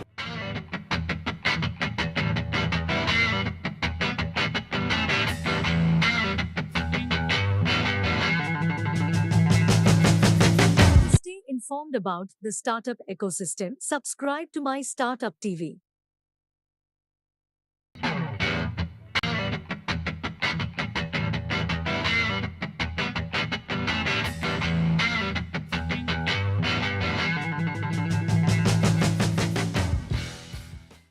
Good evening, dignitaries on the dais, Honorable Minister, Government of Karnataka, all other distinguished guests on the dais, and off the dais, captains of the industry, brothers and sisters, ladies and gentlemen. I want to really thank all the invited guests who came from all over the globe, from several continents. People came only to attend this conference and they went back. In fact, many of them already gone to the airport to catch the flight. They came only to attend ISF conference in a small village called Muddanahalli.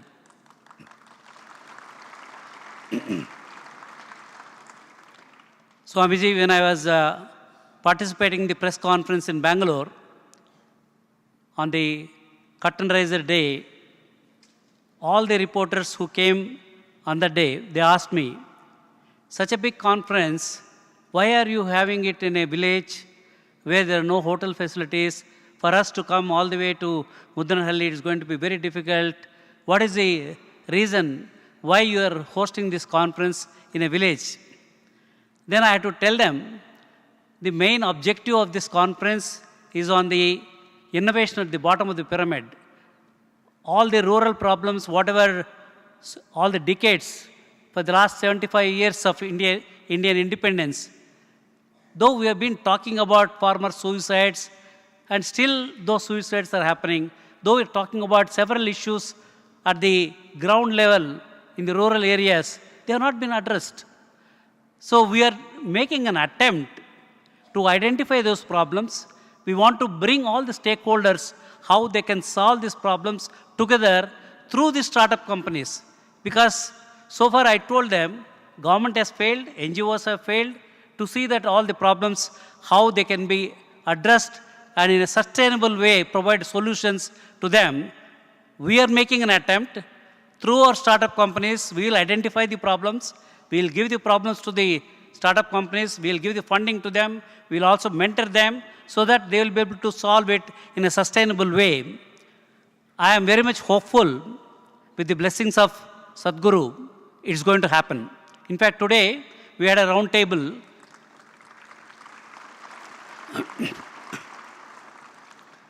We had a very important round table called Rural Innovation Round Table. All the who's and who's were there on the round table. And in fact, some of the solutions what they brought, we immediately said it is not theory. We have to identify what are the low-hanging fruits and give these problems to the startup companies.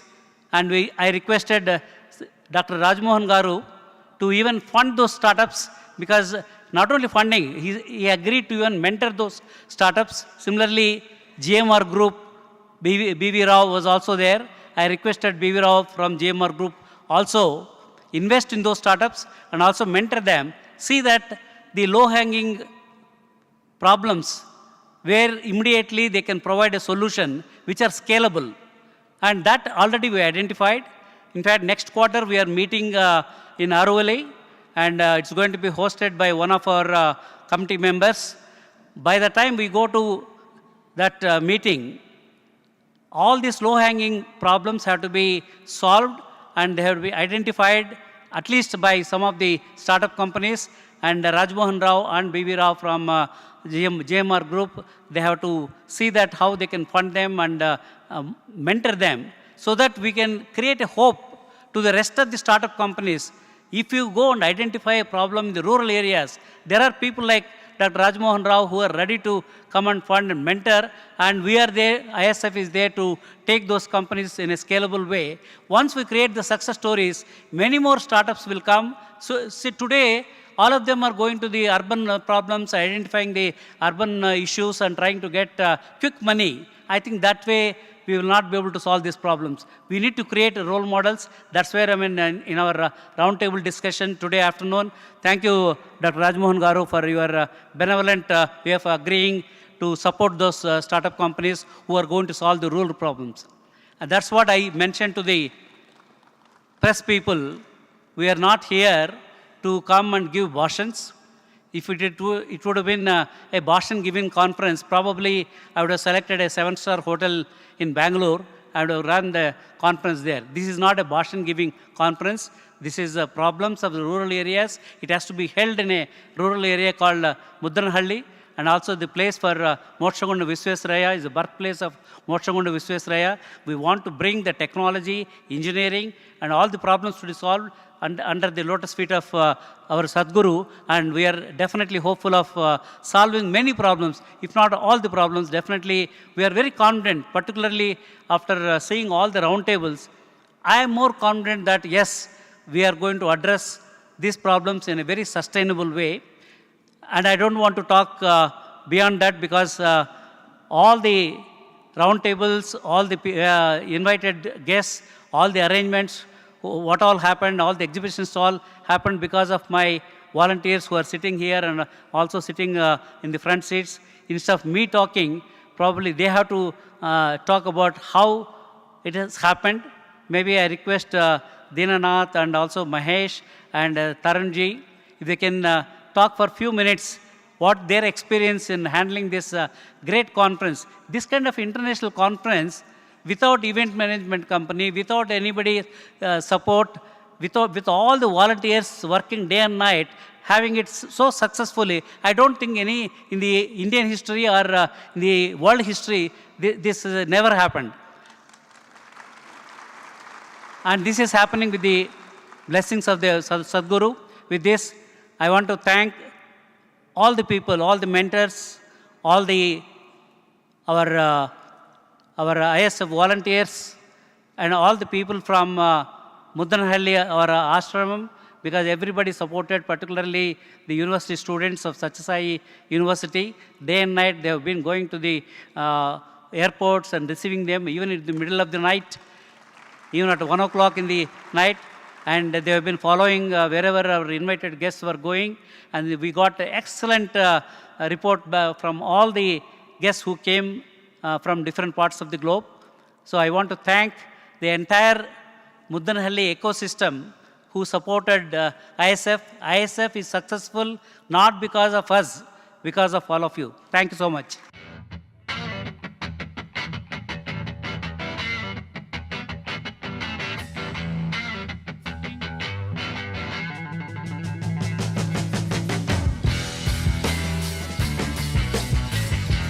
To stay informed about the startup ecosystem, subscribe to MyStartupTV.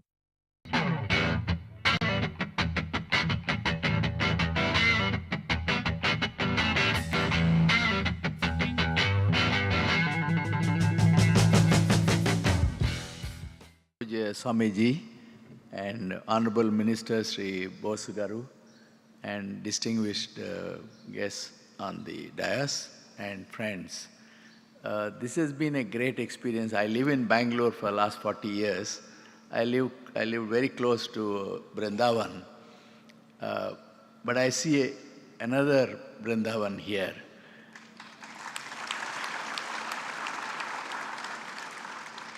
And what service you are giving to poor people and more deserving people from rural India and many other parts of India, sir. I think Swamiji is carrying a legacy which has been there, which has been set up by Baba. And this is a great example. I have asked my relatives who live in America, who studied in Guntur Medical College and many other medical colleges. They migrated nearly 60 years back. They're retiring. Some of them have come back. So I told them, why don't you come and work for an institution when you come for holidays? At least winter, they don't stay there. They go off to Florida. I said, instead of going to Florida, come here and work and teach, and the children will be benefited who are studying medicine in this hospital. And some of them have done exceedingly well in their life in America. They have a lot of gratitude. They also want to do something good for our country. And I want to assure Swamiji that the kind of work that you are doing, there is no parallel. When I told them there is no cash counter concept,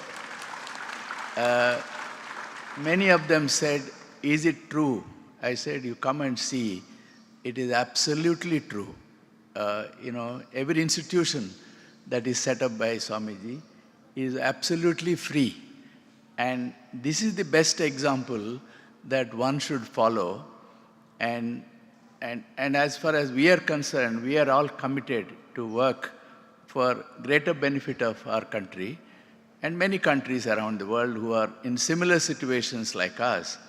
And we'll be happy to be more than money. What is more important is sharing experience and giving mentorship and guiding people who are young people. And while we leave this world, nothing will come with us. Kings have gone, prime ministers come and go, chief ministers will come and go, richest of the richest will come and go, but nothing will come with us.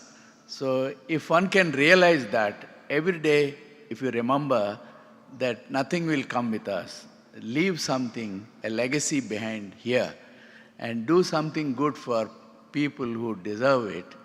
And that is you are the best example, Swami.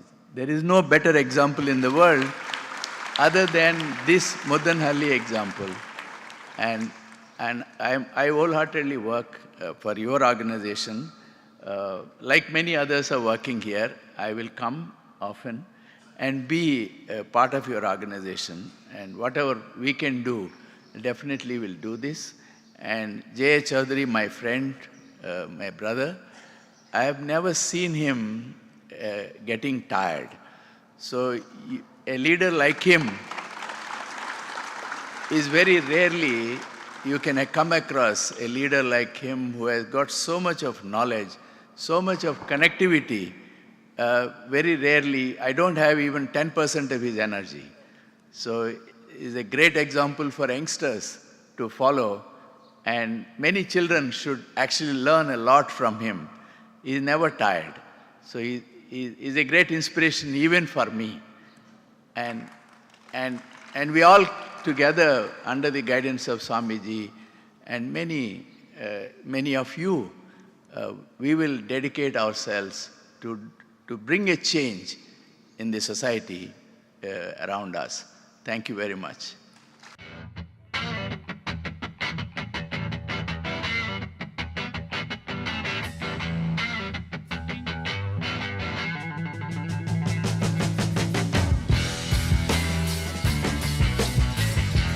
To stay informed about the startup ecosystem, subscribe to MyStartupTV.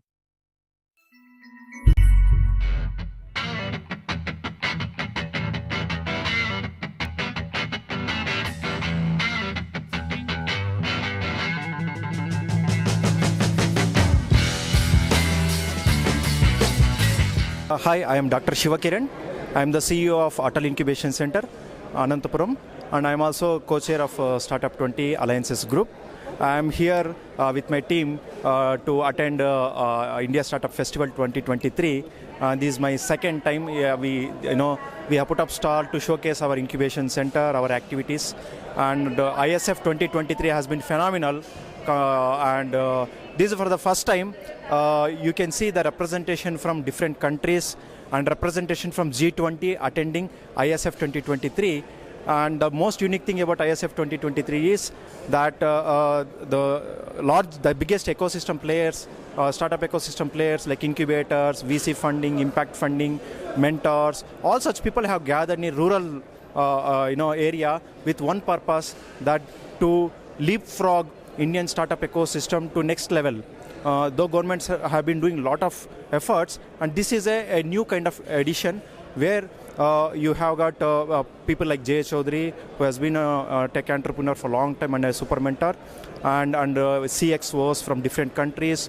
And even a surprising thing is, incidentally, we have got the representative from Startup 20. All the three co-chairs of Startup 20 were here yesterday. And today we have got representative from STPI. It's very happy to see that rural startups are getting the due exposure in terms of mentoring, in terms of connect, in terms of scalability. So I wish and good luck and happy more such programs across the globe. I also came to know that today in the event there was a declaration that ISF is going international.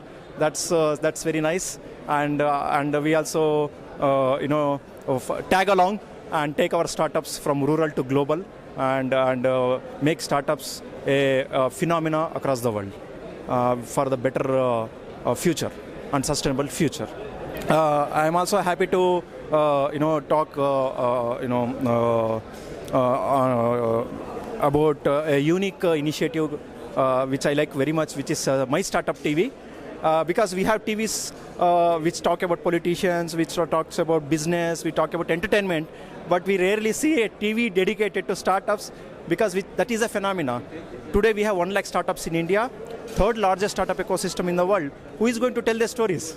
So MyStartupTV is doing phenomenal job, which is led by veteran MajorSunilShetty, and I also understand that learned that most of the team members in MyStartupTV are veterans.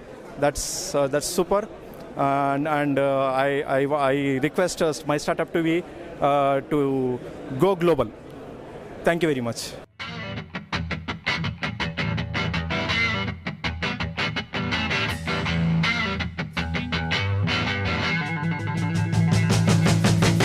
Stay informed about the startup ecosystem. Subscribe to My Startup TV.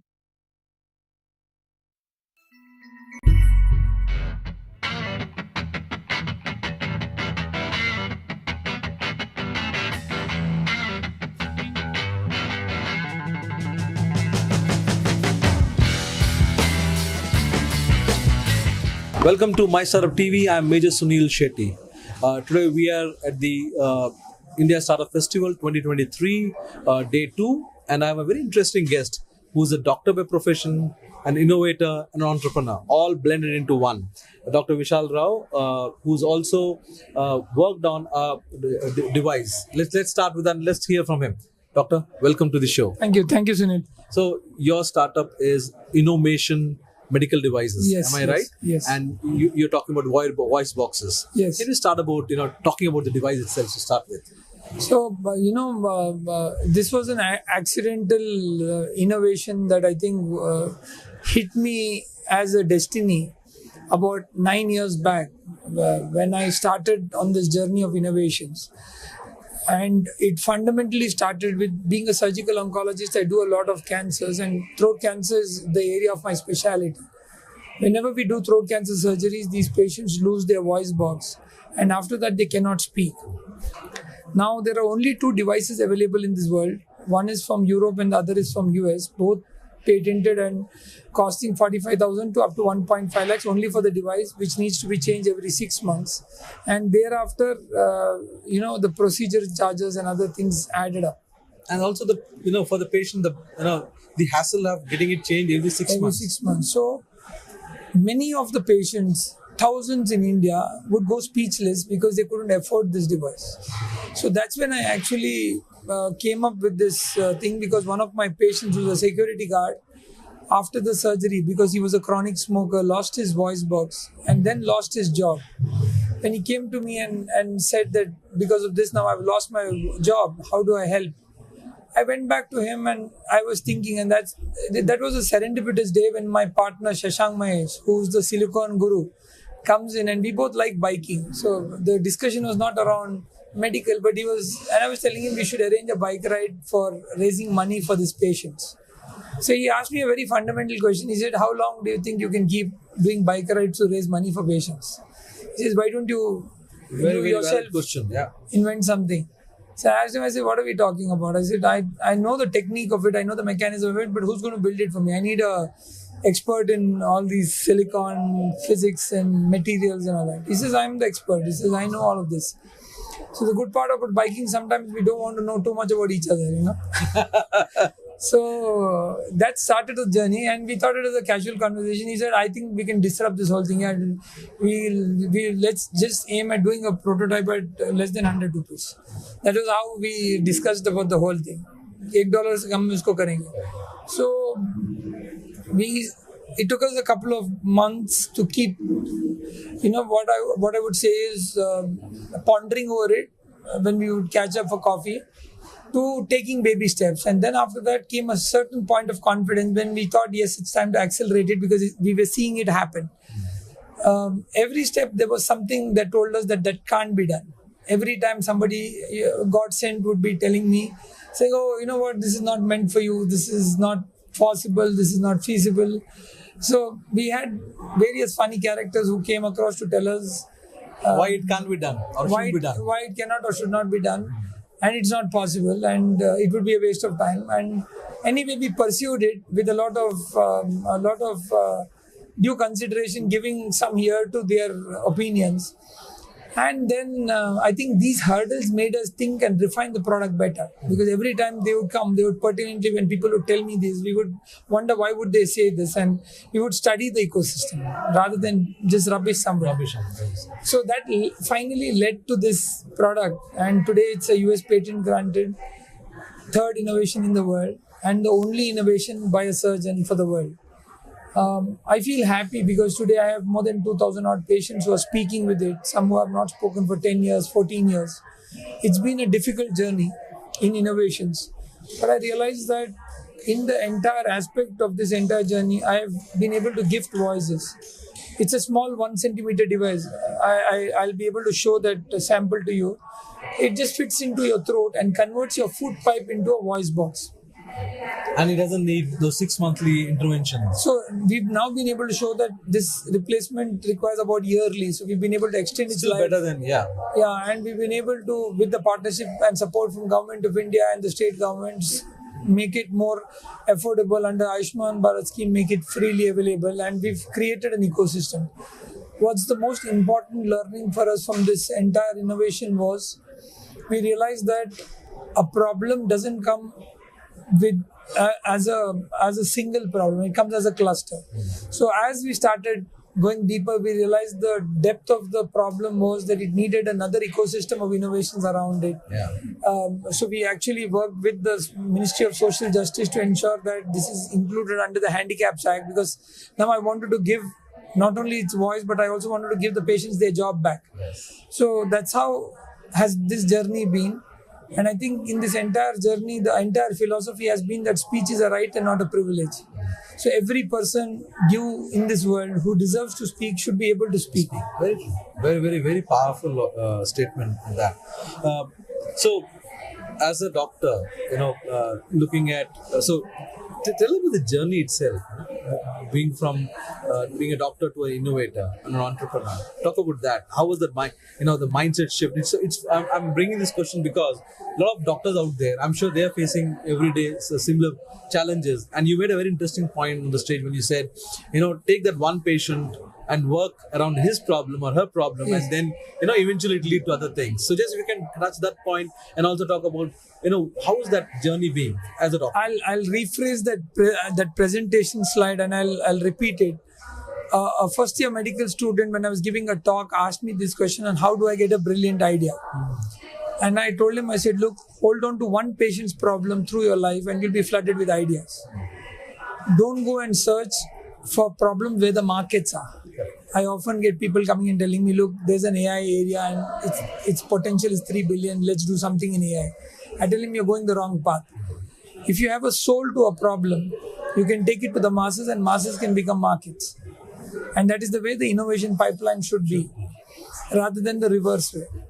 So if you ask me, in my journey of entrepreneurial work, a couple of months back, WIPO, the World Intellectual Property Organization, put me as the personality of the month for some of the contributions I've done in innovations, and they conducted an interview, something similar to what you're doing now. And the lady, Catherine, asked me, she said, Vishal, how has your entrepreneurial journey been? And I'm going to repeat the answer. I said, as complex as the word entrepreneur, so is the journey. I still can't pronounce that and spell it right. So it's a difficult journey for every entrepreneur. And that's the beauty of it. Innovation is not about ease. Innovation is about navigation. Innovation is about, I would say, a series of innovations, a cascade of innovations that you'll have to do. And for me, every aspect of this journey has been to look at how do you cross the brick walls that have been made for you. And I think all you need to remember is those brick walls are made for you to just so that you get stronger. So every time that you come across a brick wall, just remember it's been made for you so that you get built stronger and you get better. So every time what we've been able to do over the years, many people said we'll perish within 2 years. It's been close to 9 years, 10 years. We are slowly scaling it up. But I think the most beautiful thing of this, in this what happened was with the support of Government of India, BIRAC, initially, they gave me a very beautiful idea to say that with such a beautiful innovation, don't leave it at one innovation, create an ecosystem. So I'm an advocate of Make in India version 2.0, which is Create in India. I believe that the second version of Make in India will be Create in India. Every single component will be from India. And that is when we will reach the zenith of our competition at the global scale. That is when we will change the game for the global conversation. And that is what I want to see in my lifetime, and I want to be that change.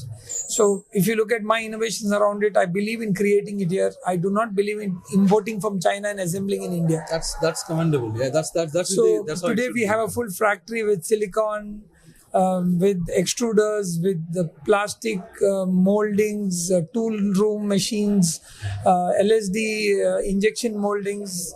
I've kind of partly become an engineer understanding all of these nuances, but it's been a very important learning journey.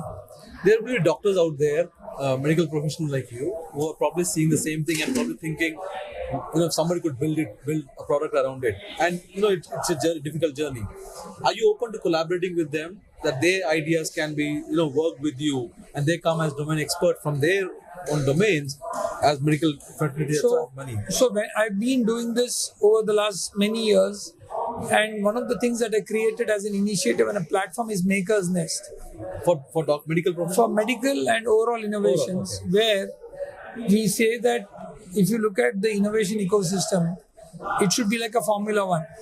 And TRL 0 to 6, which is research and development, and later deployment, 6 to 9 is deployment. Research and development should be like a Formula 1 pit stop. That's the only way the younger generation will be ignited to innovate. So I've created an ecosystem of this kind of a platform wherein people can actually connect beyond this to help improve their ideas, take it from idea to POC, before creating an entity, create an idea, a clear question, and then help create an entity. So we've created the Maker's Nest initiative where we do makeathons like hackathons. We create initiatives on various things, and we've also included a very interesting theme. So what we help them with is, I believe the era of incubator is gone, and that's what I believe in. You don't need a table and chair for an innovator. Yes. What you need is 5 things. You need intellectual property, you need regulatory guidance, you need market access, market intelligence, and you need funding. Give him these 5 and he doesn't need a table and chair. He'll be roaming around. So now we said we'll be able to guide these people into these areas and handle them into the path of innovation. So with Maker's Nest program, what we created out of this was an ecosystem where we've also added a module called boundaryless thinking with one of our partners, wherein if you come up to me with an idea, like a vaccine company came up to me with an idea which they wanted me to mentor them with and guide them.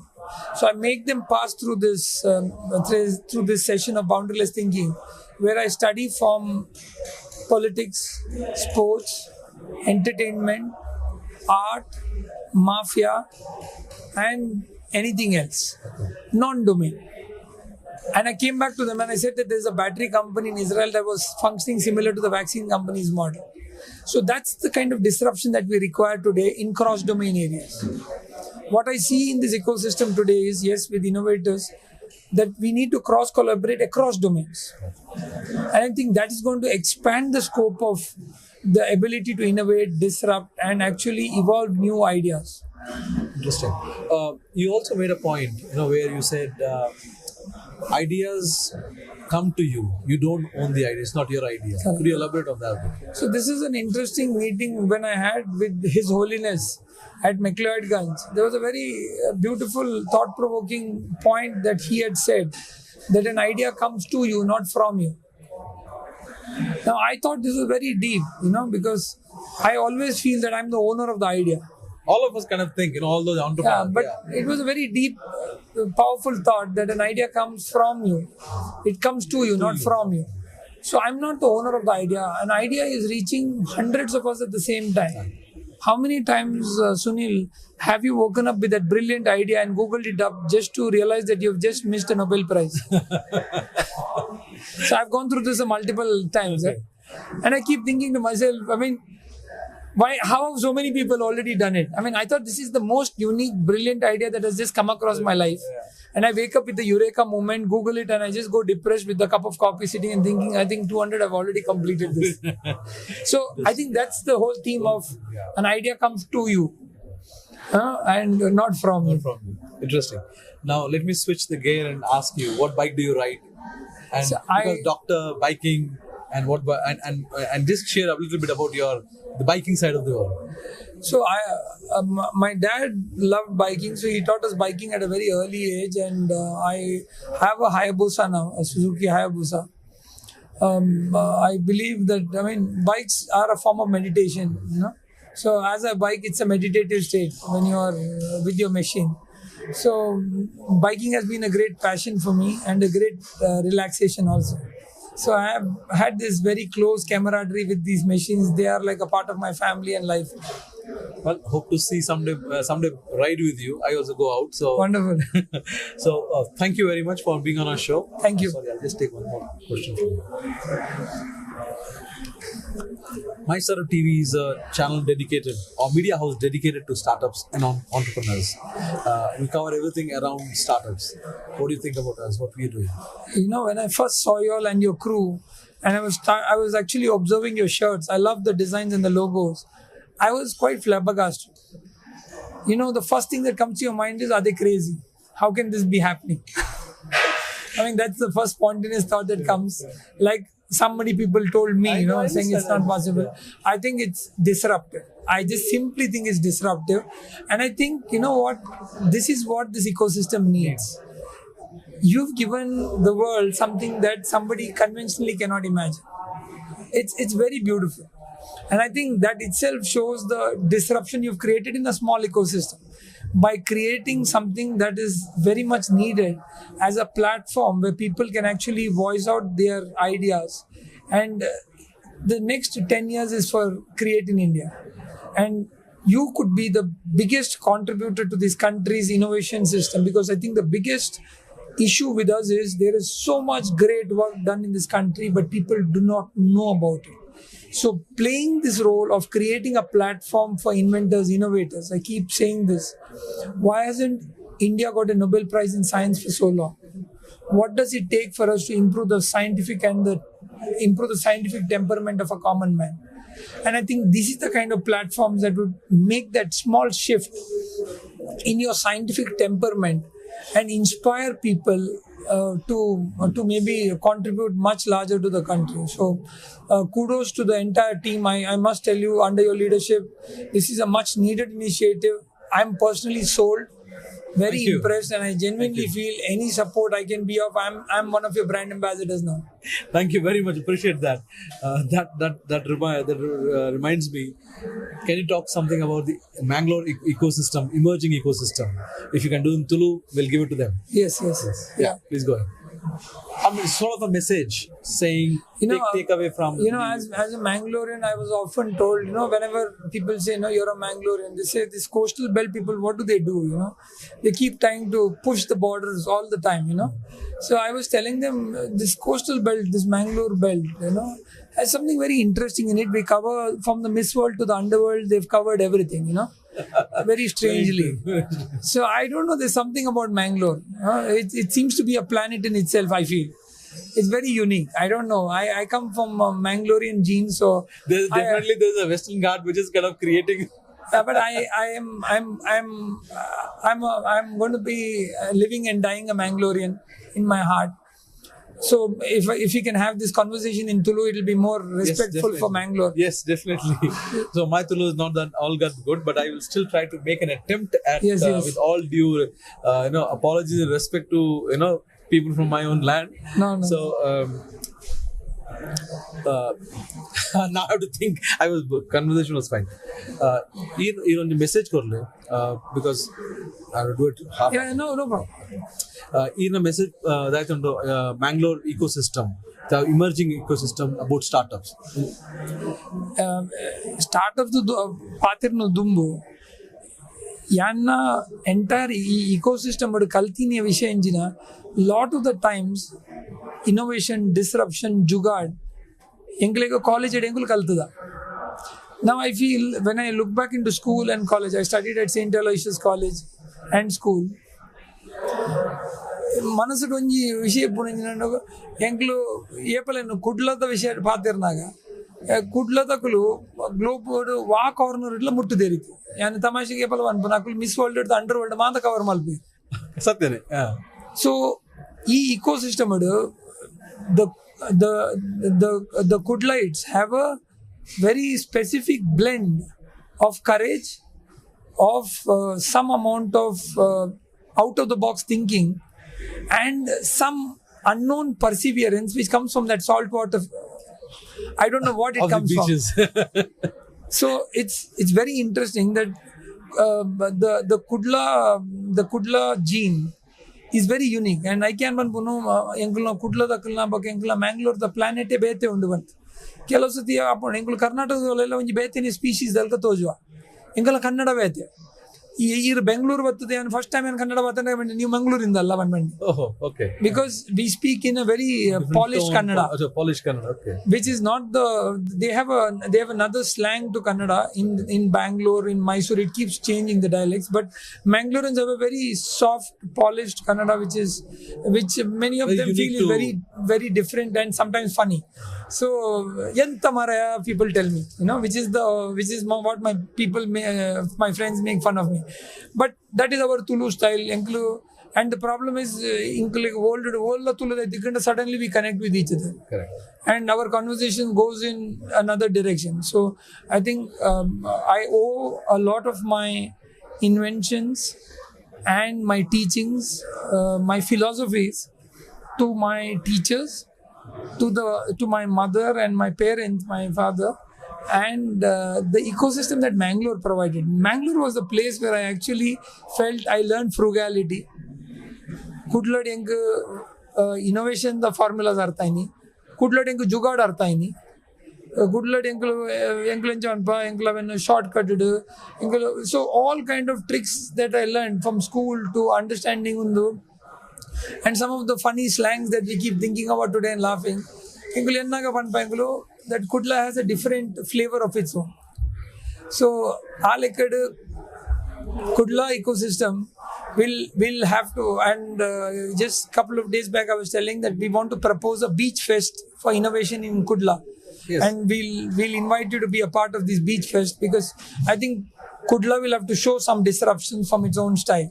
And Kudla signature will be seen in those disruptions, and one of them is mine. And today when my machine was taken to Davos, and when I'm taking major pride and claim that I'm a Mangalorean, and this blood has a different salt water that runs here, and I think it's very special to be a part of the Mangalore ecosystem where you've learned, you've bred there, and I think I often keep getting emotional when I talk about Mangalore, because I can see that, I can feel that. I think it's a story that can't be completed fully. So it just kind of keeps playing in front of me. But thank you for talking to me about it. One final question. Mangalore startup ecosystem or business ecosystem how develop arapanda youth role encha oppodu sir enna prakaradu maandakadu and Mangalore specifically, it is only the youth who can drive this enna prakaradu, and this innovation ecosystem has to be disrupted from class 5 onwards or earlier. So enna prakaradu we'll have to go and penetrate into schools, start opening their minds to thinking beyond the conventional borders, educating them on unlearning some of the things and opening up the space, and that can only be done by the youth. We call this reverse mentorship, wherein the younger will teach the seniors, the startup will teach the corporation, the more agile and the mature will be taught by the more younger and the more crass people. This is the kind of ecosystem that we will require to disrupt ecosystems, and we'll have to listen to the youngsters. So Yanna Prakarata, the Kudla's youth power has to be harnessed into 1,000 manifold to bring out more innovative things. The power of education that we have and academia we have in Mangalore is unimaginable. World famous. So it just cannot be only an education hub. It has to become an innovation hub. It has to become an R&D hub. It has to be a place from where Nobel laureates will come from. And that is what I hope for Mangalore. So let's collaborate and let's do something towards that. Thank you. Thank you very much for being on our show. Thank you, sir. Thank you.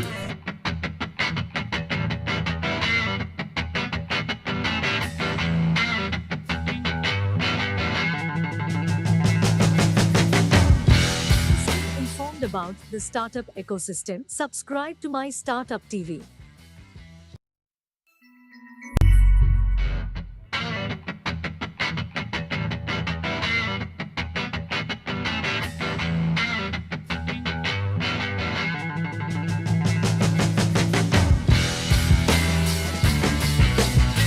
Welcome to MyStartupTV. I'm MajorSunilShetty. We are here at the India Startup Festival, which is a day 2, and I have got 2 founders with me, Sarath, who's with Flying Duck, and also Satish, who's a co-founder of Flying Duck. Let's understand, very unique name, Flying Duck. Sarath, what's Flying Duck all about? Flying Duck is a cybersecurity startup. We focus on supply chain security and secure delivery of the software. So we come at a very early stage of application development pipeline and gets integrated into multiple DevOps tools, and then provide continuous real-time security right from the early stage, continuously at each and every stage of the pipeline. So until the deployment in the cloud. So Satish, as a company, your focus there is supply chain, right? So do they have to be big companies like the Amazon of the world, or they can be any startup? And how affordable would that be?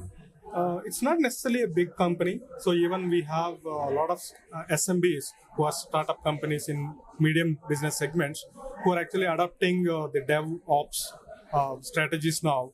So where the deployments can be automated up to the production environments. So whoever are in this journey can start actually leveraging the supply chain security practices. So all SMBs actually can adapt to this, cyber security product. Sir, why is it important? Your service, why should they actually, in the first place, take your service? Could you talk about that? Yeah. So typically what happens is security is an afterthought for many software companies or any product development companies as well. So developers build everything and then they do the security review. But because when we identify issues and towards the end, they have to go back. The developers have to go back, fix those things, and then continue the process. So because of that, they're spending a lot of time, wasting a lot of time, putting a lot of effort, and ultimately organizations are losing money because of that, right? So that's the reason it's important to start early, detect early, so that by the time the application is deployed, pretty much it has to be secure. That's the ideal way. So Satish, you guys have made to the top 10 list of companies and startups here. What are your thoughts? It was really excited, and this is the first time we are attending ISF here in 2023, and we came with just an excitement. We just wanted to be part of the ISF event, but we were really surprised when the Flying Duck was announced in the top 10 list, and we were really excited, and we are really thankful to the ISF team. So, Sarthi, what's your take on the event itself, the way it's been organized? Yeah, I think the event is great. It's good to see a lot of fellow startups, entrepreneurs, and especially with a lot of VCs coming here, which is sometimes not easily accessible, right? So I think it's a great event from that perspective. The location is good, the food was good, and yeah, it's good to be part of the entire event. What do you think about MyStartupTV? We are a channel for startups. I think it's a great initiative because giving that option, for startups just to talk about themselves, portraying what they are doing, and meeting the communities, fellow founders. I think it's very important for anybody who is actually in the growth plan, and you guys are doing a fantastic job in that. Thank you so much for taking this initiative. Sir, what do you have to say? Yeah, it's a very unique idea actually. I knew Startup TV for a while. I've been following your channel, and I thought when I first saw that it's a very unique idea that you're trying to bring startups to talk about us. Most of the time, we spend our time in silos, right? Because we are building things, and so it's a great opportunity to showcase ourselves. And thank you for doing this. And thank you for watching us and following us. Thank you very much.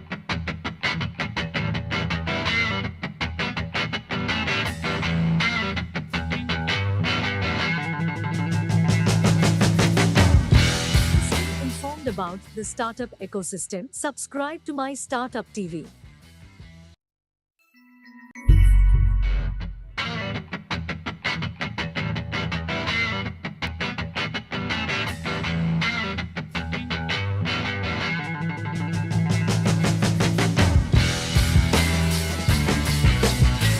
Hi, I'm Hari Ankem. I'm Managing Director for Brand Hill, a performance marketing company. So my role with ISF is that I'm part of the core committee, and then in the volunteers, 10 of my team members came like a week ahead of time, and they spent days and nights working for making ISF a huge success. And one of the heartening things to see is that even in the first year, ISF has got a great response, but from that, the ISF 2023 has built energy and power multifold, and then become a huge endeavor wherein over 10,000 startups have applied for funding. So which means that a lot of people are coming out today to start their own enterprises, and ISF is providing an amazing platform for all of these people to pitch their idea. But beyond pitching their idea, beyond seeking funds, they're also coming here to enjoy the experience of meeting a lot of investors and taking their mind share. So mentoring is one thing that comes out of it. Investment is another. But more importantly, it also compels them to go back to their drawing board and build ideas that would transform tomorrow. By which the objective of ISF, as we all know, is to create India that is prosperous, self-sustainable, and equitable for all sections.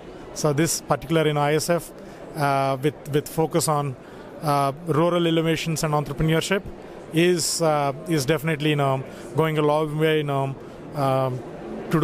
do that job very well. Thank you.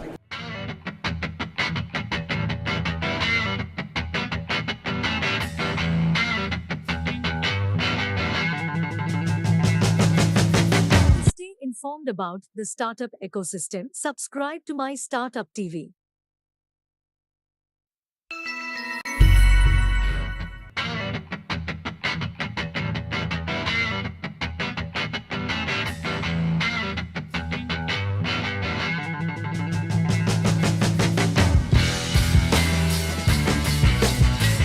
Welcome to MyStartupTV. I'm MajorSunilShetty.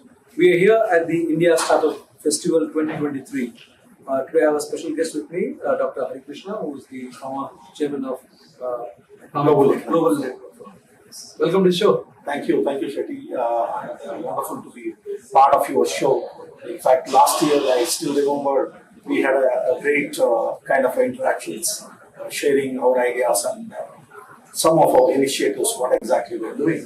So this time for the India Startup Festival 2023 at Muddanahalli Satyasai Center, it is always a pleasure to be here. And this time I'm coming as a speaker to talk on a couple of initiatives on the technology and education side. So I run a multiple ventures. One of the things is the Global Economic Forum. So the Global Economic Forum is something like most of you people might have heard of.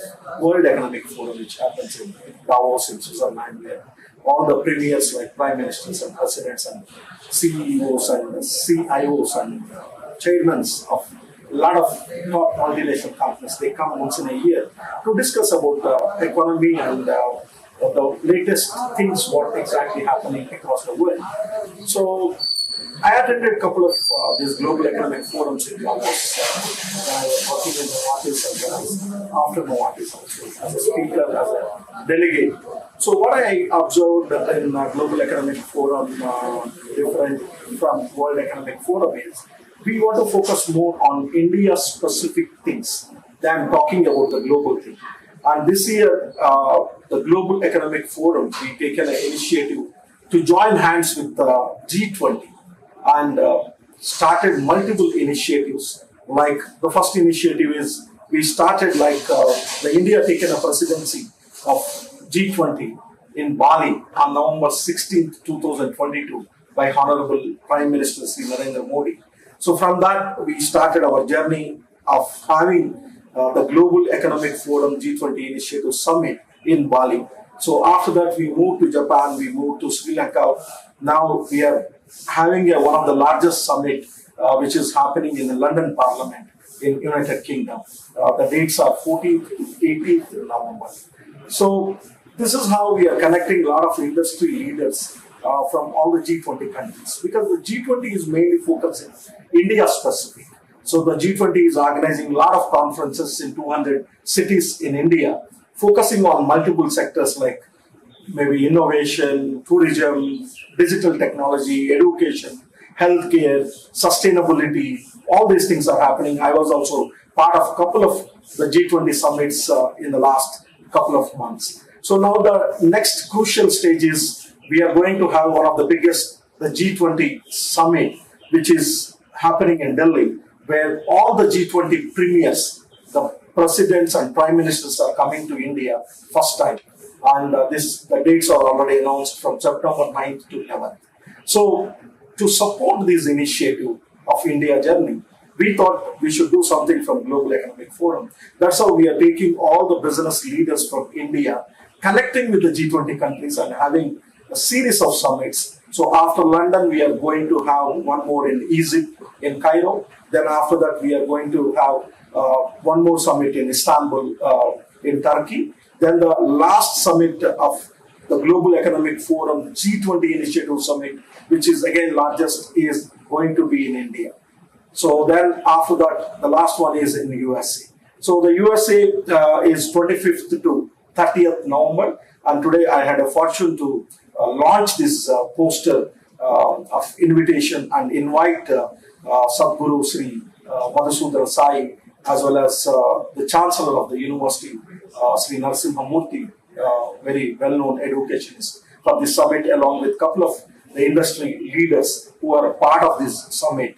So it is always a pleasure to connect the business leaders with other countries where there are tremendous opportunities for the business people, mainly into the collaborations, mainly into the research, mainly into the funding and multiple ways. So this is how Global Economic Forum is supporting all the industries to come to a platform. So we thought the India Startup Festival is again one more platform to connect all these people and to interact and to make a friendship and to invite people, like-minded people, for these kind of summits. So, the presence, tell us something about the presence of Global Economic Forum within India. Where all do you have offices, or where do you operate from? Yeah. So our main office, which is in Bangalore, then we have offices in Bombay, Hyderabad, Delhi, Mumbai, then Calcutta. These are the offices right now we have. But we have a presence across, I can say, in 39 countries. We have like a president and secretariat, where the elected presidents, those are people who are belong to that particular country, and they are supporting this our initiative. So this is a continuous process. After G20, again, we will be having on multiple areas of interest, a series of meetings in different countries. if companies or organizations, businesses want to be part of your organization, what are the criteria and what is the process? So we are from Global Economic Forum. What we are doing is we are giving a life membership. This is not a paid membership. This is given to the selected people depending on certain criteria. Like all other organizations, there are so many organizations. They collect money and they give a membership. So, but here, what we are doing is all the summits, whatever we do, in the summit, whoever comes as a delegate, as a speaker, all these people will get a life membership. And we also send an invitation to become a life member. So, where we give a life membership card to all these people to become a part of the global economy.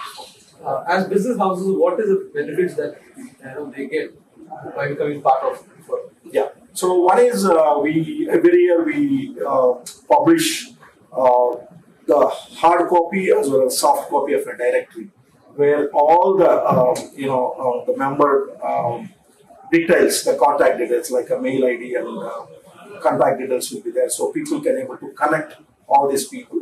And also we will give a short brief on each member about their company, about their profile, where people can able to browse and collect the information. Apart from that, every month we are trying to get in a newsletter on mainly on business and economy, where people can read and get benefits, insights about the thing. And everyone will get kind of invitations on all our events. So that is how it happens. So as ISF 23, as India Startup Festival 2023 is focused on rural. Yes. How is your forum working towards contributing towards rural economy and rural entrepreneurship? So in fact, to talk about rural economy, this is what today also in the discussion it is coming quite frequently.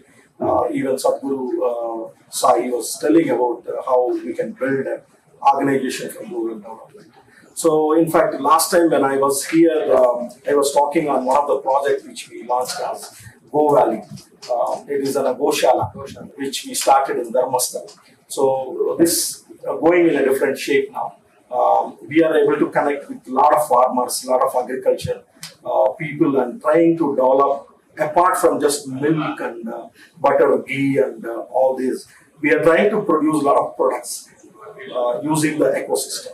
From gobar gas to using cow dung, a kind of lamps and agarbatti, doop sticks, and a lot of medicinal products. So these all products we are trying to sell through using e-commerce platforms.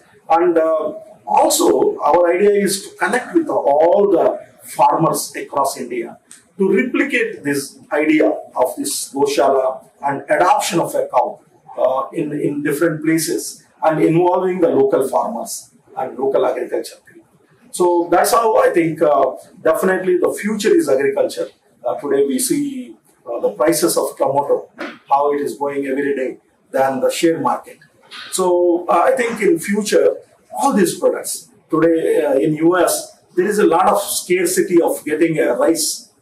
People are on queue to buy rice in Patel Brothers stores. Not only in US, in UK, in Singapore, wherever the Indian community is there. So every product, because if farming will not be in focus, then we will have a tough time in coming years. The prices escalation. The same way, the prices of income of public will not go up. But the prices of products and commodity will definitely go up in coming years if we don't focus on agriculture. So as in India, we have 1.45 billion people, which is one of the largest populations in the world. We have a great scope. We have a huge land bank.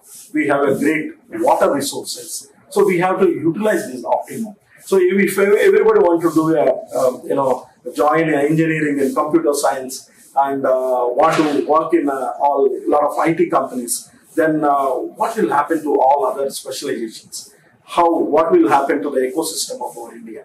So we have to be in every field. I think this is a time where I request all the stakeholders of Indian Startup Festival to more focus on rural investments. People who are coming with the new ideas of agriculture, coming with a new product technology, farmers. These kind of ideas can be funded heavily. So definitely a lot of people will come forward and think innovatively, come forward and start this kind of companies. So I think definitely, I recollect 50, 60 years back how the agriculture revolution happening in India. I still remember, reading a couple of wonderful articles. During 1700, India is number one. That time we don't have IT. We don't have all these blockchain technologies, data science and augmented realities. We have only agriculture. And all the countries across the world used to come to India and buy our agriculture products. So I think still we have a scope, and definitely we will come back to that stage to become India as a number one. So now last year we celebrated the 75 years of independence, Azadi Ka Amrit Mahotsav, and we are talking about the 100 years of independence, that is Amrit Kal. So definitely Amrit Kal is at a time where India will become the number one economy in the world with the 1.45 billion people, the Indian people. And the greatest advantage what I can see in India, unlike any economy, any country, is we have a demographic dividend.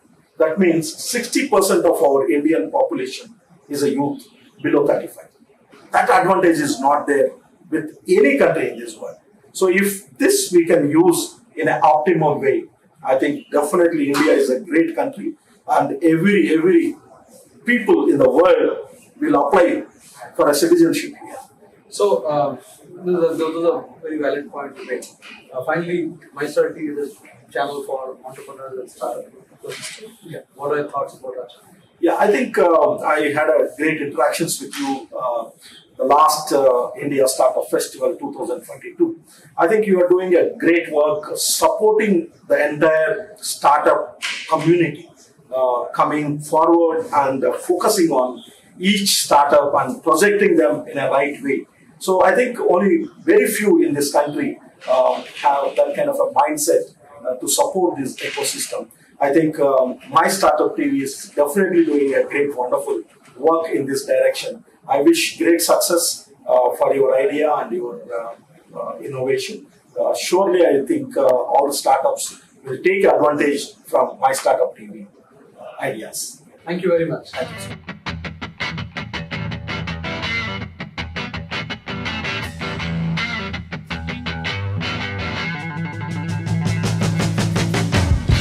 To stay informed about the startup ecosystem, subscribe to MyStartupTV.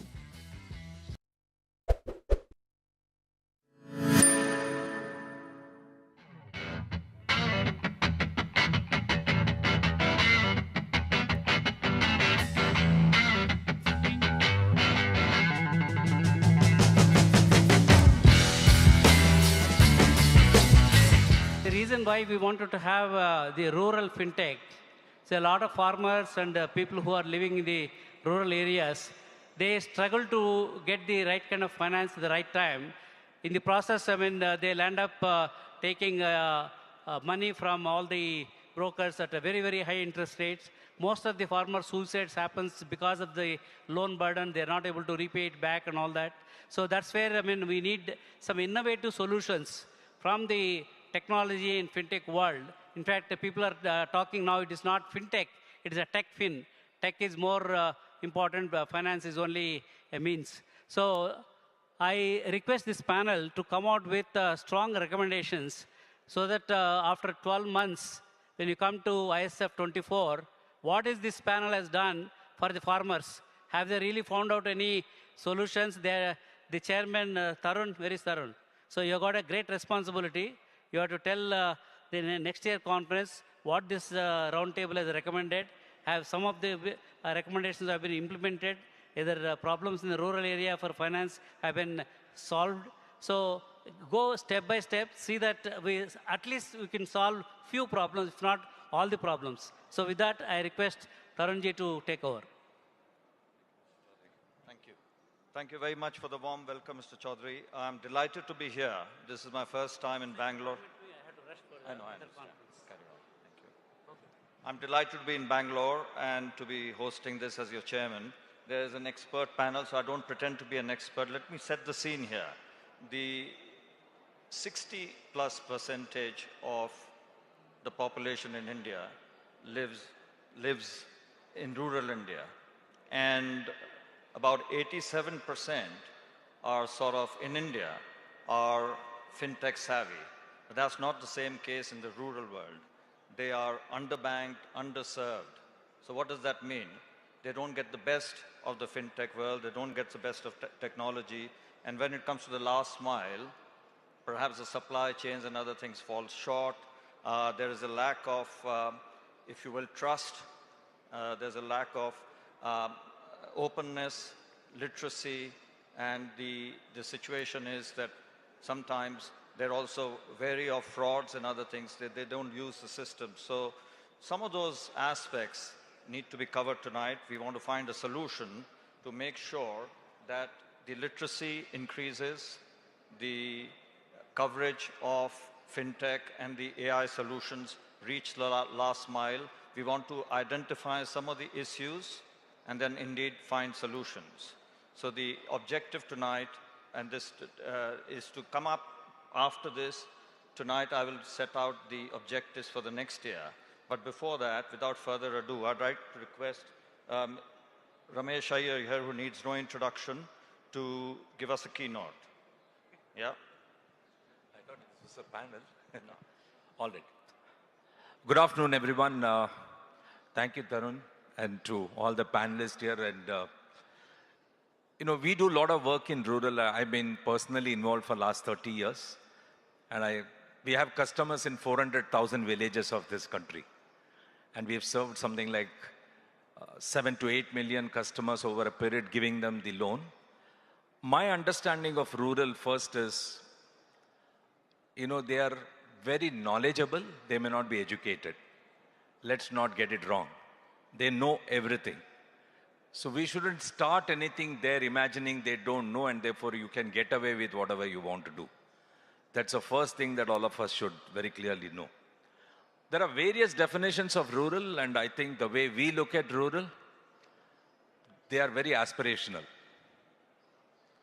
They are very adaptable. They are acceptable to any change. They are very agile. Accessibility is a challenge. We are not able to reach there, they are not able to reach you. That's one of the biggest challenges that we find in rural all the time. But what they are also looking for in rural is don't force fit a product that you have elsewhere in the country. Please design a product for them. Because they have those challenges of season vagaries, they have economic downturn happening, and therefore you have to always all time think of what do I design for them and not force fit what you have. That's very, very important when you look at rural as a market. They trust you completely, and you will need to trust them as well. And I would also think very strongly that they are not always intentional defaulters, they are circumstantial failures. So therefore, it's a partnership model. You can't exercise your legal options all the time. You'll have to partner them, understand them, and then give them the time to be able to come out of where they are. And my last comment would be, you have to be super adaptable. While all solutions that we're trying to find, not to forget that rural is still very cash-driven transaction market. Just to put a perspective, we collect 4,000 crore a month, and even today, about 60% of it we collect in cash. And if I have to give you a little humor to that, when we finance three-wheeler, all of us sit in a three-wheeler and give them a 2 rupee, 5 rupee, 10 rupee coin, and now we have a 20 rupee coin as well. Right? So when they have to repay the installment, which comes to about 2,500 monthly, 50% of that they give you in coin. It's for you to decide that is that an opportunity or is that a challenge? If you accept that as an opportunity, I think the market is too large. And never ever look at rural as a CSR approach. Don't think I have to only go there and do a social obligation. I think it's phenomenally commercially a viable market, provided you understand their need, you are able to design a product of their requirement, and you're able to deliver to the way they are looking for it in the place where they are. Because lastly, don't forget, they will come 40, 50 kilometers to borrow. But you have to travel the same 50 kilometers for the next 36 months to collect. So you must have all the energy. I think that's what we've understood of rural. Thank you, Taran, for allowing me to speak. Thank you. Thank you, Ramesh. I think Ramesh talked about trust. Trust is the biggest currency we can have. So the people living in rural, more so now after COVID, there was a reverse cycle where folks moved back to the rural settings. So we need to make sure that we take advantage of the people who are actually there now and make sure they benefit from the products that are out there, the services that are out there, the technologies that's out there. And you mentioned credit. Credit is very critical. The willingness to pay is there.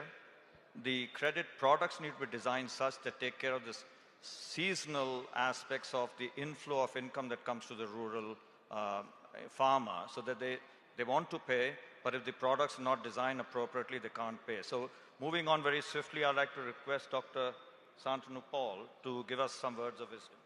Sure. As you prefer to sit down. Yeah, I thought you might be. Yeah, good. Thank you so much. It's a pleasure to be here amidst such illustrious fellow panelists. Also wonderful to be here. Thank you to the organizers for inviting me, and also Tarun in particular for inviting us here. I can speak from a perspective of somebody who's been involved in fintech somewhat tangentially, but for whatever reasons of fate, I have been involved in some very large initiatives. So if you look at the rural fintech today, I think one of the starting points for what I find interesting in India today, and I was talking about that with Mr. Ramesh Iyer a few minutes back in the front row, is that in terms of going digital, India has become a pioneer in the world. If you look at the success of UPI, I'm sure none of us can get by in this room without some UPI transaction happening all the time. And I remember in 2016 when demonetization was announced, UPI used to be 1 million, that's million with an M, per month transactions. And I think we have now reached a point when we are doing, I think Rishikesh will know, but I think at least 2 billion, that's billion with a B, per week. And if the current trends continue in another 18 to 24 months, we should be doing 1 billion with a B per day. So we have reached a point where payments, again, I full respect to the point about the cash economy in rural fintech, but at least to the extent that digital is beginning to become bigger and bigger, payments is a very solved problem now, not in terms of reach, but in terms of efficiency and effectiveness and cost of delivery. So that, I think, in a sense, we should take pride as a country that we have come to a point where as technology, as mobile phones, as data plans get more and more deeper into the countryside, into the last mile, payments, I think, is an area where we can claim some victory, that this is the foundational building block, all payments, which can get better. And I'm hoping that the next time we have in ISF 24, you will not say 60%, but maybe 40% of your collections has gone to cash, that has become cash. So that is one part of it. The second part of it, which I think is the most interesting part of it, and Jay Chaudhary started that in the very first comment he made, and I think it's been picked up by everybody else, Mr. Ramesh Iyer and also Tarun, that credit is the real game now, right? I think people in farmers, rural communities, small traders, businessmen in rural communities in rural India, they need some workflow support, working capital support, and that has to become some form of ongoing credit. And this is a very different kind of credit that what we're used to in urban and semi-urban locations. There is no CIBIL score very often. There is no way to really know who's credit-worthy. So I think the next big innovation in fintech, in credit, rural credit, will be in being able to use information, data, both circumstantial, weather, locational, health issues, epidemic, all of the informational data about a particular location, the history of a crops. I think we have to get into highly specialized credit. It's like there's a saying in that, ultimately you're marketing to one person, what we call marketing the one customer. Similarly, we have to get into very customized credit capability, and I think that will come through data science and some machine learning support to understand, who is creditworthy, under what circumstances, when and where. And frankly speaking, one size fits all will not work because we can't impose some expensive model which pays for all the failures. For example, the easy way for institutions to manage this is to just increase the interest rate and say, the NPAs are going to be high, so we will just charge everybody a very high rate. But I think we need very custom ability to decide who is more creditworthy under what circumstances. So I think that flexibility, that customization, that one-on-one crediting capability, I think that's going to come in the next big revolution. I think that is not a solved problem. By any means today, if I was a data scientist, I would think a lot about how can I take data, macroeconomic data, regional data, weather data, climate patterns, and then come to some ability to predict what is going to happen in a given location and then build credit around it. So I think that's the big thing. A small additional point, along with that will come insurance, right? We need insurance at that level because even the loans people are taking can be insured. Certainly beyond that, health insurance is a big issue for rural credit. So I think overall, I would say that if we can start looking at credit, looking at insurance as a side part of that, and fundamentally work with data at a macro level to create algorithms which can predict better. I think that's going to be a very big thing. The last comment I'll make on this is that I think there's also room for specialization. I think dairy farmers, poultry farmers, other kinds of specialized farming capabilities, I think can be supported. And I think there are platforms coming now in the country which are creating a marketplace for credit for sectoral, like dairy farmers, poultry farmers, and so forth. So I think that has been another slice of verticalization that will happen, which will also make things easier. I'll stop there. There are lots to say, but I'm sure all of us have things to say that we want to hear from. Thank you. Thank you, Santanu. That was excellent. Santanu mentioned about basically one size fit all would not work. Try and ensure that you design products that actually fits different type of scenarios. And information will be key. So that was very, very useful. Can I request Dr. Karthik Ramesh to give us some insights, please? Very good morning. Thank you, Tarun, and very warm welcome to all my fellow panelists and the esteemed audience here. So quick elevator pitch about myself. I'm a little bit of a storyteller. I'll keep it brief. I'm actually an alma mater of the Sathya Sai University. So I learned about fintechs and finance 2 decades back from the alma mater here. So I'm very grateful to be here back as a panelist. And I moved from there to rural fintech, implementing, I would say, financial services solutions across the world, not just in India, but in the remote northwestern parts of Africa. So today, as a chief growth officer of a leading business process management platform called TaskBench in Botswana, we continue to service some of our rural clientele. I also wear the hat of being an IIT IIM alumnus, working closely, especially with the IIT Madras Research Park, where we have the Rural Tech Business Incubator. We call it the RTBI. We have a whole, I would say, host or suite of rural fintech-focused solutions, and I'm going to just borrow some examples from there and personal anecdotes in a very quick manner. So India is probably the only country, I would say, kind of unity in diversity, where you see a farmer, a poor farmer, and if you can visualize this, before he even goes to, let's say, a microfinance institution, he starts his day with a 5,000-year-old mantra. That is the culture of this nation, right? And as Peter Drucker used to say that culture eats strategy for breakfast, so we may bring up the best of best solutions.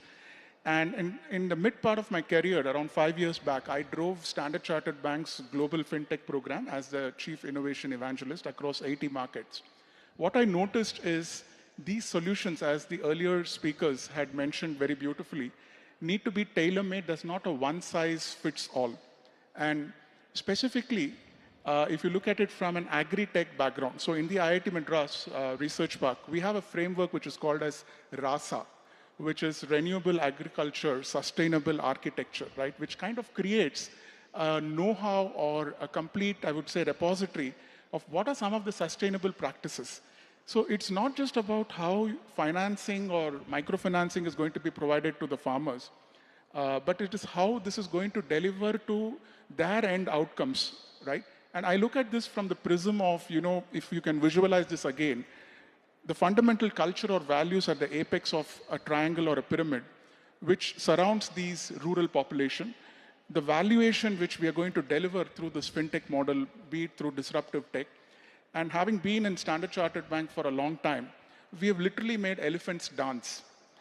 I've seen that, however, when you implement, for example, some of the latest cutting-edge blockchain or, payment solutions, if you don't make it seamless and easy from an end rural customer experience standpoint, the whole experiment is going to fail. I'm going to give you a 2-line anecdote. In one of the Middle East countries, in the suburban areas, when we tried to implement a humanoid robot to deliver better, within quotes, financial services to them, the reaction was that when a rural woman walked into the bank, she got completely, I would say, scared looking at the humanoid robot, and she went running out of the bank. Right? So here's an example of bringing a great disruptive channel, but where is the human-centric design aspect in that? Lastly, I will end by, giving you another visualization. Imagine a farmer starting his day in the farm. Today, there are platforms which do farmer-to-farmer collaboration. There are disruptive platforms which connect them seamlessly, where they can kind of disintermediate the middlemen. They can actually get things, as yesterday it was discussed on stage, things at wholesale price and sell it at the real retail price. Secondly, we have vault-based systems, not just wallets, but vault-based systems where they can securely transact, store some of the earnings which they have made. There are also interesting companies called, in IIT Madras, called as Crop-In, right, to the earlier point I heard, where you use GIS data, you use satellite data. End of the day, bottom line is the farmer doesn't need just innovation. He is the most creative person. He is the person, like we in corporates make rubber meet the road, the farmer makes the seed meet the soil. He sows the seed in the soil. So he is the most creative person. So it is innovation of the solution of fintech meeting with the creativity. And therefore, there's an increasing focus, as the earlier speaker mentioned, on not just financial products, it's an ecosystem of agri-tech, rural tech, fintech, and it cannot be viewed in isolation is what I would like to conclude. Thank you. Thank you, Dr. Ramesh. You alluded to the Maslow's hierarchy of needs to make sure that the have-nots become haves. So those at the lower end of the pyramid actually go up the chain and actually don't lose out, and the farmers are indeed losing out. So the purpose of this roundtable is to find some of those solutions. Can I request Ramesh to kindly say a few words, please? You have too many Rameshes here today, right? Ramesh Iyer, Karthik Ramesh, Ramesh Kaza, so it's full of Rameshes on the stage. Thank you for the opportunity being in this esteemed panel. The company I work for has nothing to do with the rural fintech directly. It does actually take care of the assets that are managed by companies, large companies across the world. So for me, I have three things to share with you. First and foremost is, as much the farmers are creative, as Karthik Ramesh has shared with us, they're also quite confused because the pace at which the technology is evolving and something that's connecting all of us across the world is this smartphone. All of the farmers have it, but they find it very difficult to choose between what they can trust and how they can actually evaluate what is coming to them and translate into something more meaningful. So if we use ISF and this esteemed panel as a platform for us to be able to come out with simple solutions that can bring awareness to the farmers in the language they can understand.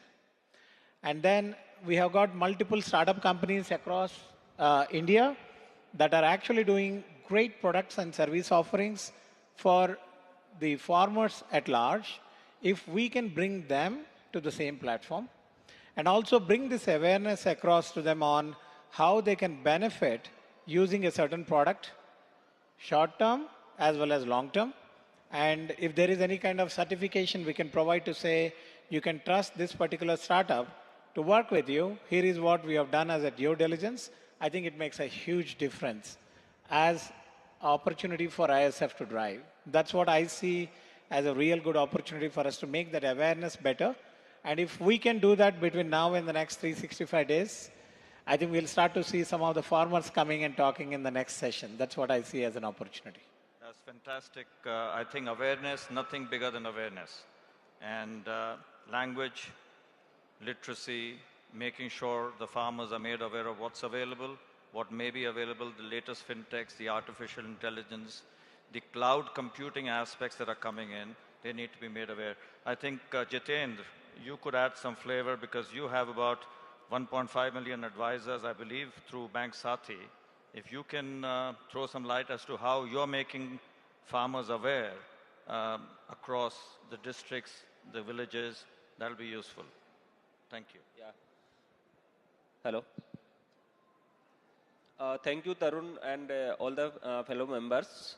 So there is a lot of things happening in this fintech side, like everyone is talking about the blockchain, technology, and a lot of other things are there. But like we all know, like almost 87% of population is living in the tier 2 and lower cities. So as per my views, maybe these are my views. So I born and bottom in kind of tier 3, 4, yeah, maybe we can say like very small village of the Rajasthan. So India we can say. But the problem of those people is not the biggest problem of those people is the awareness and the education about financial things. They are keeping their cash for 1 or 2 years in their house, and even they are taking the loans for their basic requirements from some brokers, or some people are there who are providing them loan at 20 or 30% kind of interest rate. So what we can do, and there is a lot of things, lot of products are available in our country. So more than 10,000 banks, NBFCs, fintechs, and lot of products are there. As Ramesh told, like the accessibility is the problem. So in Bank Sathi, we are solving that level of accessibility.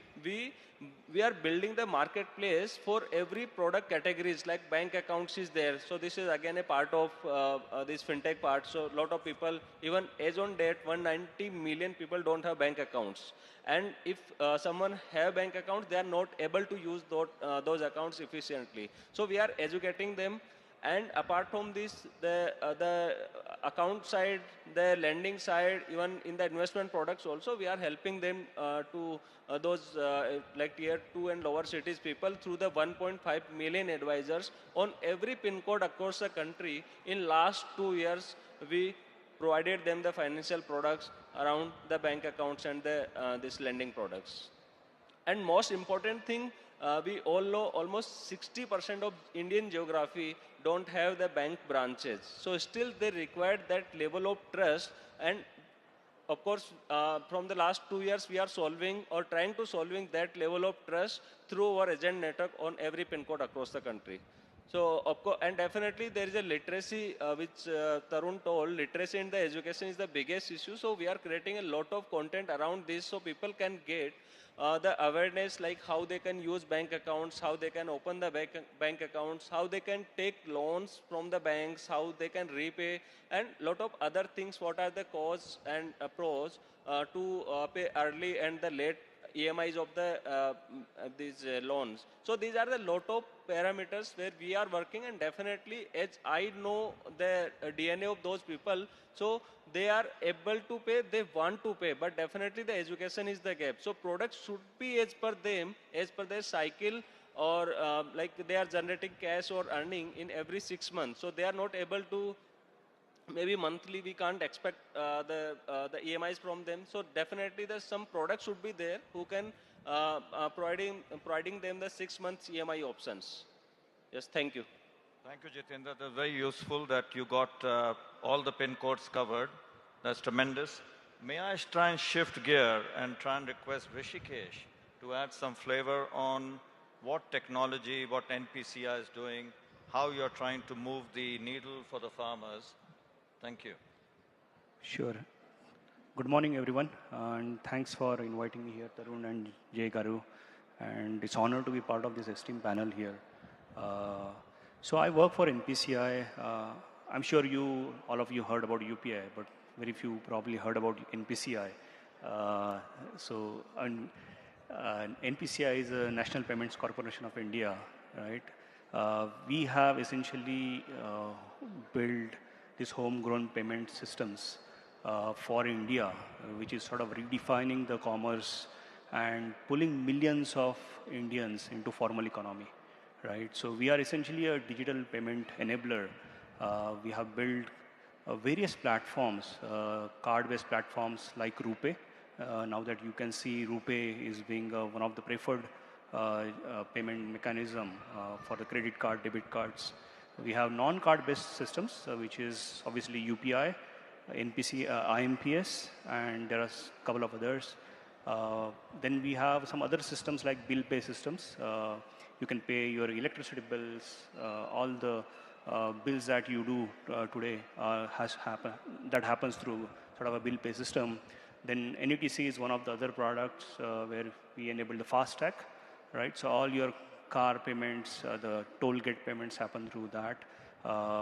NACH, all the subsidies, the direct benefit transfers that government does today to all the rural farmers directly in their bank account, that happens through our product. So essentially, we are one of the payment layer in the India stack, right?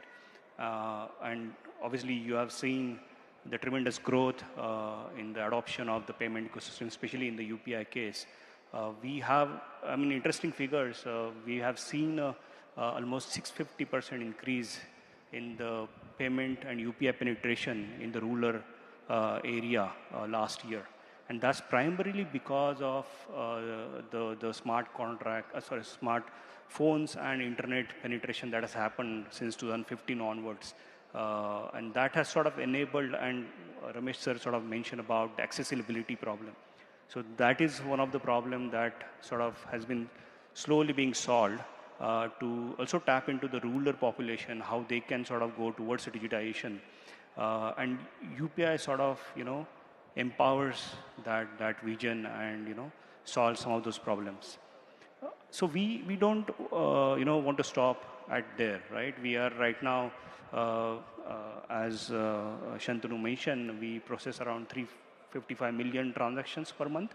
But we are shortly, soon we are aiming for 1 billion transactions per day, right? We are capable to do that right now, and we'll soon achieve that, the kind of momentum we are in right now. And we are building for 10 billion transactions a day, right? So it's not that we have built a platform and now we are done, right? So my role is as a innovation evangelist to also envision how we can build next-gen financial market infrastructure, right, which can support not only payments, but also other assets.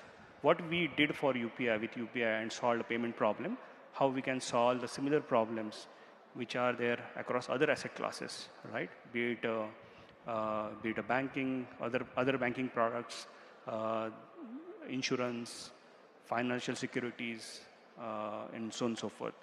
So essentially, we are really looking at, so if we look at a step back, we are sort of looking at this whole infrastructure with a first principle thinking. When I say first principle thinking is, we have to really see how we can envision an infrastructure which is built for not only for next decade, but next few decades, right? And I'll give you an example. So today, if you look at BFSI, right? It's a banking, financial securities, and insurance. There are three critical ingredients that powers this ecosystem, right? One is the financial institutions, right? So banks, there are brokers, depositories, and insurance companies. So these are financial institutions. The second ingredient is asset. So you issue your asset. Asset is in the form of fixed deposit, insurance policy, or it could be equity stock or fixed income bonds. And the third element is the application, right? So they provide you application to access these different assets. But the problem is these three verticals today operate as a sort of a wall garden, right? When I say wall garden, because you can fairly, do banking with banking app, and you solve, you can basically consume those services through banking app. But can I use these assets and can I do cross-sector transactions seamlessly the way you can do it with the UPI today, instantly, right? Example, can you get insurance on fixed deposit today, right?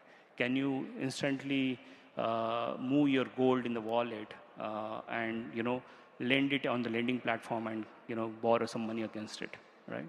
So we are talking about the things which we are not used to today, but can be possible with the technology, right?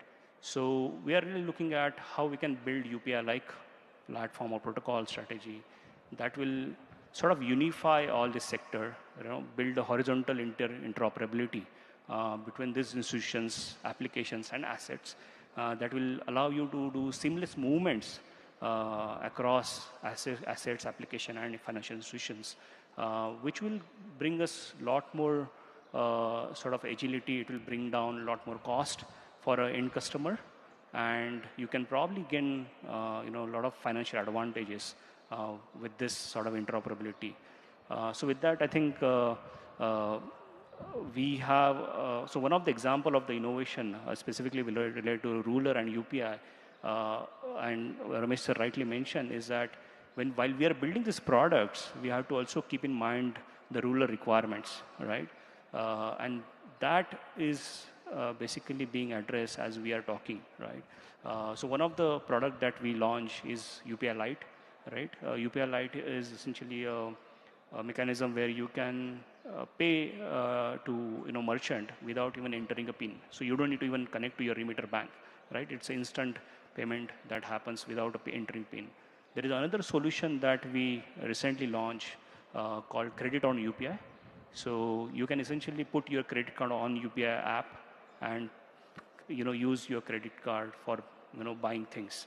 So that is going to be that we think is a game changer, because this will enable rural population to also get instant credit, the micro credit that we talk about, so like 200 rupees, 500 rupees, depending on their score and their financial history. Eventually that will sort of get built up. The third product that we are launching is also offline product. So the typical problem that you see in the rural area is internet connectivity. So we are launching this offline solution where you can just tap the phones through NFC. You can make payment transfers instantly. Right? So these are some of the innovations and product features that we are bringing in to kind of make or empower our rural population to adopt some of the digital payment products and participate in the formal economy. So that's pretty much I want to do. Thank you. Thank you very much, Rishikesh. It's quite evident much is being done, but much still needs to be done. 300 million transactions, did you say, going up to 1 billion, and the capacity to go up to 10 billion. That sounds great to me. I think very quickly we must try and get a perspective from Deutsche Bank, and we have Mira Sondi here. So can you tell me what Deutsche Bank is trying to do to make lives easier for the rural folks? I will try. Please. Thank you so much, Tarunji. First of all, good morning. I think I can still say that officially. Good morning, and also thank you very much for attending this conference.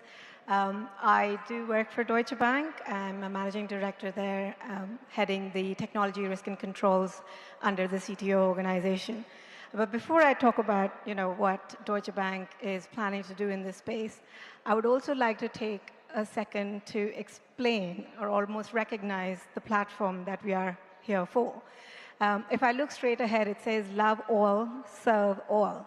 And that pretty much is what we are trying to do here. We are talking about bringing financial services, products, to all of India. And as we know, majority of India is in the rural sector. So on that note of financial inclusions, I'll talk about Deutsche. Now, Mr. Jay Chaudhary mentioned not fintech, but techfin.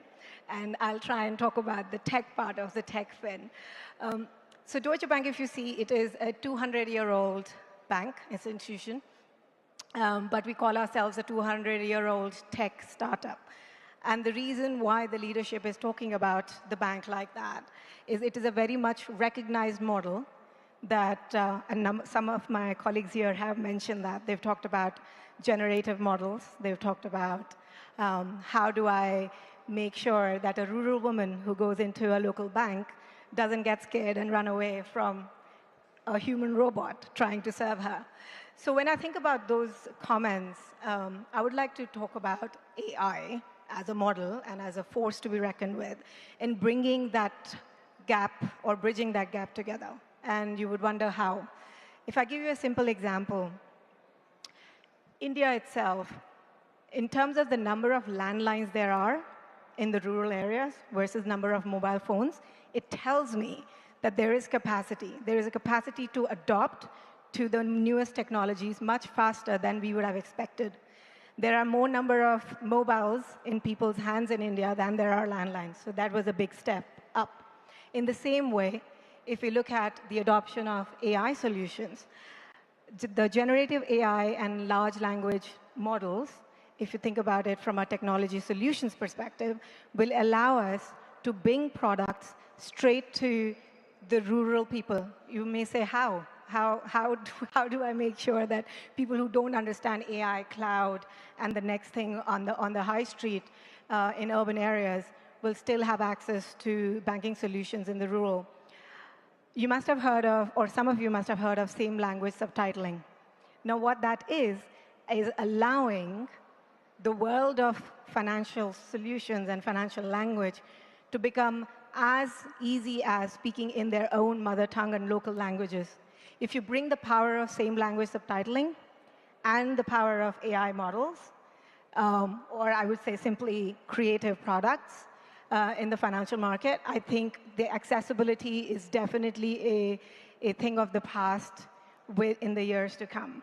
From a Deutsche Bank perspective, we are two things that we are very keen on. One is increasing our hire by 1,000% in India. And why? Is because both from a talent perspective, AI talent or tech skills are definitely increasing here in India, but also the creativity of what this marketplace actually allows us to do.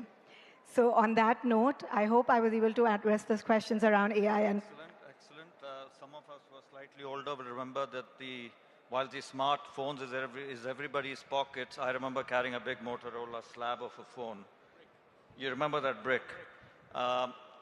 And I picked up on the fact that Deutsche Bank is hiring some 1,000 people.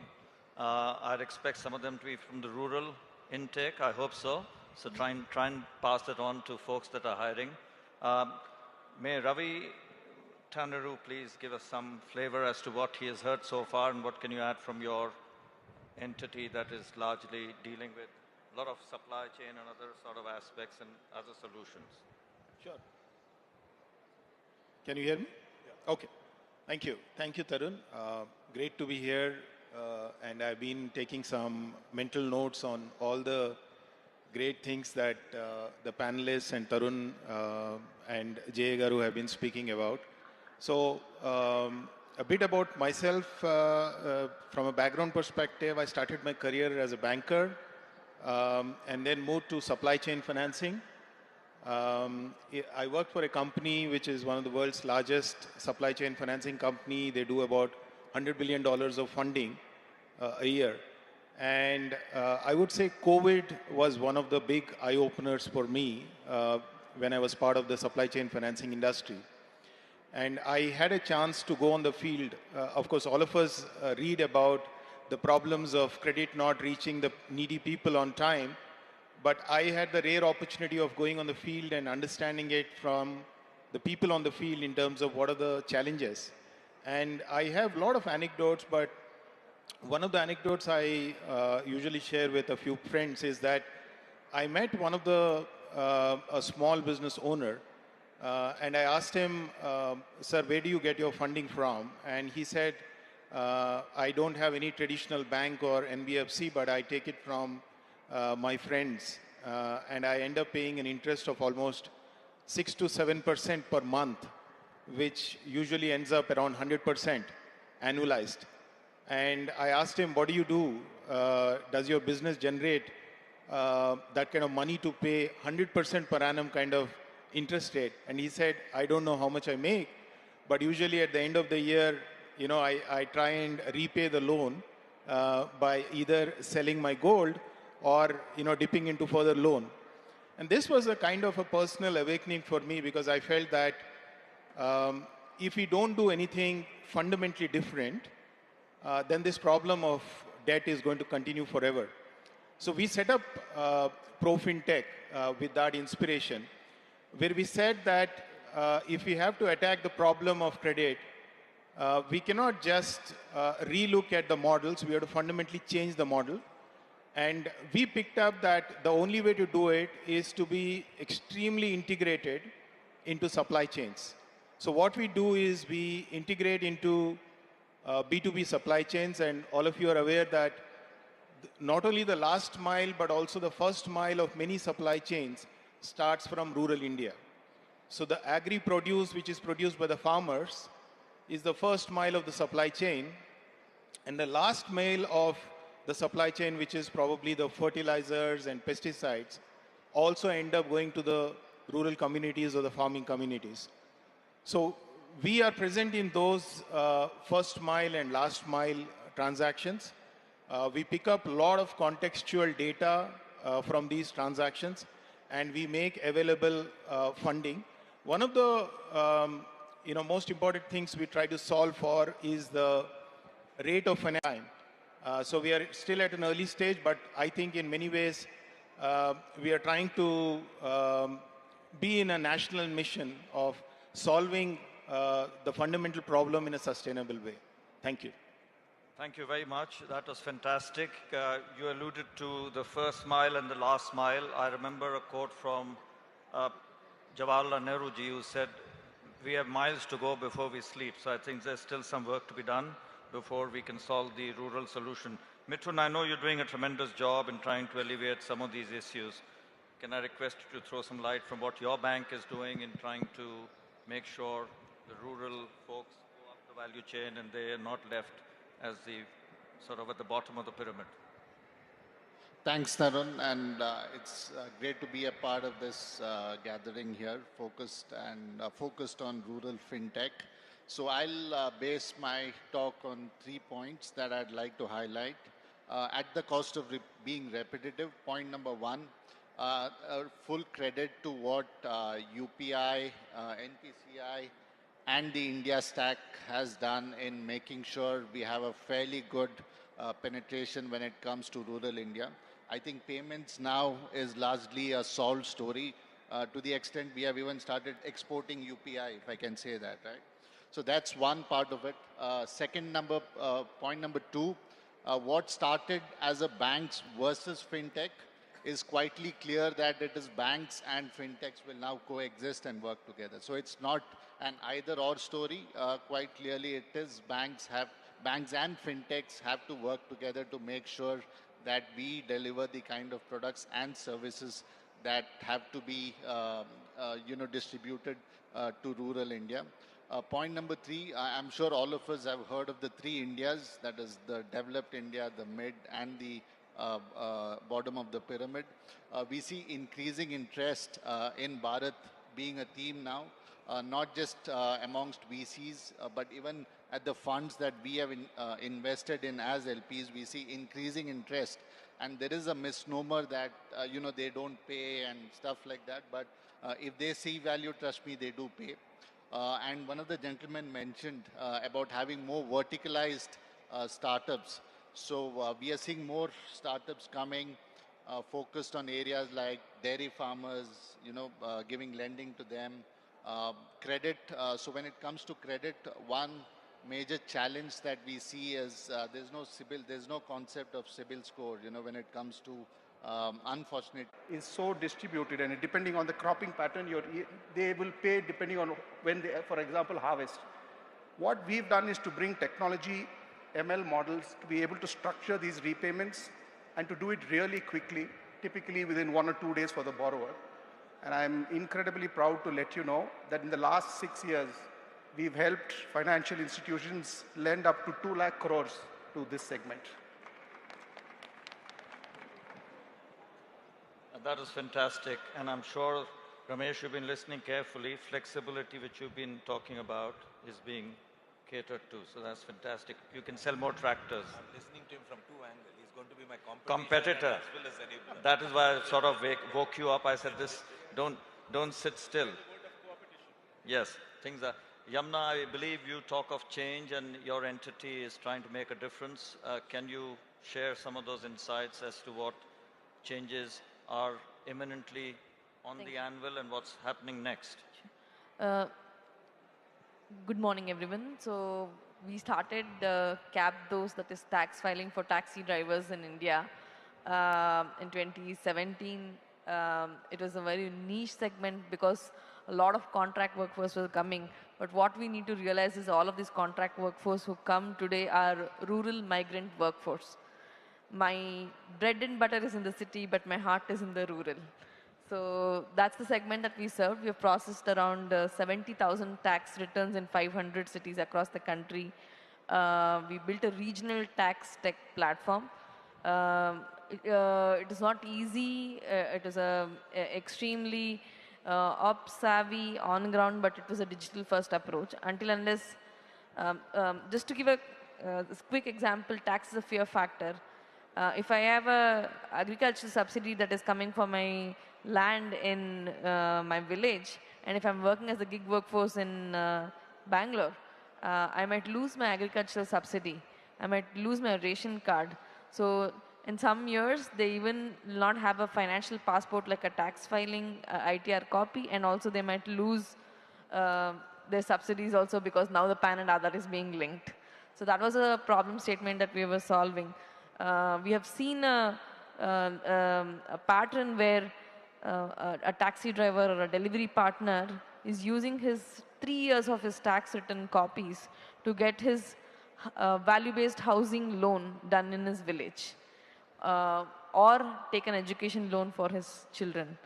So with this experience, we merged with Dwara Money, and we built Spark Money, that is a digital bank for urban gig under fours.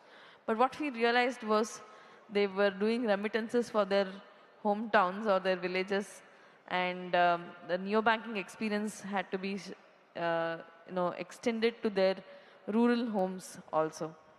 One thing that I'm just quickly taking 3 lessons that we have done in our last 8 years of building this fintech. Now it's the tech, like I would say fun. So the rural women households understanding of the access to digital banking and the financial products is a huge miss. I might earn a money as a taxi driver, but I still send my money to the back home. So that's a huge gap.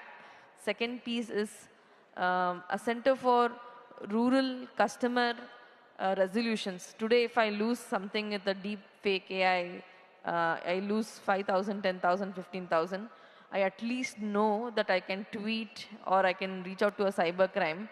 Lots and lots of millions, around 300 million rural people are on ShareChat or on digital platforms, easily accessible or vulnerable for their financial loss. How do they handle or pillar to post? I think I'm just trying to bring 3 problem statements that we can think across, because there's a lot of fintech. A gig workforce, one of my gig workforce called me a couple of weeks back, and he said, his hard-earned savings in a SBI account, was lost in, like, almost 25,000 rupees was lost for a cyber crime. And they've been trying to run pillar to post since last 20-25 days, and they don't have a resolution. And all the 5 years or 3 years of savings is now gone. So what are they going to do there? That's one of the conversations that we are actually trying to see. Is there a possibility we can set up a center for rural customer resolution? And to wrap, I think there's a need for, I have huge respect for the bank Sati team, that what they have done. It's not easy to build on the ground relationship manager kind of a structure, but all the Panchayat Raj or rural finance learning centers could actually make or break, because we all have systems in place, resources in place, but financial literacy inclusion programs for the new age digital learning centers, nothing beats Phygital in a country of 1.4 billion population. I'm just wrapping my conversation saying that we all are connected to our roots, and rural is the future. Thank you. Thank you, Yamuna. That was excellent. You alluded to cyber crime. I sit as a strategic advisor to the Global Cyber Alliance, and I promise you, my WhatsApp was hacked, so I can understand the reluctance to use digital and other means. I can understand what the farmer faces. They say they'll save the best for the last, and so Ravi Tangirala has been waiting patiently. So can I request you to add some flavor? Not what Mass Mutual is doing, but what I think you're doing in the rural space and some of the other ventures. That'll be useful for the audience. Thank you. Thank you, Tarun. Probably I have the privilege to say good afternoon, and I know I'm in between you and the lunch. So, first of all, I'm very delighted to be as a member of this panel and a part of ISF, a great initiative. Just to give a little bit of introduction, which is relevant to what I'm going to discuss, is I'm Ravi Tangirala. I head one of the Fortune 500 firms and the Global Capability Center. In Hyderabad, we have established the Global Capability Center very recently in Hyderabad. While we are not directly doing any business on the ground, one of the toughest challenges that we had is around like finding the right talent. And while we are privileged and entitled to hire the best of the best, either in the mid-level or in the experience level or at the entrant level, we realize the commitment and the passion, the zeal is a lot more in the rural side. I myself actually got exposed to the rural talent growing up. So my father was a banker, and every 2 years we used to switch from place to place, and I studied in Telugu medium school. So I got exposed to the raw rural talent, and in my past life I was working with the World Bank, and I got exposed to 172 countries and the talent that is existing in 90% of the talent in the rural areas. So I wanted to make sure, we tap into the rural talent in the fintech, insurtech, and especially in the BFSI sector. So 3 things that we have done is, 1, we started hiring the talent from rural areas, especially women talent, where we can take the technology and the functional knowledge into these people and essentially educating them in the area, not only from the employment perspective, but also from educating the individual in these areas from the functional perspective, and also taking that to their families, right? So it's you get 2 birds with 1 stone. And we have hired several dozens of these young, talented, committed people from the rural areas, especially from the most remote parts, from the tribal and areas as well.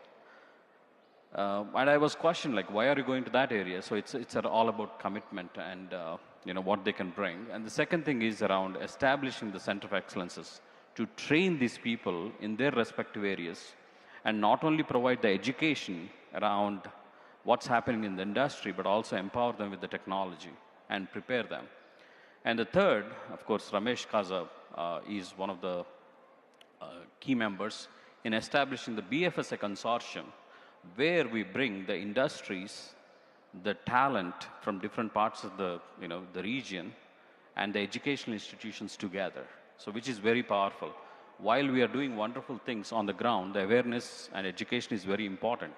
So we're trying to influence, the industries and the governments and the people, and trying to bring them together. And we started the pilot project in Telangana, and we want to make sure this consortium is taken and replicated across, other states. So that's what I wanted to bring, and again, delighted to be a part of this panel, and thank you. Thank you very much, Ravi. It's fantastic that you're hiring talent from the rural space, and I believe Deutsche Bank should listen very carefully when they hire those 1,000 people. I think we'll spend the next couple of minutes to try and identify 1 or 2 key objectives that set out from this, and I've felt that literacy and dissemination of information might be a key theme. If everybody agrees that for this paucity of time, if there's any burning ideas that you believe we can focus on 1 or 2, because I want certain objectives to flow out of this conversation and leave the floor open for about 10. One idea that you believe we should pick up from here. I think in terms of creating infrastructure, which NPCI partly has been doing, and opening up, creating having a lot more open source, and as banks, if we can leverage our APIs so that fintechs can build on that to take our products and services to the last mile. I would say, have a lot of collaborative works that banks and fintechs can do. That's fantastic, Mithun. Ramesh, please. I'll probably bring it back to where we are today. If we can pick the 50 villages around this university and probably focus on what we can do for them, especially in terms of lending money, improving the awareness around the kind of products we have in the market, bringing banks more closer to them, that probably connects back to this particular program, the ISF as a program. So maybe pick about 50 villages around this and then work on them in the next 1 year. I know we have spoken offline on this, and that would be a great pilot. Dr. Karthik, any ideas? So I have an acronym for the action, ACTS, in the spirit of hacking solutions together as panelists. So A as in, as you said, literacy awareness. One line anecdote. I pick up flowers on a highway from a flower vendor lady who has a very nice looking UPI code on her cart. And when I scan, it says, sorry, payment not accepted. And she's been duped on this for the last 1.5 years, thinking that she's being paid to her bank account. So I'm all with you for literacy and awareness. That calls for action from all of us to increase that awareness. The X being the transformation. We have leaders from various industries, GCCs, banks, fintechs, etc. How does that lead to, if I can say, extension of an alternate source of income for these people? It's not just disruptive technology. And the E is basically, I would say, empowerment, right? So how do we put the power back? It's not just about the fintechs doing well. It's not just about the banks trying to make an impact, but how do we empower, as I heard some concepts about women, farmers, etc. So can we identify the target audience who can be rightly empowered with these tools, technologies, and awareness? Thank you. Thank you very much. Ravi, would you please? Yeah, I think, one of the things which I would recommend that we can work on is dissemination of information. And I would say that simplicity is the way forward. If we can think of simplifying the information or the financial information that the communities have to provide, the rural communities have to provide to get financing, I think it would address a lot of challenges, because a lot of times people know that they can get funding, but they are challenged in terms of how to present information, what information to give, what documents to give. And I think that would be a real good takeaway for me individually if we can achieve something around that. Don't complicate it, keep it simple. Jitendra, what do you say?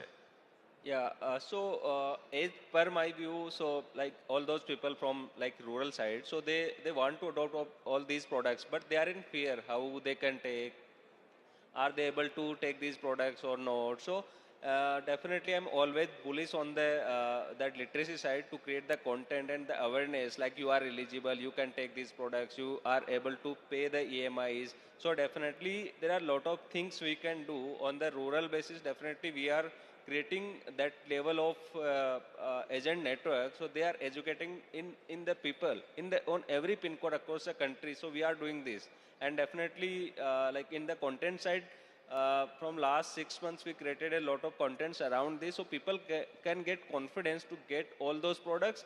And definitely again, the confidence is the key for those people. If we can or we are able to create that level of confidence in those people, definitely they will or they can contribute in this financial side of the contribution in GDP also. Thanks. Thank you. Building trust and confidence. Santanu, please. Okay, sure.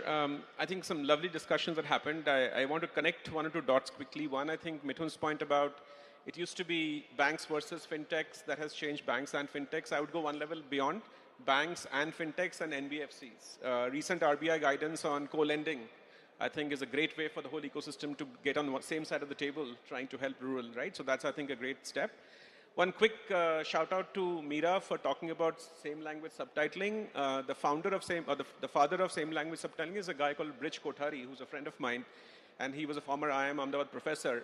If literacy and regional language vernacular based, literacy, information, command and control, everything that we can talk about, if you want to get some guidance from him, I'm happy to set up a conference call with him participating, because he's been sort of the person who made that whole thing happen.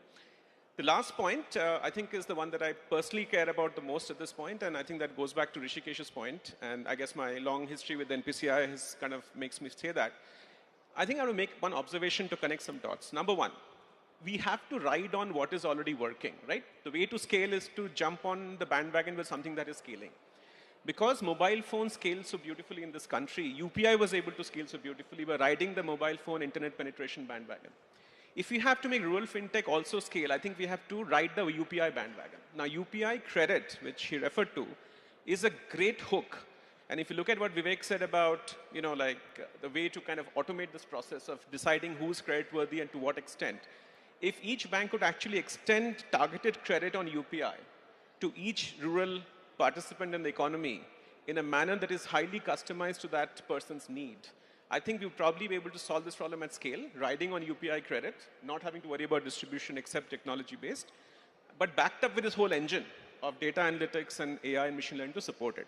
So if I was to start a company today, I would say that is the problem worth solving, because then we can reach to rural fintech on the back of UPI and on the back of mobile penetration and not have to recreate a universe for scaling this problem. Thank you. That is tremendous, Santanu. I'm sure you were listening very carefully, Rishikesh. Ramesh, please. So two things cross my mind. One is, I think we have to create an ecosystem where the physical player and the digital player come together and create digital solution. Because, we're talking of awareness creation, we're talking of product development and all of that. So how do we create the physical and digital piece come together to be still digital there?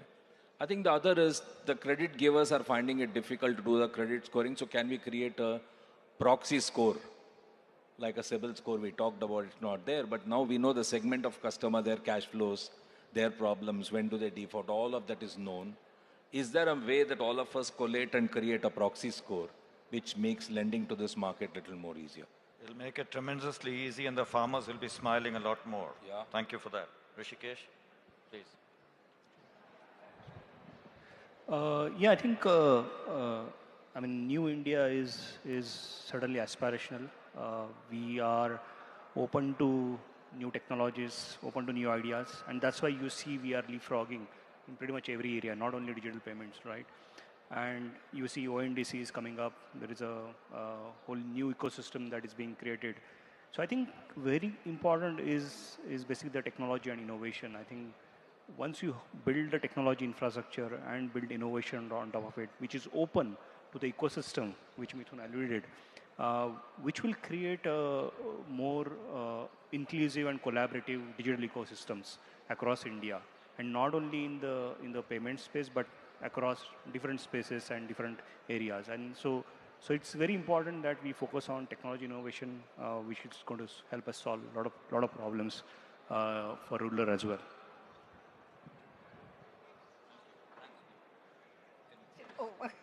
I'll continue. Thank you very much.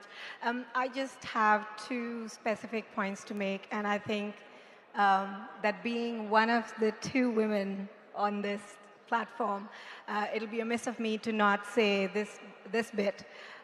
First and foremost, if I look at India, having been away from India for 20 years, but I was born and brought up here and did my school, make products and serve, of course, a very important point. But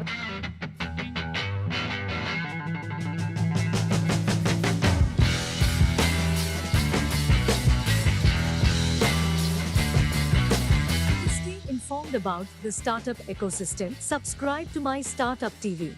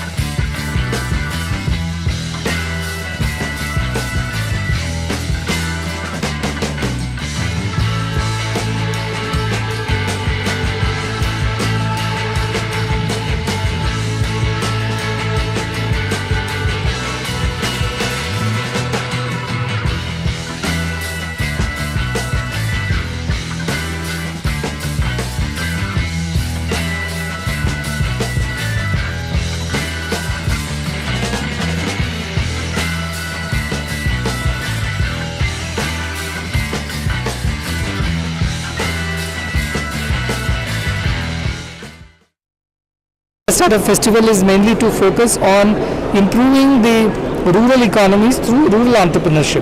While Bangalore and other cities which are startup hubs for the country, they will progress because there is enough opportunity and the technology and availability of resources. But rural India is left behind. However, most of the youngsters are in rural India and they need to be encouraged. And they are very intelligent, they are very smart, they have ideas, but they need a little bit of mentoring, financing, hand-holding, which is the main idea of India Startup Festival, how to encourage such young rural entrepreneurs also to come up, and that is how we can realize the Gram Swaraj vision of Mahatma Gandhi, which wasn't possible that time, but it is possible now with the availability of technology, transportation, communication, and a lot of good mentors like Jay Chowdhury ji and several others who are a part of this India Startup Festival. They are hand-holding the young entrepreneurs from the rural villages, and that is the way to a progressive country, and as we are talking about a developed nation.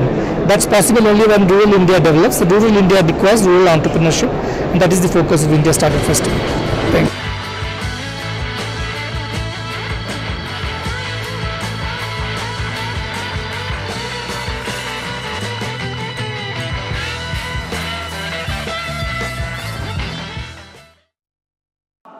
A warm welcome to Indian Startup Festival 2023 happening in Mudenhalli, blessed, divine blessing by Sadhguru Sri Madhusudana Sai. I am Nagajyoti Osingi. I am a senior engineering manager in West Fargo. I am here as a volunteer from ISF. And I have my co-host with me, Rashmi Kumar. A very good morning, everyone. Can we get some energy? I'm sure it's been a long wait. That's what every entrepreneur goes through also, and that is what we want to break here. So let's start the day with great energy and then get going. Are you all ready? You will be witnessing a lot of learning, lot of experience, and lot of new ideas.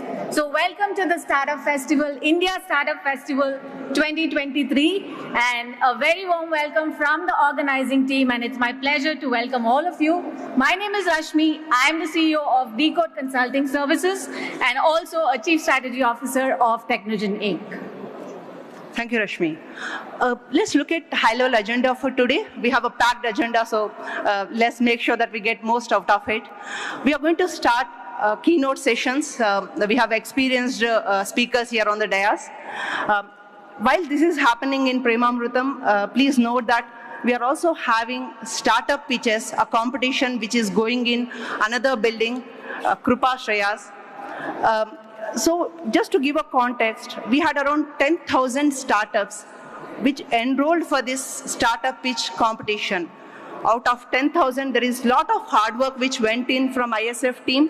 Today we have 100 top startups which are again competing. We will know winners later part of the day. So these are the two events which are going in parallel. I'm sure all of you here, we have distinguished guests, we have startup entrepreneurs, we have serial entrepreneurs, we have successful entrepreneurs, we have investors, we have HNIs, and we have some wannabe entrepreneurs also. And all of these sessions that we have put together has been kept in mind for that you are here and we want you to take utmost advantage of it. Post the keynote session, post lunch, is the area or is the time when you get to see all the different investors who have come across from all over the world for India Startup Festival 2023.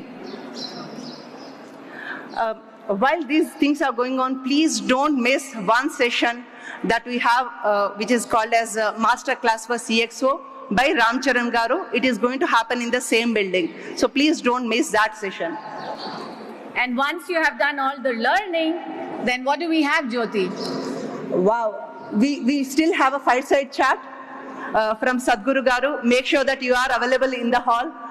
So let's listen from Sadhguru, and then we also have award ceremony for all startup winners. But I think what Rashmi is mentioning is beyond that.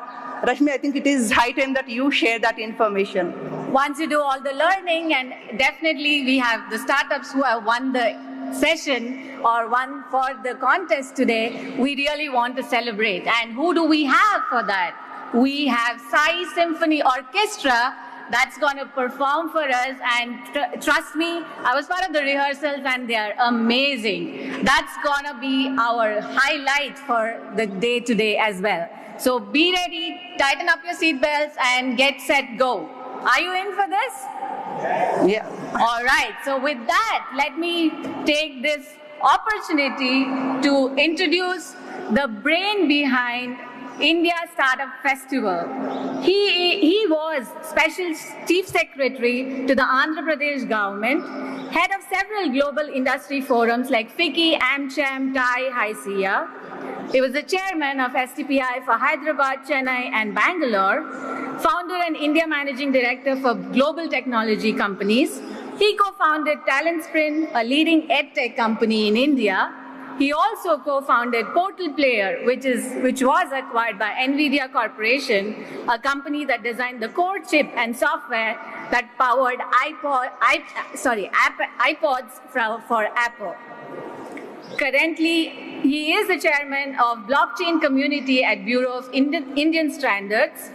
He is also the co-founder of India Startup Festival 2023, an entrepreneur, an innovator, an angel investor, and the industry leader.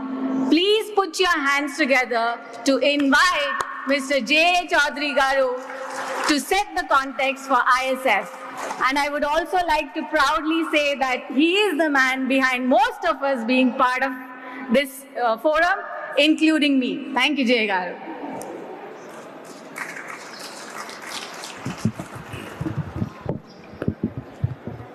Good morning to all of you. I really want to thank both Vineet Roy and Prashant Prakash. They are all very busy venture capitalists. In fact, many startup companies, particularly early stage startup companies, they told me, sir, we want to meet Vineet or Prashant Prakash. It's very difficult for them to meet.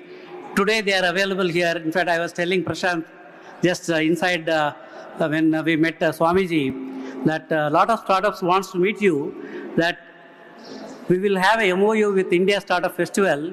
Whichever startup that I'll bring to you, please give us some time. In principle is agreed. Same request I have with Vineet Roy also. So that's what India Startup Festival is all about. See, we normally for a small startup company with a limited money, he will be able to bring the product and he doesn't know how to really take it to the next level. He doesn't know how to convince the venture capitalists to put money in their companies. So many of them, they keep going around with a limited money. Ultimately, they will all get into the so-called startup death valley. So that's where I request both the pillars of the India's startup ecosystem, the very successful venture capitalists, they are all going to tell about the success stories, how they are able to help the startup ecosystem in the country, and going forward, how they are going to help the India Startup Festival startup companies through their startup ecosystem. With this, I really want to thank all the great leaders who have come, investors, angel investors, venture capitalists, and HNIs, and market leaders, the big MNC India heads, they're all here, including I see some former bureaucrats, the Director General of Telangana State, Mahendra Reddy is also here. So many such stalwarts are here, and this is the great opportunity for all the startup companies to meet with them and explore the possibilities of, because every individual who have reached that level, they have their own network.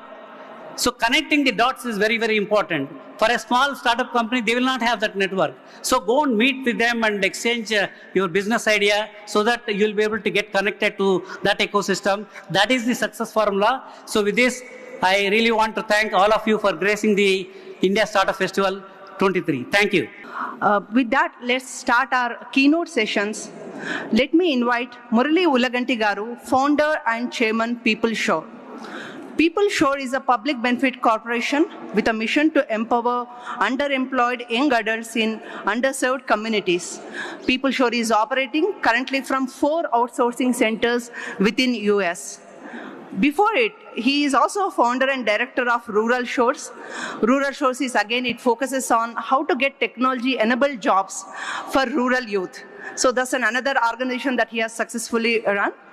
His work is much appreciated. He received several awards, including prestigious Edison Award for Innovation. In ISF event, one of our core theme for this session is we want to look at rural development. I felt like this is the best way, what is the better way to invite Murali, because he is coming from that focus of rural development. With that, I request Murali Garu to come onto the dais. I request technology team to please showcase the presentation. Good morning. Or rather, I don't know. Yeah, good morning still. So, what is a good way to start?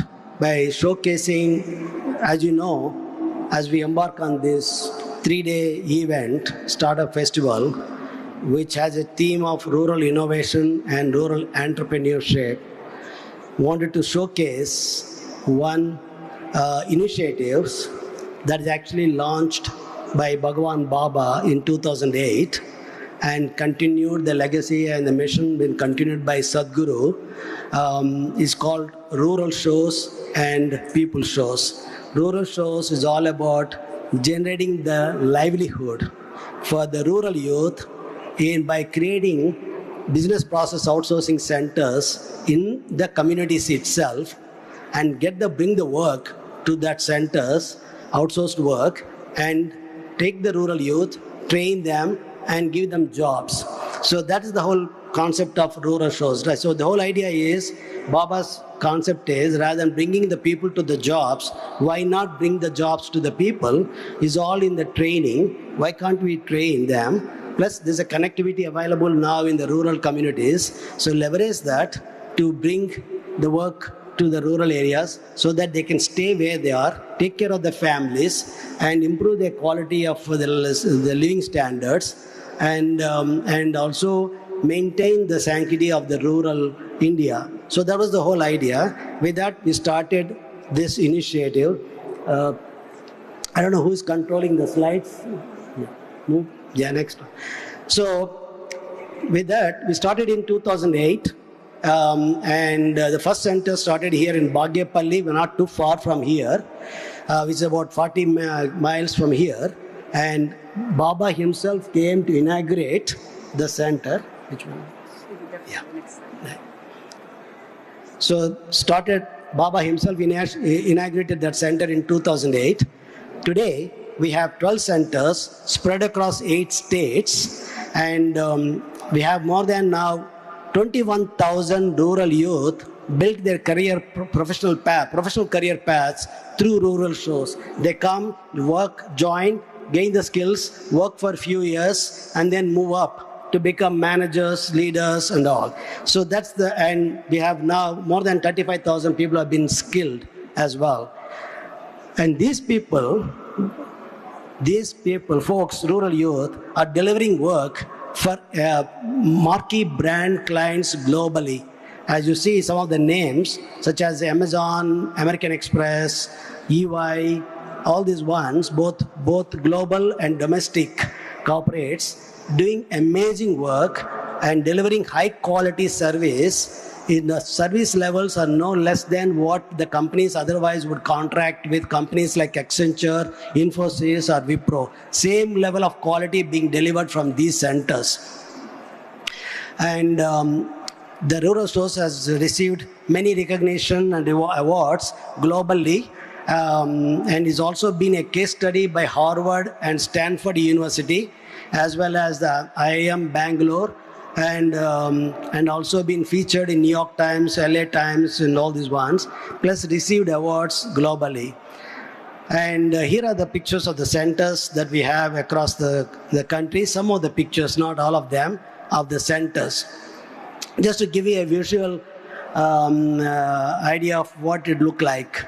Now, 4 years ago, about 45 years ago, Sadhguru Madhusudan Sai asked me to take this initiative to the US, replicate the same thing in underserved communities in the US. These are rural, economically challenged rural communities, as well as the inner cities as well, to mainly support the minorities communities in that country, which are African Americans, Latinx, and Hispanics. So the mission started in 2017.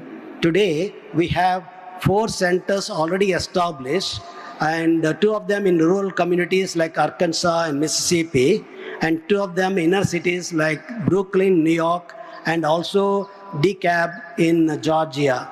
And we have now, and here are the pictures of those centers and how they look and the people, and again, we have a marquee brand clients like Morgan Stanley, Fidelity Information Services, Blue Cross, outsource their work to us to manage the work from these centers. So they're doing a high-end quality work from these centers, just like in rural shows in India.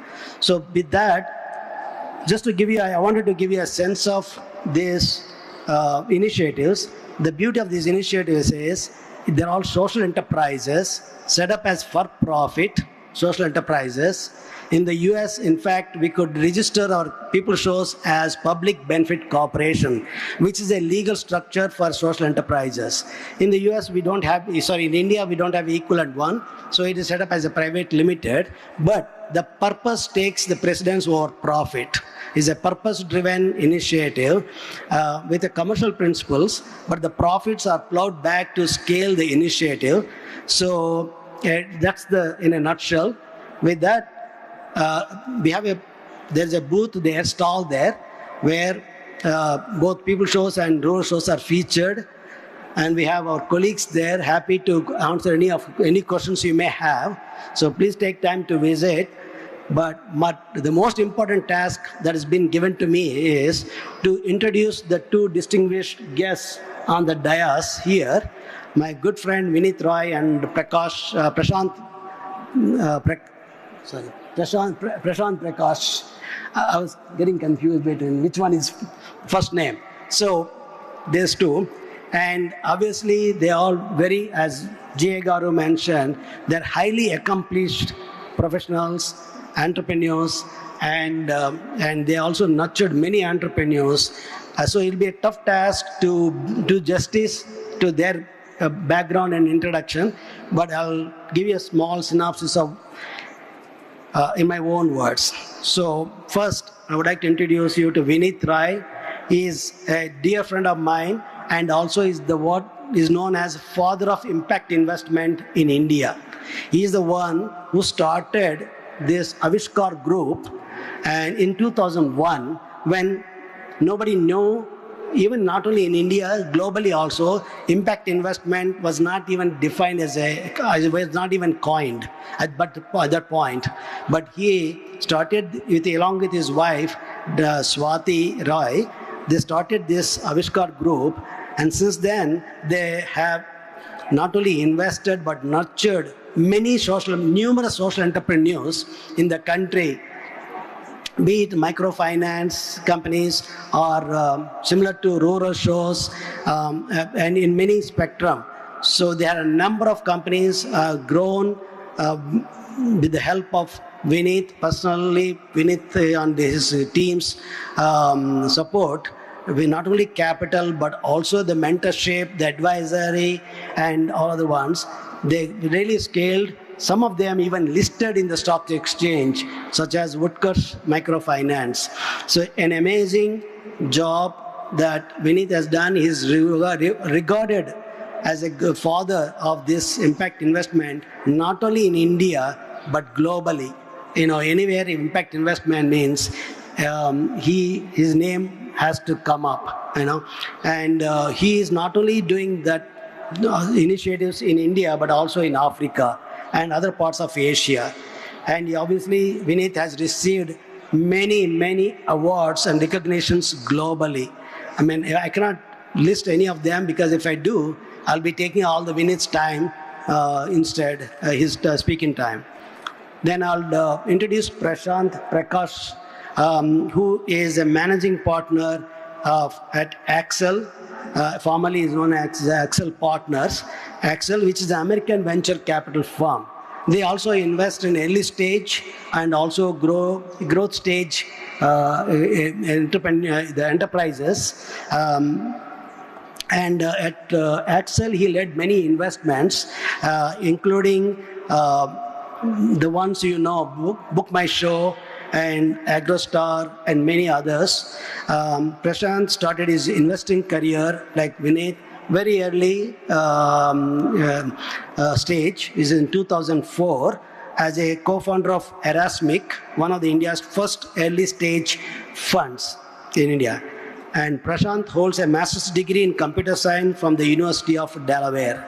So once again, please give a big round of applause and welcome Prashant and Vinith to the event. And we request Vinith to come and say a few words. Still continues to be good morning. So good morning to all of you. When Dr. Chaudhary asked me to come here and talk to you, and he mentioned entrepreneurship, rural India, and investing, and he said, you can add impact investing, I reflected on my 20 years. So I started my journey as an entrepreneur / investor in 2001. And one of the things that I was doing at that point of time was trying to convince the world that entrepreneurship could be a solution to the challenges that rural India faces. And you have to go back to 2000 to understand how wild that idea was. And just to give you a context, Indian economy on a whole was less than $500 billion. And we are now close to 3.5, 3.7 trillion. The rural economy was significantly smaller at few hundred billions. Today, and today's context is very important, the rural economy has reached close to $1 trillion in its own. So it's not really about what you can do for rural India, but what you can gain from rural India. It's large enough and larger than most economies in the world. Our 65% population still lives in rural India. You will be surprised that 20 million enterprises are non-farm based enterprises in rural India. That's more than all enterprises in urban India. 16 million is what you have in urban India. From the time when I started and where we stand today, 90% of the roads or access to rural India is metalled, and roughly everywhere you can find access to internet and mobile. Now these are significant changes from the time that I started off. Yet there are challenges and opportunities. The opportunity comes from scale. $1 trillion is a large scale, but the challenges comes along very fragmented. Very small wallet size, a concept that most investors think about when you are working with a certain community. Do you have the right size of the wallet? The wallet size is very small. And all these actually creates a very conducive environment for technology to play a very large role if you want to transform rural India. And I think that's where the opportunity lies, and that's where the excitement for those who are entrepreneurs and those who are investors both lie. For me personally, I genuinely believe entrepreneurship is not an option. Today, a lot of people think you can become a doctor, you can become an engineer, or you can become an entrepreneur. They treat it as an option. Unfortunately, I just wanted to let those who are thinking about it as an option, that it's not an option. It's a choice you make, and along with the good comes the bad. Unfortunately, the bad is significantly and upward. So you get it up, and you get it for long. So some of the challenges of entrepreneurship, those who are starting at the early stage, it's one place where there is no guarantee and uncertainty is your consistent companion. So you have to keep it in mind. Unlike a job, there is no guarantees here. But along with it, the upsides are the joy of being alone, the joy of leading something, being free, being a disruptor and a decision maker. I made my choice in 2001. I'm a forester by training. I got introduced to rural India, and I was convinced taking capital to rural India is the right way to go. I started with 5,000 rupees of personal capital and struggled very badly. You don't really see foresters actually trying to raise capital. It was difficult to convince the world to give me money. But then I think honesty, transparency, integrity as conditions allowed people to participate in what I was doing. So I started with 5,000 rupees, borrowed 1 lakh rupee, and then reached 5 crore in 2005. And since then, our journey has struck us to around 12,000 odd crores in terms of capital, assets under management. We've invested in 75 companies. And all this we have done while trying to use entrepreneurship as a link to bring about change. Not only do we actually reach out to a large number of people and employ ourselves 10,000 odd people, but we also actually have impacted through the investments we have made roughly 10 crore individuals across India, Southeast Asia, and Africa. Generally, I normally meet an entrepreneur, I ask, what is it that you are doing? A large number of people are trying to copy what others are doing in the world. But I think there are enough problems around you, and it is important for entrepreneurs to look at a purpose that would lead them to a problem. And once you find a problem, generally if you are in India, you will build a very scalable business. I'll give you two quick examples. I met a young couple in 2010, and they came with a very simple example. They came to me and said, nobody in India produces pomegranate to export. Pomegranate is anar, in case those who don't know. So in 2010 of India, we exported 0 pomegranates. We used to produce them, but we used to export 0 pomegranate. In 2022, we export 1,000 crores worth of pomegranates. This gentleman and his wife, this is an IIT Kanpur computer engineers. He's actually an IIM Calcutta gold medalist, and he has built an enterprise and made massive difference to the lives of people by exporting pomegranates. Now, that's really purpose with profit and creating value for the people. Similarly, in 2013, I met a young entrepreneur who wanted to solve India's waste problem without taking money from the government. I gave him 3 crores. As happens with all young entrepreneurs, he lost that money very quickly due to a fire incident which happened. But we continue to back him and support him. And today, as I stand here, this gentleman is treating 600 tons of dry waste every day and converting it into wealth without having government paying anything to him. Now that's, to me, solving a problem with purpose.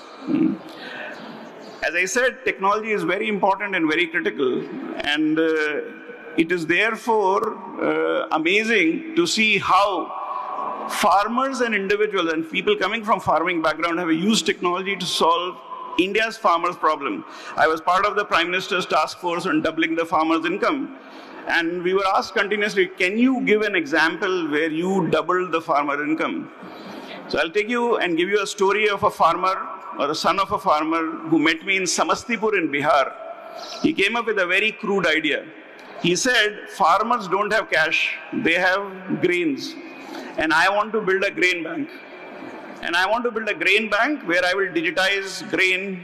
And I thought it was really a mumbo-jumbo idea. But given the context, given the challenge of where it was, we gambled with $500,000. Today, this guy just transformed India's, and he's actually operating in Karnataka now from Bihar.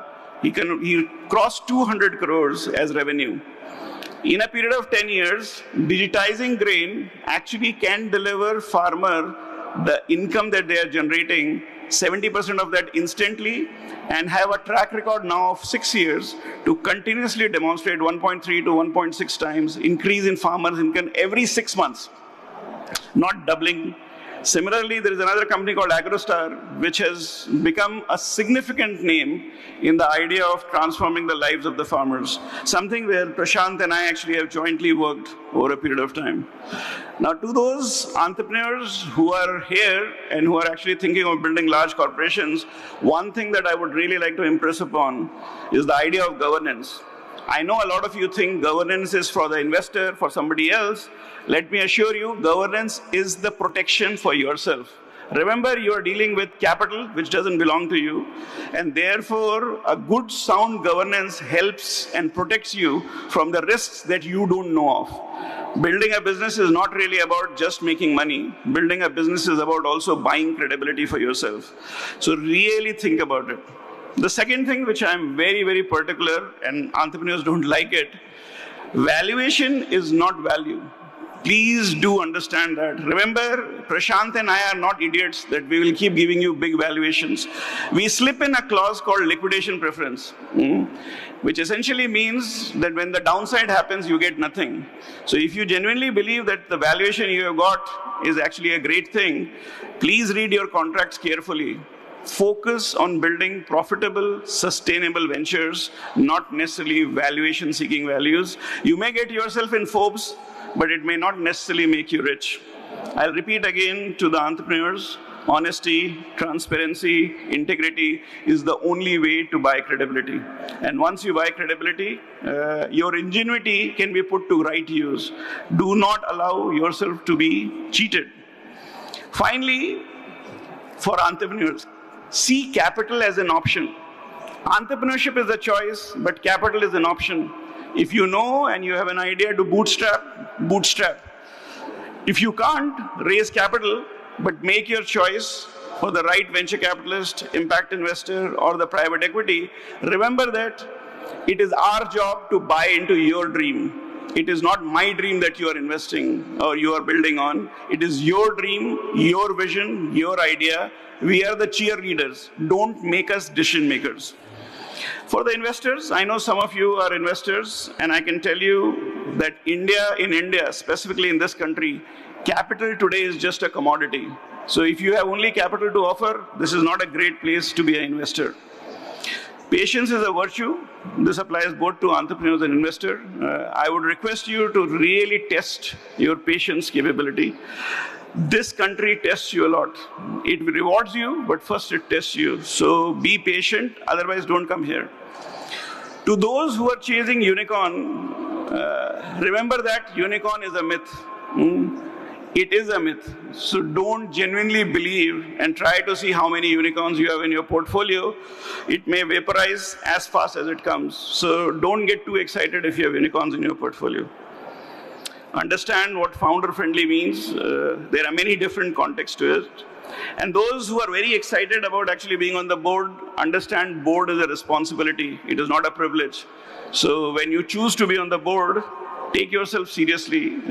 Just don't make it just because you have given somebody money.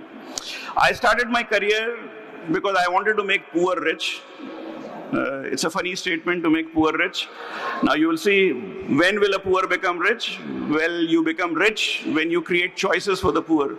And I think in this room, the entrepreneurs and those at the back, you have the great opportunity to actually create choices for the poor by being ingenious. India has actually the capability to transform itself. And a beautiful way, Sustainable Development Goals, some of you may have heard of them, some of you not.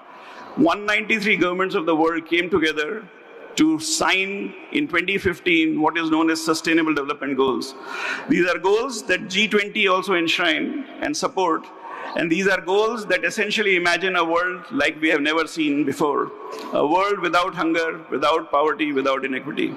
Your ingenuity, your ideas, your capital can contribute in building a world that actually is without hunger, without poverty, without inequity in your lifetime. So do try to contribute to it. Thank you so much. Good morning, everyone. It's a pleasure to be here and a very special privilege to share the dais with two impact investors that I really respect, and I've drawn a lot of inspiration from them. And you know, it's these stalwarts that have shown the way for impact investing in India, and we who have come from slightly the more commercial side, if you may want to call, of investing, took a leaf from what they have done and have tried to participate in them. And I would like to also mention that I'm from this place. So this is my Karma Bhumi, this district where we are all seated. So it's a special honor for me to be here, and I think we are really privileged, at least I'm really privileged, to share the same space or location with Sadhguru. So that's a little bit of you know, my own personal connection here. So I think Vineet gave you a little bit of a kind of a primer on what it takes to be an entrepreneur, what should you look at, when you want to be an entrepreneur and what it takes to be an entrepreneur in this country. So I'll probably give you a little bit of a high-level view of the ecosystem. So we started investing in India in 2004 as Erasmic, and it was one of the first technology funds in India. There was no technology funds in India in those days. In fact, I remember the early days, we would get one business plan a month, and that's probably one a second in India today. So there's, between 2004 and now, there's really a big transformation, and recognized now as the second largest startup ecosystem anywhere in the world. We have really come of age, and that is a big opportunity, like Vineet said, right? So when you imagine an entrepreneur in 2006 and an entrepreneur today, right? So you're really, in that sense, in a much better place to take advantage of what India has to offer. And there's better digital infrastructure, there's better physical infrastructure, there's better mentors, there's more capital. So I don't think there's a better time and a better place and a better country to be an entrepreneur than where you are today. In fact, I believe that the last decade, what we have seen is just, I think, the early part of our journey as a startup nation. I think the next 10 years is when you will really see a lot of this pervade to every part of the country. So I think you can see the presentation there.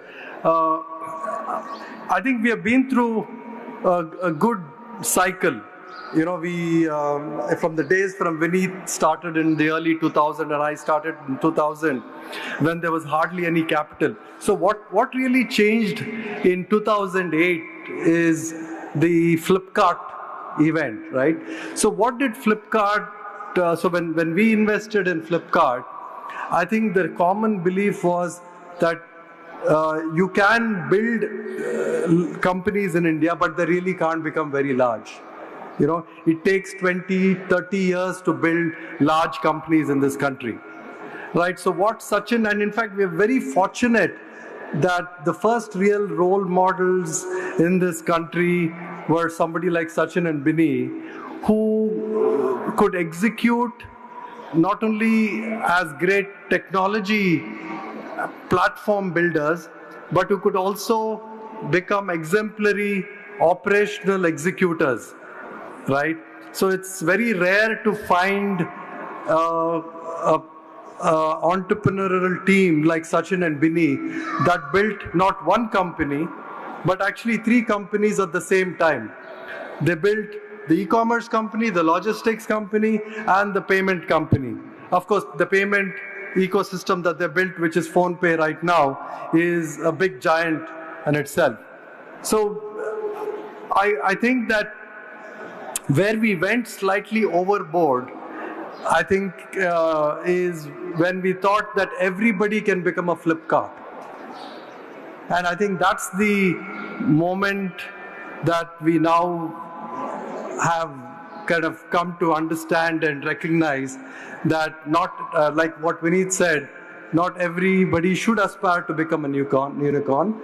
And I don't think becoming the unicorn is the North Star for everybody.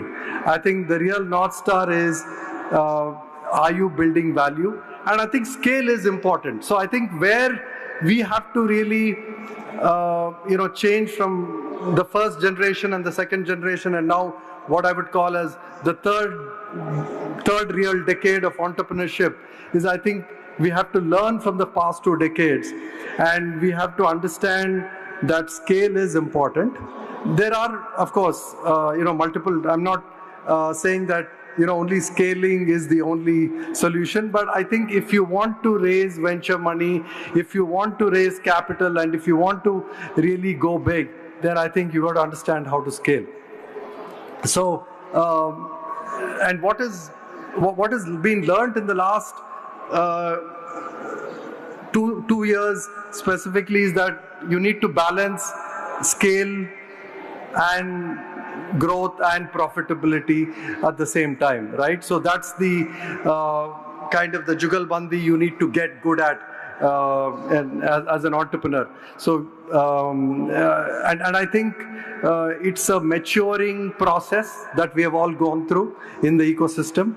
And I think in this phase of entrepreneurship, I'm sure we're going to get better at, frugally building our startups and getting to scale, but in a very managed manner. Historically, I think the urban consumer ecosystem is what really the last decade has been about, right? Whether it's fintech products, whether it is healthcare products, consumer e-commerce products, they've all been for urban India. And it's in the last few years that Vineet spoke about how, agri-tech entrepreneurs, B2B entrepreneurs, climate tech, and some of these other spaces have now started to really come of age, right? So I think entrepreneurship has become a lot more broad-based, and which is great for a country like ours, because I don't think it should be just a phenomena that is linked to only the top 20, 30, 40 million. If those were the only consumers for our startups, then I don't think we can build 10,000 or 1 million startups in this country. Agri-tech, I think Vineet spoke about agri-tech, so I'll not speak a little, I'll just mention a little bit here that if you need to really have one space that intersects rural entrepreneurship and the India opportunity, it is agri-tech. And when I say agri-tech, it is multiple aspects of agri-tech. It is everything from helping the farmer on what to grow and how to grow, and mechanisms on organizing the farming ecosystem. It is the rural retail ecosystem and the areas like Vineet spoke about, global demand and solving for global food security. I think all of these are great opportunities.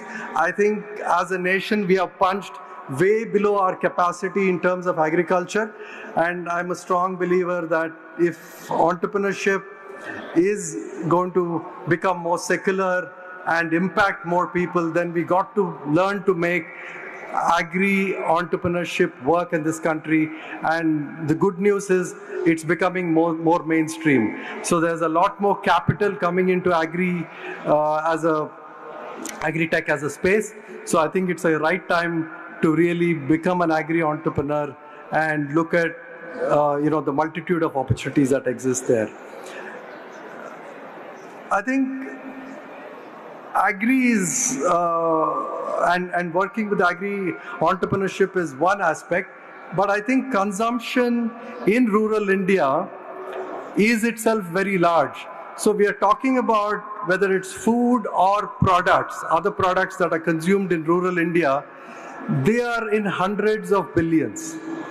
So while we know that there is a $500 billion consumption in urban India, I think there is an equally large opportunity in what we call as Bharat.